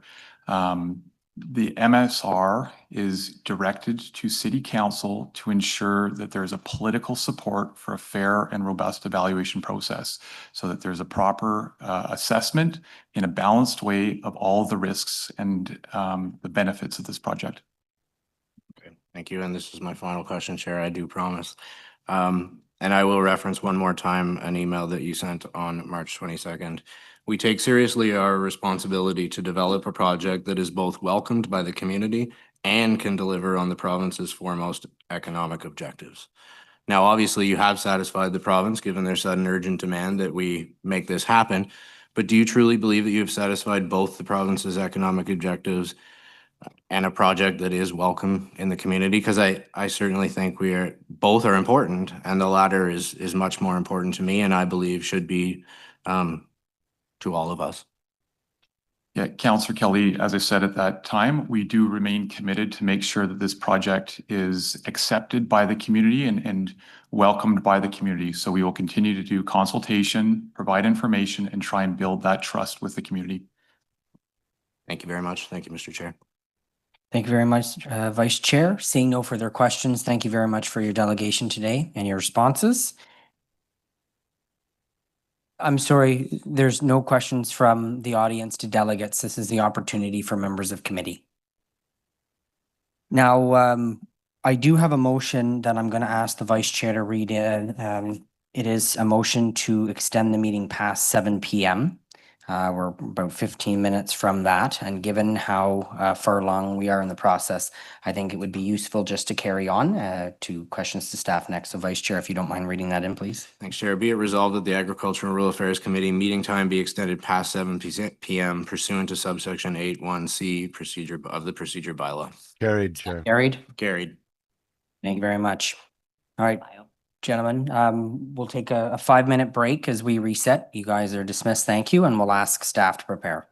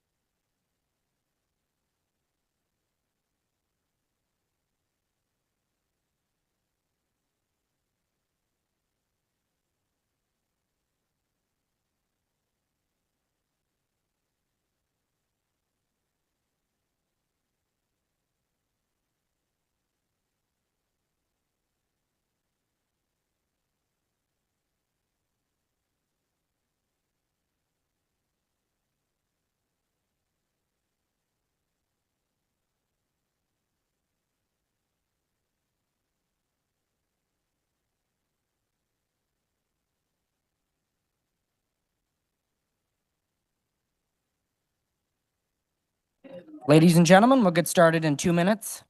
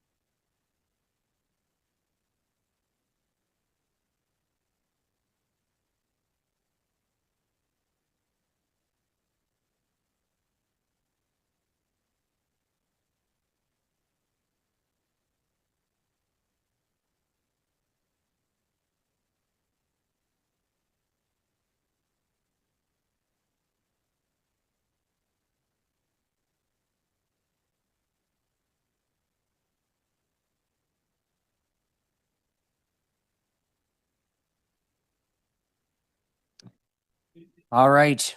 Thank you very much. We're going to get started.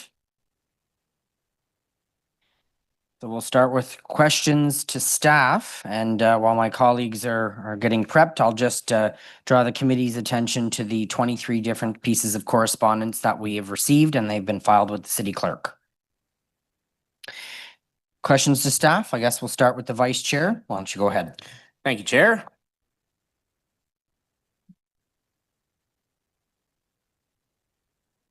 So, I don't know if I even need to ask this, but I will. Does staff feel that having 1 week to review an MSR request is ideal, especially given the lack of experience we all have with this particular topic?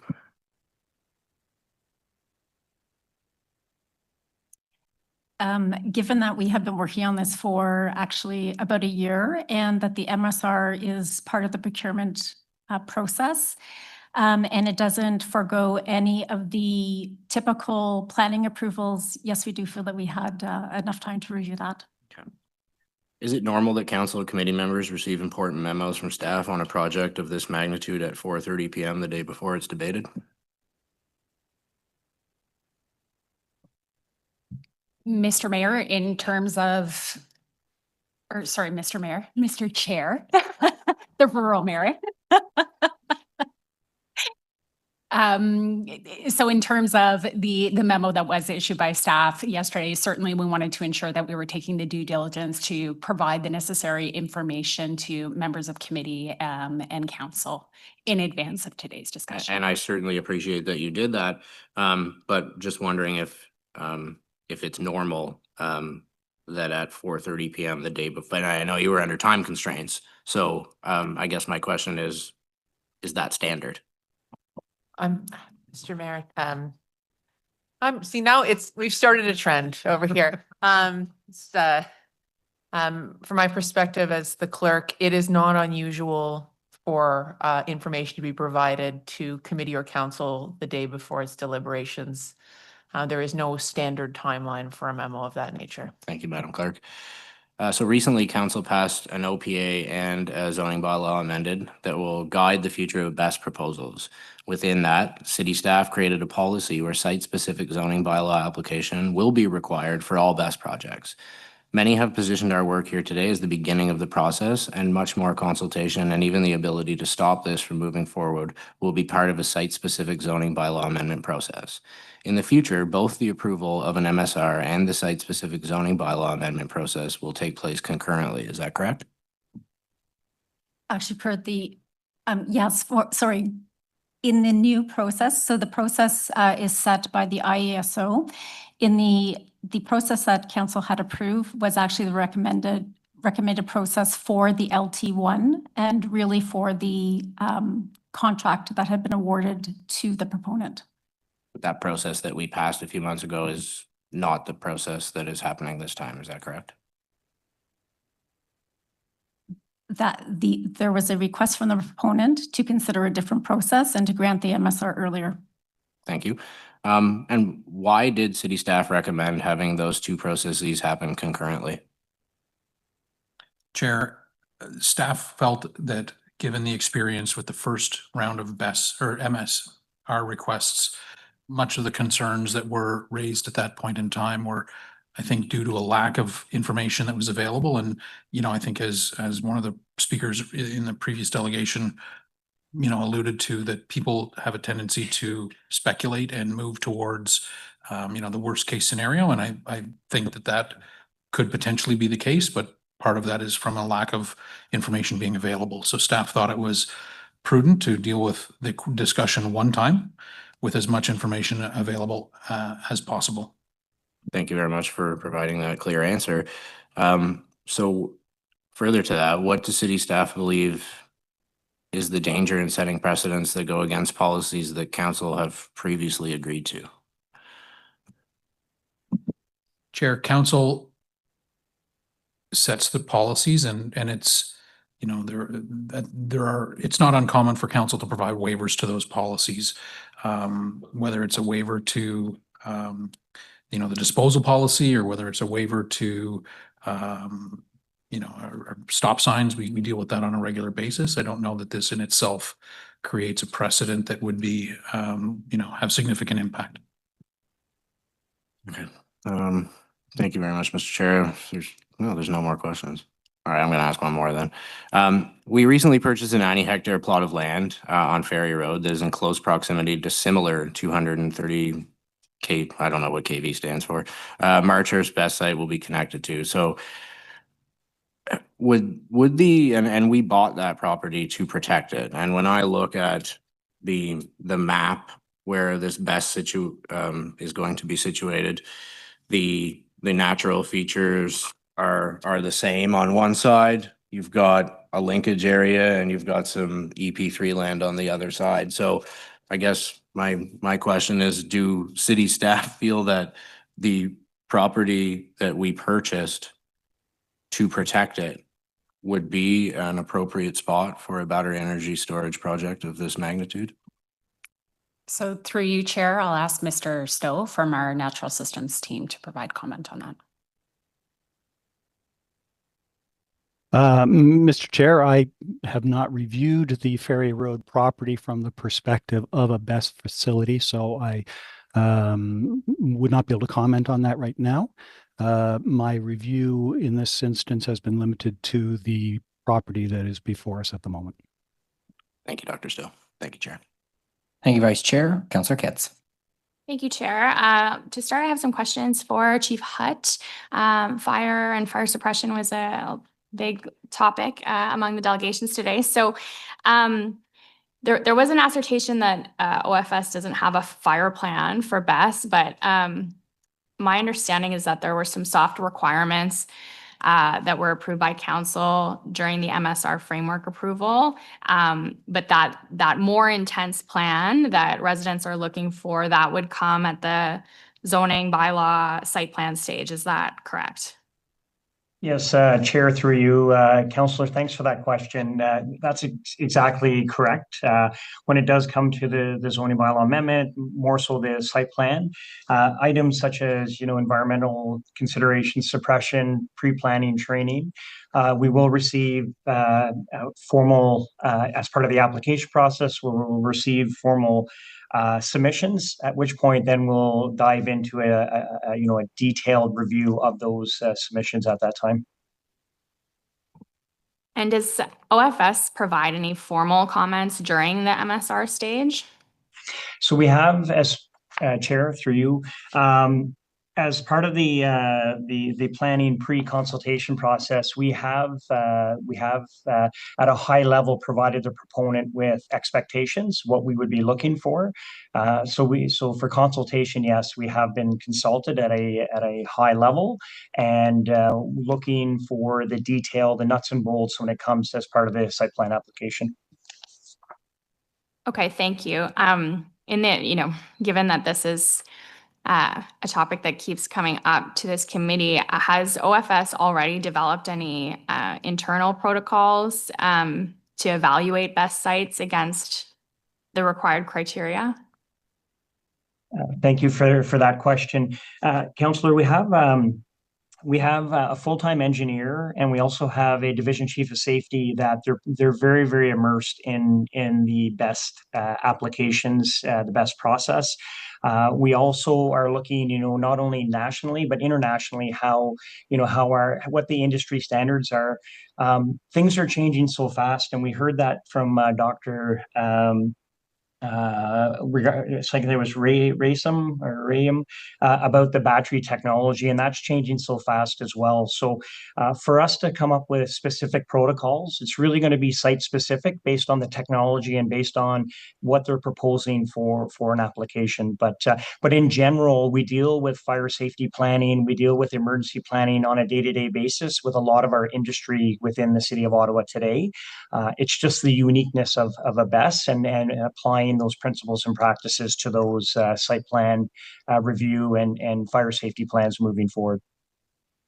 Okay, and as part of that site-specific evaluation, you'd be looking at access, egress, water supply, environmental protection, et cetera? That's all part and parcel. Again, you'll hear me say this quite a bit. Prevention is prevention is so is highest priority, as we want to prevent any incident. So we'll look at all mitigation strategies to try to prevent any kind of an incident. But if we do have an incident, how are we going to respond? How are we going to mitigate that scene to lessen any impact on the community? Okay, thank you. And in terms of response, I did note in the reports it said that there would be a specialized tactical unit responding to BESS. Can you tell me a little bit about that unit? Has it already been assembled? Yeah, thank you, Chair, for that question. I do want to take a moment, if I may, to a number of times today we heard the term volunteer firefighters, and I don't want to suggest that it was used in any kind of a derogatory term. Our rural members are so important as part of our fire suppression team, how we respond. They're extremely trained in all facets. It's no different if you're a full-time career member or a part-time casual volunteer firefighter. You're trained to the same certification to certain levels. In this specific situation, Station 45 is a composite station, so we have both full-time career members on staff as well as augmented by our part-time casual employees. On top of that, we have the benefit of our hazmat team and our chemical, biological, nuclear, explosive skill set that we have within the City of Ottawa. We do have a provincial response mandate, so we are trained at the highest level from a hazmat mitigation perspective at our disposal in the event that there is a situation.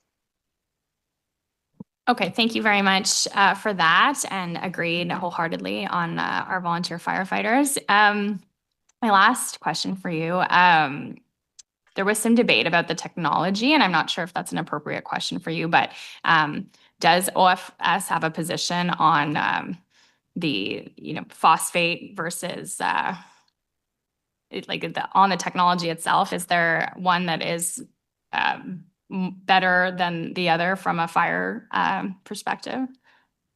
Yeah, and that's a very good question, and probably not one best suited for myself. What I can say is, based on the application and based on the technology that's coming forth, our fire engineer and our division chief of safety will review that.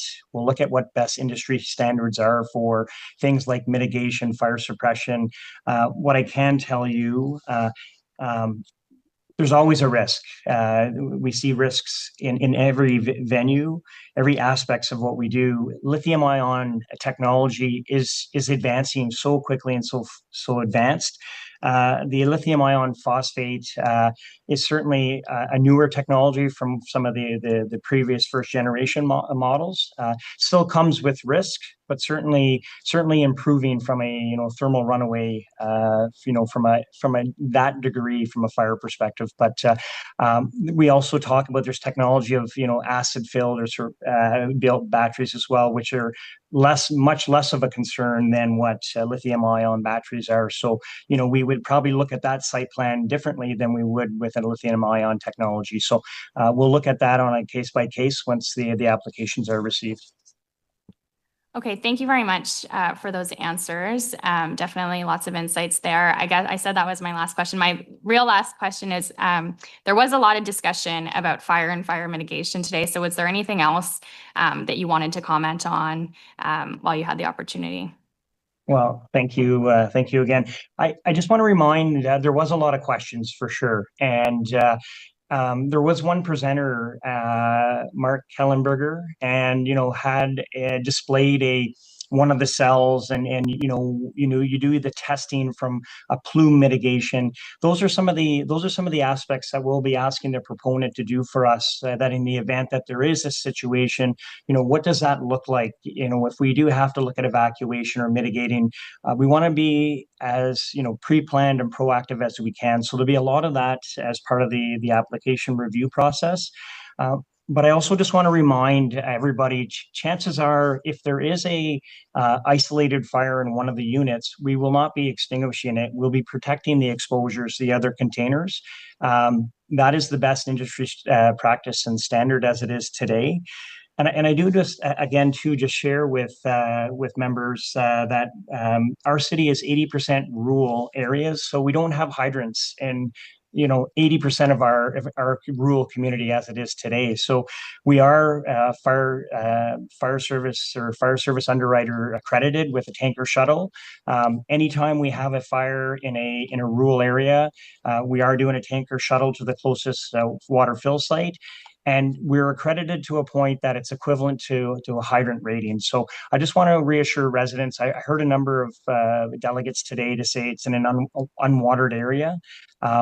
I would suspect as part of the application process, there'll be some on-site water requirements for initial firefighting, only to be augmented by the Superior Tanker Shuttle that the city runs every day for any rural fire that we have.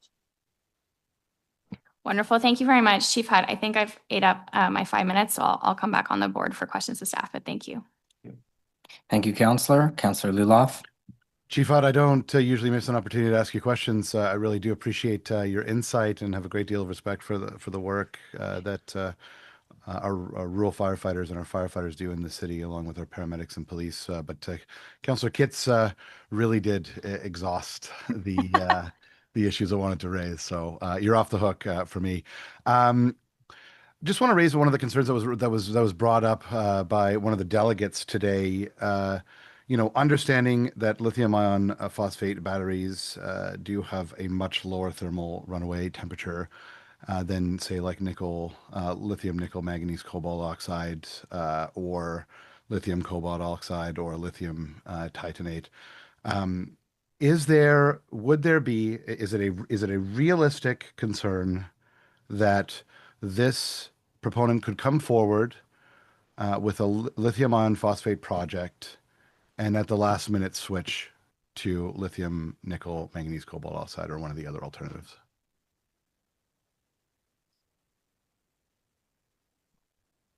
Chair, as we get into a land use planning perspective, we typically wouldn't get into what the batteries would be made out of. We would be looking at the other considerations from a pure land use side of things. Would any of the approval processes lock in what technology was going to be used? Chair, I believe that process is set by the ISO in terms of their proponent's application. Okay, so once that application is in and complete, that's that. Okay, fair. And Dr. Stowe or anyone else that might be able to answer this question, I've raised it with a couple of the other delegates today. Nick, I don't think there are many others at the City of Ottawa that are so concerned with the environment as you. So I suppose I'll pose this to you. The typically, and maybe not specifically about this project, but just best in general, the mitigation methods that are used to ensure that things like natural water systems are protected, that mitigation for environmental disturbance is in place. Are these technologies? Do you believe that these technologies are at a place right now where you feel comfortable? With them, given the research that you've done? Mr. Chair, my expertise, of course, is not on the impacts of from fires on BESS facilities, possible emission of contaminants, or possible contamination of groundwater and aquifers. I would be looking at an application in terms of its impacts on the natural environment, and to the extent that those possible occurrences were related to impacts on the natural environment, I would rely very much upon the expertise of my colleagues at the city in their review of the supporting reports. So these would be the city's engineers, the city's hydrogeologists, and of course, Ottawa Fire Services. Is there any member of the staff panel that might be able to add anything to that? Or are we just not prepared? Chair, as we heard previously, an environmental impact study is also required with every zoning bylaw amendment application, which would look at elements like that as well. Okay, wonderful. Thank you all very much. And I'll save my final remarks for the end, Chair. Thank you, Councillor. Vice Chair. Thank you very much, Chair, and thank you so much for being here today, Chief Hutt. I guess I'll ask my questions and then I'll praise you after. Has the OFS, have you ever fought a large battery or battery energy storage system fire? Chair, thank you for that question. When you look at battery energy storage, like what we're proposing here is we don't have one in the city of Ottawa. So the answer to that is no. When you look at other aspects, and I don't want to draw comparisons because every fire, every situation is different, but I can certainly tell you Montreal Road, where the utility infrastructure and all the PCP, we had a huge fire. It was massive in the back of a community. Sometimes you have pre-plans for events, and that's when I talk about prevention. So when you have a dedicated, committed site, there's a lot of time to be proactive, to look at what your best response model is. We don't always have that luxury. Just a couple of years ago, we had on the 5th floor of the General Hospital, the largest vault fire, 5-alarm fire to extinguish. So, we come across a lot of diverse situations, and we tend to mitigate it based on the skill set and the experience that we have. And you do a great job of that. Based on what you know about battery energy storage and some of the fires that have occurred around these systems, would you consider a battery energy storage system fire to be would it be a major event for OFS? I think any fire is a major event. So it truly is. A fire has huge impacts on not only the people directly impacted, but the community as a whole. So I know that's a general question. If your question is, do I feel comfortable with the equipment and the skill sets that we have in the city of Ottawa? I would have to say yes, I am comfortable with the skill sets and the equipment that we have in the city of Ottawa. Now, having said that, again, when you look at training requirements, we have to look at it at a holistic aspect based on what the application before us is coming. But we certainly have the skill set and the expertise to initiate a fire attack on a BESS application. Thank you very much, Chief Hutt. And now I just want to thank you for the responsiveness that you've showed each and every time I've sent an email about fire or BESS or anything. And this has been a tough conversation, and you knew that. And you've done a great job at getting back to us and providing answers. And I want to thank you for what your service does. Just 2 nights ago, you came to the rescue of several of my residents, and you didn't just put out a fire, they saved lives. Thank you. Thank you very much. Thank you, Vice Chair. Councillor Kitts. Thank you, Chair. Yeah, just a couple of quick questions for staff. I thought it might be helpful to sort of describe, because I feel like we're finding our footing here with BESS. It's come forward to us a couple times now in different iterations. So could you maybe walk us through the evolution of where we started in 2023 to now, and the I guess improvements to process that staff have made since then? Mr. Chair, thank you for the question, Councillor. So taking us back to taking us back to 2023, it was in October of 2023 is when the ISO launched the long-term, the LT1 procurement. So as part of that launch, that's where the introduction of the MSR municipal support resolution was introduced. Now, I believe there were some discussions from the proponent today. So for those proponents who bid as part of that request for proposal from the province, they received additional rated points if they had received a municipal support resolution in advance. So it was an advantage to them to seek that municipal support resolution in advance. But so it was in December of 2023 when staff brought forward a report that outlined some of those changes that we were recommending to council as part of the planning approval process to ensure the due diligence through the zoning bylaw application, as well as amendments to the official plan. At that time, we had put forward a recommendation for approval of 4 different battery energy storage proposals, one of which was approved by council.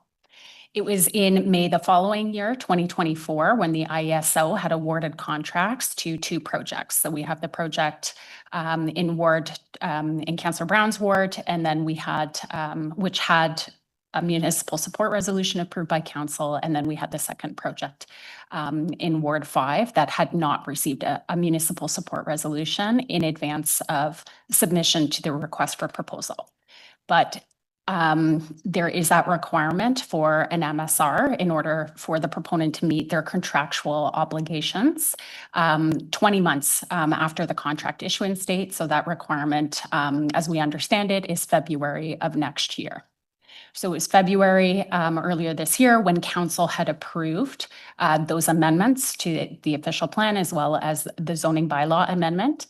And as part of that, a second recommendation was that for this one remaining project as part of LT1, that the municipal support resolution or the request would come back with the full zoning bylaw application and site plan control application. Okay, thank you for that, because, this is among the first, but it's certainly not going to be the last. And I think, we're ironing out the kinks a little bit in terms of process. My other question, and I don't know if you are best to answer it, but I didn't know who to ask it to because we didn't actually hear from the landowner today. But do you know what the site is currently being used for now? I've heard cattle grazing, hay production. Can you confirm? Do we know what the use is? No, nobody knows. Okay. Chair, we don't have details on the current use. Okay. The floor for now. Thank you. Thank you very much, Councillor. Councillor Luloff. Okay, I suppose I don't have any further questions to staff. I'll just kind of wrap up on, sorry. Councillor, if you don't mind waiting 10 seconds, I'm going to let the vice chair resume his seat. Oh, does he have more questions? Motion, and then we'll do wrap-up statements. We're just buying time here. You got it, boss. I want you to sing a song, but glad to no need now. part. Well, nobody wants me to sing a song, that's for sure. Maybe Councillor Luloff. Okay, before I read that, Chair, I'm just going to clarify that we worked with the clerk, and there's been a minor wording change to my original motion about the community benefit, which is in place if an MSR is provided. Thank you. So if you don't mind, Vice Chair, reading in the other motion, and then we'll move to wrap-up statements, and we'll go to Councillor Luloff first. For those Whereas it is at its meeting of May 25th, 2025, Council directed that the Agricultural and Rural Affairs Committee provide a recommendation for the June 11, 2025 meeting of Council to either accept or deny an MSR for the South March Best project. And whereas ARAC heard from a number of delegations in its meeting of June 5th, 2025, considered the request for municipal support resolution, therefore be it resolved that the Agricultural and Rural Affairs Committee recommend Council deny the request for municipal support resolution for the South March Best project. Thank you, Vice Chair. Councillor Luloff, if you'd like to go with your wrap-up statement. Sure. You have- Thank you, Mr. Chair. Long day, so appreciate everyone's effort staying caffeinated. When I arrived at committee today, I was prepared to vote against this MSR request for a variety of reasons. I came to that position after listening to the residents of Ward 5, reviewing the process, weighing the concerns raised, particularly around consultation. And I've also spent time working to understand the science and hearing from experts on how risk is mitigated with this emerging technology. And let me say this clearly, I understand the unease. This is new can be unsettling. We heard from over 60 delegates today. That is not nothing. That said, I also take a principled approach to my work on council. I believe that the local councillor, the one who is closest to their residents, more than any other order of government, who knows the community best, should have a significant say in decisions that directly affect their ward. I really like and respect Councillor Kelly, and I gave him my word that I would support him today. A commitment was made in good faith and based on the information that I had at the time, and I'm not going to break or go back on my word. But let me be equally clear. My vote today reflects that commitment and that commitment alone. There are still real concerns about how this has been handled. And I've heard loud and clear from residents of this concern. I also received many emails from my own residents in support of this project specifically and BESS in general.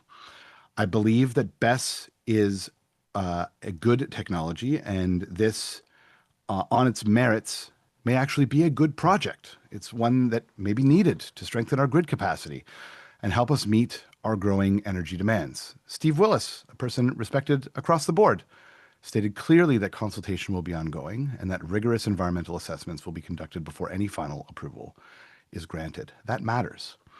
And I also want to emphasize the support from our Indigenous partners, from the Indigenous partners. Their guidance and involvement must continue to shape this process. Their voices matter deeply. And I want to take a moment to express how much I appreciate everything that we heard today. I know how much time, thought, and personal effort it takes to prepare delegations. And I want to thank everyone who took the time to engage. Your contributions have shaped my thinking and will continue to inform the discussion moving forward. I also want to reiterate that this is ARAC's role. Council was wise to send this matter back to us. This discussion honors the spirit of the Rural Summit. Rural voices matter, and I'm grateful that we had the opportunity to hear them today. I certainly have a markedly different impression following this meeting. This vote today honors my promise to Councillor Kelly, but I reserve the right to make my own decision at Council, where this matter will come forward again for further discussion. I'll be taking the lessons that I learned here today to that vote. Let this also be a lesson on consultation, that it is not a box to be checked, but a fundamental part of decision-making. Community education is incredibly important, and we must continue to do better in both how we inform and how we engage. Thanks, Chair. Thank you very much, Councillor Luloff. Councillor Kitts. Yeah, thank you, Chair. I think I'm aligned with Councillor Luloff. If I'm honest, it's been a while since I've been this torn about a vote. And going back to the horse and buggy versus the car analogy I shared earlier, I do think battery storage is the future. I think it's an eventuality and it's a necessity. But I think it's hard to be the first community to welcome this, and it's hard for residents to accept it in their communities with so many unknowns. And it's also hard for us as counselors to fully embrace the direction, to be honest. As Councillor Luloff said, consultation is very important, and we got off on the wrong foot to BESS in this city, and I appreciate that the proponent is trying to make up for that now. But I think it's inserted a level of doubt that is very hard to overcome. I struggle with this also because, and I appreciate that this is apples to oranges, but I accept a lot of development in my ward, residential development primarily, that is not wanted. But, appreciating that we're in a housing crisis, appreciating that the province has set the rules and regulations for us. My approach to that is often to be collaborative where possible, and to accept that if this is going to move forward, we have to move forward as partners with the community in mind, and sort of negotiate as many wins for the community as possible. But appreciating that housing needs to go somewhere, and my ward has been tagged to accept that. There are safety concerns when it comes to housing that are different, obviously, than the safety concerns that we're talking about today, more, traffic and road safety. But I've been reflecting on that in the lead up to this decision. And, I'm inclined today, though, as a rural councillor, who is concerned about losing farmland, whether it is to residential development, as we're seeing in our ward, or to renewable energy going forward.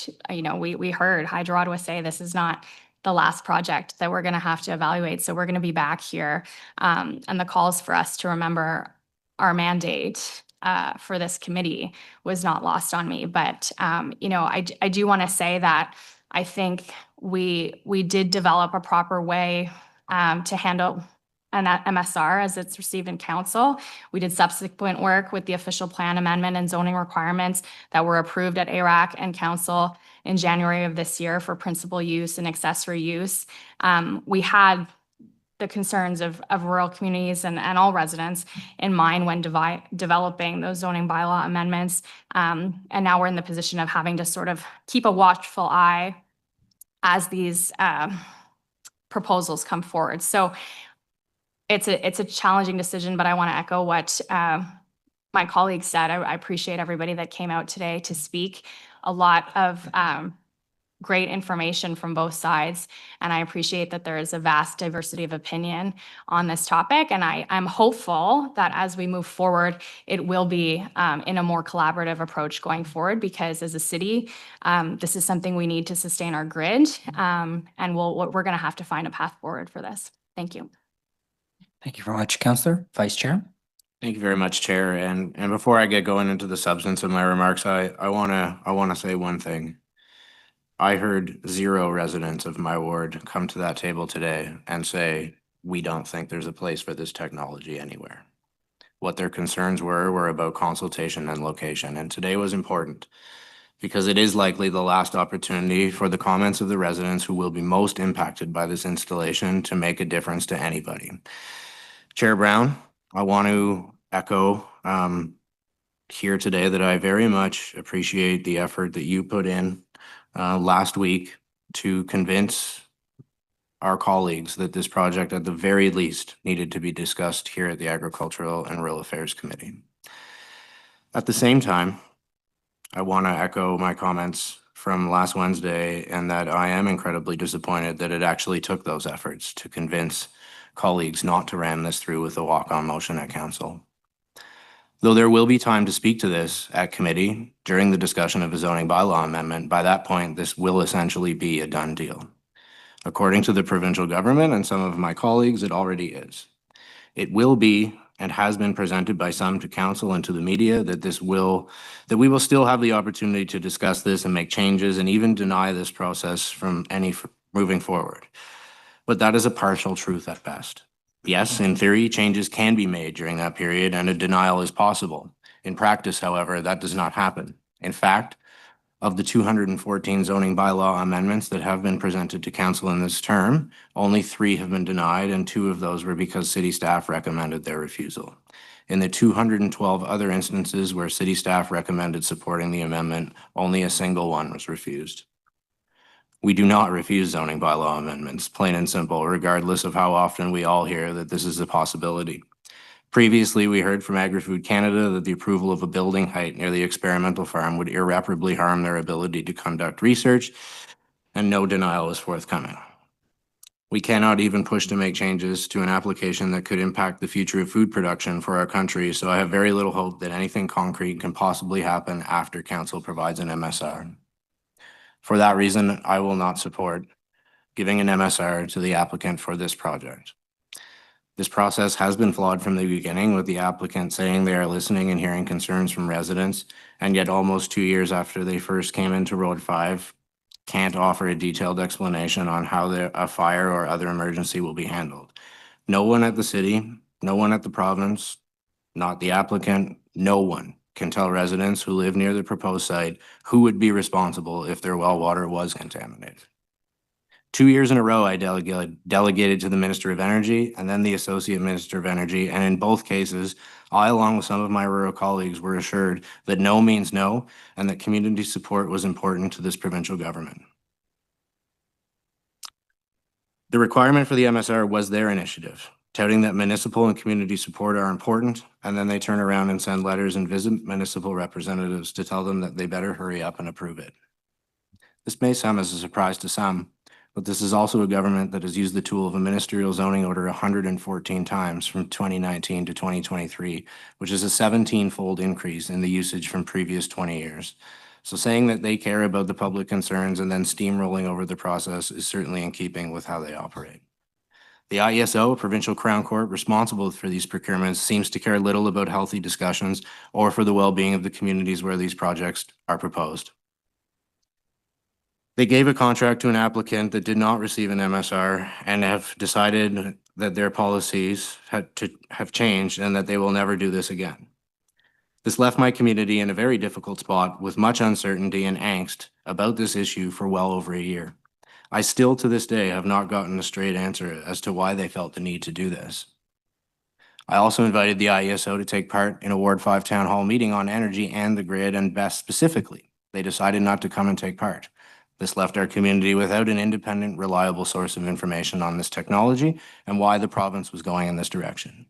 This created and fostered an environment where residents had to rely on the applicant for information, and given the massive financial interest, consultation and some missteps along the way in terms of consultation with the public, trust was lost. Some will have you believe that this is simply a NIMBY fight or a bunch of rural people who fundamentally oppose to anything that has to do with fighting climate change. They are wrong. I will remind my colleagues that I remain to this day the only councillor who has brought a motion to provide an MSR for a BESS facility. Our ward is home to several large solar farms, several hydroelectric dams. We are not opposed to being part of the solution, nor are we opposed to large-scale projects. We have a landfill, a large garbage and recycling sorting depot. We have quarries and pits. We have cement batching plants. I remain convinced that the majority of my residents do not oppose this technology outright, but believe that there is an appropriate place for a project of this scale, and that this location is not a place where our community is comfortable putting this project. Further to this, some very reputable organizations have also provided their opposition to this project in its current location. In closest proximity, you have the Friends of the Carp Hills, a progressive science and evidence-based organization with the goal of protecting the very important and environmentally significant lands that surround this site. We have the Ottawa Carleton Wildlife Centre, who are opposed to the project in this location. We have the Ontario Farmers Association local chapter, who is opposed to the project in the proposed location. We have the Carleton Landowners Association, who is against this project in this location. And we have a combined over 2,000 residents in my ward who have signed petitions against this project and the Fitzroy BESS. Very, very few people are outright opposed to this technology. There was a great opportunity here to do this right, to find a location that worked for the community, to consult in a meaningful way with the public, and to truly show residents how and why they could embrace a project like this. But that didn't happen. And even worse, the process has been cut short to try and ram this through, so in the end, maybe we will prove the naysayers right, that the process is a sham, and to the many who have a role in it, consultations and community buy-in are buzzwords and boxes to tick, rather than necessary and meaningful steps to actually getting public support. I will ask my colleagues here today to say no to an MSR for this project. Thank you very much. Thank you very much, Vice Chair. Well, Councillor Kelly is a great guy, but still no clapping allowed. Wait 10 minutes. I'd like to thank the delegates for coming out today. It was a long day for you, and I appreciate the opportunity to hear what you have to say. Members of this committee have stood with Ward 5 not once, but twice, and I can speak for myself. I'll be standing with you again today. This isn't the end of the line. There will be another meeting for the zoning bylaw amendment, and I expect that we'll see many of our neighbors from Ward 5 come out again. and we want you to come out. We want to hear from you. For us, we're not your enemy up here. We are your duly elected representatives, and we do listen to you. I always like to make the argument that municipal politicians are the ones closest to the people. We live in the communities that we represent, and we see you each and every day. So again, thank you very much for coming out, and I appreciate the opportunity to listen to you and what you have to say, and the time you took out of your day, especially a work day for many, to come and be heard. I'd also like to thank city staff for all that you've done to prepare for the meeting today and to sit through the delegations and then the questions to staff. It is a longer day than usual for ARAC. I think we were out of here in 14 minutes once, and so we're certainly buying back that time today.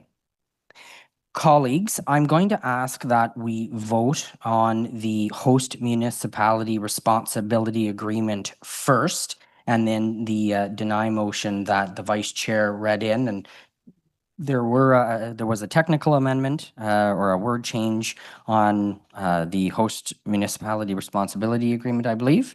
And then there was also a date change. The document that the vice chair read in was May 25th. It was actually the 28th of May, the council meeting last week. So I just wanted to highlight those. And just in case, item 7.1, municipal support resolution for the South March BESS project. Report recommendation is that the Agriculture and Rural Affairs Committee consider the matter for recommendation to council. With that, colleagues, I'll ask for a recorded vote on the host municipality responsibility agreement. Councillor Kitts? Yes. Councillor Luloff? Yes. Vice Chair Kelly? Yes. And Chair Brown? Yes. 4 yeas. Thank you very much. And now we'll do a recorded vote on the deny motion that was read in by the vice chair, please. Councillor Kitts? Yes. Councillor Luloff? Yes. Vice Chair Kelly? Yes. And Chair Brown? Yes. 4 yeas. Thank you very much, colleagues. Item 8, in-camera items, and there are no in-camera items. There are no registered speakers for the open mic session. Are there any notices of motion? Seeing none, any inquiries? Any business? Oh, good. Adjournment. Our next meeting is June 18th, the special joint meeting with Planning and Housing Committee, and then we will have an ARAC meeting on the 3rd of July. We stand adjourned. Thank you very much. Good job today, Chair.